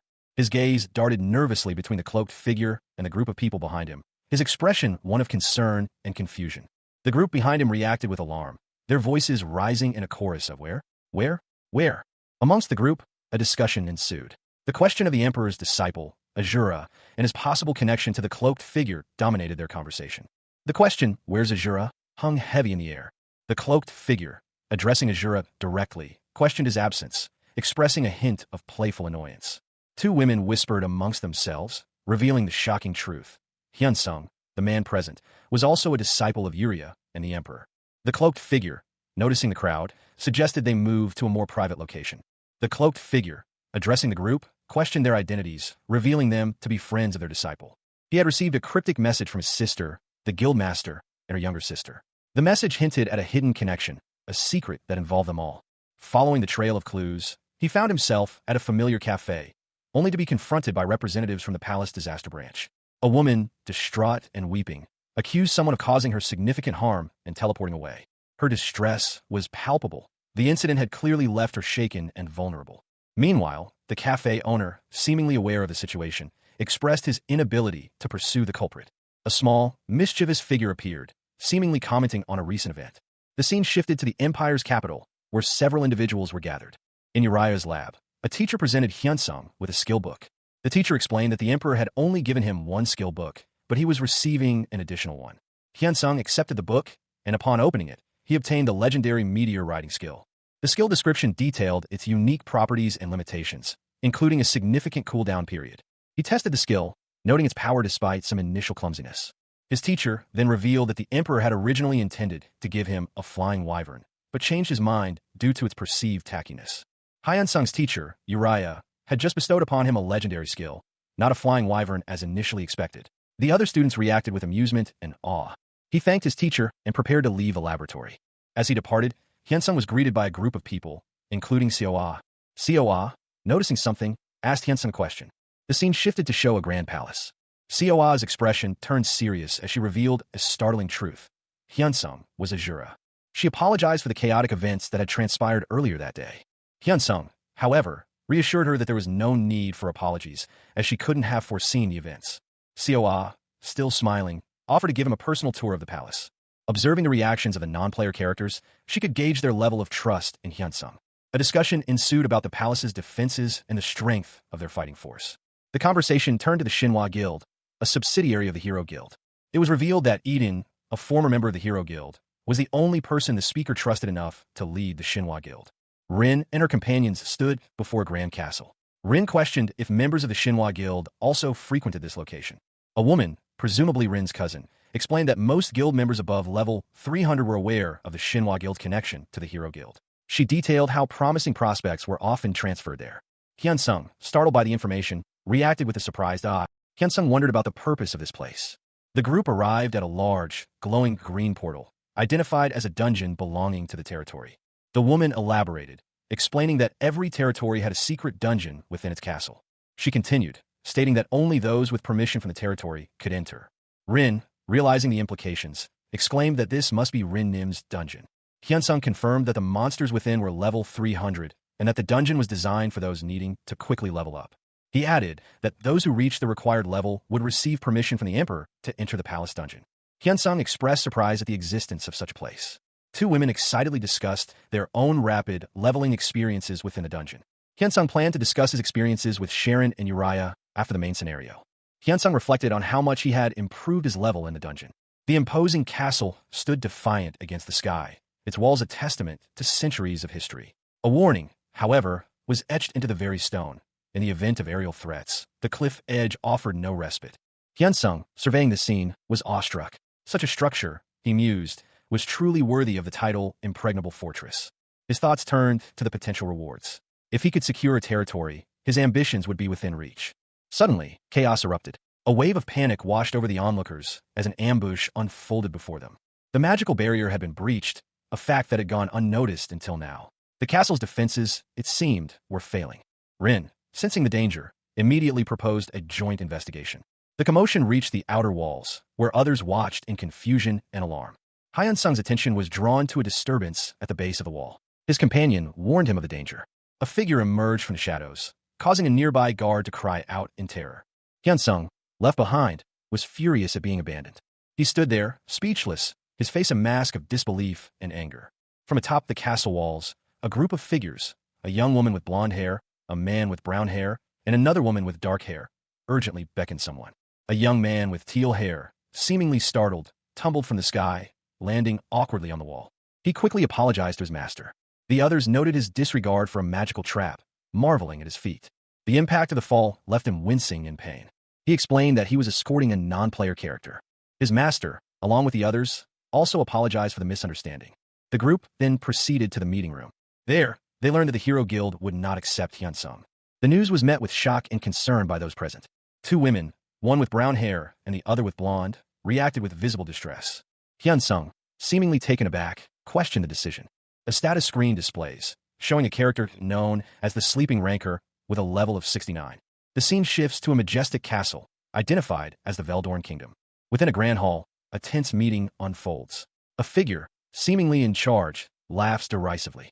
Elsewhere, a man sits slumped in a chair, clearly upset by a recent loss. His overconfidence has been shattered. Two figures converse. One declares his intention to take over the Black Hunter Guild, citing the previous guildmaster's incompetence. A sudden, intense close-up on a character's face, showing shock and disbelief. The meeting continues. Concerns are raised about the financial viability of the Black Hunter Guild. One of the meeting attendees reveals that they knew the outcome of the previous event and manipulated it for their own gain. The individual who plans to take over the Black Hunter Guild boasts about their strategic brilliance. A mysterious figure observes the events, their expression unreadable. The conversation shifts to the Shinhwa Guild, and its connection to the Hero Guild is discussed. Two figures discuss the nature of the Shinhwa Guild, speculating that it may be a subsidiary organization. One of the figures recalls seeing a specific person in real life, confirming a connection between the game and reality. He pondered the implications of Rin's lineage. The Hero's Guildmaster, it turned out, was the daughter of a powerful conglomerate, a fact that explained her infrequent appearances at high society events. A strategic decision was made. They agreed to delay any attack on the Shinhwa Guild until a more opportune moment. At the opulent table, a discussion unfolded. The group debated the merits of engaging only in battles with a high probability of success. But the presence of a skilled pro-gamer altered the equation. The question of Azura's potential alliance with the Heroes Guild loomed large. The conversation turned to Azura, a skilled individual who had become a disciple of Emperor Sharon and the infamous disaster Uriah. Recruiting Azura was deemed impossible. His substantial earnings made him independent of any guild. Furthermore, his preference for solo play further reduced the likelihood of his joining their ranks. Rin's family background was brought up. The possibility of her yielding to Azura's influence was discussed, with a large wager placed on the outcome. The group decided to set aside concerns about Azura and focus their attention on the Hero and Shinhwa guilds. Rin's sister questioned her actions, expressing concern over her seemingly reckless plan. Meanwhile, another character voiced their displeasure, deeming their current location inadequate for their master. A character reflected on the potential consequences of their actions, believing they were being sidelined due to the actions of another. An apology was offered, acknowledging the abruptness of a previous statement and the guild's shortcomings. The blonde woman addressed the young man, her tone inquisitive. "Pardon," she continued, clarifying his identity. "First, Hyun Sung Nim, you're Emperor Karen's disciple too, right?" He confirmed, acknowledging his dual mentorship. "Yes." The group discussed the implications of his position within the Hero Guild. One member voiced their doubt about the Emperor or Uriah's reaction to Hyunsung working under someone else. Another member, a woman with blonde hair, spoke up, mentioning the difficulty of recruiting Hyunsung if his teacher, Uriah, was involved. The young man, Hyunsung, proposed an alliance. The details of the alliance were explained. Hyunsung would create a one-person guild and collaborate with the Hero Guild. The benefits of this alliance were outlined, including access to dungeons and efficient dispatching for raids. Hyunsung inquired about his responsibilities within this arrangement. The blonde woman explained that he needed to share information and storyline details from the main scenario. He was also told that after completing the main story, he would share the information gained with the guild. The reason for the Hero Guild's creation was to complete the main scenario, recruiting only users with unique ranks to impact the story. Finally, after sending a friend request, they agreed to discuss the matter further. Onam Square bustled with activity. A wide, arched bridge spanned a reflecting pool, its waters shimmering under the midday sun. He considered his next move: access to the dungeon, gathering members, needed information, and items sold at a cheap price. First, he needed to level up a little. After that, he would create a guild backed by the Church of... But before that, he needed a skill from the DP store. He stared at the screen, surprised. A legendary grade skill. He had obtained a legendary grade skill. A hulking, red-skinned figure emerged from the trees, a menacing grin splitting its face. "Cheek, who's that?" The creature lunged, roaring. The attack was swift and brutal. He found the whole thing rather amusing. "It's more fun than I thought." His masked companion, perched on his shoulder, declared, "Master is the best. Show cool." He gripped his twin spears, their points gleaming. A scout reported that the boss was 1 kilometer away. "All right, let's go," the master declared, his voice firm. A dark, ominous presence loomed ahead, a harbinger of the approaching battle. The master's skill, a Hambrid's Arrow of Destruction, was activated. It was a legendary technique. The skill's description detailed its immense power and its considerable mana cost. He knocked an arrow, his movements precise and deadly. He observed the monster, noting its vital points. He pondered whether he could imbue the arrow with additional power, similar to his swordsmanship. With a sharp exhale, he released the arrow. Pierce! The arrow flew toward his target. The arrow's trajectory, was swift and true. It struck the monster with incredible force. The monster roared in pain. The master realized that by hitting a vital point, he could inflict additional damage.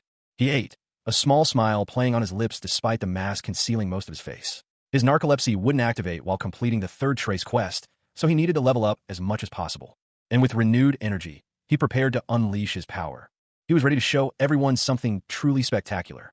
The aroma of frying eggs filled the kitchen, a stark contrast to the revelation that had just been made. Zhang, his face a mask of surprise, stared at the food. His partner, Xiao, her eyes narrowed, pressed him for answers. She suspected he was hiding something, and her intuition was rarely wrong. He finally confessed, the words hanging heavy in the air. He was a god-class player. The weight of his secret was immense. He explained that his class, descendant of Thanatos, placed him among the strongest gods of death and sleep. Xiao's disbelief was palpable. She accused him of lying, her voice laced with frustration. Zhang defended himself, stating that he had already told her he was a Jura. What else could he possibly hide? The conversation took an unexpected turn. He suggested they move houses, a decision that surprised her. Xiao, while initially hesitant, agreed. The current house had become too small, and a move was long overdue. They began discussing the practicalities of the move, including house hunting and interior design. Xiao, ever the pragmatist, took charge of the interior design. Zhang, always considerate, offered to share his next video with her before uploading it, a small gesture of intimacy. She was amazed by his revelation, and the conversation shifted to mundane tasks. He finished eating, and she offered to clean up. A message appeared on Xiao's screen, prompting her to visit the main church of Thanatos. Xiao offered a final piece of advice to Zhang, wishing him good luck in his upcoming fight. He, in turn, thanked her for the advice, already confident in his plan. Zhang was reminded by Libius that he would need to hold onto him tightly when using the gravity meteor technique. Libius expressed his outrage at the audacity of a lowly servant touching his master's body, vowing to find a way to rectify the situation. The gravity meteor technique was initiated. Zhang initiated gravity riding, a skill that allowed him to control the trajectory of the gravity meteor.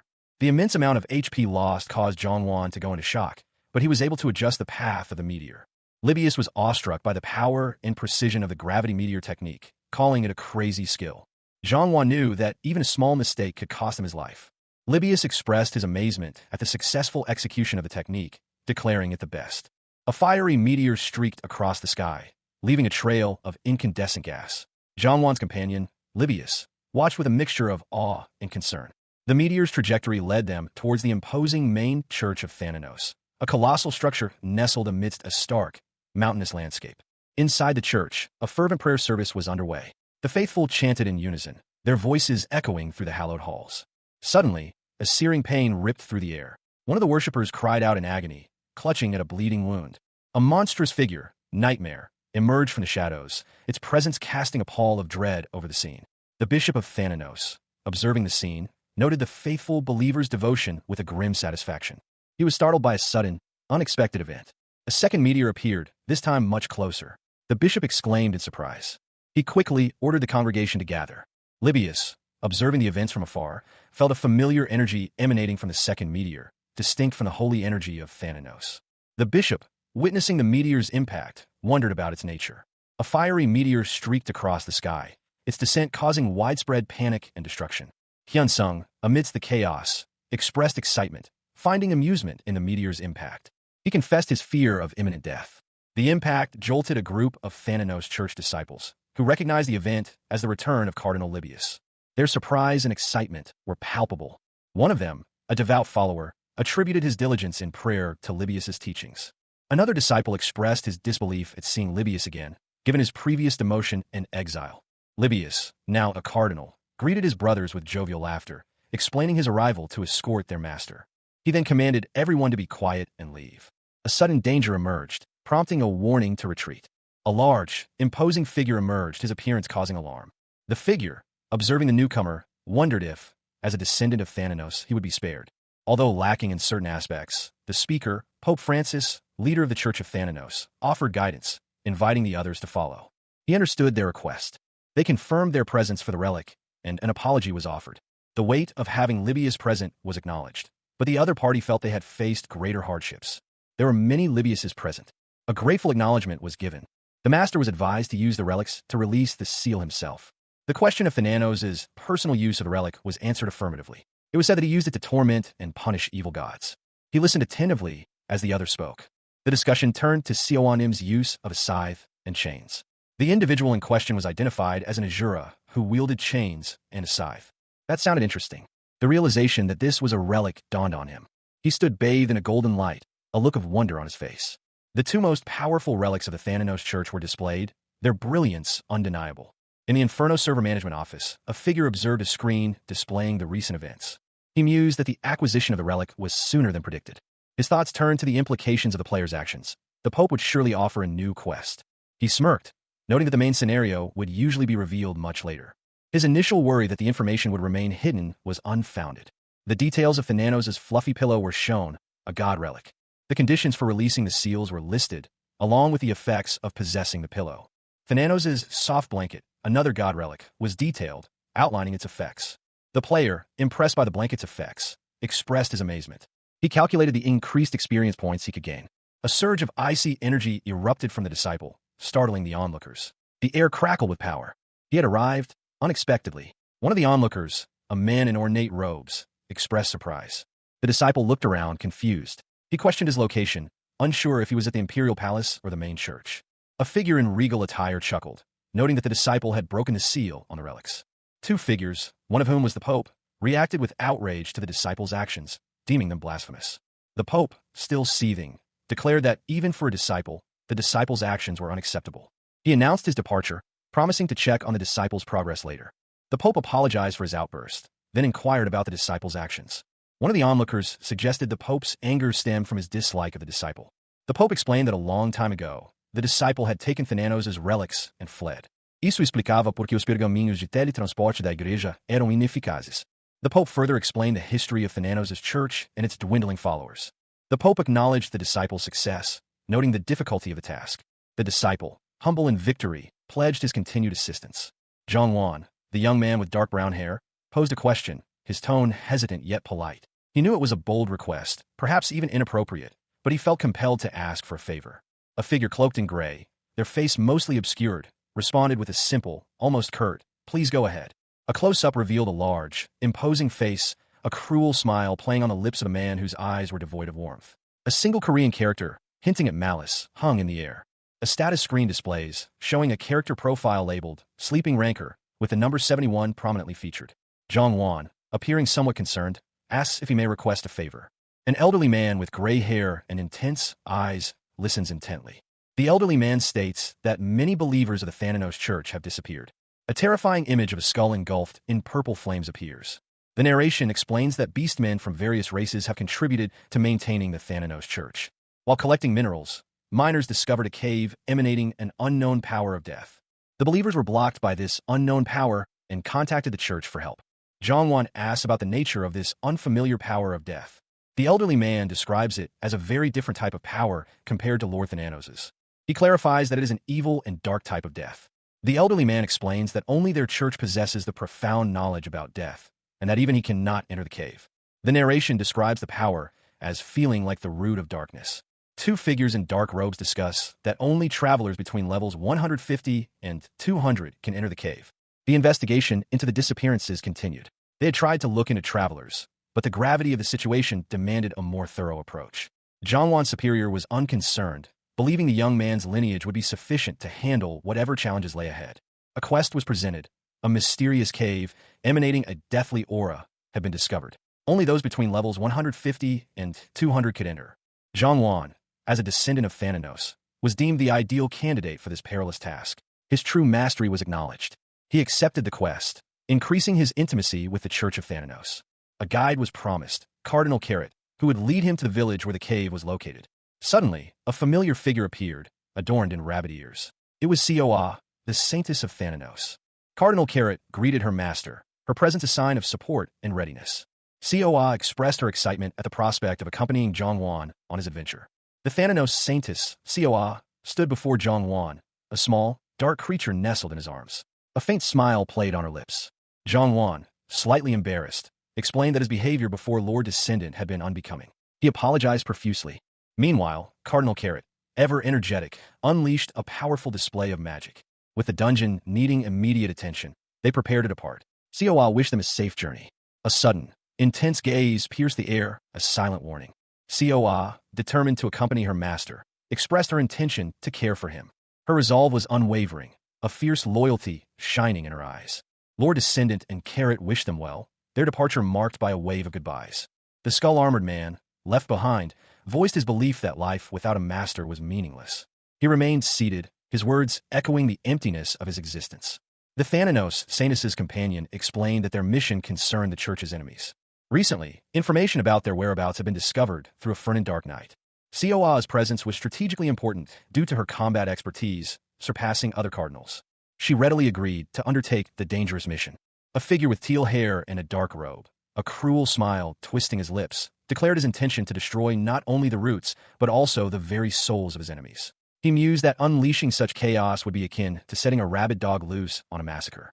His companion, a man clad in skull-adorned armor, questioned whether, once this matter was resolved, he would once again be able to travel with his master.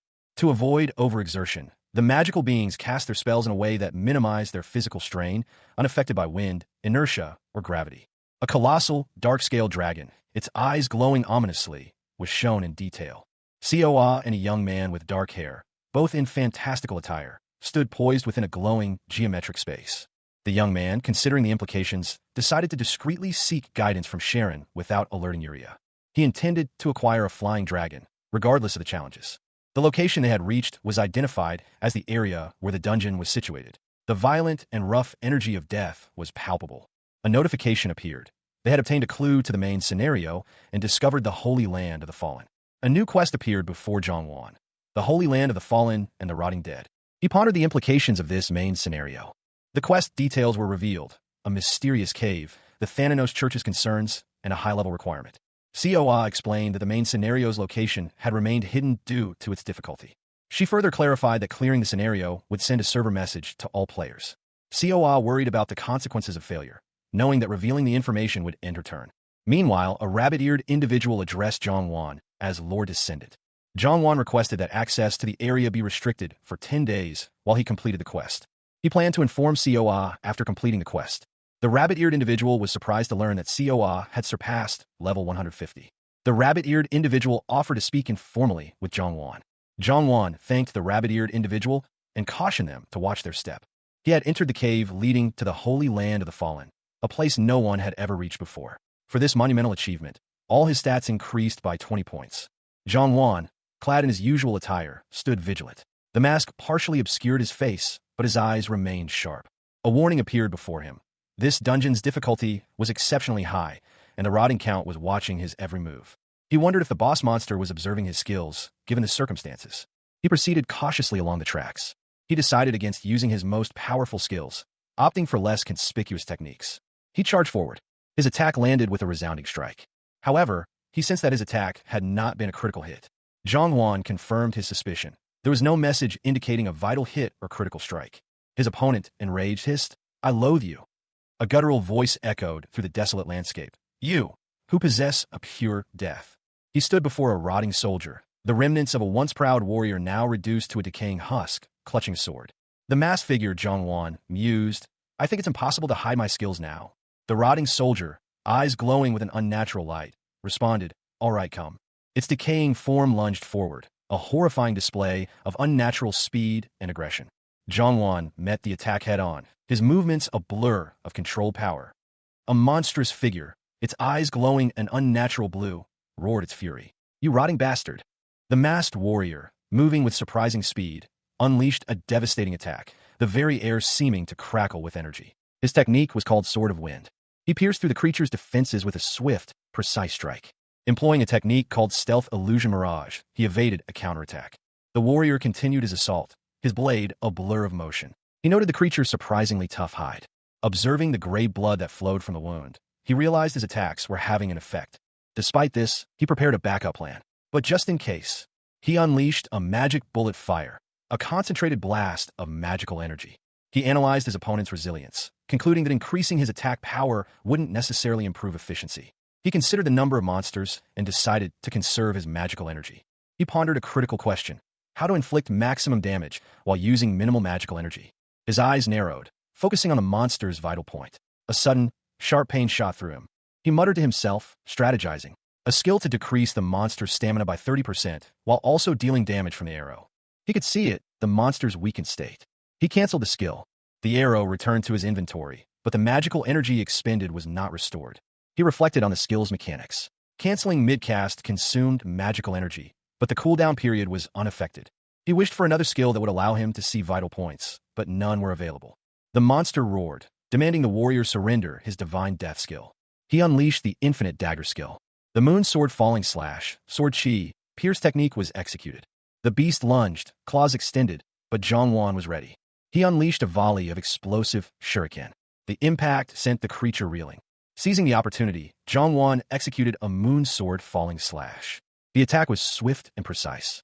He followed up with a heavenly thrust. A masked warrior observed, "I don't need to see the vital point every time. Let's start by stabbing its belly button." In a lavish chamber, a man chuckled. "It seems like the normal soldiers won't work." He raised a glass of wine. His smirk was chilling. Is he hiding his skills? Or does he think they aren't worth using on them? A descendant who isn't using the power of the god. How interesting. The masked man watched from the shadows, a silent observer in the grand hall. He subtly adjusted his position, his gaze fixed on the stage below. News of the Thananos descendants' arrival spread like wildfire among the assembled figures. A palpable tension filled the air. A figure, cloaked in darkness, stood poised on the stage. He seemed to exude an aura of power and anticipation. A collective murmur of anticipation rippled through the crowd. The moment had arrived. Meanwhile, a sinister smile played on the lips of a man with striking silver hair. His eyes gleamed with malicious intent. In the control room, observers watched the unfolding events on a large monitor. Their expressions were a mixture of awe and concern. One of the observers voiced his astonishment at the combatant's skill and power. He was clearly impressed. Another observer, equally impressed, commented on the rarity of a God-rank player. He noted the unusual circumstances. The observers continued to analyze the combatant's techniques, marveling at his precision and efficiency. One of the observers, however, noted that the combatant was holding back, reserving more strength than initially anticipated. A question arose regarding the combatant's caution, wondering if he was wary of the boss's power. The masked man's gaze was fixed on the monitor, his expression unreadable. He was analyzing the combat footage, his mind meticulously piecing together the details of the fight. He noted the combatant's adaptable fighting styles and the 3 distinct techniques he employed. His colleagues, observing alongside him, discussed the challenges and possibilities of the ongoing scenario. One of them inquired about the feasibility of the main quest completion by the combatant working alone. Another observer pondered the unusually high rewards associated with the main quest, noting the potential for obtaining powerful items or authority. A close-up revealed the observer's thoughtful expression, his brow furrowed in concentration. Suddenly, a question arose. Why hadn't the combatant obtained the final relic at level 400, as expected? An observer reacted with a soft exclamation of surprise. The discussion continued, focusing on the unique nature of Thananos' 3 relics, unlike the single relic possessed by other gods. An image of Thananos, a skeletal figure holding 2 of his relics, appeared. The observers concluded that Hyunsung's acquisition of 2 relics was anticipated, but the final relic would only be obtained at level 400. The difficulty of the quest was highlighted. It was designed to require 4 or 5 attempts to complete. He leaned back, a smirk playing on his lips. The air crackled with unspoken confidence. His colleagues, however, seemed less certain. Doubt clouded their faces as they discussed the feasibility of the plan. One of them pointed out a significant detail: the presence of a personal computer in the server room, a detail that complicated matters. Another expressed surprise at this unexpected development, questioning its implications. The conversation shifted to the potential consequences for the Baron's plan, with one man grimly predicting its failure. The tension in the room was palpable. A sense of urgency filled the air as they watched the unfolding events on their screens. An observer explained that Hyunsung, instead of taking the expected route, had discovered a hidden path. A subtle smile played on the lips of the man observing the situation, a hint of amusement in his eyes. A monstrous figure, clad in heavy armor, roared in pain. A triumphant announcement echoed. A level up. Amidst the fiery chaos, a figure emerged, pleased with the substantial experience points gained. Hyunsung, nearing the safe zone, felt the weight of exhaustion. He was tired, but a sense of unease lingered. His weariness was understandable. Every attempt at rest brought forth more monsters. The pattern was suspicious. He suspected manipulation by the voyeuristic Baron, but he wasn't easily tricked. Suddenly, a small, familiar figure appeared, startling him. The small figure, struggling, attempted to give Hyunsung a large, dark orb. Hyunsung, despite his exhaustion, understood the urgency in the creature's actions. The small figure urged Hyunsung to eat the orb, rewarding his previous encouragement. The small figure promised continued support, and Hyunsung readily accepted the offering. Upon consuming the orb, Hyunsung found the taste less than desirable. The small figure reassured him, stating that finding better things was possible. The small figure confidently declared its ability to find tastier treats independently. Hyunsung, having consumed the orb, continued his journey, noticing something peculiar. The small figure, meanwhile, stealthily explored the area. The small figure excitedly announced a discovery, seemingly unaware of its significance. The young man, his face partially obscured by a mask, stood amidst the commotion. A small, excited child tugged at his sleeve, babbling about tasty treats. Above them, a neon sign declared, "Baron is flustered." He remained impassive, his gaze fixed on something unseen. A barely audible "oh" escaped his lips. A character profile for Azura, a sleeping rancor with a score of 73, is displayed. A glowing orb floats in a dark, gothic hallway. The conditions have been met. Zhongwan enters the eroding secret hallway. Due to divine power, the rotting Baron cannot observe him. This place is outside the Baron's territory. Zhongwan, satisfied with meeting the conditions, suspects something related to Thananos awaits below. His small familiar sits on his shoulder. He finds himself in a smaller room than expected. It appears to be a laboratory. The room contains research journals on the history of the Church of Thananos. He notes the lack of skill books, but takes the Thananos-related books just in case. He discovers a letter. The letter warns that by the time it's read, the castle's inhabitants will be rotting undead. The letter explains that those cursed by Thananos for defying him remain enraged, and that the apostle has sealed all the castles across the continent. Zhongwan decides to leave. He realizes the undead are connected to the Church of Thananos from long ago, and that this was Thananos' castle. He believes he's found the main point of the main scenario. Zhongwan left a present for anyone who might follow. Zhongwan contemplates the present. Zhongwan stared, a small, familiar figure perched on his shoulder. As expected of the Thananos Church, he thought. He sat in a grand hall, contemplating the hidden hallway. To think that he, a priest of this castle, had been unaware of its existence. He mused that even the Count seemed oblivious to the secret passage. His thoughts turned to the hallway's purpose. He resolved to uncover its secrets. Suddenly, a voice boomed. "You rotting bastard! We can't break through the trap. No matter what we do, apologies." Despite their weakened state, the priests felt confident they could handle one child. He appeared, and a triumphant smirk played on his lips. Oh, finally he came crawling out. He wondered why the other was fleeing. The priests ordered a pursuit. "Chase him right now." A sudden, violent tremor shook the castle. What's happening? A massive explosion rocked the castle. As expected of the Thananos Church, he observed. The young man stood within a designated safe zone, the aftermath of a massive explosion painting the sky a fiery orange. He watched in awe as the destruction unfolded. He mused on the sheer scale of the explosion. The unexpected experience points a secondary thought. Meanwhile, another figure, a masked man, leveled up, reaching level 180. He considered reigniting the dying flames, a grim determination in his eyes. The force of the explosion continued, gravity meteors raining down. More gravity meteors fell, the devastation intensifying. Another gravity meteor struck, the impact echoing the earlier destruction.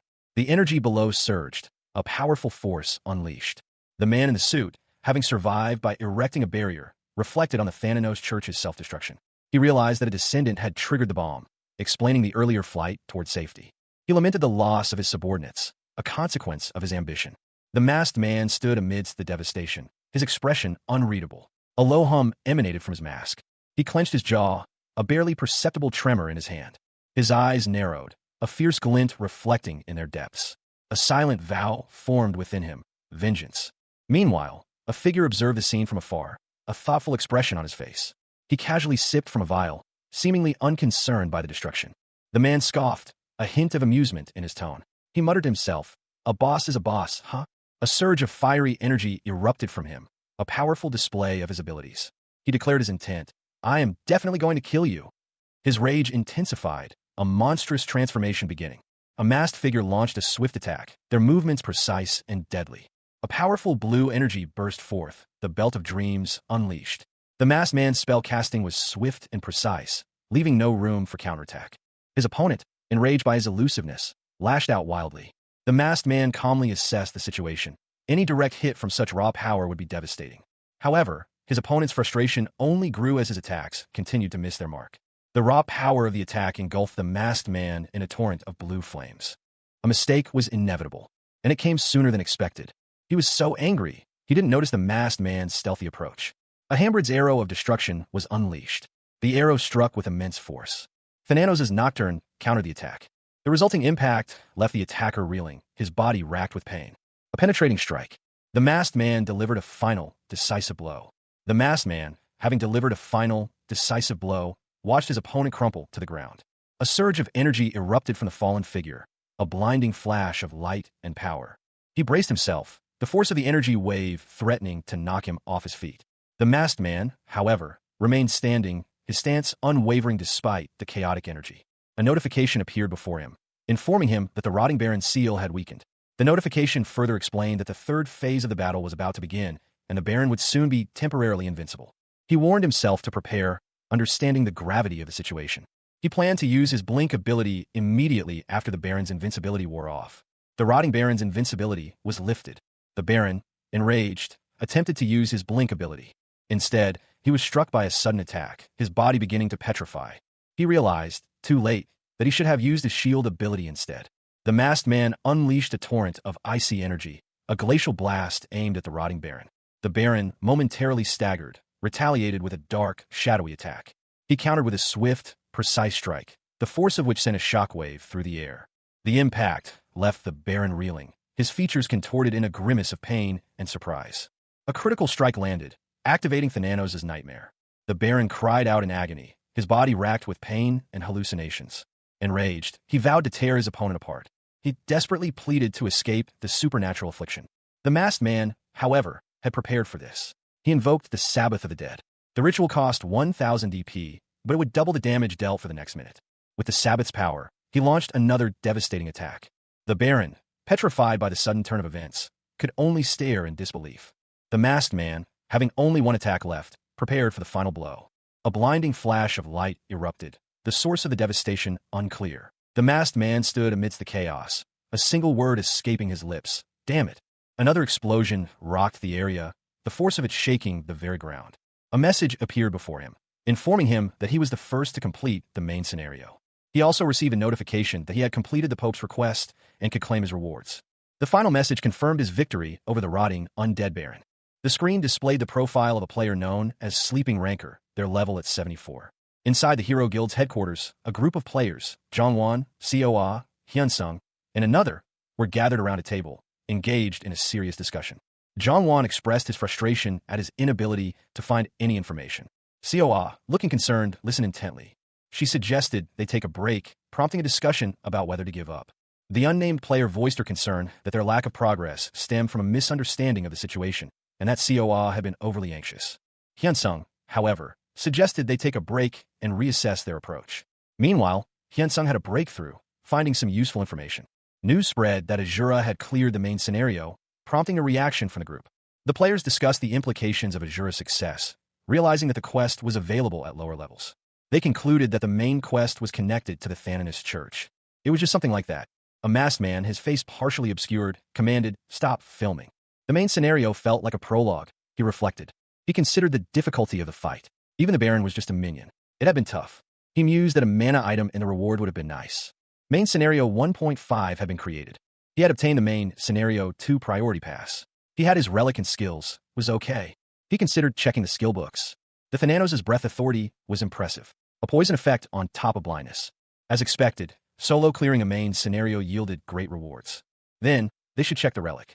Thananos' Bed of Tranquility, a god relic, fully restored HP and MP up to 3 times a day when equipped. Jongwon lay on a cloud, a fiery meteor streaking across the sky behind him. He seemed amused by the thought of his next move. He chuckled, a mischievous glint in his eyes. The power at his command was exhilarating. Meanwhile, in a grand library, a player was warned of an impending logout. Elsewhere, preparations were finalized. An unexpected situation had arisen, but it had been accounted for. A dark-haired figure, overseeing the preparations, expressed confidence. He placed his trust in the plan, deciding to wait and see. The same figure pondered where to hide a powerful relic, a god relic, to aid his growth. He considered the Black Dragon's lair, shrouded in fog, the perfect hiding place. He smiled, anticipating the annoyance of whoever discovered his hidden treasure. The scene shifted to a different location. A figure, seated at a desk, looked puzzled. He found the situation odd, expressing his confusion. Panic ensued as something went missing. The figure was distraught. A notification appeared on the screen, announcing Azura's completion of the main scenario. The Conqueror of Space, the game's author, added a comment, questioning Azura's sudden emergence as a top player. Online discussions followed, speculating about the difficulty of the quest and Azura's exceptional skill. Many wondered if the quest was only available to players within a specific level range. Meanwhile, exhausted, Hyunsung contemplated the implications of Azura's achievement, particularly concerning the competition with larger guilds. He reflected on his own situation, noting that Hyuna and Jaehwan wouldn't leave him alone. Elsewhere, others discussed the video of Azura's accomplishment, eager to see how he managed it. Hyunsung questioned whether he should speak up about something, but ultimately decided against it. Suddenly, Rina appeared, exclaiming that he had finally arrived. She suggested they go to the main church, prompting Hyunsung to wonder if he would see Libius again. Rina explained that the emperor's capital needed urgent assistance, and that delivering a message to the Pope was Hyunsung's task. Rina offered to handle the trip to the Karen Empire herself, leaving Hyunsung to focus on his assigned task. Hyunsung consulted a map, trying to determine the correct direction. Hyunsung utilized meteor riding, finding the experience quite enjoyable.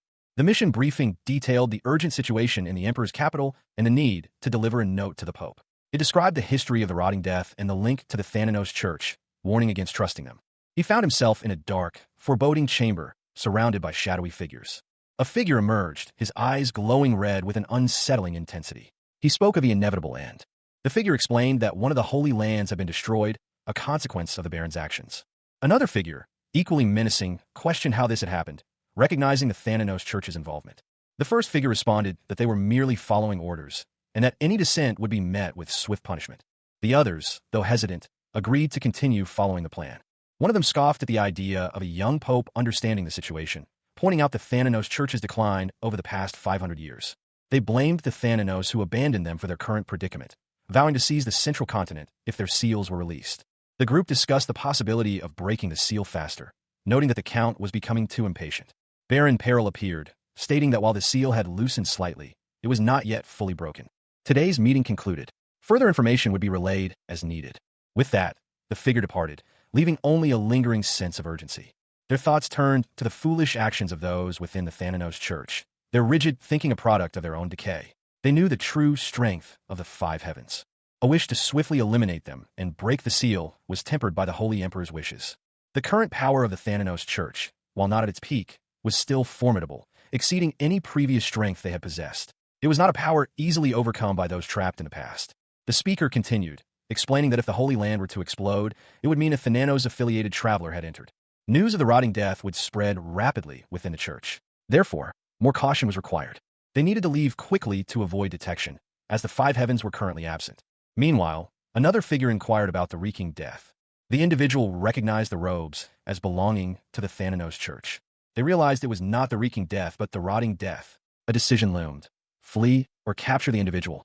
A surge of dark energy enveloped the figure. Hyunsung, the lowly servant Libius, was consumed by the power. He needed to act quickly, to return to his master as soon as possible. The information he sought was crucial. Hyunsung's body convulsed, racked with pain as the dark energy coursed through him. Despite the agony, he managed a strained affirmation. Meanwhile, a cloaked figure watched, a hint of a smirk playing on their lips. Their satisfaction was palpable. Their cooperation had been exemplary. The figure mused on their master's appreciation for their efficiency. They noted the surprising number of corrupted holy lands in the area. The plan was proceeding smoothly. They would report to their master soon. With the task nearly complete, they prepared to report to the Pope. A young man stood before a throne, his posture suggesting a mixture of apprehension and determination. The king observed him, a thoughtful expression on his face. He noted the young man's rapid advancement in level. The king offered his services, inquiring if the young man had any requests or needed assistance. The young man, Jongwon, humbly presented a book, The History of the Rotting Death, and requested the king's attention to its contents. The king, intrigued, began to examine the book. Jongwon had completed main scenario 1.5, earning a priority pass for main scenario 2 and the emperor's reward. He hesitated, wondering if there was anything else of importance he should request. The king, remembering the information Jongwon had provided, decided to give him a fitting reward. He presented Jongwon with a legendary skill growth book. Jongwon expressed his gratitude, excited about the potential of the book. The king was even more thankful for Jongwon's contribution. The king then informed Jongwon about an upcoming competition between the disciples of the continent's five heavens. Jongwon pondered the proposition of participating in the competition. The old-timers' disciples had been accepted recently, so there shouldn't be a significant difference in skill, the emperor mused.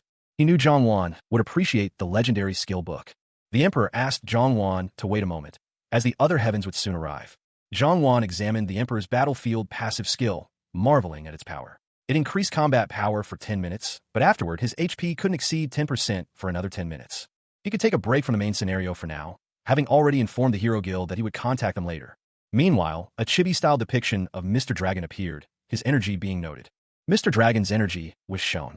Jongwon was shocked. Jongwon saw Player Vern arrive on a wyvern, a sight that surprised him. Player Vern invited Jongwon inside, noting that she was still better than Libius. Player Vern, her expression strained, offered an apology for her abrupt arrival, explaining that urgent information necessitated her unscheduled visit. The Emperor, seemingly unperturbed, began by presenting her with a chest and a book, gifts from the Pope. His unexpected generosity surprised her. Suddenly, a figure was thrown from above, landing heavily on the floor. Player Vern, still kneeling, greeted the Emperor formally. Jongwon, observing from a distance, found the Emperor's actions to be rather peculiar. He mused that the Emperor's actions seemed more akin to a grandfather giving a gift to his grandchild. The Emperor then asked Player Vern about the purpose of her visit. She explained that she was there because of the great enemy, and that she had been mobilized to protect the descendant. The Emperor, intrigued, asked what she wanted from him. Jongwon and Player Vern discussed the overwhelming number of enemies and their strategic advantage. Player Vern stated that she came to inform the Emperor of the situation. She confirmed that she would begin her activities in the Empire and identified the enemy as the Rotting Death, those from the demonic race with gray skin. The Emperor, a man of considerable age with a full, gray beard and a red coat, smiled knowingly. Yes, he confirmed. That is correct, Your Majesty. His words referred to a recent development. The Church's investigation into a demonic threat had been significantly aided by the destruction of one of the enemy's key positions. The Emperor then recognized his disciple, a young man with short brown hair, standing beside a pink-haired woman. He granted them permission to proceed, assuring them that the disciple's safety was not a concern. The disciple expressed gratitude, promising to resolve the issue as quickly as possible. He then prepared to depart. The disciple commented on the speed of the black wyvern he'd been riding, though he admitted that it lacked the thrill of a meteor. The Emperor chuckled, finding the comparison amusing. Having completed his business, the disciple took his leave. The Emperor watched him go, noting that he was heading towards the Rotting Death. The Emperor mused on the potential for a large-scale event involving the entire Korean server. Alone in his chambers, the disciple considered examining the chest and skill he had recently acquired. He wondered if this new skill would grant him authority similar to that of an apostle. He held the ornate chest, a question in his eyes. Should he open it? The chest contained a pair of earrings, identified as the legendary Qualano, Seeker of Death. He read the description, marveling at its power. Increased stats, absorb death energy, and HP/MP recovery. Jongwon hoped for a god-grade skill, but even a good grade one would suffice. A notification appeared, offering him the chance to unlock a random, job-specific skill. He chose yes. With a burst of light, he obtained the Soul Harvest God skill. He grinned, pleased with his acquisition. He considered the size of the new skill, deeming it rather large. The scene shifted to a fiery, monstrous creature. The creature roared, enraged by the intrusion. It threatened to burn his soul with its flames. An older man's words echoed. Only the strong are allowed to use such power. Jongwon, undeterred, prepared to face the challenge. The immense pressure bore down on him. It was unlike anything he had ever felt before. He recalled the elders' tales, the stories of a human who had slain dozens of dragons to claim their hearts. The elder dragon, his face etched with age and wisdom, observed the scene. Before him stood a formidable beast, its scales shimmering like rubies in the dim light. He reflected on his past actions, acknowledging a newfound leniency born from age. The dragon prepared to unleash a devastating attack, aiming for only one wing. A deafening roar echoed through the cavern. The memory of the elder's tale resurfaced, a story once dismissed as mere legend. But the legend was true. A human had indeed slaughtered many dragons. The elder dragon reconsidered his strategy, deciding to hunt wyverns instead. A fierce wyvern emerged from the shadows, its eyes burning with malevolent intent. The easternmost part of the central continent, beyond the Fabian kingdom, is a land of fire and shadow, where the Himelpus Mountain's lava flows like a river. The kingdom of blacksmiths, renowned for its skilled artisans, is shown in the distance, engulfed in flames. A large, imposing figure, a man with a thick beard and stern expression, observed the scene from afar. A young man, his blonde hair neatly styled, approached the bearded man, addressing him respectfully as master. The young man, identified as Wool, Duracell's youngest disciple, carried a staff and wore a green tunic. The bearded man and Wool journeyed through a desolate, volcanic landscape. The bearded man noted that someone seemed to be approaching them. Wool, surprised, exclaimed that the old man was quick to notice their presence.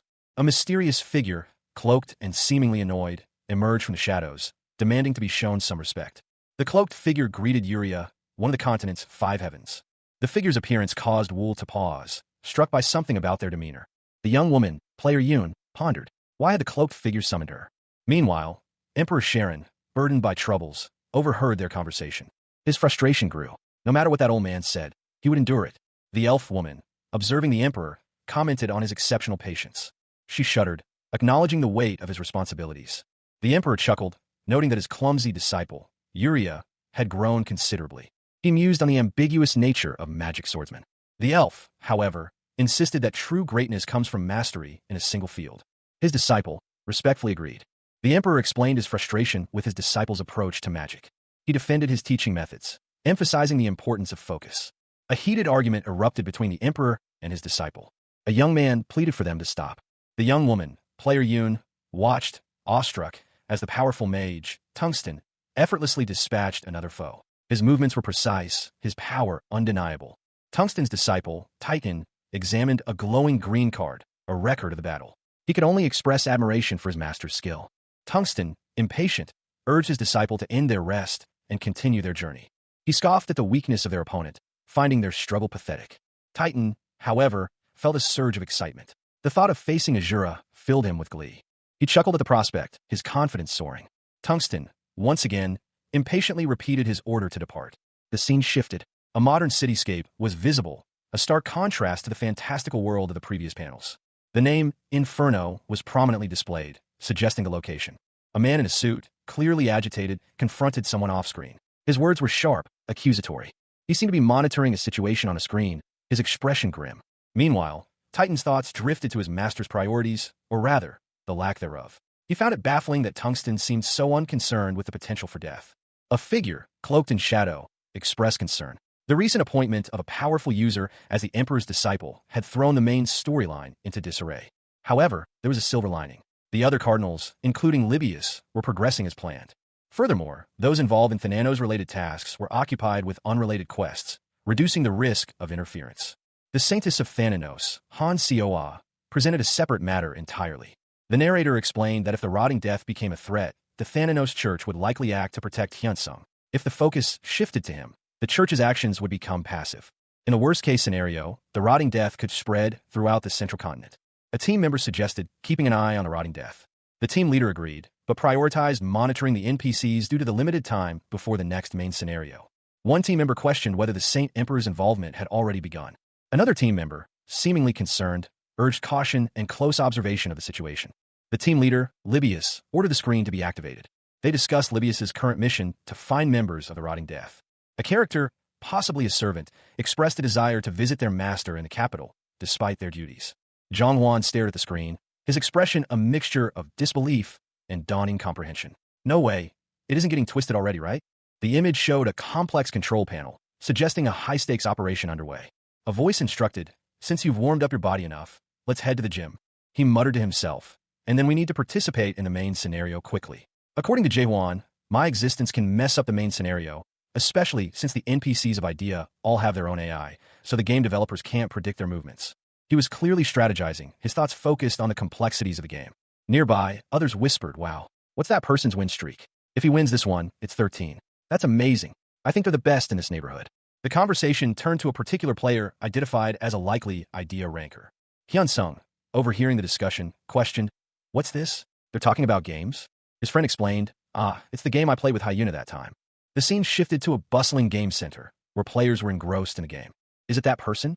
Hyunsung considered, "Should I try once too? Oh, his physique is good. Wow. If it's that person, will he be able to break the win streak?" Hyunsung, the young man, adjusted the VR helmet, a thoughtful expression on his face. He mused on the limitations of physical prowess in virtual combat. He considered the upcoming match, a mirror image of his opponent appearing on the screen. The opponent's confident stance was striking. His mirrored avatar was a formidable sight. The match began. Observers questioned the pro gamer's chances against such a skilled opponent. Hyunsung's performance impressed onlookers. He had broken a 13-game win streak. They speculated that both players were likely Idea rankers, and that the opponent had left because Hyunsung had done so first. Hyunsung smiled, pleased with his progress. He reflected on his decision to leave and seek more challenges. He felt a sense of disappointment, but also a renewed determination to meet his opponents again. Hyunsung walked down a corridor, contemplating his next visit to his master. The scene shifts to a building entrance, a sign reading "Wine" clearly visible. Inside, a man grins, exclaiming about the arrival of someone named Deokbi. Another man enters, greeted as Raymond Kim. He's told he hasn't even left the country before. The first man, Diokbi, introduces the newcomer as his disciple, though he's known as Raymond. Diokbi chuckles, commenting on how much Raymond has changed. The conversation turns to a previous encounter in a game. Diokbi asks if Raymond knows the other participant. Raymond admits he doesn't really know the other person, Hyunsung, and reveals he lost their match. Raymond reflects on Hyunsung's fighting style, noting its familiarity and speculating on his connection to the chief instructor. He expresses disappointment at Hyunsung's absence during his fundraising efforts for the game. Diokbi also felt he missed a great opportunity by not having a match with Hyunsung. The scene shifts to a training hall where Diokbi and Raymond are now facing each other, swords drawn. Raymond is determined to learn from this sparring session. Jongwon, a young man with a determined glint in his eyes, stood poised, ready for the challenge ahead. He knew this wouldn't be as easy as their previous match. His opponent, a formidable figure, prepared to strike. The air crackled with anticipation. A bloody hand was shown, a testament to the intensity of the previous encounter. It was just as the master had predicted. He was understandably shaken after witnessing such ferocity, but his resolve remained firm. His opponent smirked, confident in his own abilities. He knew Jongwon's battle-crazed nature would draw him in. He recalled the previous fight, marveling at the opponent's strength, which only seemed to grow with each round. The other man, equally impressed, expressed his own excitement for the upcoming match. They discussed the opponent's strength, wondering if he could possibly be the legendary Azura. One of them pointed out that he had been playing for quite some time, hinting at his experience and skill. The other man, slightly embarrassed, admitted that he hadn't been able to visit for several months due to his busy schedule. He explained that his involvement in a religious order within the game had kept him occupied. The other man, a key figure in that same order, was also busy with his duties. They speculated about the strength of the mysterious figure who recently appeared, the apparent leader of their religious order. Jongwon, his sneakers scuffing against the pavement, reflected on his recent sparring match. He mused that if Hyuna saw him now, with his bruised face, she would likely be quite worried. But despite the injury, he admitted to himself it had been fun. He smiled, a slight wince betraying the pain. The faint purple bruise under his eye was a testament to the intensity of the match. It seemed his time at the dojo would remain exciting for a while longer. He decided to quickly visit the bathroom before Hyuna saw him.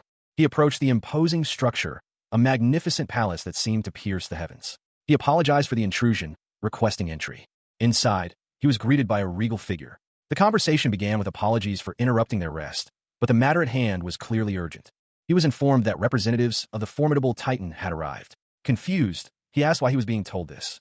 The attendant explained that fearless Tungsten, a powerful figure, had requested an audience with the Emperor. However, both the Emperor and Uriah were currently absent. The attendant pondered the situation, noting that Uriah's absence was a surprising coincidence. Despite the Emperor's absence, the messenger insisted on delivering the news personally. He was there anyway, he explained. Suddenly, a powerful figure appeared, his presence filling the room with an aura of immense power. The attendant visibly recoiled in fear. The newcomer identified himself as Azura, a disciple of Sharon and Uriah. The messenger's eyes widened in shock. He whispered a single, chilling word, "Monster." An observer watched, his eyes wide with disbelief as a figure of immense power was revealed. That divine power. He's taken in an incredible monster as a disciple. The butler, already having made introductions, presented his disciple. He was a traveler, much like the observer. The observer, overwhelmed with excitement, exclaimed his fandom. "Whoa, you're really Azura, right? I'm a huge fan." A nearby individual scoffed at the scene. He's gonna have to fight him soon, but look at his attitude. Pathetic little. The observer, still starstruck, asked for an autograph. "Azurim, could you sign this for me?" Azura found the request a bit burdensome. "This is a bit difficult. I can't just wear the mask at this point." He explained his predicament. "I don't have to worry about my identity being leaked since screenshots become blurred without the other person's consent, but..." Meanwhile, another individual noted the arrival of one of the palace owners. "Since one of the owners of the palace has come, we should go there. Where is the Emperor during all this?" A different voice, sharp and impatient, cut through the air. "Humph. This old man who's as slow as a turtle, and who would have been late if I hadn't come to welcome him." The speaker continued, his words laced with disdain. Hole. This elf who hasn't grown in mind or body has quite a lot to say." Observing the ongoing conflict, a superior figure sighed. "Are you two still fighting? What a pathetic pair. What a nice example you're showing in front of your disciples." A young woman with striking silver hair and a playful smirk announced Azura's arrival, causing a stir amongst the assembled court. An older man, seemingly amused, scoffed at the young woman's announcement, highlighting the perceived weakness of Azura's youngest disciple. The arrival of Muval, a disciple of the Five Heavens Water King, was announced, described as arrogant but powerful. The lion-like figure, seemingly a high-ranking official, commented on Azura's unwavering confidence, sending only his disciple. The lion explained that Azura himself had chosen not to attend, sending him instead. Zhongwan, observing from the sidelines, questioned the strength of Azura's disciple, given the absence of the master himself. He noted the lion's assessment of Azura's disciple based solely on a brief glance. Meanwhile, concern arose over the emperor's absence from a gathering. The silver-haired woman expressed frustration at her inability to contact the emperor. Zhang arrived at his destination, pondering the identity of the person he encountered. He chuckled, a low rumble in his chest. It had been a long time, he mused, since he'd last seen such a sight. Why, he wondered, had the savior who'd rescued their people from corruption come all this way? The old man's gaze drifted to the figure before him, the dragon, Lord El Cassius. Recently, El Cassius had been searching for a dragon or wyvern to bestow upon his new disciple. He'd been unsuccessful in finding any uncorrupted beasts. The old man smiled knowingly. He understood. If the disciple belonged to his friend, then he was also his disciple. He revealed a golden egg, a gift from the sky god, received long ago. It was an egg. Raising a dragon from an egg would be far more fun, he thought. The scene opens on a grand coliseum, bathed in sunlight. A tense anticipation hangs in the air. It seems that Elgurs has not yet arrived. A lion-headed man speaks to a more human-looking man, explaining that his master sent him in his stead. The human-looking man accepts this explanation. The absence of Elgurs makes holding a meeting difficult. A question is posed about starting the disciple competition without him. An elderly figure, seemingly unfazed by the absence of one of the continent's five heavens, smirks. The rules of the competition are explained. Each disciple will fight one other, and then the final two will face off. A young man, seemingly nervous, listens to the explanation. The lion-headed man watches him. The order of the fights is reiterated. Duracell's disciple will fight Tungsten's, then Elgur's disciple will fight the winner. Finally, Tungsten's and Elgur's disciples will face each other. A young man with teal hair listens intently to the explanation of the protective spell. The spell will create a shield that will shatter once its defense points reach 0. It won't hinder movement, but the user will still feel pain. The protective spell is shown as a visual representation of a character with 100 HP and 100 defense points. A loss is incurred if the shield breaks. The lion-headed man, Azura, states his preference to fight the Emperor's disciple first. He remained impassive, his masked face betraying no emotion as he stated his lack of preference. His opponent was revealed to be Elgurs. Elgurs' immense physical strength was described. He relied solely on his body, eschewing weapons and techniques. It was noted that his disciple likely followed the same training regimen. The disciple, a powerful lion-like figure, was shown readying himself for battle. The match was declared to begin. Zhang considered using a skill he had recently acquired. He received the Soul Harvest skill. Zhang unleashed the Soul Harvest skill, a dark energy emanating from him. The resulting attack sent the lion-like disciple reeling. The disciple countered with a powerful moon sword-falling slash. The impact of the attack was shown, the disciple visibly injured.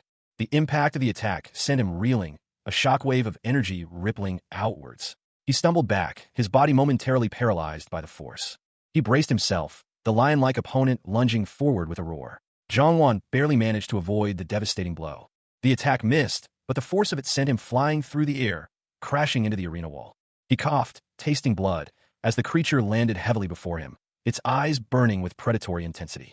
From a distance, the judges watched, their expressions unreadable. The arena was silent, save for Zhang ragged breathing. He analyzed the situation, realizing the last two attacks contained divine energy, unlike anything he'd encountered before. It wasn't the Emperor's or Uriah's style. One of the judges commented on the unfairness of using such power in a competition, but the other remained silent, his gaze fixed on the combatants. Two other judges discussed the unfairness of the match, agreeing that competitions should be fair. Meanwhile, one of the judges, a man in regal attire, observed the match with a thoughtful expression. His eyes narrowed slightly, a subtle shift in his demeanor suggesting a growing concern. Zhang masked opponent watched, commenting on the opponent's shameless use of divine energy. He felt the need to intervene, but hesitated. He considered his options, ultimately deciding to use a powerful technique, despite his reservations. The presiding official, a man with a long white beard and regal attire, declared that Azura would not be permitted to use any skills imbued with divine power. He then sought confirmation from the assembled judges, ensuring unanimous agreement on the restriction. Azura's opponent, a powerfully built figure, acknowledged the opponent's strength but remained confident in his own abilities, provided divine power was not used. The match began. Azura's opponent unleashed a fierce attack, a fiery maelstrom of energy. In response, Azura countered with a powerful technique, a gravity meteor. The impact of the clash was devastating. Watching from the sidelines, the presiding official chuckled at the spectacle. Another judge expressed his astonishment at the sheer power displayed, questioning how such a technique could be taught. A third judge, seemingly amused, simply labeled the elf child as crazy. Azura was declared the victor. The masked man, however, expressed his disappointment, wishing the match had lasted a little longer. The masked man's master, a powerful figure, reflected on his disciple's recent performance. He mused that, unfortunately, Elgar's absence meant he hadn't witnessed Azura's impressive display. He admitted to not wanting to see his disciple in such a weakened state. Meanwhile, Sunny, seemingly pleased with the outcome, commented on Azura's enhanced vitality and resilience, noting that he had made him tougher than steel. One of Azura's opponents observed that he couldn't handle the power of the gravity meteor. Another opponent, impressed by Azura's strength, admitted that he was far stronger than anticipated. The master, impatient, urged his disciple to leave. The masked man's companions expressed their desire to see more of Azura's fights before departing, but were interrupted by the masked man's frustrated outburst. The two opponents decided to leave as well. Azura's master, noticing his disciple's exhaustion, expressed concern. Azura's master's companions inquired about Azura's needs, suggesting food or gifts. Azura's master offered him a fiefdom as a reward. Azura laughed, amused by his master's exaggerated expressions of excitement. Azura received a golden egg as a reward for his victory. He received a golden egg from the Dragon Lord, a gift supposedly passed down from the god of the sky. Its purpose remained a mystery. The egg's description, restrictions, and potential uses were all unknown. His master, overjoyed, expressed his gratitude. Another individual, eager to contribute, also wished to offer a gift. However, a voice cautioned against giving him too much more. The title card read Inferno. A modern cityscape filled the view. A message appeared. The main scenario's participation level is being adjusted. Inside a sleek office, the main scenario's difficulty would be adjusted to the level of participating users. A woman with short, dark hair and glasses observed the adjustments, questioning why things were acting up. She explained that it was simply adjusting the main scenario's participation level because it hadn't been cleared yet due to the level limit. She mused that it made sense for the difficulty to be adjusted based on the level. The quest rewards were also being adjusted, and Iris's failure was on top of that. The woman continued to monitor the situation. Due to Thananos' heir, the Holy Emperor of the Rotting Death is moving in an unexpected direction. The main scenario is being adjusted because there are too many unexpected variables. She sighed, lamenting her hardship due to a role created only for world building. Well, it's also fun if things flow this way. Let's just sit back, relax, and watch. The journey to Thananos' temple had begun. A group of adventurers, their destination clear, moved forward. They traversed a desolate landscape, the path ahead shrouded in an eerie twilight. One of them, a woman in a red hooded cloak, voiced her frustration. Movement magic was unavailable, making their progress slow and arduous. She explained that, according to other religions, the Thananos Church was exceptionally powerful, capable of creating barriers on an entire mountain. Two of the travelers, a blonde woman and a gray-haired woman, exchanged worried glances. The sheer power of the church was daunting. A man in a brown tunic offered some insight. He knew that the Zenith Church, which worshipped the god of heavens, had once been the largest and strongest in the Middle Continent. However, Thananos, the god of death and sleep, was considered the strongest of all gods. Therefore, the Thananos Church, devoted to the strongest god, commanded their full attention. They realized they were entering the heart of that powerful religion. A strange vibration filled the air, causing one of the women to pause, sensing something amiss. A strange, unsettling feeling washed over Player Yun. It wasn't like a monster, nor did it resemble any human movement she'd ever witnessed. The question of how much longer their journey to the main church would take weighed heavily on her mind. Meanwhile, the group pressed onward, nearing their destination. Despite their proximity, they decided to proceed cautiously to avoid drawing unwanted attention.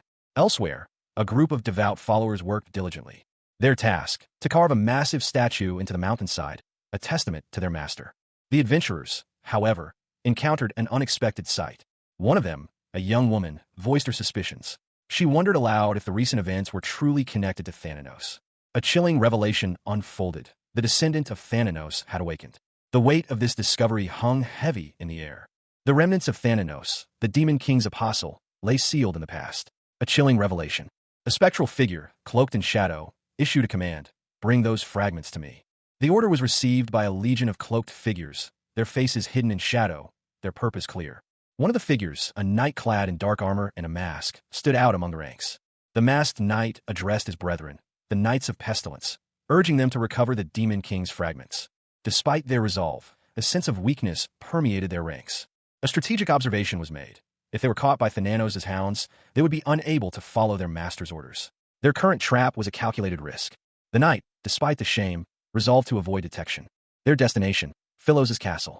A scene of serene beauty unfolds, a stark contrast to the preceding events. A majestic tree stands bathed in sunlight, a symbol of hope amidst the darkness. Elfheim, the City of Elves, a place of serene beauty, was far removed from the current concerns of the Black Union. The image depicted the imposing Black Union Black Spy Guild base, a stark contrast to the tranquil scene before it. The location was identified as the Thunderbird Argenta's territory. A fierce battle raged between the Thunderbird Argenta and the Steel Imogi Nurg. Within the opulent guild hall, a woman in a crimson dress pondered the potential rewards of eliminating these powerful beings. She mused that the bosses, once defeated, would not respawn, making their loot exclusive. This realization solidified her resolve. Meanwhile, the guild leader, Wherein, received crucial information. The woman calculated the financial gains from the upcoming raid, noting that even after expenses, a significant profit remained. She also anticipated recognition for defeating monsters that the Shinhwa Guild had failed to conquer. The woman considered that using spies to gather information was more efficient than a direct confrontation. A detailed report on the route of the sealed dungeon was presented, outlining the maximum number of participants and the collaboration of Nurg and Argenta near the end of a raid. The report further detailed the dungeon's layout, monster types, and optimal strategies for a successful raid. The woman found the information highly valuable. A guild leader, his expression sharp and ambitious, plotted their next move. They would avoid detection by other guilds, securing a hidden prize within the dungeon. He had already made the necessary preparations. Down payment, remaining balance, and essential items were all accounted for. The mercenaries arrived at the guild hall, where Wherein, a leader of the Black Union, greeted them. Group 2, consisting of Huang Jichin and Refill, introduced themselves, their levels remaining undisclosed. Another mercenary, known only as Death, revealed his unique class and kept his level a secret. Hyunsung, a unique class mercenary, also chose to keep his level confidential. He expressed his commitment to working diligently for the agreed-upon payment. Wherein then instructed the mercenaries to focus their attacks on Nurg and Argenta, the dungeon's bosses. The mercenaries, considering the substantial payment, deemed the request reasonable, especially given their experience. Hyunsung reflected on the challenge ahead, acknowledging the dungeon's formidable reputation and the difficulty even experienced guilds had faced. The guild master, a young man with vibrant orange hair, outlined the plan for the upcoming raid. Mercenaries were to be paired, drawing aggro in groups of 2 before signaling their retreat. He finished his instructions, indicating that another guild member would provide more detailed information. A woman in a red dress gestured emphatically as the guild master continued explaining the raid strategy. Another mercenary, his expression serious, was warned that death during the raid would not be compensated, nor would any lost items. The mercenaries were then led to their assigned rooms to rest before the raid. One mercenary, dressed in purple, was instructed to remain in the waiting area. Another mercenary observed the purple-clad man, wondering if he was meditating, noting his unapproachable demeanor. Meanwhile, another mercenary, part of the same group as Hyunsung, reassured his companion about the strength of their opponents. Hyunsung apologized for any confusion caused by his previous statements. The other mercenary, intrigued, asked if Hyunsung had heard of Azura. Hyunsung revealed his secret, his eyes glowing with an otherworldly light. He declared himself to be one of Azura's friends. The title of the work, Sleeping Rancor, was displayed. Information regarding the Manhwa's creators and where to read it online was presented. The profile of a player, identified as Sleeping Rancor, level 80, is displayed. Their stats are partially visible. The Undying Kingdom looms in the distance, a desolate and imposing sight. The scene shifts to a ravaged landscape. A figure observes the destruction, noting that the Emperor's fragments are missing. A powerful figure, cloaked and armored, stands amidst the ruins. Residual energy suggests the presence of Thananos' descendant. It is surmised that the individual responsible for the Baron's death will likely target the next region. The group prepares to move to the next location, known as the World's Grave. The group arrives at a lush forest, a stark contrast to the previous scenes. They discuss the unusual circumstances. One member of the group expresses concern, noting that the Black Union's reliance on mercenaries suggests a lack of talent.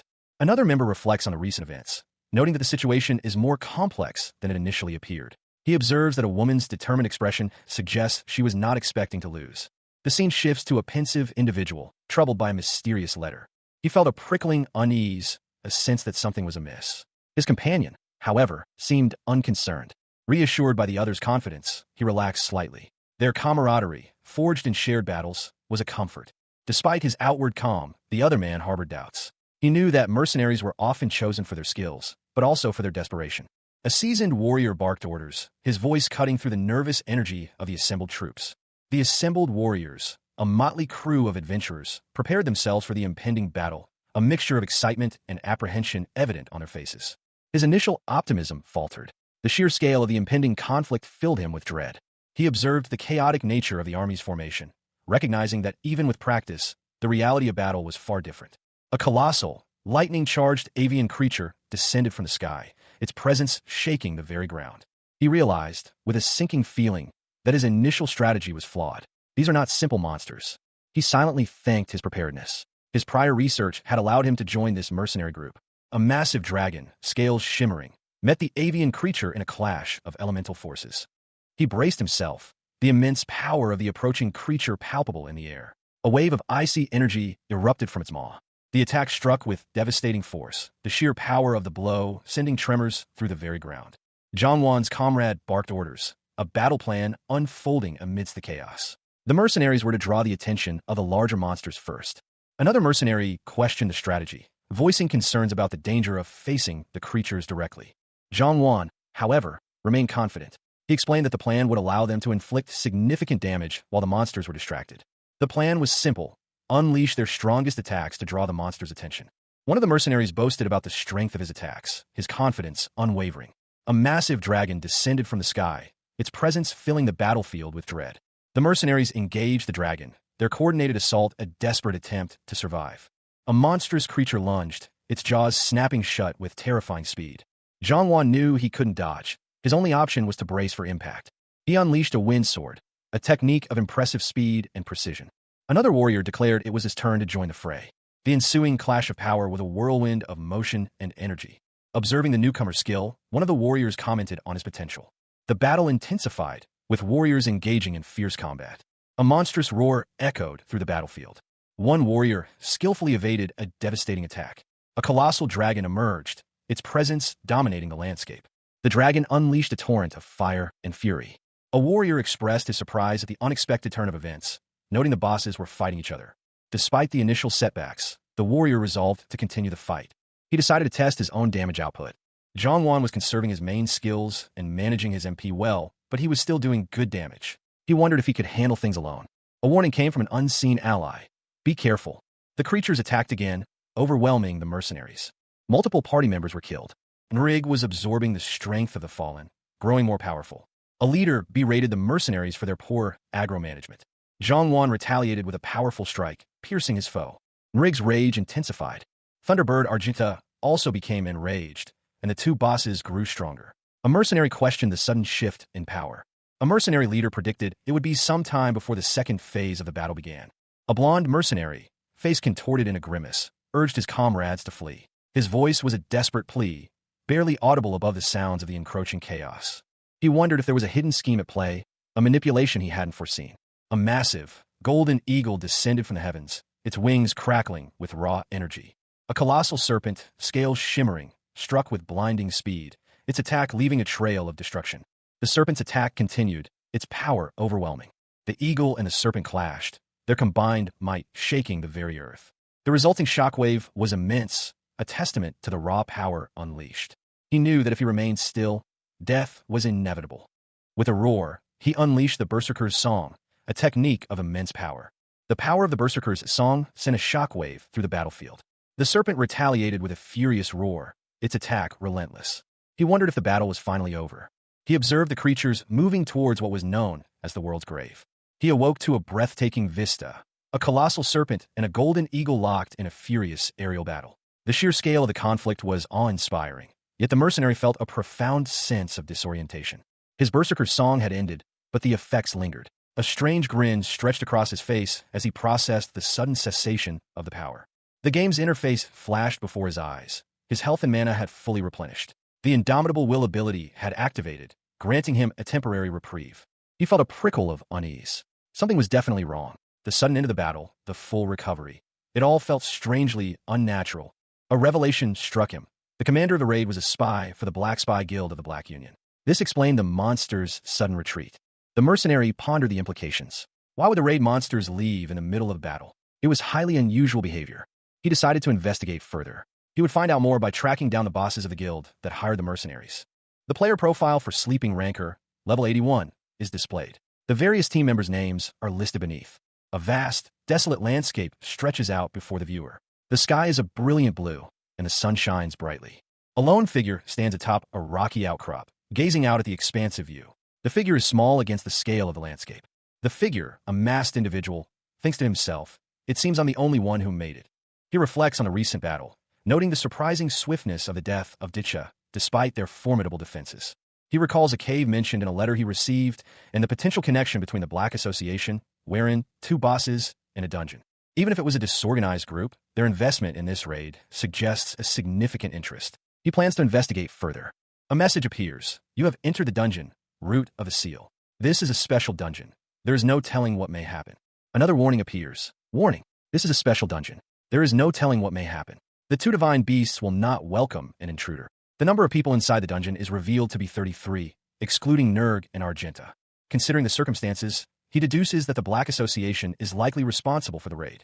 He reasons that the 2 bosses are either protecting or coveting something within the dungeon, thus their presence to eliminate intruders. A delicious smell is detected. A small, cute creature comments on the delicious smell, while the masked man remains cautious, noting its cuteness. A notification appeared on the masked man's interface. Thana, his pet, had an exclusive quest. The objective was to find a fragment of the Demon King. The quest details were displayed. Grade S+. The power source of Thana's core was a fragment of the Demon King, and another fragment was sensed within the root of the seal. Retrieving it would further Thana's growth. He mused that Thana must have smelled the Demon King's fragment. He liked his current path, however. His companion suggested eliminating the competition. He agreed. 2 crimson orbs pulsed with an inner light. A woman with fiery orange hair reacted with shock and confusion upon seeing them. She explained that the root of the SEAL's expedition team had been instantly annihilated. If the number of entrants exceeded 50, the 2 bosses would appear to eliminate intruders. A different entrance had been used to circumvent this. She knew this, but was surprised by the appearance of an intruder. 32 people had entered the dungeon, exceeding the threshold, triggering the boss's response. She considered the possibility that they were non-player characters, but the sheer number raised concerns. If the expedition failed, they would have to wait another 10 days in real time. In a lavish study, a woman in a red dress relayed instructions to a man in a dark coat. Tell them to gather now. Send them in as the expedition team. He nodded, a grim determination etched on his face. And this time, I'm going in as well. A fiery-haired man watched intently. His thoughts were clear. Whether they're NPCs or users, I'm going to show them what happens when they go after the things I choose. The scene shifted to a figure in gleaming armor. Spread the plague and find the Demon King's fragment. Also, stay hidden so that Argenta and Merg don't catch you. A group of armored figures responded with a resounding yes. The soldiers saluted, their movements precise and unwavering. An alert blared. Intruder detected. A masked figure, his voice muffled, asked, Thana, do you know where that delicious thing is? His companion responded, HNNNG, that's difficult. The smell is coming from all 4 directions. In case you feel the smell is getting closer or stronger, tell me. Keep watching for my shoulder, and in case of fight, step far back, okay? A small, devilish figure whispered urgently, Hagagok. Of course. A maniacal laugh echoed through the air. The masked man and his companion stood before a colossal, gnarled monstrosity. Its size dwarfed even the surrounding landscape. The creature lunged, its massive limbs ablur. A wave of energy, a blinding flash of blue, met its attack. A fiery explosion erupted from the point of impact, sending tremors through the earth. The blast subsided, leaving only dust and silence. Neither combatant seemed to have gained any experience points. The masked man, momentarily stunned, felt a surge of confusion. He had expected a reward for defeating such a formidable foe. His companion, however, remained focused. He launched another attack, a swift, precise strike. Plague Root Giant. The masked man examined the creature's remains. The unusual color of the monster's body hinted at something more than a simple beast. It wasn't just a monster, it was plagued. This explained its lack of magical attributes. The companion, realizing the creature's nature, felt a sense of unease. He was at a loss for how to proceed. A chilling laughter echoed through the desolate landscape. A massive foot descended, crushing the remains of the plagued Root Giant. The masked swordsman, Azura, stood poised, his magical staff radiating power. He was a picture of calm amidst the desolate landscape. He moved with practiced grace, his every step deliberate. The air crackled with anticipation. A monstrous figure emerged from the shadows, its guttural laughter echoing through the cavern. Azura unleashed a powerful spell, manipulating gravity itself. The earth trembled. The monster roared in defiance, its attack narrowly missing the swordsman. With a swift, precise movement, Azura's blade sliced through the air, a technique known as the cut moon sword falling slash. The blow sent the creature reeling, its massive form cracking under the force of the attack. Azura pressed his advantage, his movements a blur of motion. He unleashed a magic bullet fire, a concentrated blast of magical energy. The resulting explosion rocked the cavern, sending debris flying. The monster, weakened and battered, struggled to maintain its form. A final, earth-shattering blow ended the creature's reign of terror. The masked swordsman stood amidst the dust and debris, the aftermath of a fierce battle. A monstrous creature, once a formidable foe, lay vanquished. A chilling laughter echoed through the desolate landscape, a sound that sent shivers down the spines of even the bravest warriors. The source of the laughter was revealed, a shadowy figure, its form barely visible in the gloom. He watched as a dark energy pulsed from the fallen beast, a sinister power that threatened to consume all. He pondered the unusual nature of the monster's demise, questioning whether this was a typical end for such creatures. He mused that the battle had been far more difficult than anticipated. He prepared himself, knowing that more enemies might appear. Suddenly, a warning cry pierced the air. Danger loomed. A knight, clad in shining armor, charged towards him, sword drawn. In the distance, a fiery inferno raged, signaling the arrival of reinforcements. The masked swordsman was shocked. The meteor technique had been triggered unintentionally by the chantless ability. The masked swordsman unleashed his meteor riding technique, a torrent of celestial energy erupting from his blade. The sheer power of the attack caused a blinding flash. He recoiled from the aftereffects of his own skill, muttering about its near-lethal power. He reflected on the unexpected activation of his chantless skill, triggered by his thoughts alone. This presented a new problem. Following the defeat of the Knights of Pestilence, he obtained a clue for the next main scenario. He considered the intelligence of the group he'd just defeated, noting their use of stealth and speculating on their shared vision with the dungeon's monsters. He wondered if they were also searching for fragments of the Demon King. He pieced together the events leading to the Knights of Pestilence's demise, realizing the Black Association had infiltrated the dungeon beforehand. He reviewed the number of people who had entered the dungeon, suspecting the involvement of a Black Spy guild member named Warren. A new character, seemingly hostile, issued a greeting. The party moved through a dimly lit cavern, the air thick with anticipation. Their leader, a woman with fiery orange hair, confirmed that everyone possessed the stealth skill, a necessity for their mission. She, however, admitted to losing sight of something earlier. A sudden tremor shook the ground, causing a small rock slide. The woman surmised that only Nurg and Argenta, two powerful beings, could have caused such a disturbance. She cautioned the group to remain cautious and keep their stealth skills active. They had reached the dungeon's root, a place of immense danger and uncertainty. The group pressed onward, their numbers dwindling as they encountered unexpected peril. A fierce battle erupted, leaving several injured and one dead. They faced two imposing figures, guardians of a treasure they could not claim. The guardians warned them of their impending doom. The woman with orange hair, however, recognized them as non-player characters, not actual threats. Zhang Wan, enraged, lunged at his opponent, a knight clad in gleaming armor. The knight's expression was one of grim determination. The knight countered, his attack causing Zhang Wan to stumble. A chilling narration echoed. The curse of death was consuming them. Meanwhile, another warrior watched the battle unfold, his thoughts filled with disbelief at the sheer power of his enemies.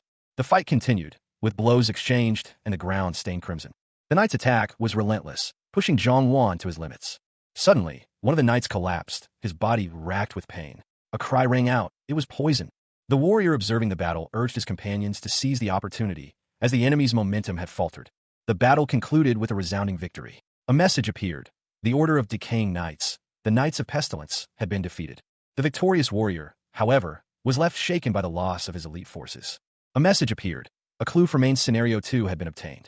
The warrior smirked, revealing a cunning plan. He mused that the Xinhua Guild's frantic search for this clue had been in vain, as they had found it first. A figure, cloaked in shadow, chuckled, a sound laced with avarice. The thought of selling a valuable artifact to wealthy players filled him with glee.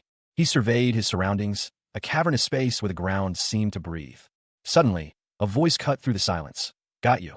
A masked figure materialized, their presence radiating power. The masked individual revealed a startling truth. 6 of the Order's knights were already dead.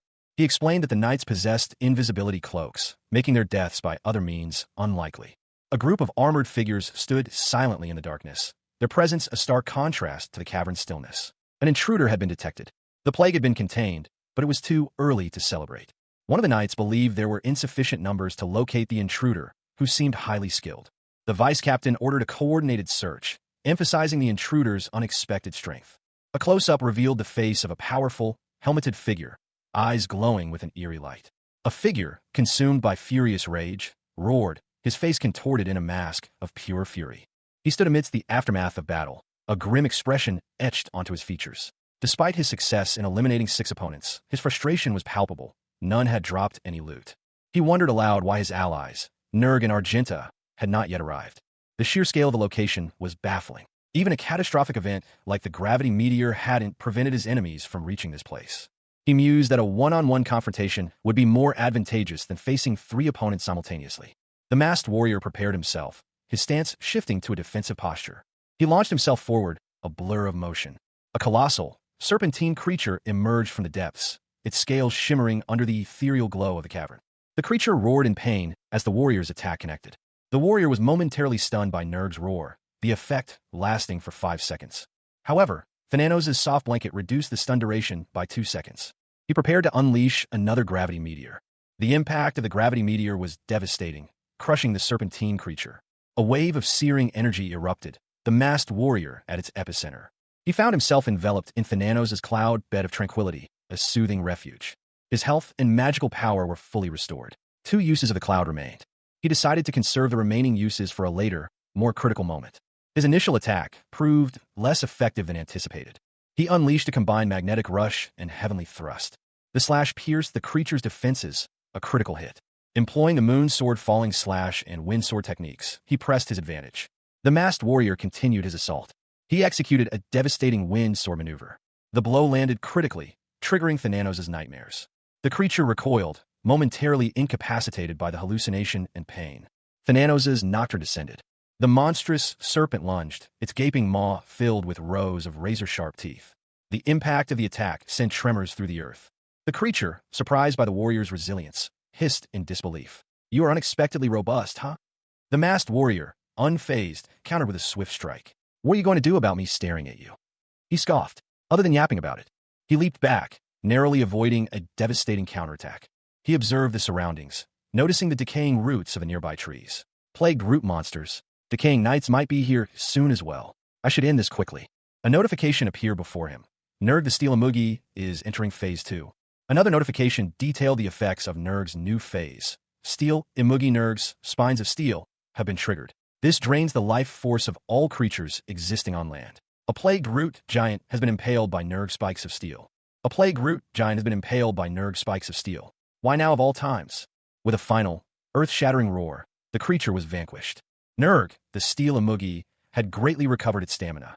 He couldn't believe it. His opponent was laughing. A booming laugh echoed across the battlefield. "He sure is." The status screen displayed Zhongwan's current level, a sleeping ranker at level 83. A monstrous, tree-like creature unleashed a barrage of thorny projectiles. The creature cackled maniacally as its attack continued. It seemed the creature could recover energy by impaling others with its thorny spikes. Zhongwan understood why the hero and Xinhua Guild had failed to defeat it. Zhongwan, masked and cloaked, pondered his predicament. He was out of Indomitable Will, his usual trump card. His magic spells were barely effective against the creature's relentless assault. He found himself in a difficult spot, struggling to avoid the creature's attacks. He worried that Argenta, a powerful foe, might arrive at any moment. A sharp pain pierced his eye. He was struck by a thorny projectile. Despite the pain, Zhongwan defiantly challenged the creature. He unleashed a powerful counterattack, a surge of green energy. The impact was devastating. The creature recoiled, wounded. He braced himself, the impact of the previous blow still echoing in his bones. A searing pain shot through his side, a constant reminder of the creature's power. His eyes narrowed, focusing on the monstrous form before him. The creature lunged again, its claws extended. A surge of energy crackled around the creature, a prelude to another devastating attack. But Zhongwan was ready. He had anticipated this. With a guttural roar, the creature unleashed a torrent of energy. Zhongwan met the attack head-on, his own power flaring to life. A blinding flash of light erupted from the clash of their powers. The force of the impact sent tremors through the very ground. The creature recoiled, momentarily stunned by the ferocity of the counterattack. Zhongwan, despite his injuries, stood firm, his resolve unwavering. He unleashed a final, devastating blow, a surge of raw power that engulfed the creature. He unleashed a final, desperate attack, a surge of energy erupting from his body. The creature, momentarily stunned by the force of the blow, recoiled. A blinding flash of light erupted from the point of impact, momentarily obscuring the scene. When the light subsided, a single, piercing blue eye was visible, staring out from the creature's damaged form. Zhongwan pressed his advantage, delivering a devastating blow that sent the creature reeling. The creature roared in pain and fury, its form contorting as it struggled to regain its balance. It flailed wildly, sending dust and debris flying as it attempted to strike back. 3 notifications appeared before him, signaling a significant increase in his abilities. The creature, weakened and disoriented, was now vulnerable. He reflected on his recent use of necromancy, realizing its unexpected effectiveness in this battle. He had cleverly disguised himself as the creature, using an illusion spell to absorb its stamina and gain the upper hand. But the creature, despite its injuries, was far from defeated. It gathered its remaining strength for one final, desperate attack. Zhang Wan, his eyes narrowed in concentration, commanded the creature, "Open your mouth." As he spoke, a warning echoed in his mind. The meteorite was incoming. The beast, oblivious to its impending doom, opened its massive jaws, revealing rows of razor-sharp teeth. A fiery meteor streaked across the sky, hurtling towards the unsuspecting creature. With the impact, a part of the seal was lifted. To fully break it, the steel Imugi Nurg had to be defeated. A masked figure, observing from afar, mused, "In the end, it only opens after taking down both bosses."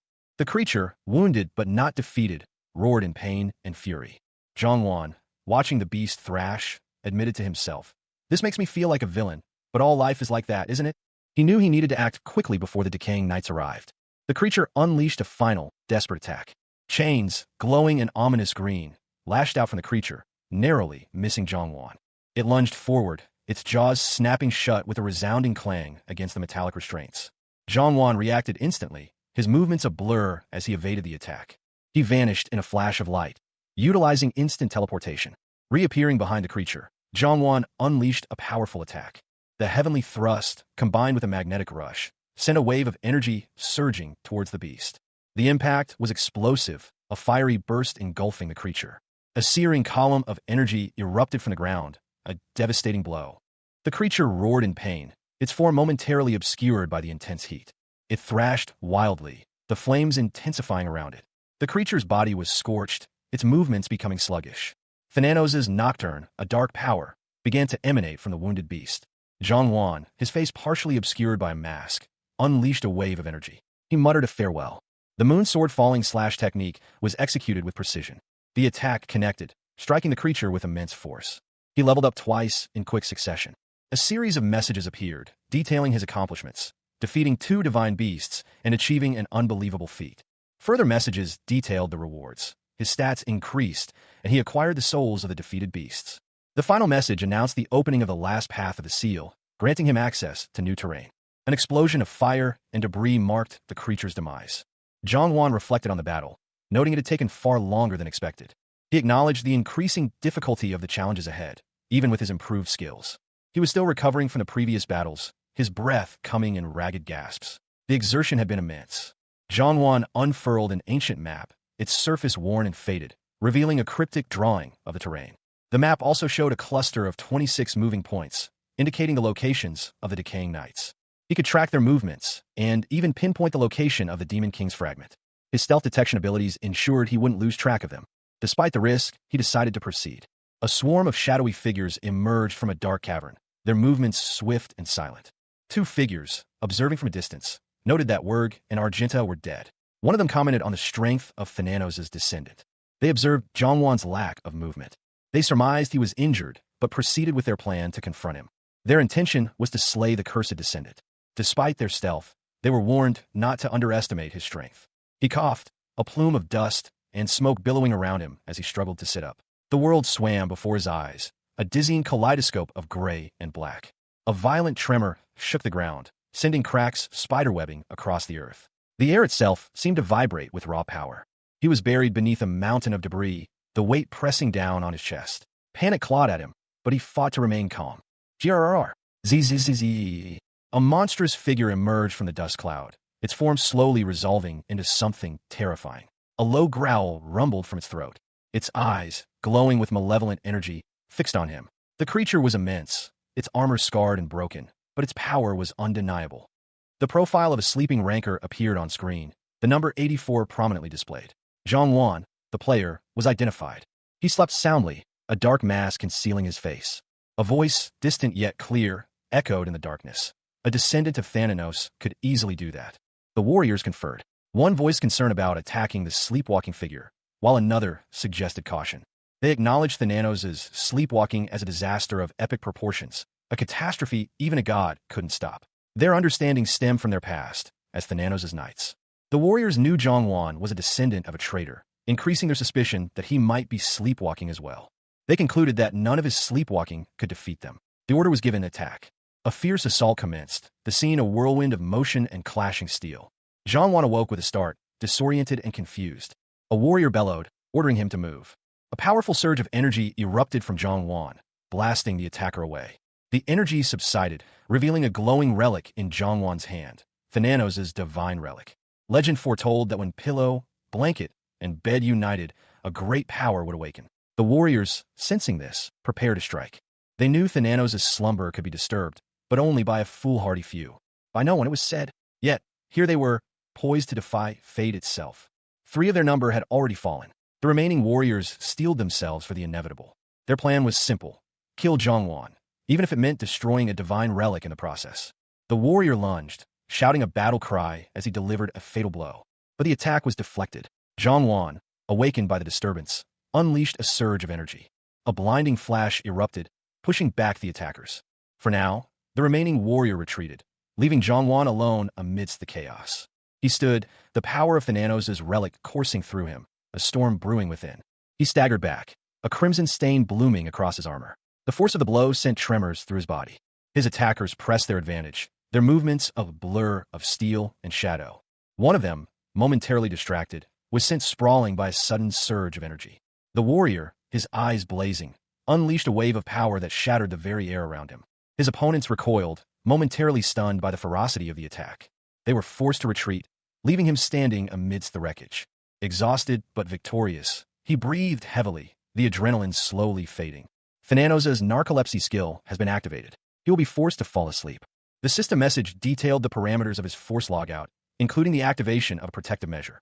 A triumphant chime echoed as Zhang's avatar leveled up within the game. A message appeared. He had defeated the Knights of Pestilence and obtained a clue for the main scenario. His sleep, however, will be maintained, the game's system announced. Meanwhile, a cloaked figure, his face obscured by shadow, observed a large, imposing door. His voice, laced with disappointment, echoed. So, you failed. 3 figures in gleaming white armor stood guard, their eyes glowing with an eerie light. A surge of energy erupted from the figure's hand, a red orb of power. The cloaked figure continued, his words heavy with disdain. How disappointing. You had to bring 1 person and you failed. The figure on the throne raised a hand, a gesture of command. The figure's face was revealed, a mask of decay and malice. He spoke, his voice a low growl. Sloth? Full. Knight's order. His subordinates, clad in dark armor, responded in unison. Yes, your holiness. Complete the task. The Knights of Pestilence failed. The command echoed through the grand hall, a wave of anticipation rippling through the assembled figures. He sneered, his skeletal face a mask of disdain. Their failure was, to him, utterly pathetic. His voice dripped with contempt as he silenced his subordinate. The other figure, equally powerful, expressed frustration at their shared predicament. The subordinate, defeated, explained his situation. He reflected on the unexpected positive outcome of losing his avatar. Despite the setback, he remained focused on the larger plan. The monstrous figure agreed to handle a specific task personally. Meanwhile, the other antagonist urged his subordinate to perform well. Zhang felt invigorated after using the divine relic. He now possesses the clue and is ready to proceed to the final location. He could tell this door would not have opened without defeating both of them. Thanatos, concerned for his safety, suggested he return inside if he felt it was too dangerous. Zhang, however, simply replied, Okay. The gates of heaven and earth opened, the seal lifted. Sealed thoughts began to surface, opening his eyes to new truths. Zhang, a descendant of Thanatos, had proven himself worthy. This affected the main scenario. He had confronted the Apostle of Dreams. He vowed to strike for real this time. A glorious descendant of God. It was an honor to meet him. Greetings from Elysium, the Apostle of Dreams. Zhang was awestruck. She felt more like a holy goddess than an apostle. The sprawling estate of Elysium, Apostle of Dreams, stood before Zhang, a testament to the power wielded within. Inside, a large room hummed with arcane energy, the air thick with the scent of old books and forgotten magic. A figure lay sprawled on the floor, unconscious. Zhang's eyes widened in alarm at the sight of the fallen figure. He rushed towards them. He recognized the figure as Elysium, and a wave of concern washed over him. This seems like big trouble, he thought, his brow furrowing. Elysium's unexpected awakening forced a change of plans. We'll have to change our plans a bit, he muttered, a glint in his eye. Zhang reviewed the details of Thananos' Trinity of Divine Relics combo effect, a powerful tool that could be crucial in the current situation. He carefully studied the activation parameters, understanding the risks and benefits of each mode. The safety mode, in particular, caught his attention. A status screen displays, Zhongwan, a sleeping ranker with a level of 85, is shown. Zhongwan, alongside a woman in flowing white robes, stands amidst a radiant light. He expresses gratitude for her assistance in recovering his sealed thoughts. A small, devilish-looking creature perches on Zhongwan's shoulder, commenting on his master's expected abilities. The woman, serene and composed, reflects that everything unfolds according to a higher will, believing this to be fate. The woman begins to explain the nature of Thanatos, the god of death and dreams, to Zhongwan. She explains that unlike other gods, Thanatos has 3 apostles and 3 divine relics. The woman's face is shown, emphasizing her serious demeanor as she continues her explanation. Zhongwan, with the small creature still on his shoulder, inquires about the Apostle of Sleep. He recalls a previous encounter with an apostle, noting that the individual was unlike the typical image of an apostle. The woman clarifies that the Apostle of Sleep is quite different from the Apostle of Death, describing the former as lighthearted and playful. Zhongwan realizes that the Apostle of Sleep is the one who sealed him away. He accepts the situation, relieved that there's nothing more to worry about. The Apostle of Sleep, a woman with flowing purple hair, explained her role. It was because she was the only one capable of manipulating thoughts that she was chosen to guard the sealed fragment of the Demon King. She continued, revealing that she was currently the only Apostle of Sleep in the real world, having lost some memories after a long stay in this place. Zhongwan, the young man before her, thanked her for her understanding and consideration. The Apostle sighed, her role being to guard the Demon King's fragment in that specific location. She elaborated, explaining that her thoughts were protecting the other fragments, allowing her to guard seals in dangerous places as well. Zhongwan listened intently, absorbing the information. He learned that the Apostle of Sleep was the one who had sealed the other apostles, and that he, as the guardian of Elysium, was responsible for protecting them. The apostle admitted that while the previous Demon King was pitiful, she had no choice but to act as she did. She expressed her amazement at his progress, noting that he still hadn't met the Apostle of Death. The Apostle of Dreams, Elysium, had her thoughts scattered, and Zhongwan pondered the implications. He realized that he could only meet the Apostle of Death under specific conditions. The Apostle of Sleep revealed that she was nearing the end of her allotted time. As her thoughts were released from the seals, her original body would awaken. She prayed to meet him again. Zhongwan thanked her for her help, their time together proving beneficial.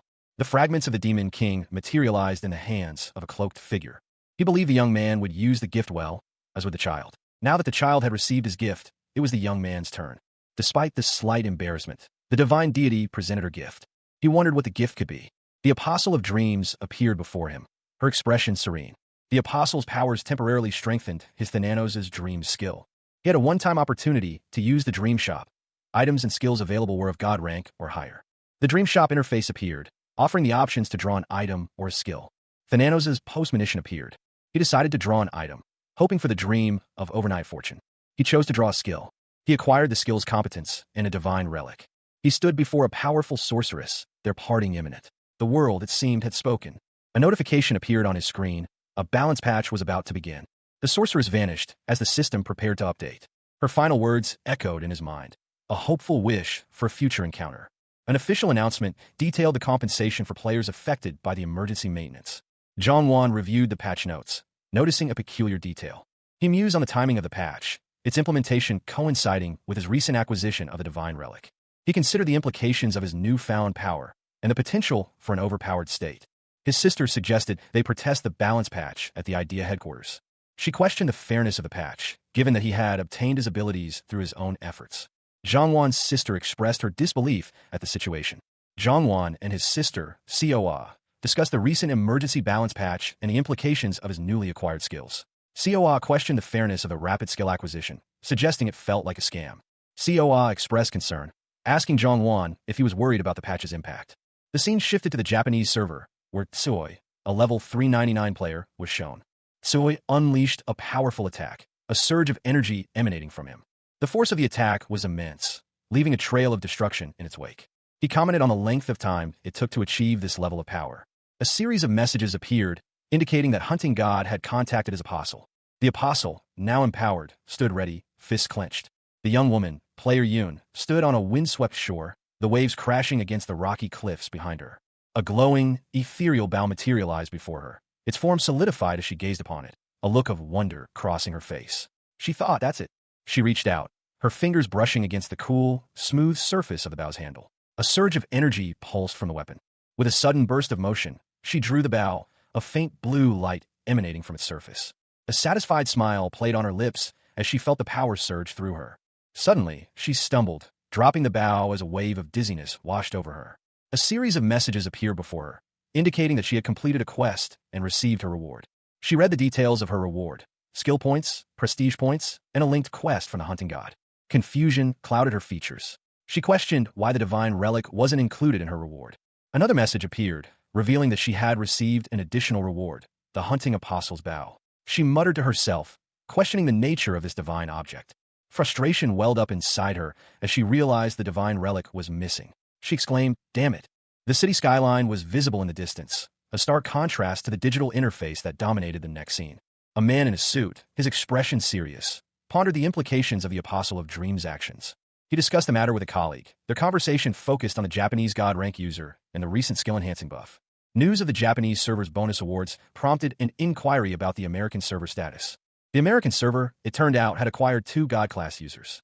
This was met with a sigh of relief, particularly given the recent acquisition of God's authority by Hyunsung. Team leader Jo Minwo was summoned to address the situation. A woman, her expression stern, explained that other countries were creating powerful items for their God rank users. The discussion then shifted to Hyunsung's recent nerf and the possibility of him liking the change. A notification appeared, indicating a change in Hyunsung's quest. The team worried about the impact on the main scenario. They confirmed that Elysium, the Apostle of Dreams, remained unchanged, but the Apostle of Sleep was active. The changes to the NPC's actions would affect the main scenario, but the good news was that the patterns of the Wyvern's clone and the Order of Decaying Knights were similar, except for the Slothful Knight Order. A chilling premonition washed over Zhongwan. He understood the gravity of the situation. A Thananos saint was among them, but their ability to intervene was doubtful. He and Coa exchanged a grim look. Even with players at their current level, the continent scenario posed a significant threat. A colossal beast, disturbed from its slumber, roared in fury, shaking the very ground. Hyunsung's team prepared for battle, their shields locked and ready. They knew this would be a difficult fight. Their determination was palpable. They were ready to face whatever came their way. Suddenly, a figure emerged from the dust and smoke. It was the seven-horned skink, their boss. The monstrous creature loomed before them, its massive jaws agape, revealing rows of razor-sharp teeth. Hyunsung and his companions realized the dire situation they were in. Death seemed imminent. The skink lunged, its claws extended, aiming to strike down its prey. A vortex of green energy erupted from the skink's mouth, a devastating attack. Hyunsung's team braced for the impact, fear etched on their faces. They barely had time to react. The green energy engulfed them, leaving their fate uncertain. He unleashed a final, desperate attack, a searing blade of energy aimed at the heart of the beast. The impact was earth-shattering. A shockwave of immense power radiated outwards. Dust and debris filled the air, obscuring the immediate aftermath of the clash. When the dust settled, the seven-horned skink lay defeated, its massive form reduced to smoldering ruins. A system notification appeared before Hyunsung and his team. Hyunsung's expression fell as he read the message: 0 merit points, no reward. Meanwhile, a figure stood alone, silhouetted against the setting sun, a powerful weapon in hand. It was Hyunsung, his appearance transformed, wielding a magnificent bow. He was surprised by his new acquisition, a divine bow called Diana. A detailed description of the Diana's abilities appeared, outlining its immense power and versatility. He reviewed the options available to him with the new weapon. A small, chibi-style character appeared, congratulating Hyunsung on his achievement. Hyunsung, contemplating the implications of his newfound power, questioned whether they should activate the Martial God's Epitome. A detailed description of the Martial God's Epitome appeared, highlighting its immense power and the risks involved. The description emphasized the authority's sure-shot effect, despite its high risk and significant power. Meanwhile, a character reflected on Thananos' nerf powers and the opportunity presented by the DP shop. Hyunsung, upon reviewing the effects of the Martial God's Epitome, considered it more of a buff than a nerf. He grinned, pleased with his decision to activate it. In Veldorn capital, Lucifer, seemingly unfazed by the recent events, casually inquired about the reason for their visitor's presence. He observed that people's hearts changed significantly after experiencing a major shift in their lives. Hyunsung, anticipating the difficulty of the upcoming negotiations, braced himself for the challenge. Another character, aware of Hyunsung's investigation into Azura, questioned his knowledge of the matter. A conversation revealed that someone had quickly uncovered Hyunsung's dangerous nature. The scene concluded with a comment on their new sponsor's seemingly deep pockets. Hyunsung's gaze hardened as he considered the implications of his sponsor's actions. The sheer power required to abandon Zerable was staggering. His expression shifted, a hint of a smile playing on his lips. Now we're talking, he thought, a glint of anticipation in his eyes. A messenger, appearing flustered, approached a group of figures, including a woman with fiery orange hair. The orange-haired woman read a note, her face falling. Reiner's guild had betrayed them. Another man, his face etched with disbelief, reacted with shock to the news of the betrayal. The betrayal was a significant blow, but the orange-haired woman remained resolute. She called out to Warren, urging him to join their side. Hyun-sung and his allies sat at a table, discussing their next move. The conversation turned to the formidable Azura. Hyun-sung's confident smirk returned. He knew that defeating Azura would be a challenge, but he was ready. The orange-haired man extended a hand, offering an alliance. Money was not a concern. The offer was substantial, 5,100,000 gold pieces. The sheer amount of gold, 6 billion in cash, was displayed, emphasizing the magnitude of the offer. The alliance was presented as a small price to pay for their combined strength. Hyun-sung, his brow furrowed in thought, wondered where exactly he was. He was in the United States, a fact that surprised him. His expression remained unreadable. Hyun-sung's eyes widened, a question forming in his mind. What was their next step? A chilling voice cut through the air. They knew Azura's weaknesses, and the next step was to locate him. Online discussions buzzed with speculation about Azura's new mask and his recent, incredibly efficient boss raids. One commenter joked about Azura's speed, even mentioning changing a diaper. Meanwhile, a masked figure, his face partially obscured, reflected on the thrill of breaking boss raid records. He mused about the upcoming Chimera Spider raid.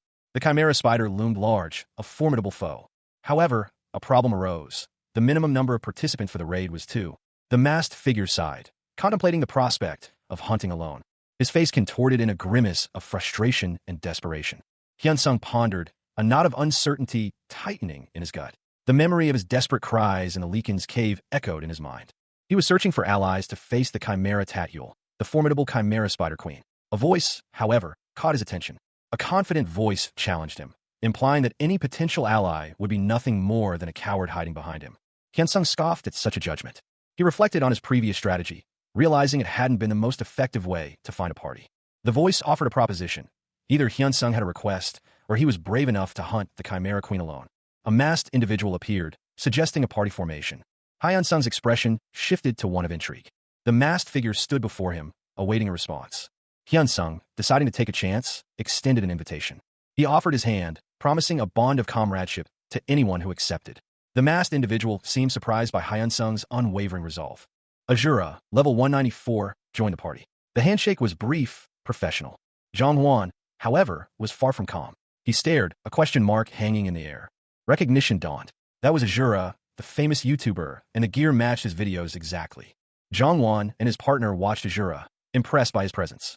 The dungeon entry restrictions were clear. He was bringing someone notable along for the filming. Jong-hwan's surprise was palpable. It truly was Azura. Azura's masked companion was equally flustered, unsure how to react to the encounter. He wondered what to say. "I'm a fan," hardly seemed appropriate. They decided to move to a less crowded area. There were too many onlookers. They headed towards a quieter location. Azura let out a relieved exclamation. Azura's companion considered his options. Perhaps if he impressed Azura with his skills, he might be invited to join the raid. He decided to introduce himself as a YouTuber running the channel Azura. He was planning on defeating the Queen Chimera Tatyul for his videos, and thought it would be a good opportunity to film a raid party video. Hyun-sung stared, his eyes wide with disbelief. The notion of appearing in a video alongside Azura was both unexpected and unsettling. The masked man and Hyun-sung were already close. Their relationship was one of shared experiences. He sighed, lamenting his recurring encounters with such individuals. The masked man inquired about any available information regarding the boss monster, specifically videos or attack patterns. Hyun-sung acknowledged the need to explain certain details to facilitate coordination. He promised a concise explanation. The other man, a powerful shield, introduced himself. The masked man, despite his unique tanking abilities, could also taunt. He offered to share the boss's attack patterns. A monstrous crab-like creature loomed large. Jong-hwan and his partner braced themselves for the encounter. Jong-hwan, the strategist, unleashed a wave of energy, crystalline shards forming in his hands. It was the same skill he had demonstrated earlier, a technique of devastating power. He launched a powerful blow, the force of the impact sending shockwaves through the air. The blow struck its target, a monstrous chimera spider, its body momentarily stunned. Azura and his masked companion pressed their attack, exploiting the spider's momentary vulnerability.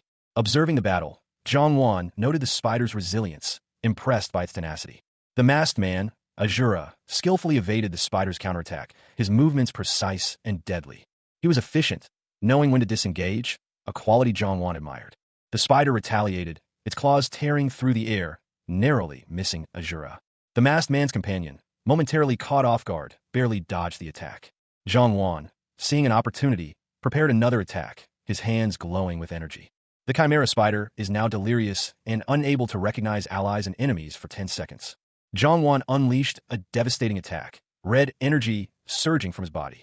The combined assault proved too much for the spider, its body crumbling into dust. Zhongwan, assessing the damage dealt to the Chimera Spider, noted the impressive power of their combined attacks. He mused that they might even defeat the Queen Chimera with just the two of them. He declared that with Azura by his side, there was little to worry about, and they set off. However, upon arriving, they found themselves facing a far larger crowd than anticipated. One of them, masked, noted the sheer number of people present. Zhongwan felt a sense of unease, suspecting that their every move was being watched and planned. Death Nim suggested a short break before proceeding, noting Zhongwan's fatigue. Zhongwan agreed to a brief respite, as the boss room was just around the corner. Meanwhile, another group discussed the impossibility of defeating such a powerful monster.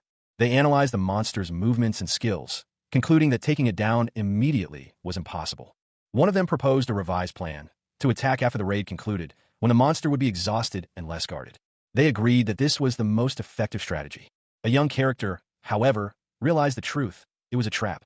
The masked man, alerted to the impending boss raid, prepared for action. The Almine Guild's headquarters stood imposing against the twilight sky, snow dusting the grounds.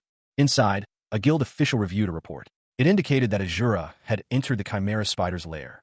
He received orders. Intercept Azura as he leaves, attempting to kill him, if possible. The official confirmed a prior agreement. Even if they failed to kill Azura, financial support and information would be provided. He readily agreed to the terms. In return, the Almine Guild would join their alliance. The official mused that this development would be a significant turning point. Meanwhile, outside the Chimera Spider's lair, a figure appeared, confirming his identity as Azura. He identified himself as Poland, a manager of the Almine Guild. A group of men, including the one who identified himself as Azura, stood together, seemingly pleased with the situation. Azura introduced himself, though expressing some uncertainty about his suitability for the role. A young man, his face partially obscured by a helmet, grinned. He was clearly pleased with the progress of his plan. "Are you perhaps planning a raid?" he asked, his tone light and teasing. Another man, dressed in more formal attire, responded, "Seems your preparations aren't done yet." The helmeted man chuckled. "That's why it might take us time to get ready. If you're okay with it, you can give it a shot before us." A third individual, observing the exchange, cautiously asked, "Oh, are you sure that's okay?" The helmeted man reassured them. "I'm sure you'll be fine if you take a break and go in." Meanwhile, a figure stood alone in the distance, observing the scene. He was clearly contemplating something. The man in the distance mused, "Makes sense. After all, unlike other bosses, Queen Chimera regenerates. That's why it's great that there's no re-entry penalty into the boss room for a week." His thoughts turned inward. "Come to think of it, it's so obvious." He continued his internal monologue. "If I look like such an easy target to them, I guess I should play with them a bit. I just don't get who would think I'd be tired after fighting the boss." He made a decision. "In that case, I'll get going first." Back with the group, someone asked, "What about the break? You said we'd rest." The helmeted man smirked. "Everything is going as we planned." The raid on the Queen Chimera Tatuel's lair was underway. Zhongwan, a sleeping ranker with a score of 88, was among the participants. A flurry of motion and intense energy filled the air as the raid progressed. A command was given to the surround formation. One of the players expressed concern about another participant, Azura, but was confident that Azura would complete the raid. A leader urged his team to strengthen their formation, emphasizing the need for vigilance. News spread that Azura had cleared the second phase in record time. The speed of Azura's progress was astonishing, a testament to his skill. Despite the potential losses, the focus remained on exploiting any weaknesses Azura might reveal. The Queen Chimera Tatuel was defeated, and a new record was set. The party of Azura and Death had broken the previous record. With the previous phase complete, preparations for the final battle began. The team moved towards the center, ready to unleash their attacks. A powerful, explosive attack was launched. A player questioned whether their opponent was dead, but another player confirmed that they had exhausted all their mana. Zhongwan stared, his eyes wide with disbelief. Before him, a monstrous form coalesced from shadows.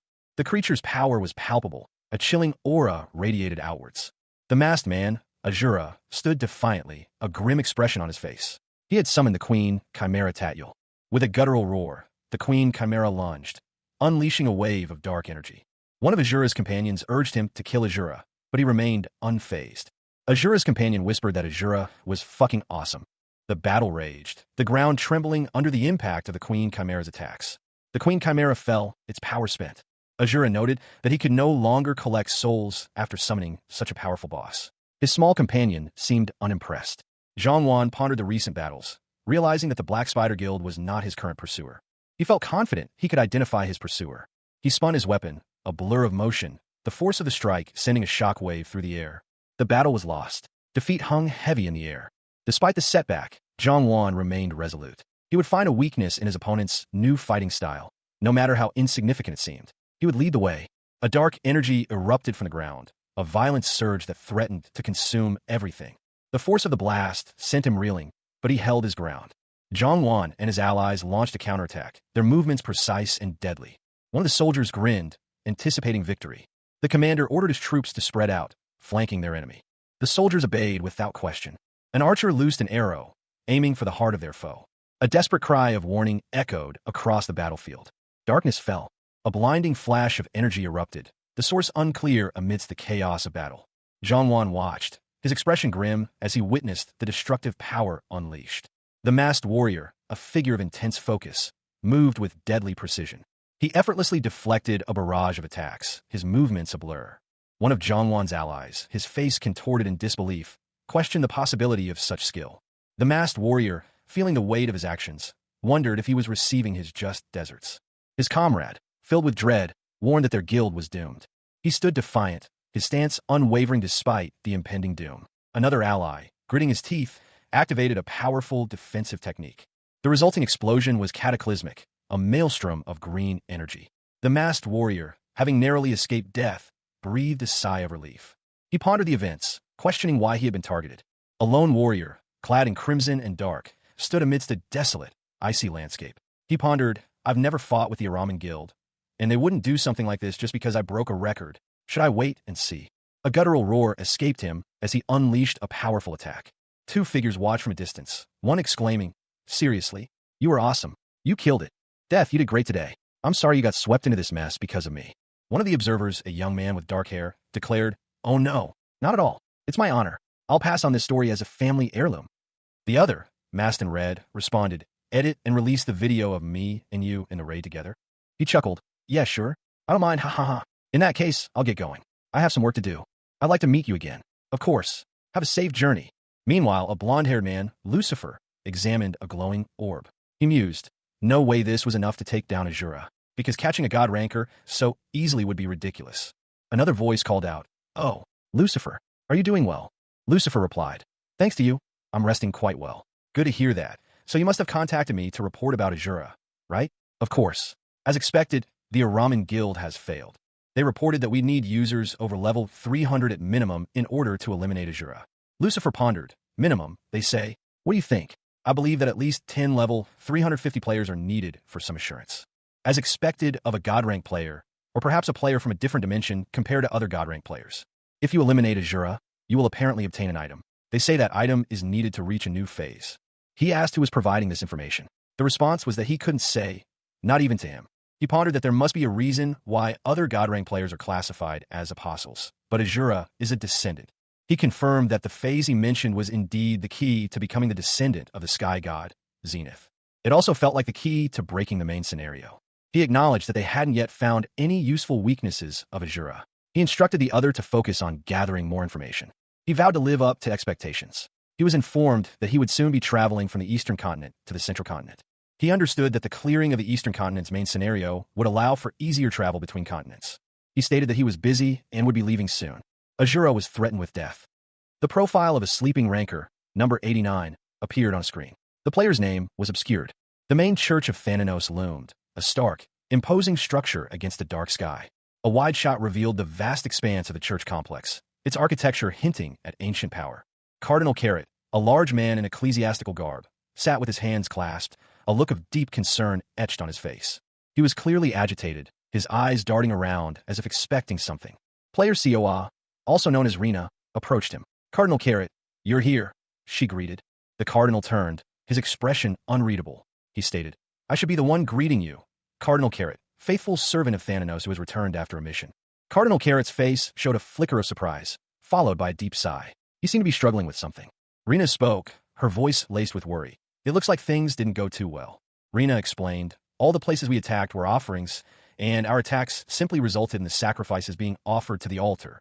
Tears welled in Rena's eyes. We ended up helping those heretics instead, she lamented. Cardinal Carrot placed a comforting hand on Rena's head.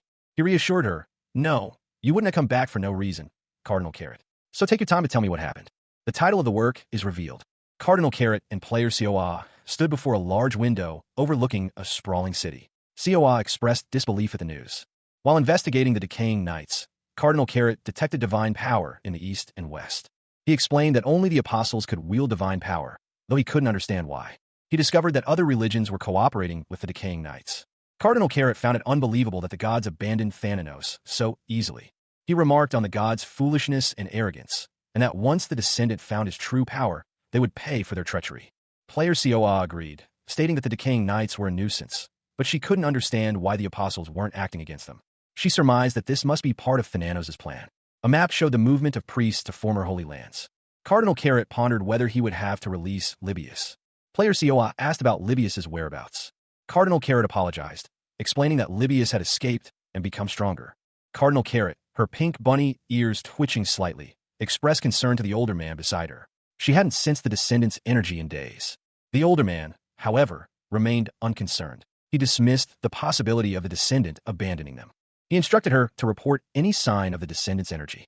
The possibility that the descendant's absence was due to Libius's presence was considered, though deemed unlikely. A sudden, powerful energy surge erupted in the distance, shaking the ground.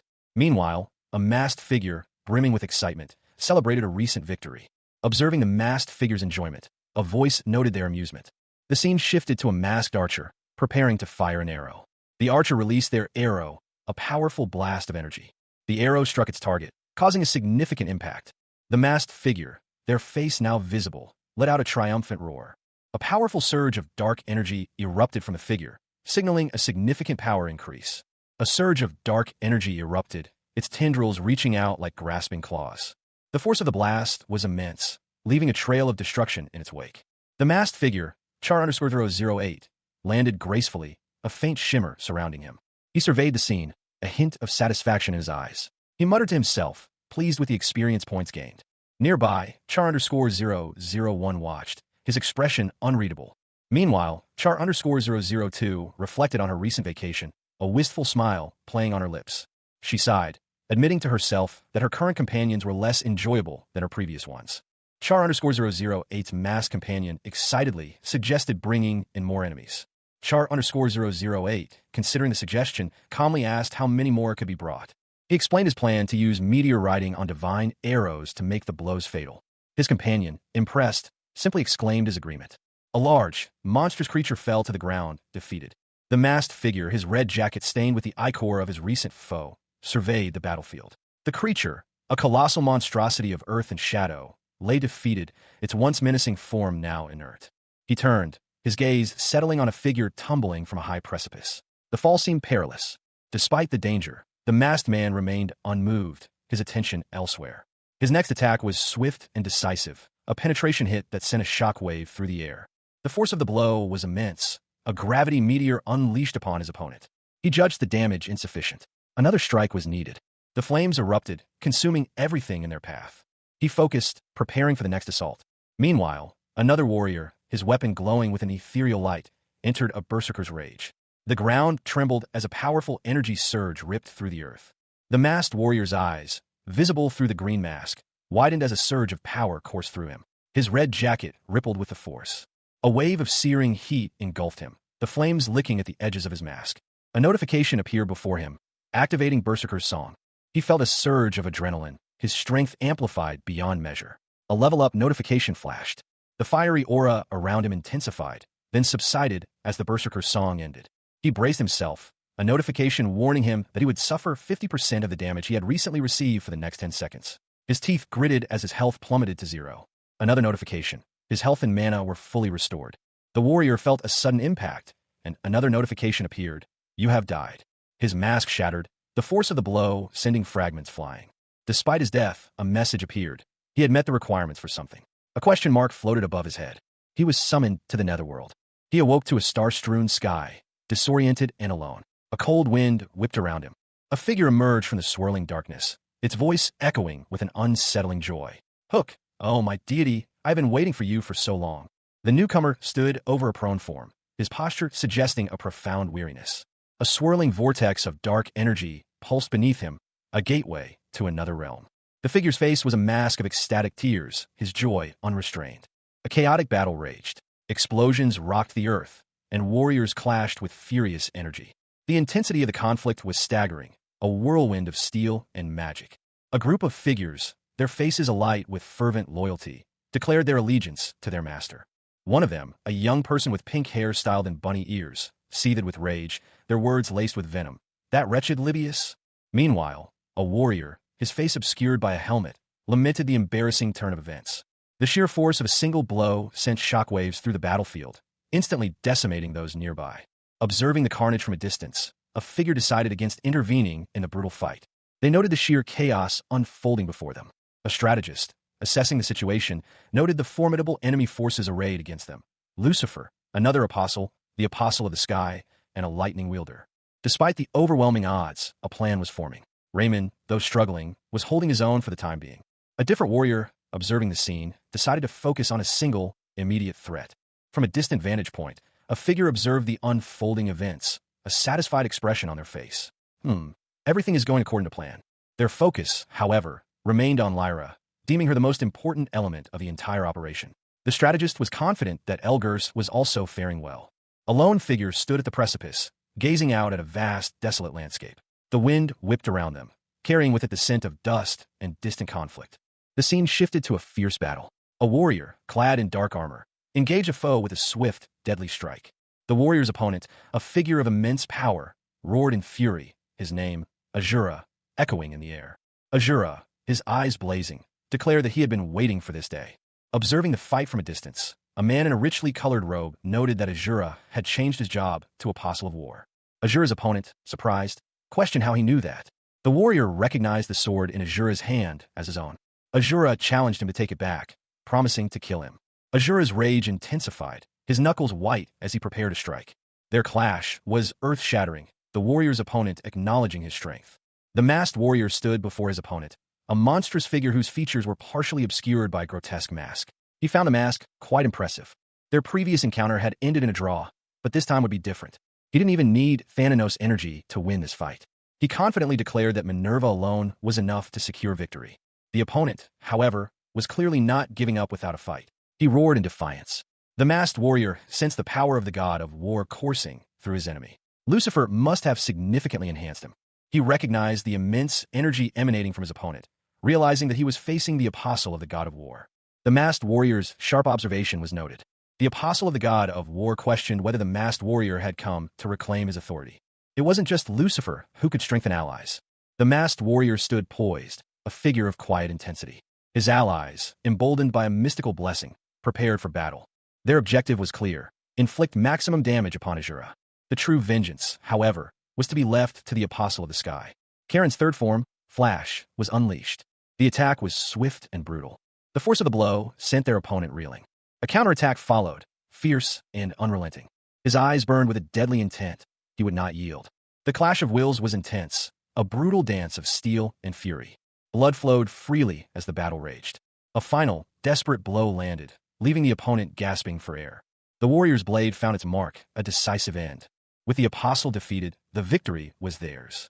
The masked warrior cursed, his blade flashing in the fading light. He recognized the technique, a dangerous one. With a powerful swing, he countered the attack. His opponent faltered, a rare opening. He gritted his teeth, focusing his remaining strength. He knew he needed to use every skill at his disposal. With a mighty roar, he unleashed his ultimate technique. The blow landed with devastating force. He drew his sword, executing a precise maneuver. His health was critically low. The battle had left him poisoned by an unknown energy. He breathed a sigh of relief, narrowly escaping death. The masked man grinned, a flash of sharp teeth in the dim light. The game declared, "You have died." His opponent, however, seemed unfazed. It was a good fight, he conceded, so much that it won't come twice in a lifetime. Zhongwan, the victor, simply replied, "Oh, it was amazing." The scene shifted. A figure emerged from the dust, addressing a powerful-looking man in regal attire. "It's been a long time, Emperor." The Emperor, a man with a long white beard, responded with a knowing smile. "I've waited so long for this day." He continued, his voice filled with anticipation. "I wanted to meet you so badly. Thanks to my disciple, My wish has finally come true. The emperor's gaze turned to his disciple. Ah, honestly, you are quite strange. A human surpassing the power of gods. Does that make any sense? With that level of power, you could have ascended to godhood long ago. So why are you still in the human realm? The disciple, unfazed by the emperor's assessment, calmly responded, Nonsense. I am the apostle of the great Thanatos. That answer should suffice. The emperor chuckled. Phew, fine. It seems I must exert myself a bit to fight you. The disciple, seemingly unperturbed, stated simply, Good. I have no choice for the sake of my plan. The emperor grinned. Shall we have some fun then? A powerful blow landed, sending tremors through the earth. Dust and debris filled the air. The landscape was scarred, a testament to the raw power unleashed. A towering figure, crowned and imposing, sneered. Is this all you've got? His opponent, a dark figure cloaked in shadow, responded, Don't tell me you really think this is my full power? The crowned figure declared, That's why I'm asking. Come at me with all you've got. The dark figure prepared for a counterattack, drawing power from an unseen source. A blinding flash of energy erupted from her. The energy tore through the air, leaving a trail of destruction in its wake. The impact was earth-shattering. The dark figure watched, a hint of surprise in her eyes. Improved, huh?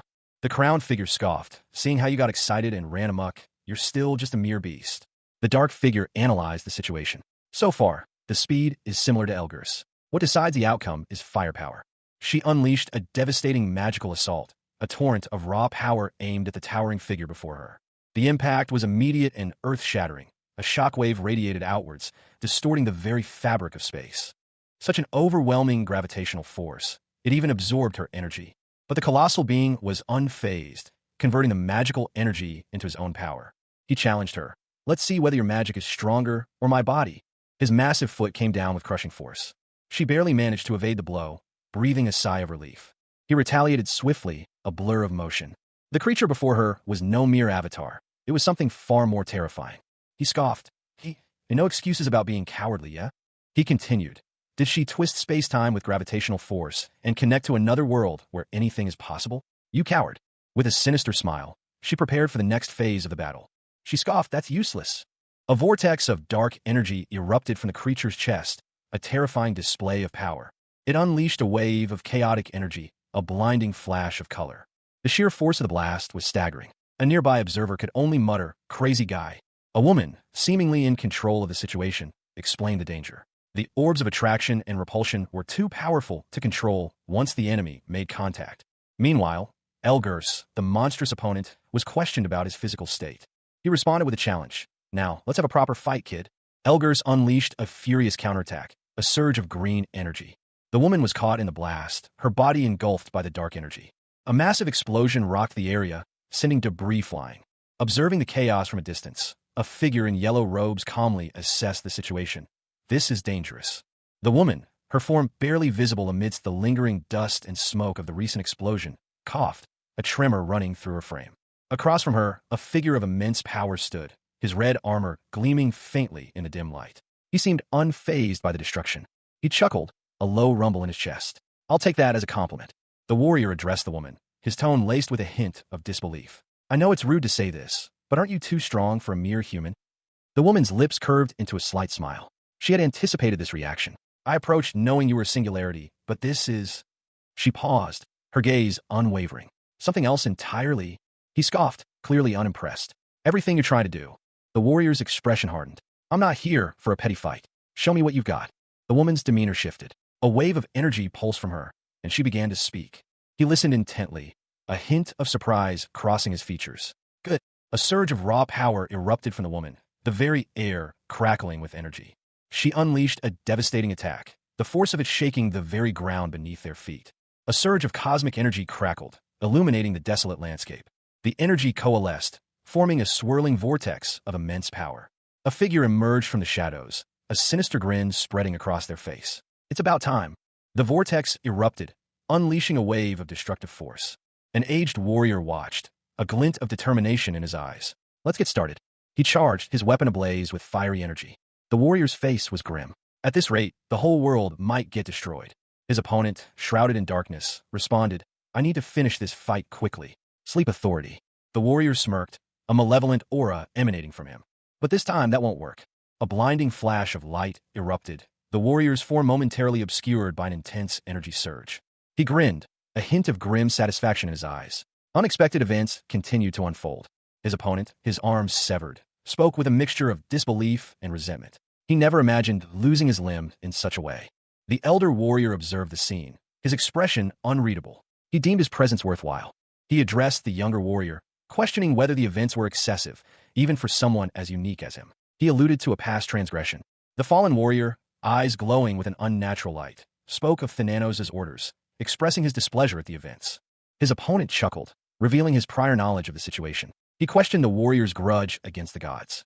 The warrior's eyes blazed with a dark intensity as he revealed his knowledge of even more secrets. He acknowledged the dangerous nature of his statement, but it was true, a recent discovery. The warrior prepared a temporary, but hopefully sufficient, countermeasure. A shadowy, powerful hand descended. This was getting interesting. Zhongwan's opponent, a powerful figure with a shock of white hair, let out a booming laugh. Ha! In the end, everything will go according to my plan. A blinding flash of light erupted between them, the air crackling with raw energy. The force of the clash sent shock waves outwards, distorting the very fabric of the landscape. Zhongwan stood his ground, his expression grim but resolute. His opponent, battered but unbowed, sneered. Ugh, are you satisfied now? He simply replied, quite. The white-haired man's face was a mask of pain, but his eyes burned with a fierce determination. He muttered to himself, I didn't expect to lose my lower body too, and even half of my handsome face. A wave of dark energy consumed his lower half, leaving only a charred husk. Zhongwan watched, his expression unreadable. A servant of the gods? How petty of you. The defeated warrior slumped to the ground, defeated but defiant. I've lost for now. Are you saying we'll fight again? Even the lovely priest Libius wasn't this crazy. He had won, but at a terrible cost. His opponent, though defeated, still possessed a chilling resolve. Despite his grievous injuries, a cruel smile stretched across the defeated warrior's face. He spoke of a future encounter. With a final, dramatic flourish, the warrior vanished, leaving behind only swirling darkness. He cited the grand plan as his reason for retreat. The victor, observing the scene, reflected on the opponent's failure to achieve his ultimate goal. Meanwhile, the victor's own thoughts turned to his mentor, the sky god, and the misplaced trust placed in his disciple. The defeated warrior sat alone, contemplating his loss. His expression was unreadable. His concern, however, was not solely for his own injuries, but also for the well-being of his disciple, Uriah. News of the battle reached another warrior, Sharon, who had also been engaged in combat. He reported a decisive victory, even acquiring a valuable inner core. The victor, though outwardly fine, was severely injured internally. He was immediately taken to the magic tower for treatment. A fierce battle raged. Soldiers clashed, their weapons meeting in a flurry of steel. One young soldier, his face contorted in pain, cried out, "Block it! I said block it!" He struggled against the overwhelming force, his body straining under the pressure. The enemy's power was far beyond anything he'd encountered before. The enemy's laughter echoed across the battlefield, a chilling sound that sent shivers down the spines of the remaining soldiers. Awoo! Awoo! Awoo! Meanwhile, far from the chaos, a high-ranking official observed the unfolding events with a grim expression. Things are getting strange, he mused, but we're not straying from the main plan. The desperate cries of the soldiers reached the ears of a rabbit-eared warrior. Shit! Together, in attack! Please! He urged his comrades to fight back, but their words were met with confusion and fear. No, you crazy bastards! Use your words. The rabbit-eared warrior, despite the chaos, felt a pang of self-consciousness. I hope I'm not looking weird in front of others. Anyway, the war comes first. Another warrior, observing the scene, questioned the rabbit-eared warrior's strange behavior. What are you talking about? Oh, whoa. The rabbit-eared warrior, however, felt uneasy about their overwhelming victory. Anyway, it feels a bit uneasy that we're winning so overwhelmingly. If this is a trap, it's obvious what they're aiming for. Their suspicion proved correct. They were likely waiting for the descendants. The rabbit-eared warrior and another warrior, clad in shining armor, stood facing each other, both alert and prepared for whatever might come next. The armored warrior addressed the rabbit-eared one. Cardinal Carrot, did you also find something strange? A massive explosion rocked the landscape, a sign of a larger conflict brewing. In the distance, a dark, imposing figure emerged, its presence hinting at a formidable challenge ahead. A parcel of sky, but it seems difficult to approach. Libius, the young man with teal hair, questioned whether he could break through a barrier. He confirmed his ability, but noted the recent disappearance of his master. The pink-haired woman and the blonde woman, upon hearing of the master's disappearance, exchanged a look of concern. A warrior, struggling to keep up with a fast opponent, noted their speed, even in demon form. Zhongwan, a young man with dark hair, smirked, a glint of determination in his eyes. He requested that others not interfere for the time being, reminding them of the martial arts school's code. Another warrior, clad in bone armor, declared their intent to see the situation through to the end. A powerful energy surge erupted as a figure launched an attack. The impact of the attack sent a shock wave through the area, causing another warrior to cry out in pain. Zhongwan, assessing the situation, realized the immense power gap between himself and his opponent. He resolved to overcome this obstacle, no matter the cost. Zhongwan, the warrior, stood defiant, his golden armor gleaming. "The fun ends here," he declared, his voice resonating with power. His opponent, a figure cloaked in shadow, smirked. "Now, why don't you have a fight with me?" The shadowed figure's name was Azura. He seemed unconcerned by the challenge. A woman, clad in regal attire, observed the confrontation. She questioned the reliance on divine relics, noting the sky god's knowledge of their inherent lightning immunity. The narrative revealed that the current wielder of the sky-splitting thunder was usurping the thunder god's power. The sky-splitting thunder, a divine relic of immense power, was described in detail. Its abilities included transforming into thunder and lightning, causing widespread damage, and granting lightning immunity to its wielder. Further details on the relic's capabilities were revealed, including options for slashing attacks and lightning control. Azura, masked and menacing, challenged Zhongwan to a duel of skill. A scene depicting a grand hall filled with priests and a seated figure of authority. A figure, possibly a god, mused on the unfolding events, confident in Azura's victory. Zhongwan braced himself, preparing for the impending battle. Zhongwan, his form a blur of motion, unleashed a powerful blow with his sword, the energy crackling around the blade like a furious storm. His opponent, however, remained unfazed, the attack seemingly having no effect. A spectator voiced their disbelief. The masked warrior, Azura, chuckled, commenting that the duel was far less exciting than his previous encounters. Azura's words were met with a huff of frustration from Zhongwan's side, who was clearly struggling. Azura's power surged, a golden energy emanating from him as he prepared a counterattack. Zhongwan braced himself, anticipating the incoming assault. The clash of their powers was intense, a whirlwind of energy in motion. Azura's attack sent Zhongwan reeling, the force of the blow evident in his pained expression. Azura noted that Zhongwan was not as strong as a previous opponent, Lucifer. Azura questioned whether the glowing orb was the apostle of sky. A subordinate urged Azura to retreat. Azura, heeding the warning, decided to flee. A young woman, tears streaming down her face, cried out an apology. Beside her, a figure in red armor looked on, his expression grim. He questioned what was happening, the implications of her words heavy in the air. The masked figure, his face partially obscured, looked down at the small, distressed figures at his feet. A celestial being descended, its arrival heralded by a brilliant light.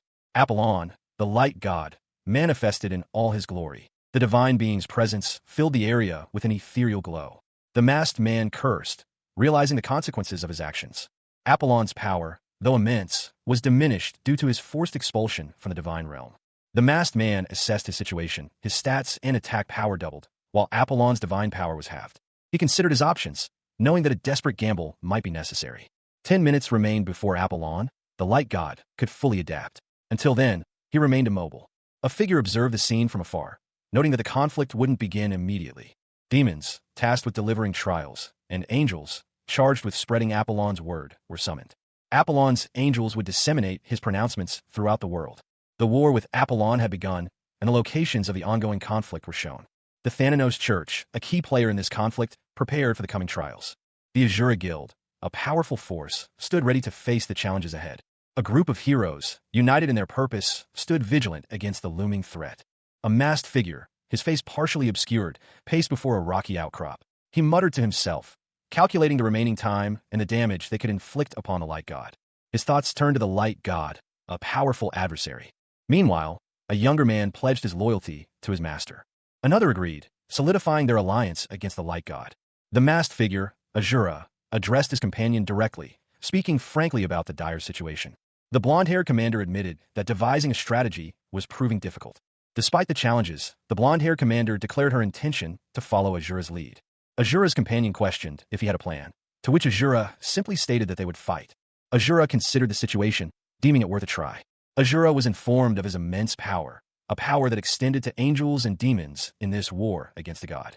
Azura instructed his forces to handle stragglers while he personally dealt with the angels, demons, and Apollon. Azura's subordinate pledged to swiftly annihilate the enemy, as per their master's wishes. The blonde-haired commander acknowledged the plan. The plan was set in motion. They would begin with Master Uriah's style.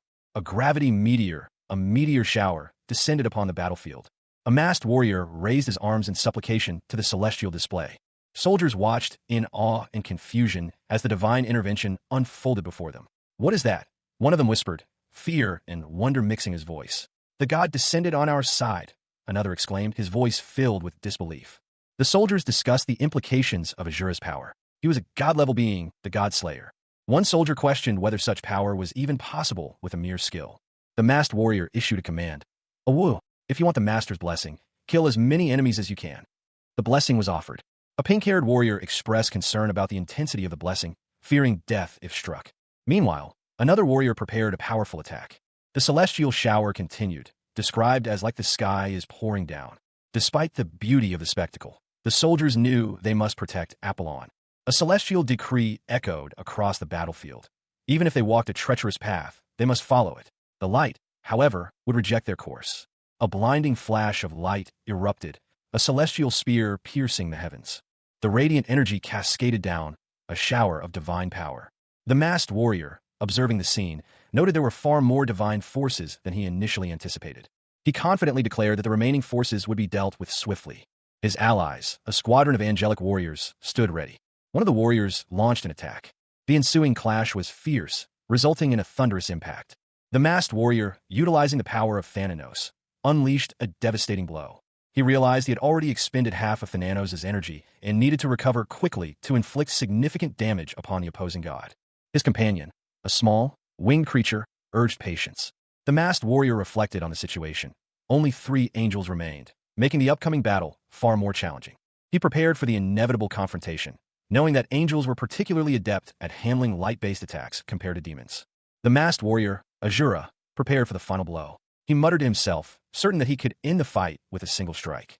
His opponent, however, was not so easily defeated. The blow landed, but it was shallow. Azura noted that there was still one more enemy remaining, a particularly annoying one. As the battle raged, a desperate plea arose from the fallen. They implored Thananos, their deity, to watch over them. Their adversary, Whippeal, scoffed at their request, deeming it selfish to attack and then ask for protection. Whippeal, mortally wounded, could only utter a final, desperate plea for divine intervention. With his enemies vanquished, Azura surveyed the battlefield. Only one remained. The final opponent, the god. Azura considered his options. He knew that the Dunfir relic ignored all defenses and stripped the defenses of those it struck. However, he also knew that even a divine relic might not affect the god. The intensity of the Dunfir's power was evident. It seemed to weep with its own might. 5 minutes remained until Apollon, the light god, adapted to the divine relic's effects. He had been struck by a relic wielded by a higher-tier god. Resistance was impossible. The light god's defenses would be weakened for 10 minutes. His opponent, a figure cloaked in shadow and malice, grinned. Charon's third form, Union, was activated, amplified by Thananos' nightmare. Thananos' nocturne was unleashed. Reaper's chains and crossfire bullet pierced the air. A Hambrid's arrow of destruction and a gravity meteor followed in quick succession. The combined assault struck the light god.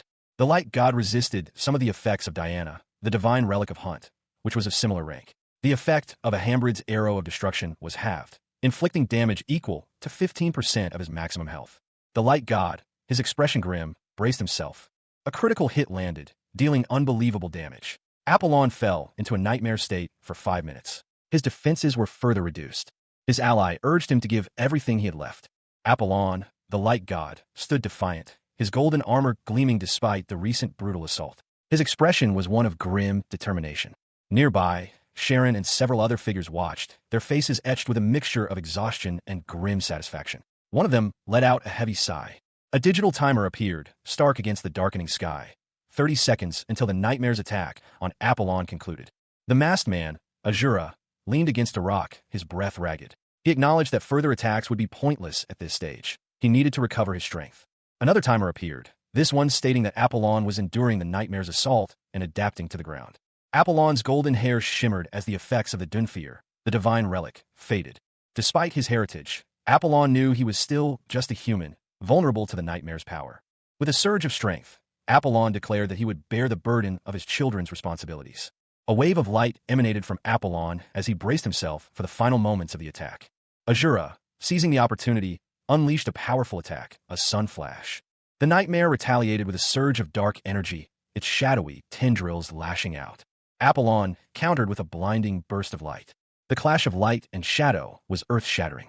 The creature, its form barely visible through the swirling darkness, unleashed another wave of shadow energy. It slammed into Apollon, sending tremors through the very ground. Apollon staggered, but his eyes burned with unwavering resolve. He braced himself for the next attack. He raised his hands, light gathering around them, a counterattack forming. The light intensified, growing into a blinding radiance. A critical hit landed, the nightmare's health dropping below 50%. The creature roared in pain and frustration, its form flickering. Apollon unleashed the full force of his power, a blinding wave of light erupting from his hands.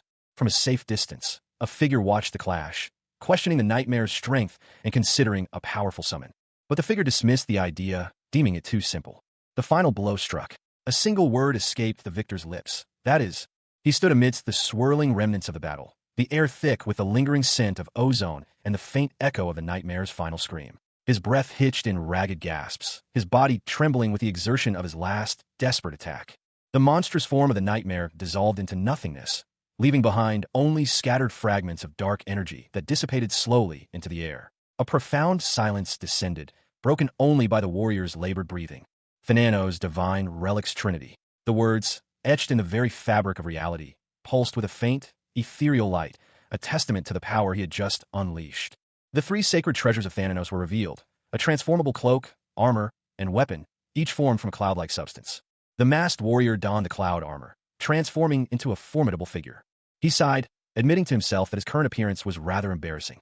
Despite the absurdity of his attire, he resolved to win, no matter the cost. Meanwhile, Thananos, his golden hair glowing, looked on with a troubled expression. He acknowledged that his actions had irreversible consequences. With a surge of power, he declared that he too would unleash his full strength. Thananos ascended, radiant wings unfurling behind him. The combined power of the three sacred treasures activated Thananos' battle mode. The narration box explained that this mode rendered all enemy attacks ineffective for 10 minutes. Thananos unleashed a powerful attack. A colossal, dark sphere appeared in the sky, its presence ominous and unsettling. The masked warrior, observing the sphere, noted its ability to manipulate space itself. He understood the true power of the pillow, to replicate the effects of any weapon he possessed. The true form of the pillow of divine punishment was revealed, its power immense. He pondered how long he had been in this state, but they couldn't afford to be defeated so easily. They had to act while their opponents remained human. A catastrophic vision flashed before him, the divine realm consumed by flames. He vowed not to stand idly by while an alliance formed around the celestial god. If it was them, they must be watching from somewhere. The light of the mirror shone, a beacon of hope amidst the chaos. The masked warrior was attacked by a multitude of winged beings. He summoned multiple clones, each wielding a radiant sword. He planned to exploit the gaps and seal them while dealing with the clones. The masked warrior unleashed a wave of energy, summoning ethereal figures to aid him in his battle against a powerful foe. His resolve was unwavering. This fight would not end in defeat. One of the ethereal beings struck the enemy, sending a shockwave through the air. The impact was immense. The blow sent the enemy reeling, but he quickly recovered, his eyes burning with fury. He roared in defiance, the power within him threatening to overwhelm his surroundings. The enemy's gaze narrowed, a chilling realization dawning on him. It was a trap. He attempted to retaliate, but the masked warrior's allies were too swift. They countered his attack with precision. The enemy cried out in pain, his defenses failing against the coordinated assault. He questioned the situation, his understanding of the battle's dynamics shattered. The light god was being pushed back. Despite the overwhelming power of his allies, the device meant to nullify the enemy's abilities remained inactive. He wondered why. The device's failure was a critical blow. It should have activated automatically upon the god's arrival. He suspected a flaw in the device itself, possibly related to the decaying knights. He was at a loss. The enemy, despite his injuries, was surprisingly strong. He had underestimated his opponent's power. The masked warrior, though wounded, remained resolute. He could barely breathe, but the fight was far from over. He prepared for a final, desperate transformation, knowing that failure meant being forcibly logged out of the game. He cursed, realizing that one final blow wouldn't be enough. The intense heat and light emanating from his opponent were preventing him from closing the distance. His predicament was dire. He couldn't advance. This wouldn't do. A desperate measure was needed. A warning flashed before his eyes. His narcolepsy would activate temporarily. He groaned. This was the worst possible time for such a debilitating effect. Thananos' somnambulism was activating. A red mask covered his face, his expression contorted in a grimace. The effect took hold. His body began to move on its own, despite his conscious will. He cried out in surprise and pain as Thananos' power surged through him. Karen's swordsmanship, fourth form, was unleashed.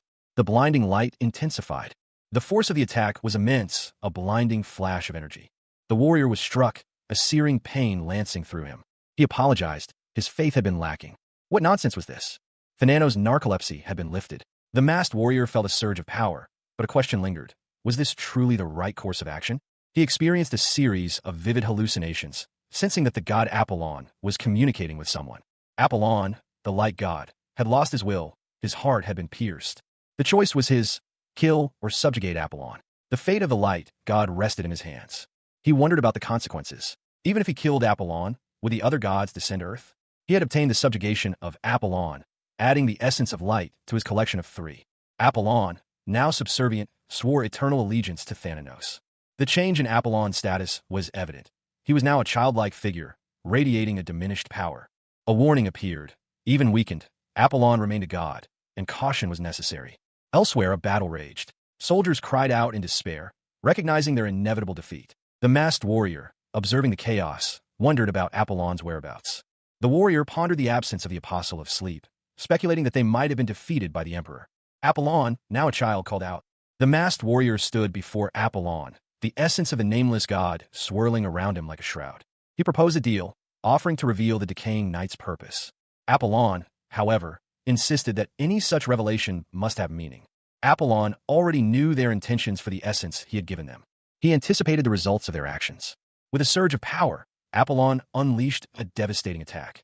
The force of the blow sent him reeling. The masked warrior, however, was prepared. He too knew what was coming. A game notification appeared, indicating the loss of either the powers of the celestial realm or the essence of the forgotten god. Zhang, in his game pod, rested. With the last essence gone, even Apollon's powers had been taken away. He wondered if the decaying knights were the only remaining paragon. He stared at the opulent library, a question mark forming above his head. What was happening? A grave matter had arisen on the U.S. server, so serious that a first-hand look was deemed necessary. The man reviewed the information on his tablet, his expression grim. He examined the tablet again, confusion etched on his face. What was this? A figure emerged, a sinister smile playing on his lips. He declared that death now belonged to him. The question of a U.S. server's invasion was confirmed. He looked at a picture, a sense of finality washing over him. Everything was truly over. A blue notification box appeared, proclaiming, "Limit break is completed. 4 level up." Messages cascaded below. The screen displayed a cryptic message detailing a past war and the acquisition of the essence of the forgotten god. A thought bubble appeared above the text. Essence of the god? Suddenly, the story on the Tashib Island stone slab was revealed. A forgotten god who chose both life and death. Zhang, in his regal attire, pondered the deep connection between the god of dreams and Elysium, the apostle of dreams. He mused that saving Elysium and gathering all the apostles might be the quest's objective. Zhang acknowledged the information, stating, "Okay." A new main scenario was announced. The War of Decaying Death had broken out in the Eastern continent, requiring players to form a party to confront the threat. A thought bubble appeared. As expected, it seems Queen Salnor has not made contact. Did they start invading to repay the humiliation of having the essences taken? Zhang resolved to set out in 6 days, after the Duracell armor was completed. Zhang asked the god to open a portal to the divine realm, as he was on his way to the underworld. The god responded, of course. He then asked Zhang if he wanted to punish the fallen gods. Zhang confirmed that it wasn't time yet, but he simply wanted to confirm. News of a catastrophic event spread rapidly across the American server. Users in the Eastern continent reported being on the brink of annihilation due to a phenomenon known as the decaying death. The situation was dire. The sheer volume of distress signals overwhelmed the system. A high-level meeting was underway. The gravity of the situation demanded immediate action. An expedition was deemed necessary. A powerful figure, likely a high-ranking official, pondered the options available, acknowledging the urgency of the situation. A day had passed in real time, translating to 5 days within the game. Most nations were already organizing their expedition teams.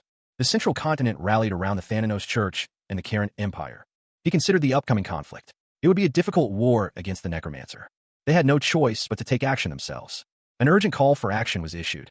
The hero and myth guilds were summoned to prepare for the expedition. The request was met with immediate compliance. A sinister figure, possibly a powerful antagonist, ominously declared the imminent arrival of the Black Sun. He confronted a figure, seemingly a traitor, and made it clear that he wouldn't waste time on explanations. The antagonist revealed his plan to use the traitor again, just as he had done with the essence. Nightmare watched, a cruel smile twisting his lips as the dark energy pulsed around him. Before him knelt a man, his face contorted in a mixture of fear and desperation. He offered himself in servitude. The man's plea was met with silence, the only sound the crackling energy surrounding Nightmare. He spoke, his voice a chilling whisper that promised annihilation. The man's body began to writhe as the dark energy consumed him. His screams were cut short as he was enveloped completely. Nightmare stood, his form now even more imposing, radiating power. A loyal servant pledged their unwavering obedience, awaiting further commands. The servant would remain vigilant, protecting their sanctuary until the black sun's rise. Elsewhere, concern was voiced over a sensed unsettling energy. Despite the uncertainty, the determination to prevail remained strong. A prophecy was revealed, foretelling the ascension of a new god. The monstrous figure lay upon a plush bed, orange symbols glowing around its body. A cloaked individual stood nearby, their hands outstretched, seemingly channeling energy. The cloaked figure's face was partially obscured, but their eyes, sharp and intense, were visible. They seemed to be monitoring the creature's condition. The creature stirred slightly, a low groan escaping its lips. The cloaked figure's expression remained unchanged, their focus unwavering. A third individual, dressed in opulent robes, entered the room. They apologized for their previous actions, admitting the creature's power was overwhelming. The cloaked figure questioned the newcomer's presence. The newcomer explained they had been summoned by the emperor. The newcomer continued, explaining their inability to participate in the upcoming war due to their current weakened state. They assured the cloaked figure that another would assist them in their efforts. The cloaked figure seemed skeptical. The cloaked figure, despite their reservations, agreed to proceed with the plan. They felt it was too easy, almost as if it were being allowed. The newcomer commented on the cloaked figure's increased strength after absorbing the essence of Elgers, suggesting they could defeat a mid-tier god. The newcomer questioned why a mysterious individual was assisting them. The cloaked figure revealed it was all for their disciple. The cloaked figure expressed uncertainty about the mysterious individual's intentions, but acknowledged their usefulness in the upcoming conflict. The newcomer reassured the cloaked figure that their disciple alone would be sufficient, and that direct assistance might cause regret later. They questioned whose disciple Azura was. The cloaked figure and the newcomer agreed to travel to the divine realm to prevent divine intervention. The newcomer concluded the discussion, stating they would seek out other allies. A surge of blue energy erupted from a doorway, its ethereal glow illuminating the room. The two figures, cloaked in rich fabrics, stood in a grand hall.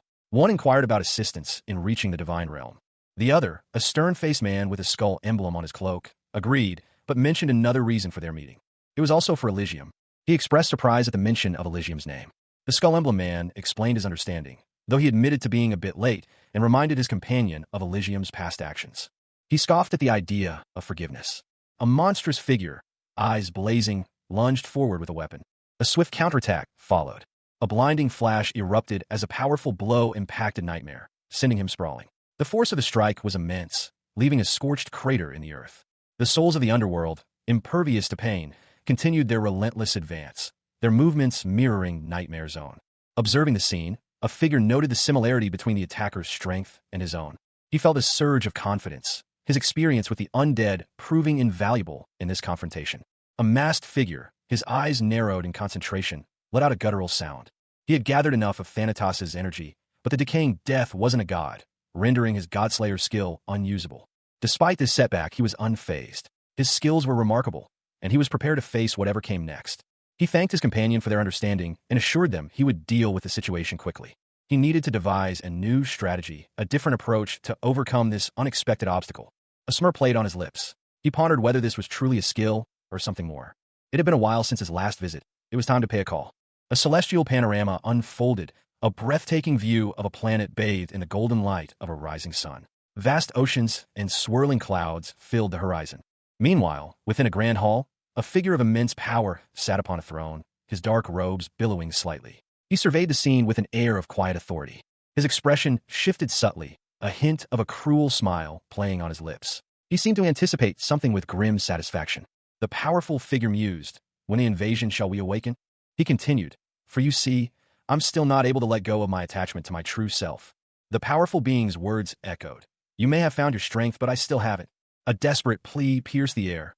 "Save me." The powerful being responded, "I have ways to go around bringing you under my command." He declared, "The invasion is not over yet." He questioned, "Isn't it time for you to move yet?"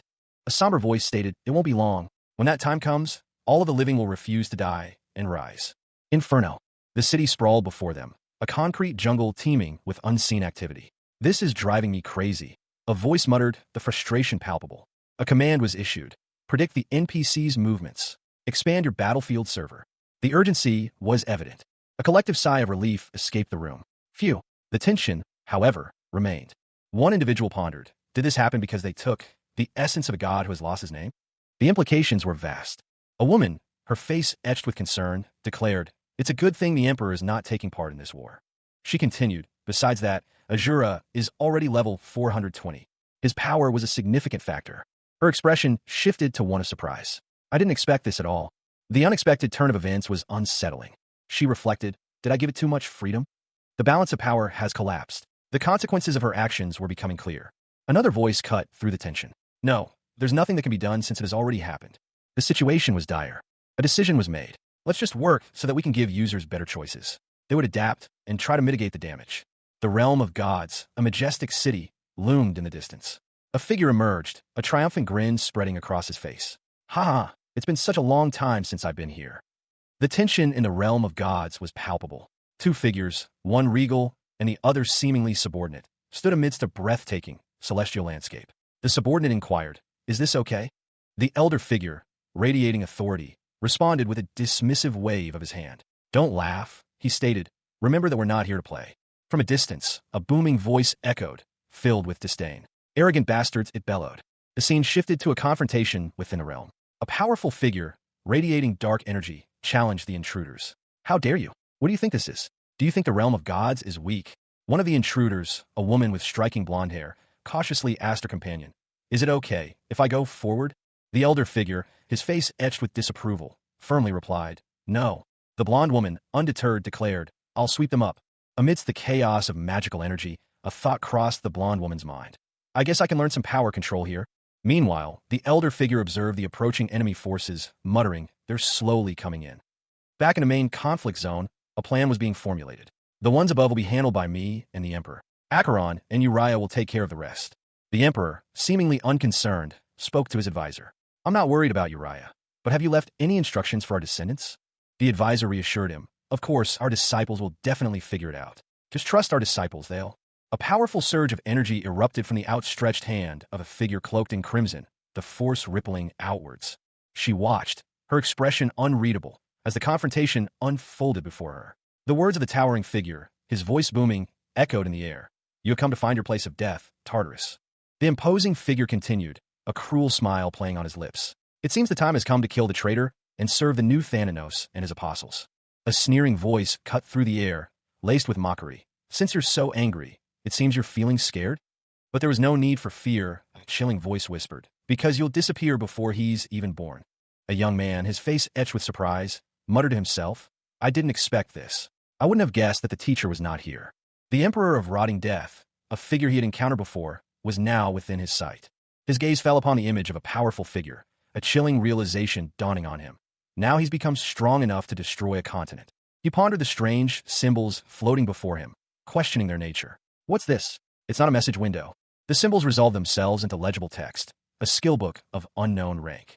He was astonished by the unconventional method of delivery. Crazy, he left the skill book as writings in the air. The skill book was revealed to be for a single individual, a skill surpassing the ordinary, bringing its user closer to divine authority. A grin spread across his face as he grasped the significance of his discovery. It's a great skill that lets you create divine technology with the human body. He had done it. Zhongwan had successfully absorbed the skill book, a feat that mirrored his teacher's legendary prowess. The light of the black sun cast its pall over the land, diminishing the abilities of all those exposed to its malevolent rays. Zhongwan and his companions found themselves in the midst of this ominous event, their powers noticeably weakened. Coa, ever vigilant, ordered a thorough scouting of the area, emphasizing the need for immediate action if any threats were detected. Following the initial assessment, a military command would be established, and a comprehensive strategy would be devised to counter the looming threat. A scout reported back, confirming the absence of immediate enemies in the vicinity. However, the proximity to the central continent raised concerns about the potential for a larger, more formidable enemy force. The uncertainty regarding the enemy's strength was a significant disadvantage, but the same could be said for their opponents. Coa voiced her concern that the Black Sun's influence was diminishing their collective power. She explained that exposure to the Black Sun's light caused a noticeable decrease in strength, a phenomenon they had all experienced. But Coa suspected that there might be more to the Black Sun's effects than just a simple power reduction. For example, there's a possibility that the Black Sun acts as a form of surveillance. The unseen entity issued a chilling command to go and kill them. A monstrous figure, seated upon a throne, declared that all living things must be killed. Before the monstrous figure, a multitude pledged their unwavering service. The scene shifted to a group of individuals, their bodies crackling with energy as they pledged their allegiance. The monstrous figure, seemingly unimpressed, noted the absence of a certain lineage. The monstrous figure's patience was wearing thin. It questioned when they would finally appear. They too would step forward. Coa, the saintess of Thanatos, commanded all forces to stand by. A captain was urgently summoned. A wave of monstrous figures approached, heralding their imminent arrival. The monstrous figure unleashed a guttural roar, its power echoing across the battlefield. In response to the imminent threat, a command rang out. Shield barriers to the front. Knights formed a defensive line, their shields raised high. Another order followed. Hold the line. After that, block and stab. A volley of arrows rained down upon the advancing forces. The impact sent several soldiers reeling, but the line held. Archers continued their assault, unleashing a relentless barrage. A triumphant cry pierced the air. Let everyone know that we are here. That victory has come. A majestic city, bathed in sunlight, stood as a testament to power and prosperity. Its imposing walls and towering spires hinted at the strength of its kingdom. The name Iolan, whispered on the wind, carried a weight of significance, a symbol of this glorious realm. Within the palace, the emperor, a man of considerable age but sharp intellect, addressed his advisor. He declared that he had only one command. The emperor, a figure of immense power, was surrounded by an aura of fire, reflecting his unwavering resolve. The victorious army roared its triumph, a wave of sound that echoed through the land. Their leader, a woman clad in shining armor, stood tall and proud. From the sky, a barrage of magical projectiles descended, piercing the celebratory air. The sudden attack caught the soldiers off guard. Many fell victim to the onslaught of dark magic. Meanwhile, a contingent of assassins was ordered to provide support, their movements swift and silent. Amidst the chaos, a warning cry rang out. The blonde-haired captain was in imminent danger. She expressed her gratitude, her voice filled with relief and respect. The order to advance was given. You can't die without fighting, the soldiers knew. They charged forward, a wave of steel and determination against the enemy. From the rear, powerful magic surged forth in support of the front lines. A brilliant magical blast erupted, bolstering the warriors' assault. A commanding voice urged them to give their all. She noticed the enemy soldiers surrounding their commander. The focus shifted to the Death Knight, the enemy commander. He was the key to victory. A fierce battle raged, with magical attacks and desperate countermeasures. The last Death Knight fell. Victory was within reach. With the Death Knight defeated, the final Lich was also vanquished. The final enemy was defeated. The battle was won. All enemies had been destroyed. The battle was finally over. A wave of jubilation washed over the victorious army. Their faces were alight with relief and triumph. She gasped, a mixture of exhaustion and disbelief etched on her features. Was it truly over? A superior officer approached the weary captain, offering words of commendation and urging her to rest. The captain issued her final orders, preparing her forces for any remaining threats. Before the enemy could regroup, the soldiers were ordered to rest and recover their strength. A moment of quiet reflection followed the chaos of battle. The weight of victory settled upon her. The aftermath of the battle was a scene of both jubilation and exhaustion. Many soldiers collapsed from their injuries. The blonde-haired woman, her face etched with determination, bellowed a command to her troops. Take up your shields. Following her order, the soldiers braced themselves, readying for the next onslaught. With a surge of adrenaline, she pushed her body to its limits, her sword raised high. She lowered her sword, a question forming in her mind. Is this it? A moment of quiet reflection followed the battle's end. She expressed her gratitude to her weary soldiers. Thank you all for your hard work. The leader of the victorious army stood tall, a proud smile on his face. A figure emerged, their face obscured by a menacing mask, a sinister smile playing on their lips. A young man with bright blonde hair, his eyes glowing, spoke calmly. All right. The young man unleashed a blinding light, radiating outwards. He declared, with the light given by my God, I will purify all of you. A blinding light erupted from the center of a chaotic battlefield, engulfing several figures in its radiant glow. The intense heat caused several combatants to cry out in pain, their bodies visibly strained by the immense power. The light intensified, causing a deafening roar that shook the very ground. One soldier, witnessing the spectacle, prayed for mercy from the celestial phenomenon. Zhang Wan, observing the scene from afar, identified the source of the disturbance, a dark, ominous sphere. He noticed something truly disturbing about the sphere, a multitude of eyes staring out from its surface. Turning to Apollonius, Zhang Wan urgently requested his intervention to stop the celestial event. Apollonius, the light and the sun, responded that he would do anything if it was God's will. Apollonius's power successfully dispelled the black sun. The effects of the debuff were removed, and the stats of those bathed in the sun's light were increased. A warrior, having prepared himself, declared that they were ready for the next battle. A mysterious figure, observing from a distance, noted that not only had the enemy grown stronger, but even the undead were struggling with their movements. It was impossible to see what was happening beyond the magical barrier, but the reports were grim. The Thananos cult had inflicted a devastating defeat, and even the continent's five heavens had failed to intervene. The weight of this crushing loss settled heavily on the shoulders of those present. Hope seemed to dwindle with each passing moment. One of the leaders, his face etched with worry, questioned the possibility of victory. Could they possibly turn the tide? His doubt was palpable, yet a flicker of hope ignited within him. It was a faint spark, but it was there. Meanwhile, a prophecy was revealed. A chosen one, destined to become a god, was among them. The revelation sent shockwaves through the group. The weight of expectation was immense. A powerful figure, cloaked in darkness, vowed vengeance on those who dared to defile his sanctuary. Gwyn's Almor, a name whispered with fear, appeared, riding towards the battlefield. Amidst the fiery chaos, a figure emerged, claiming to be a god, ready to fulfill a divine mission. He revealed a chilling smile, his eyes burning with an unholy light. He would join the battle,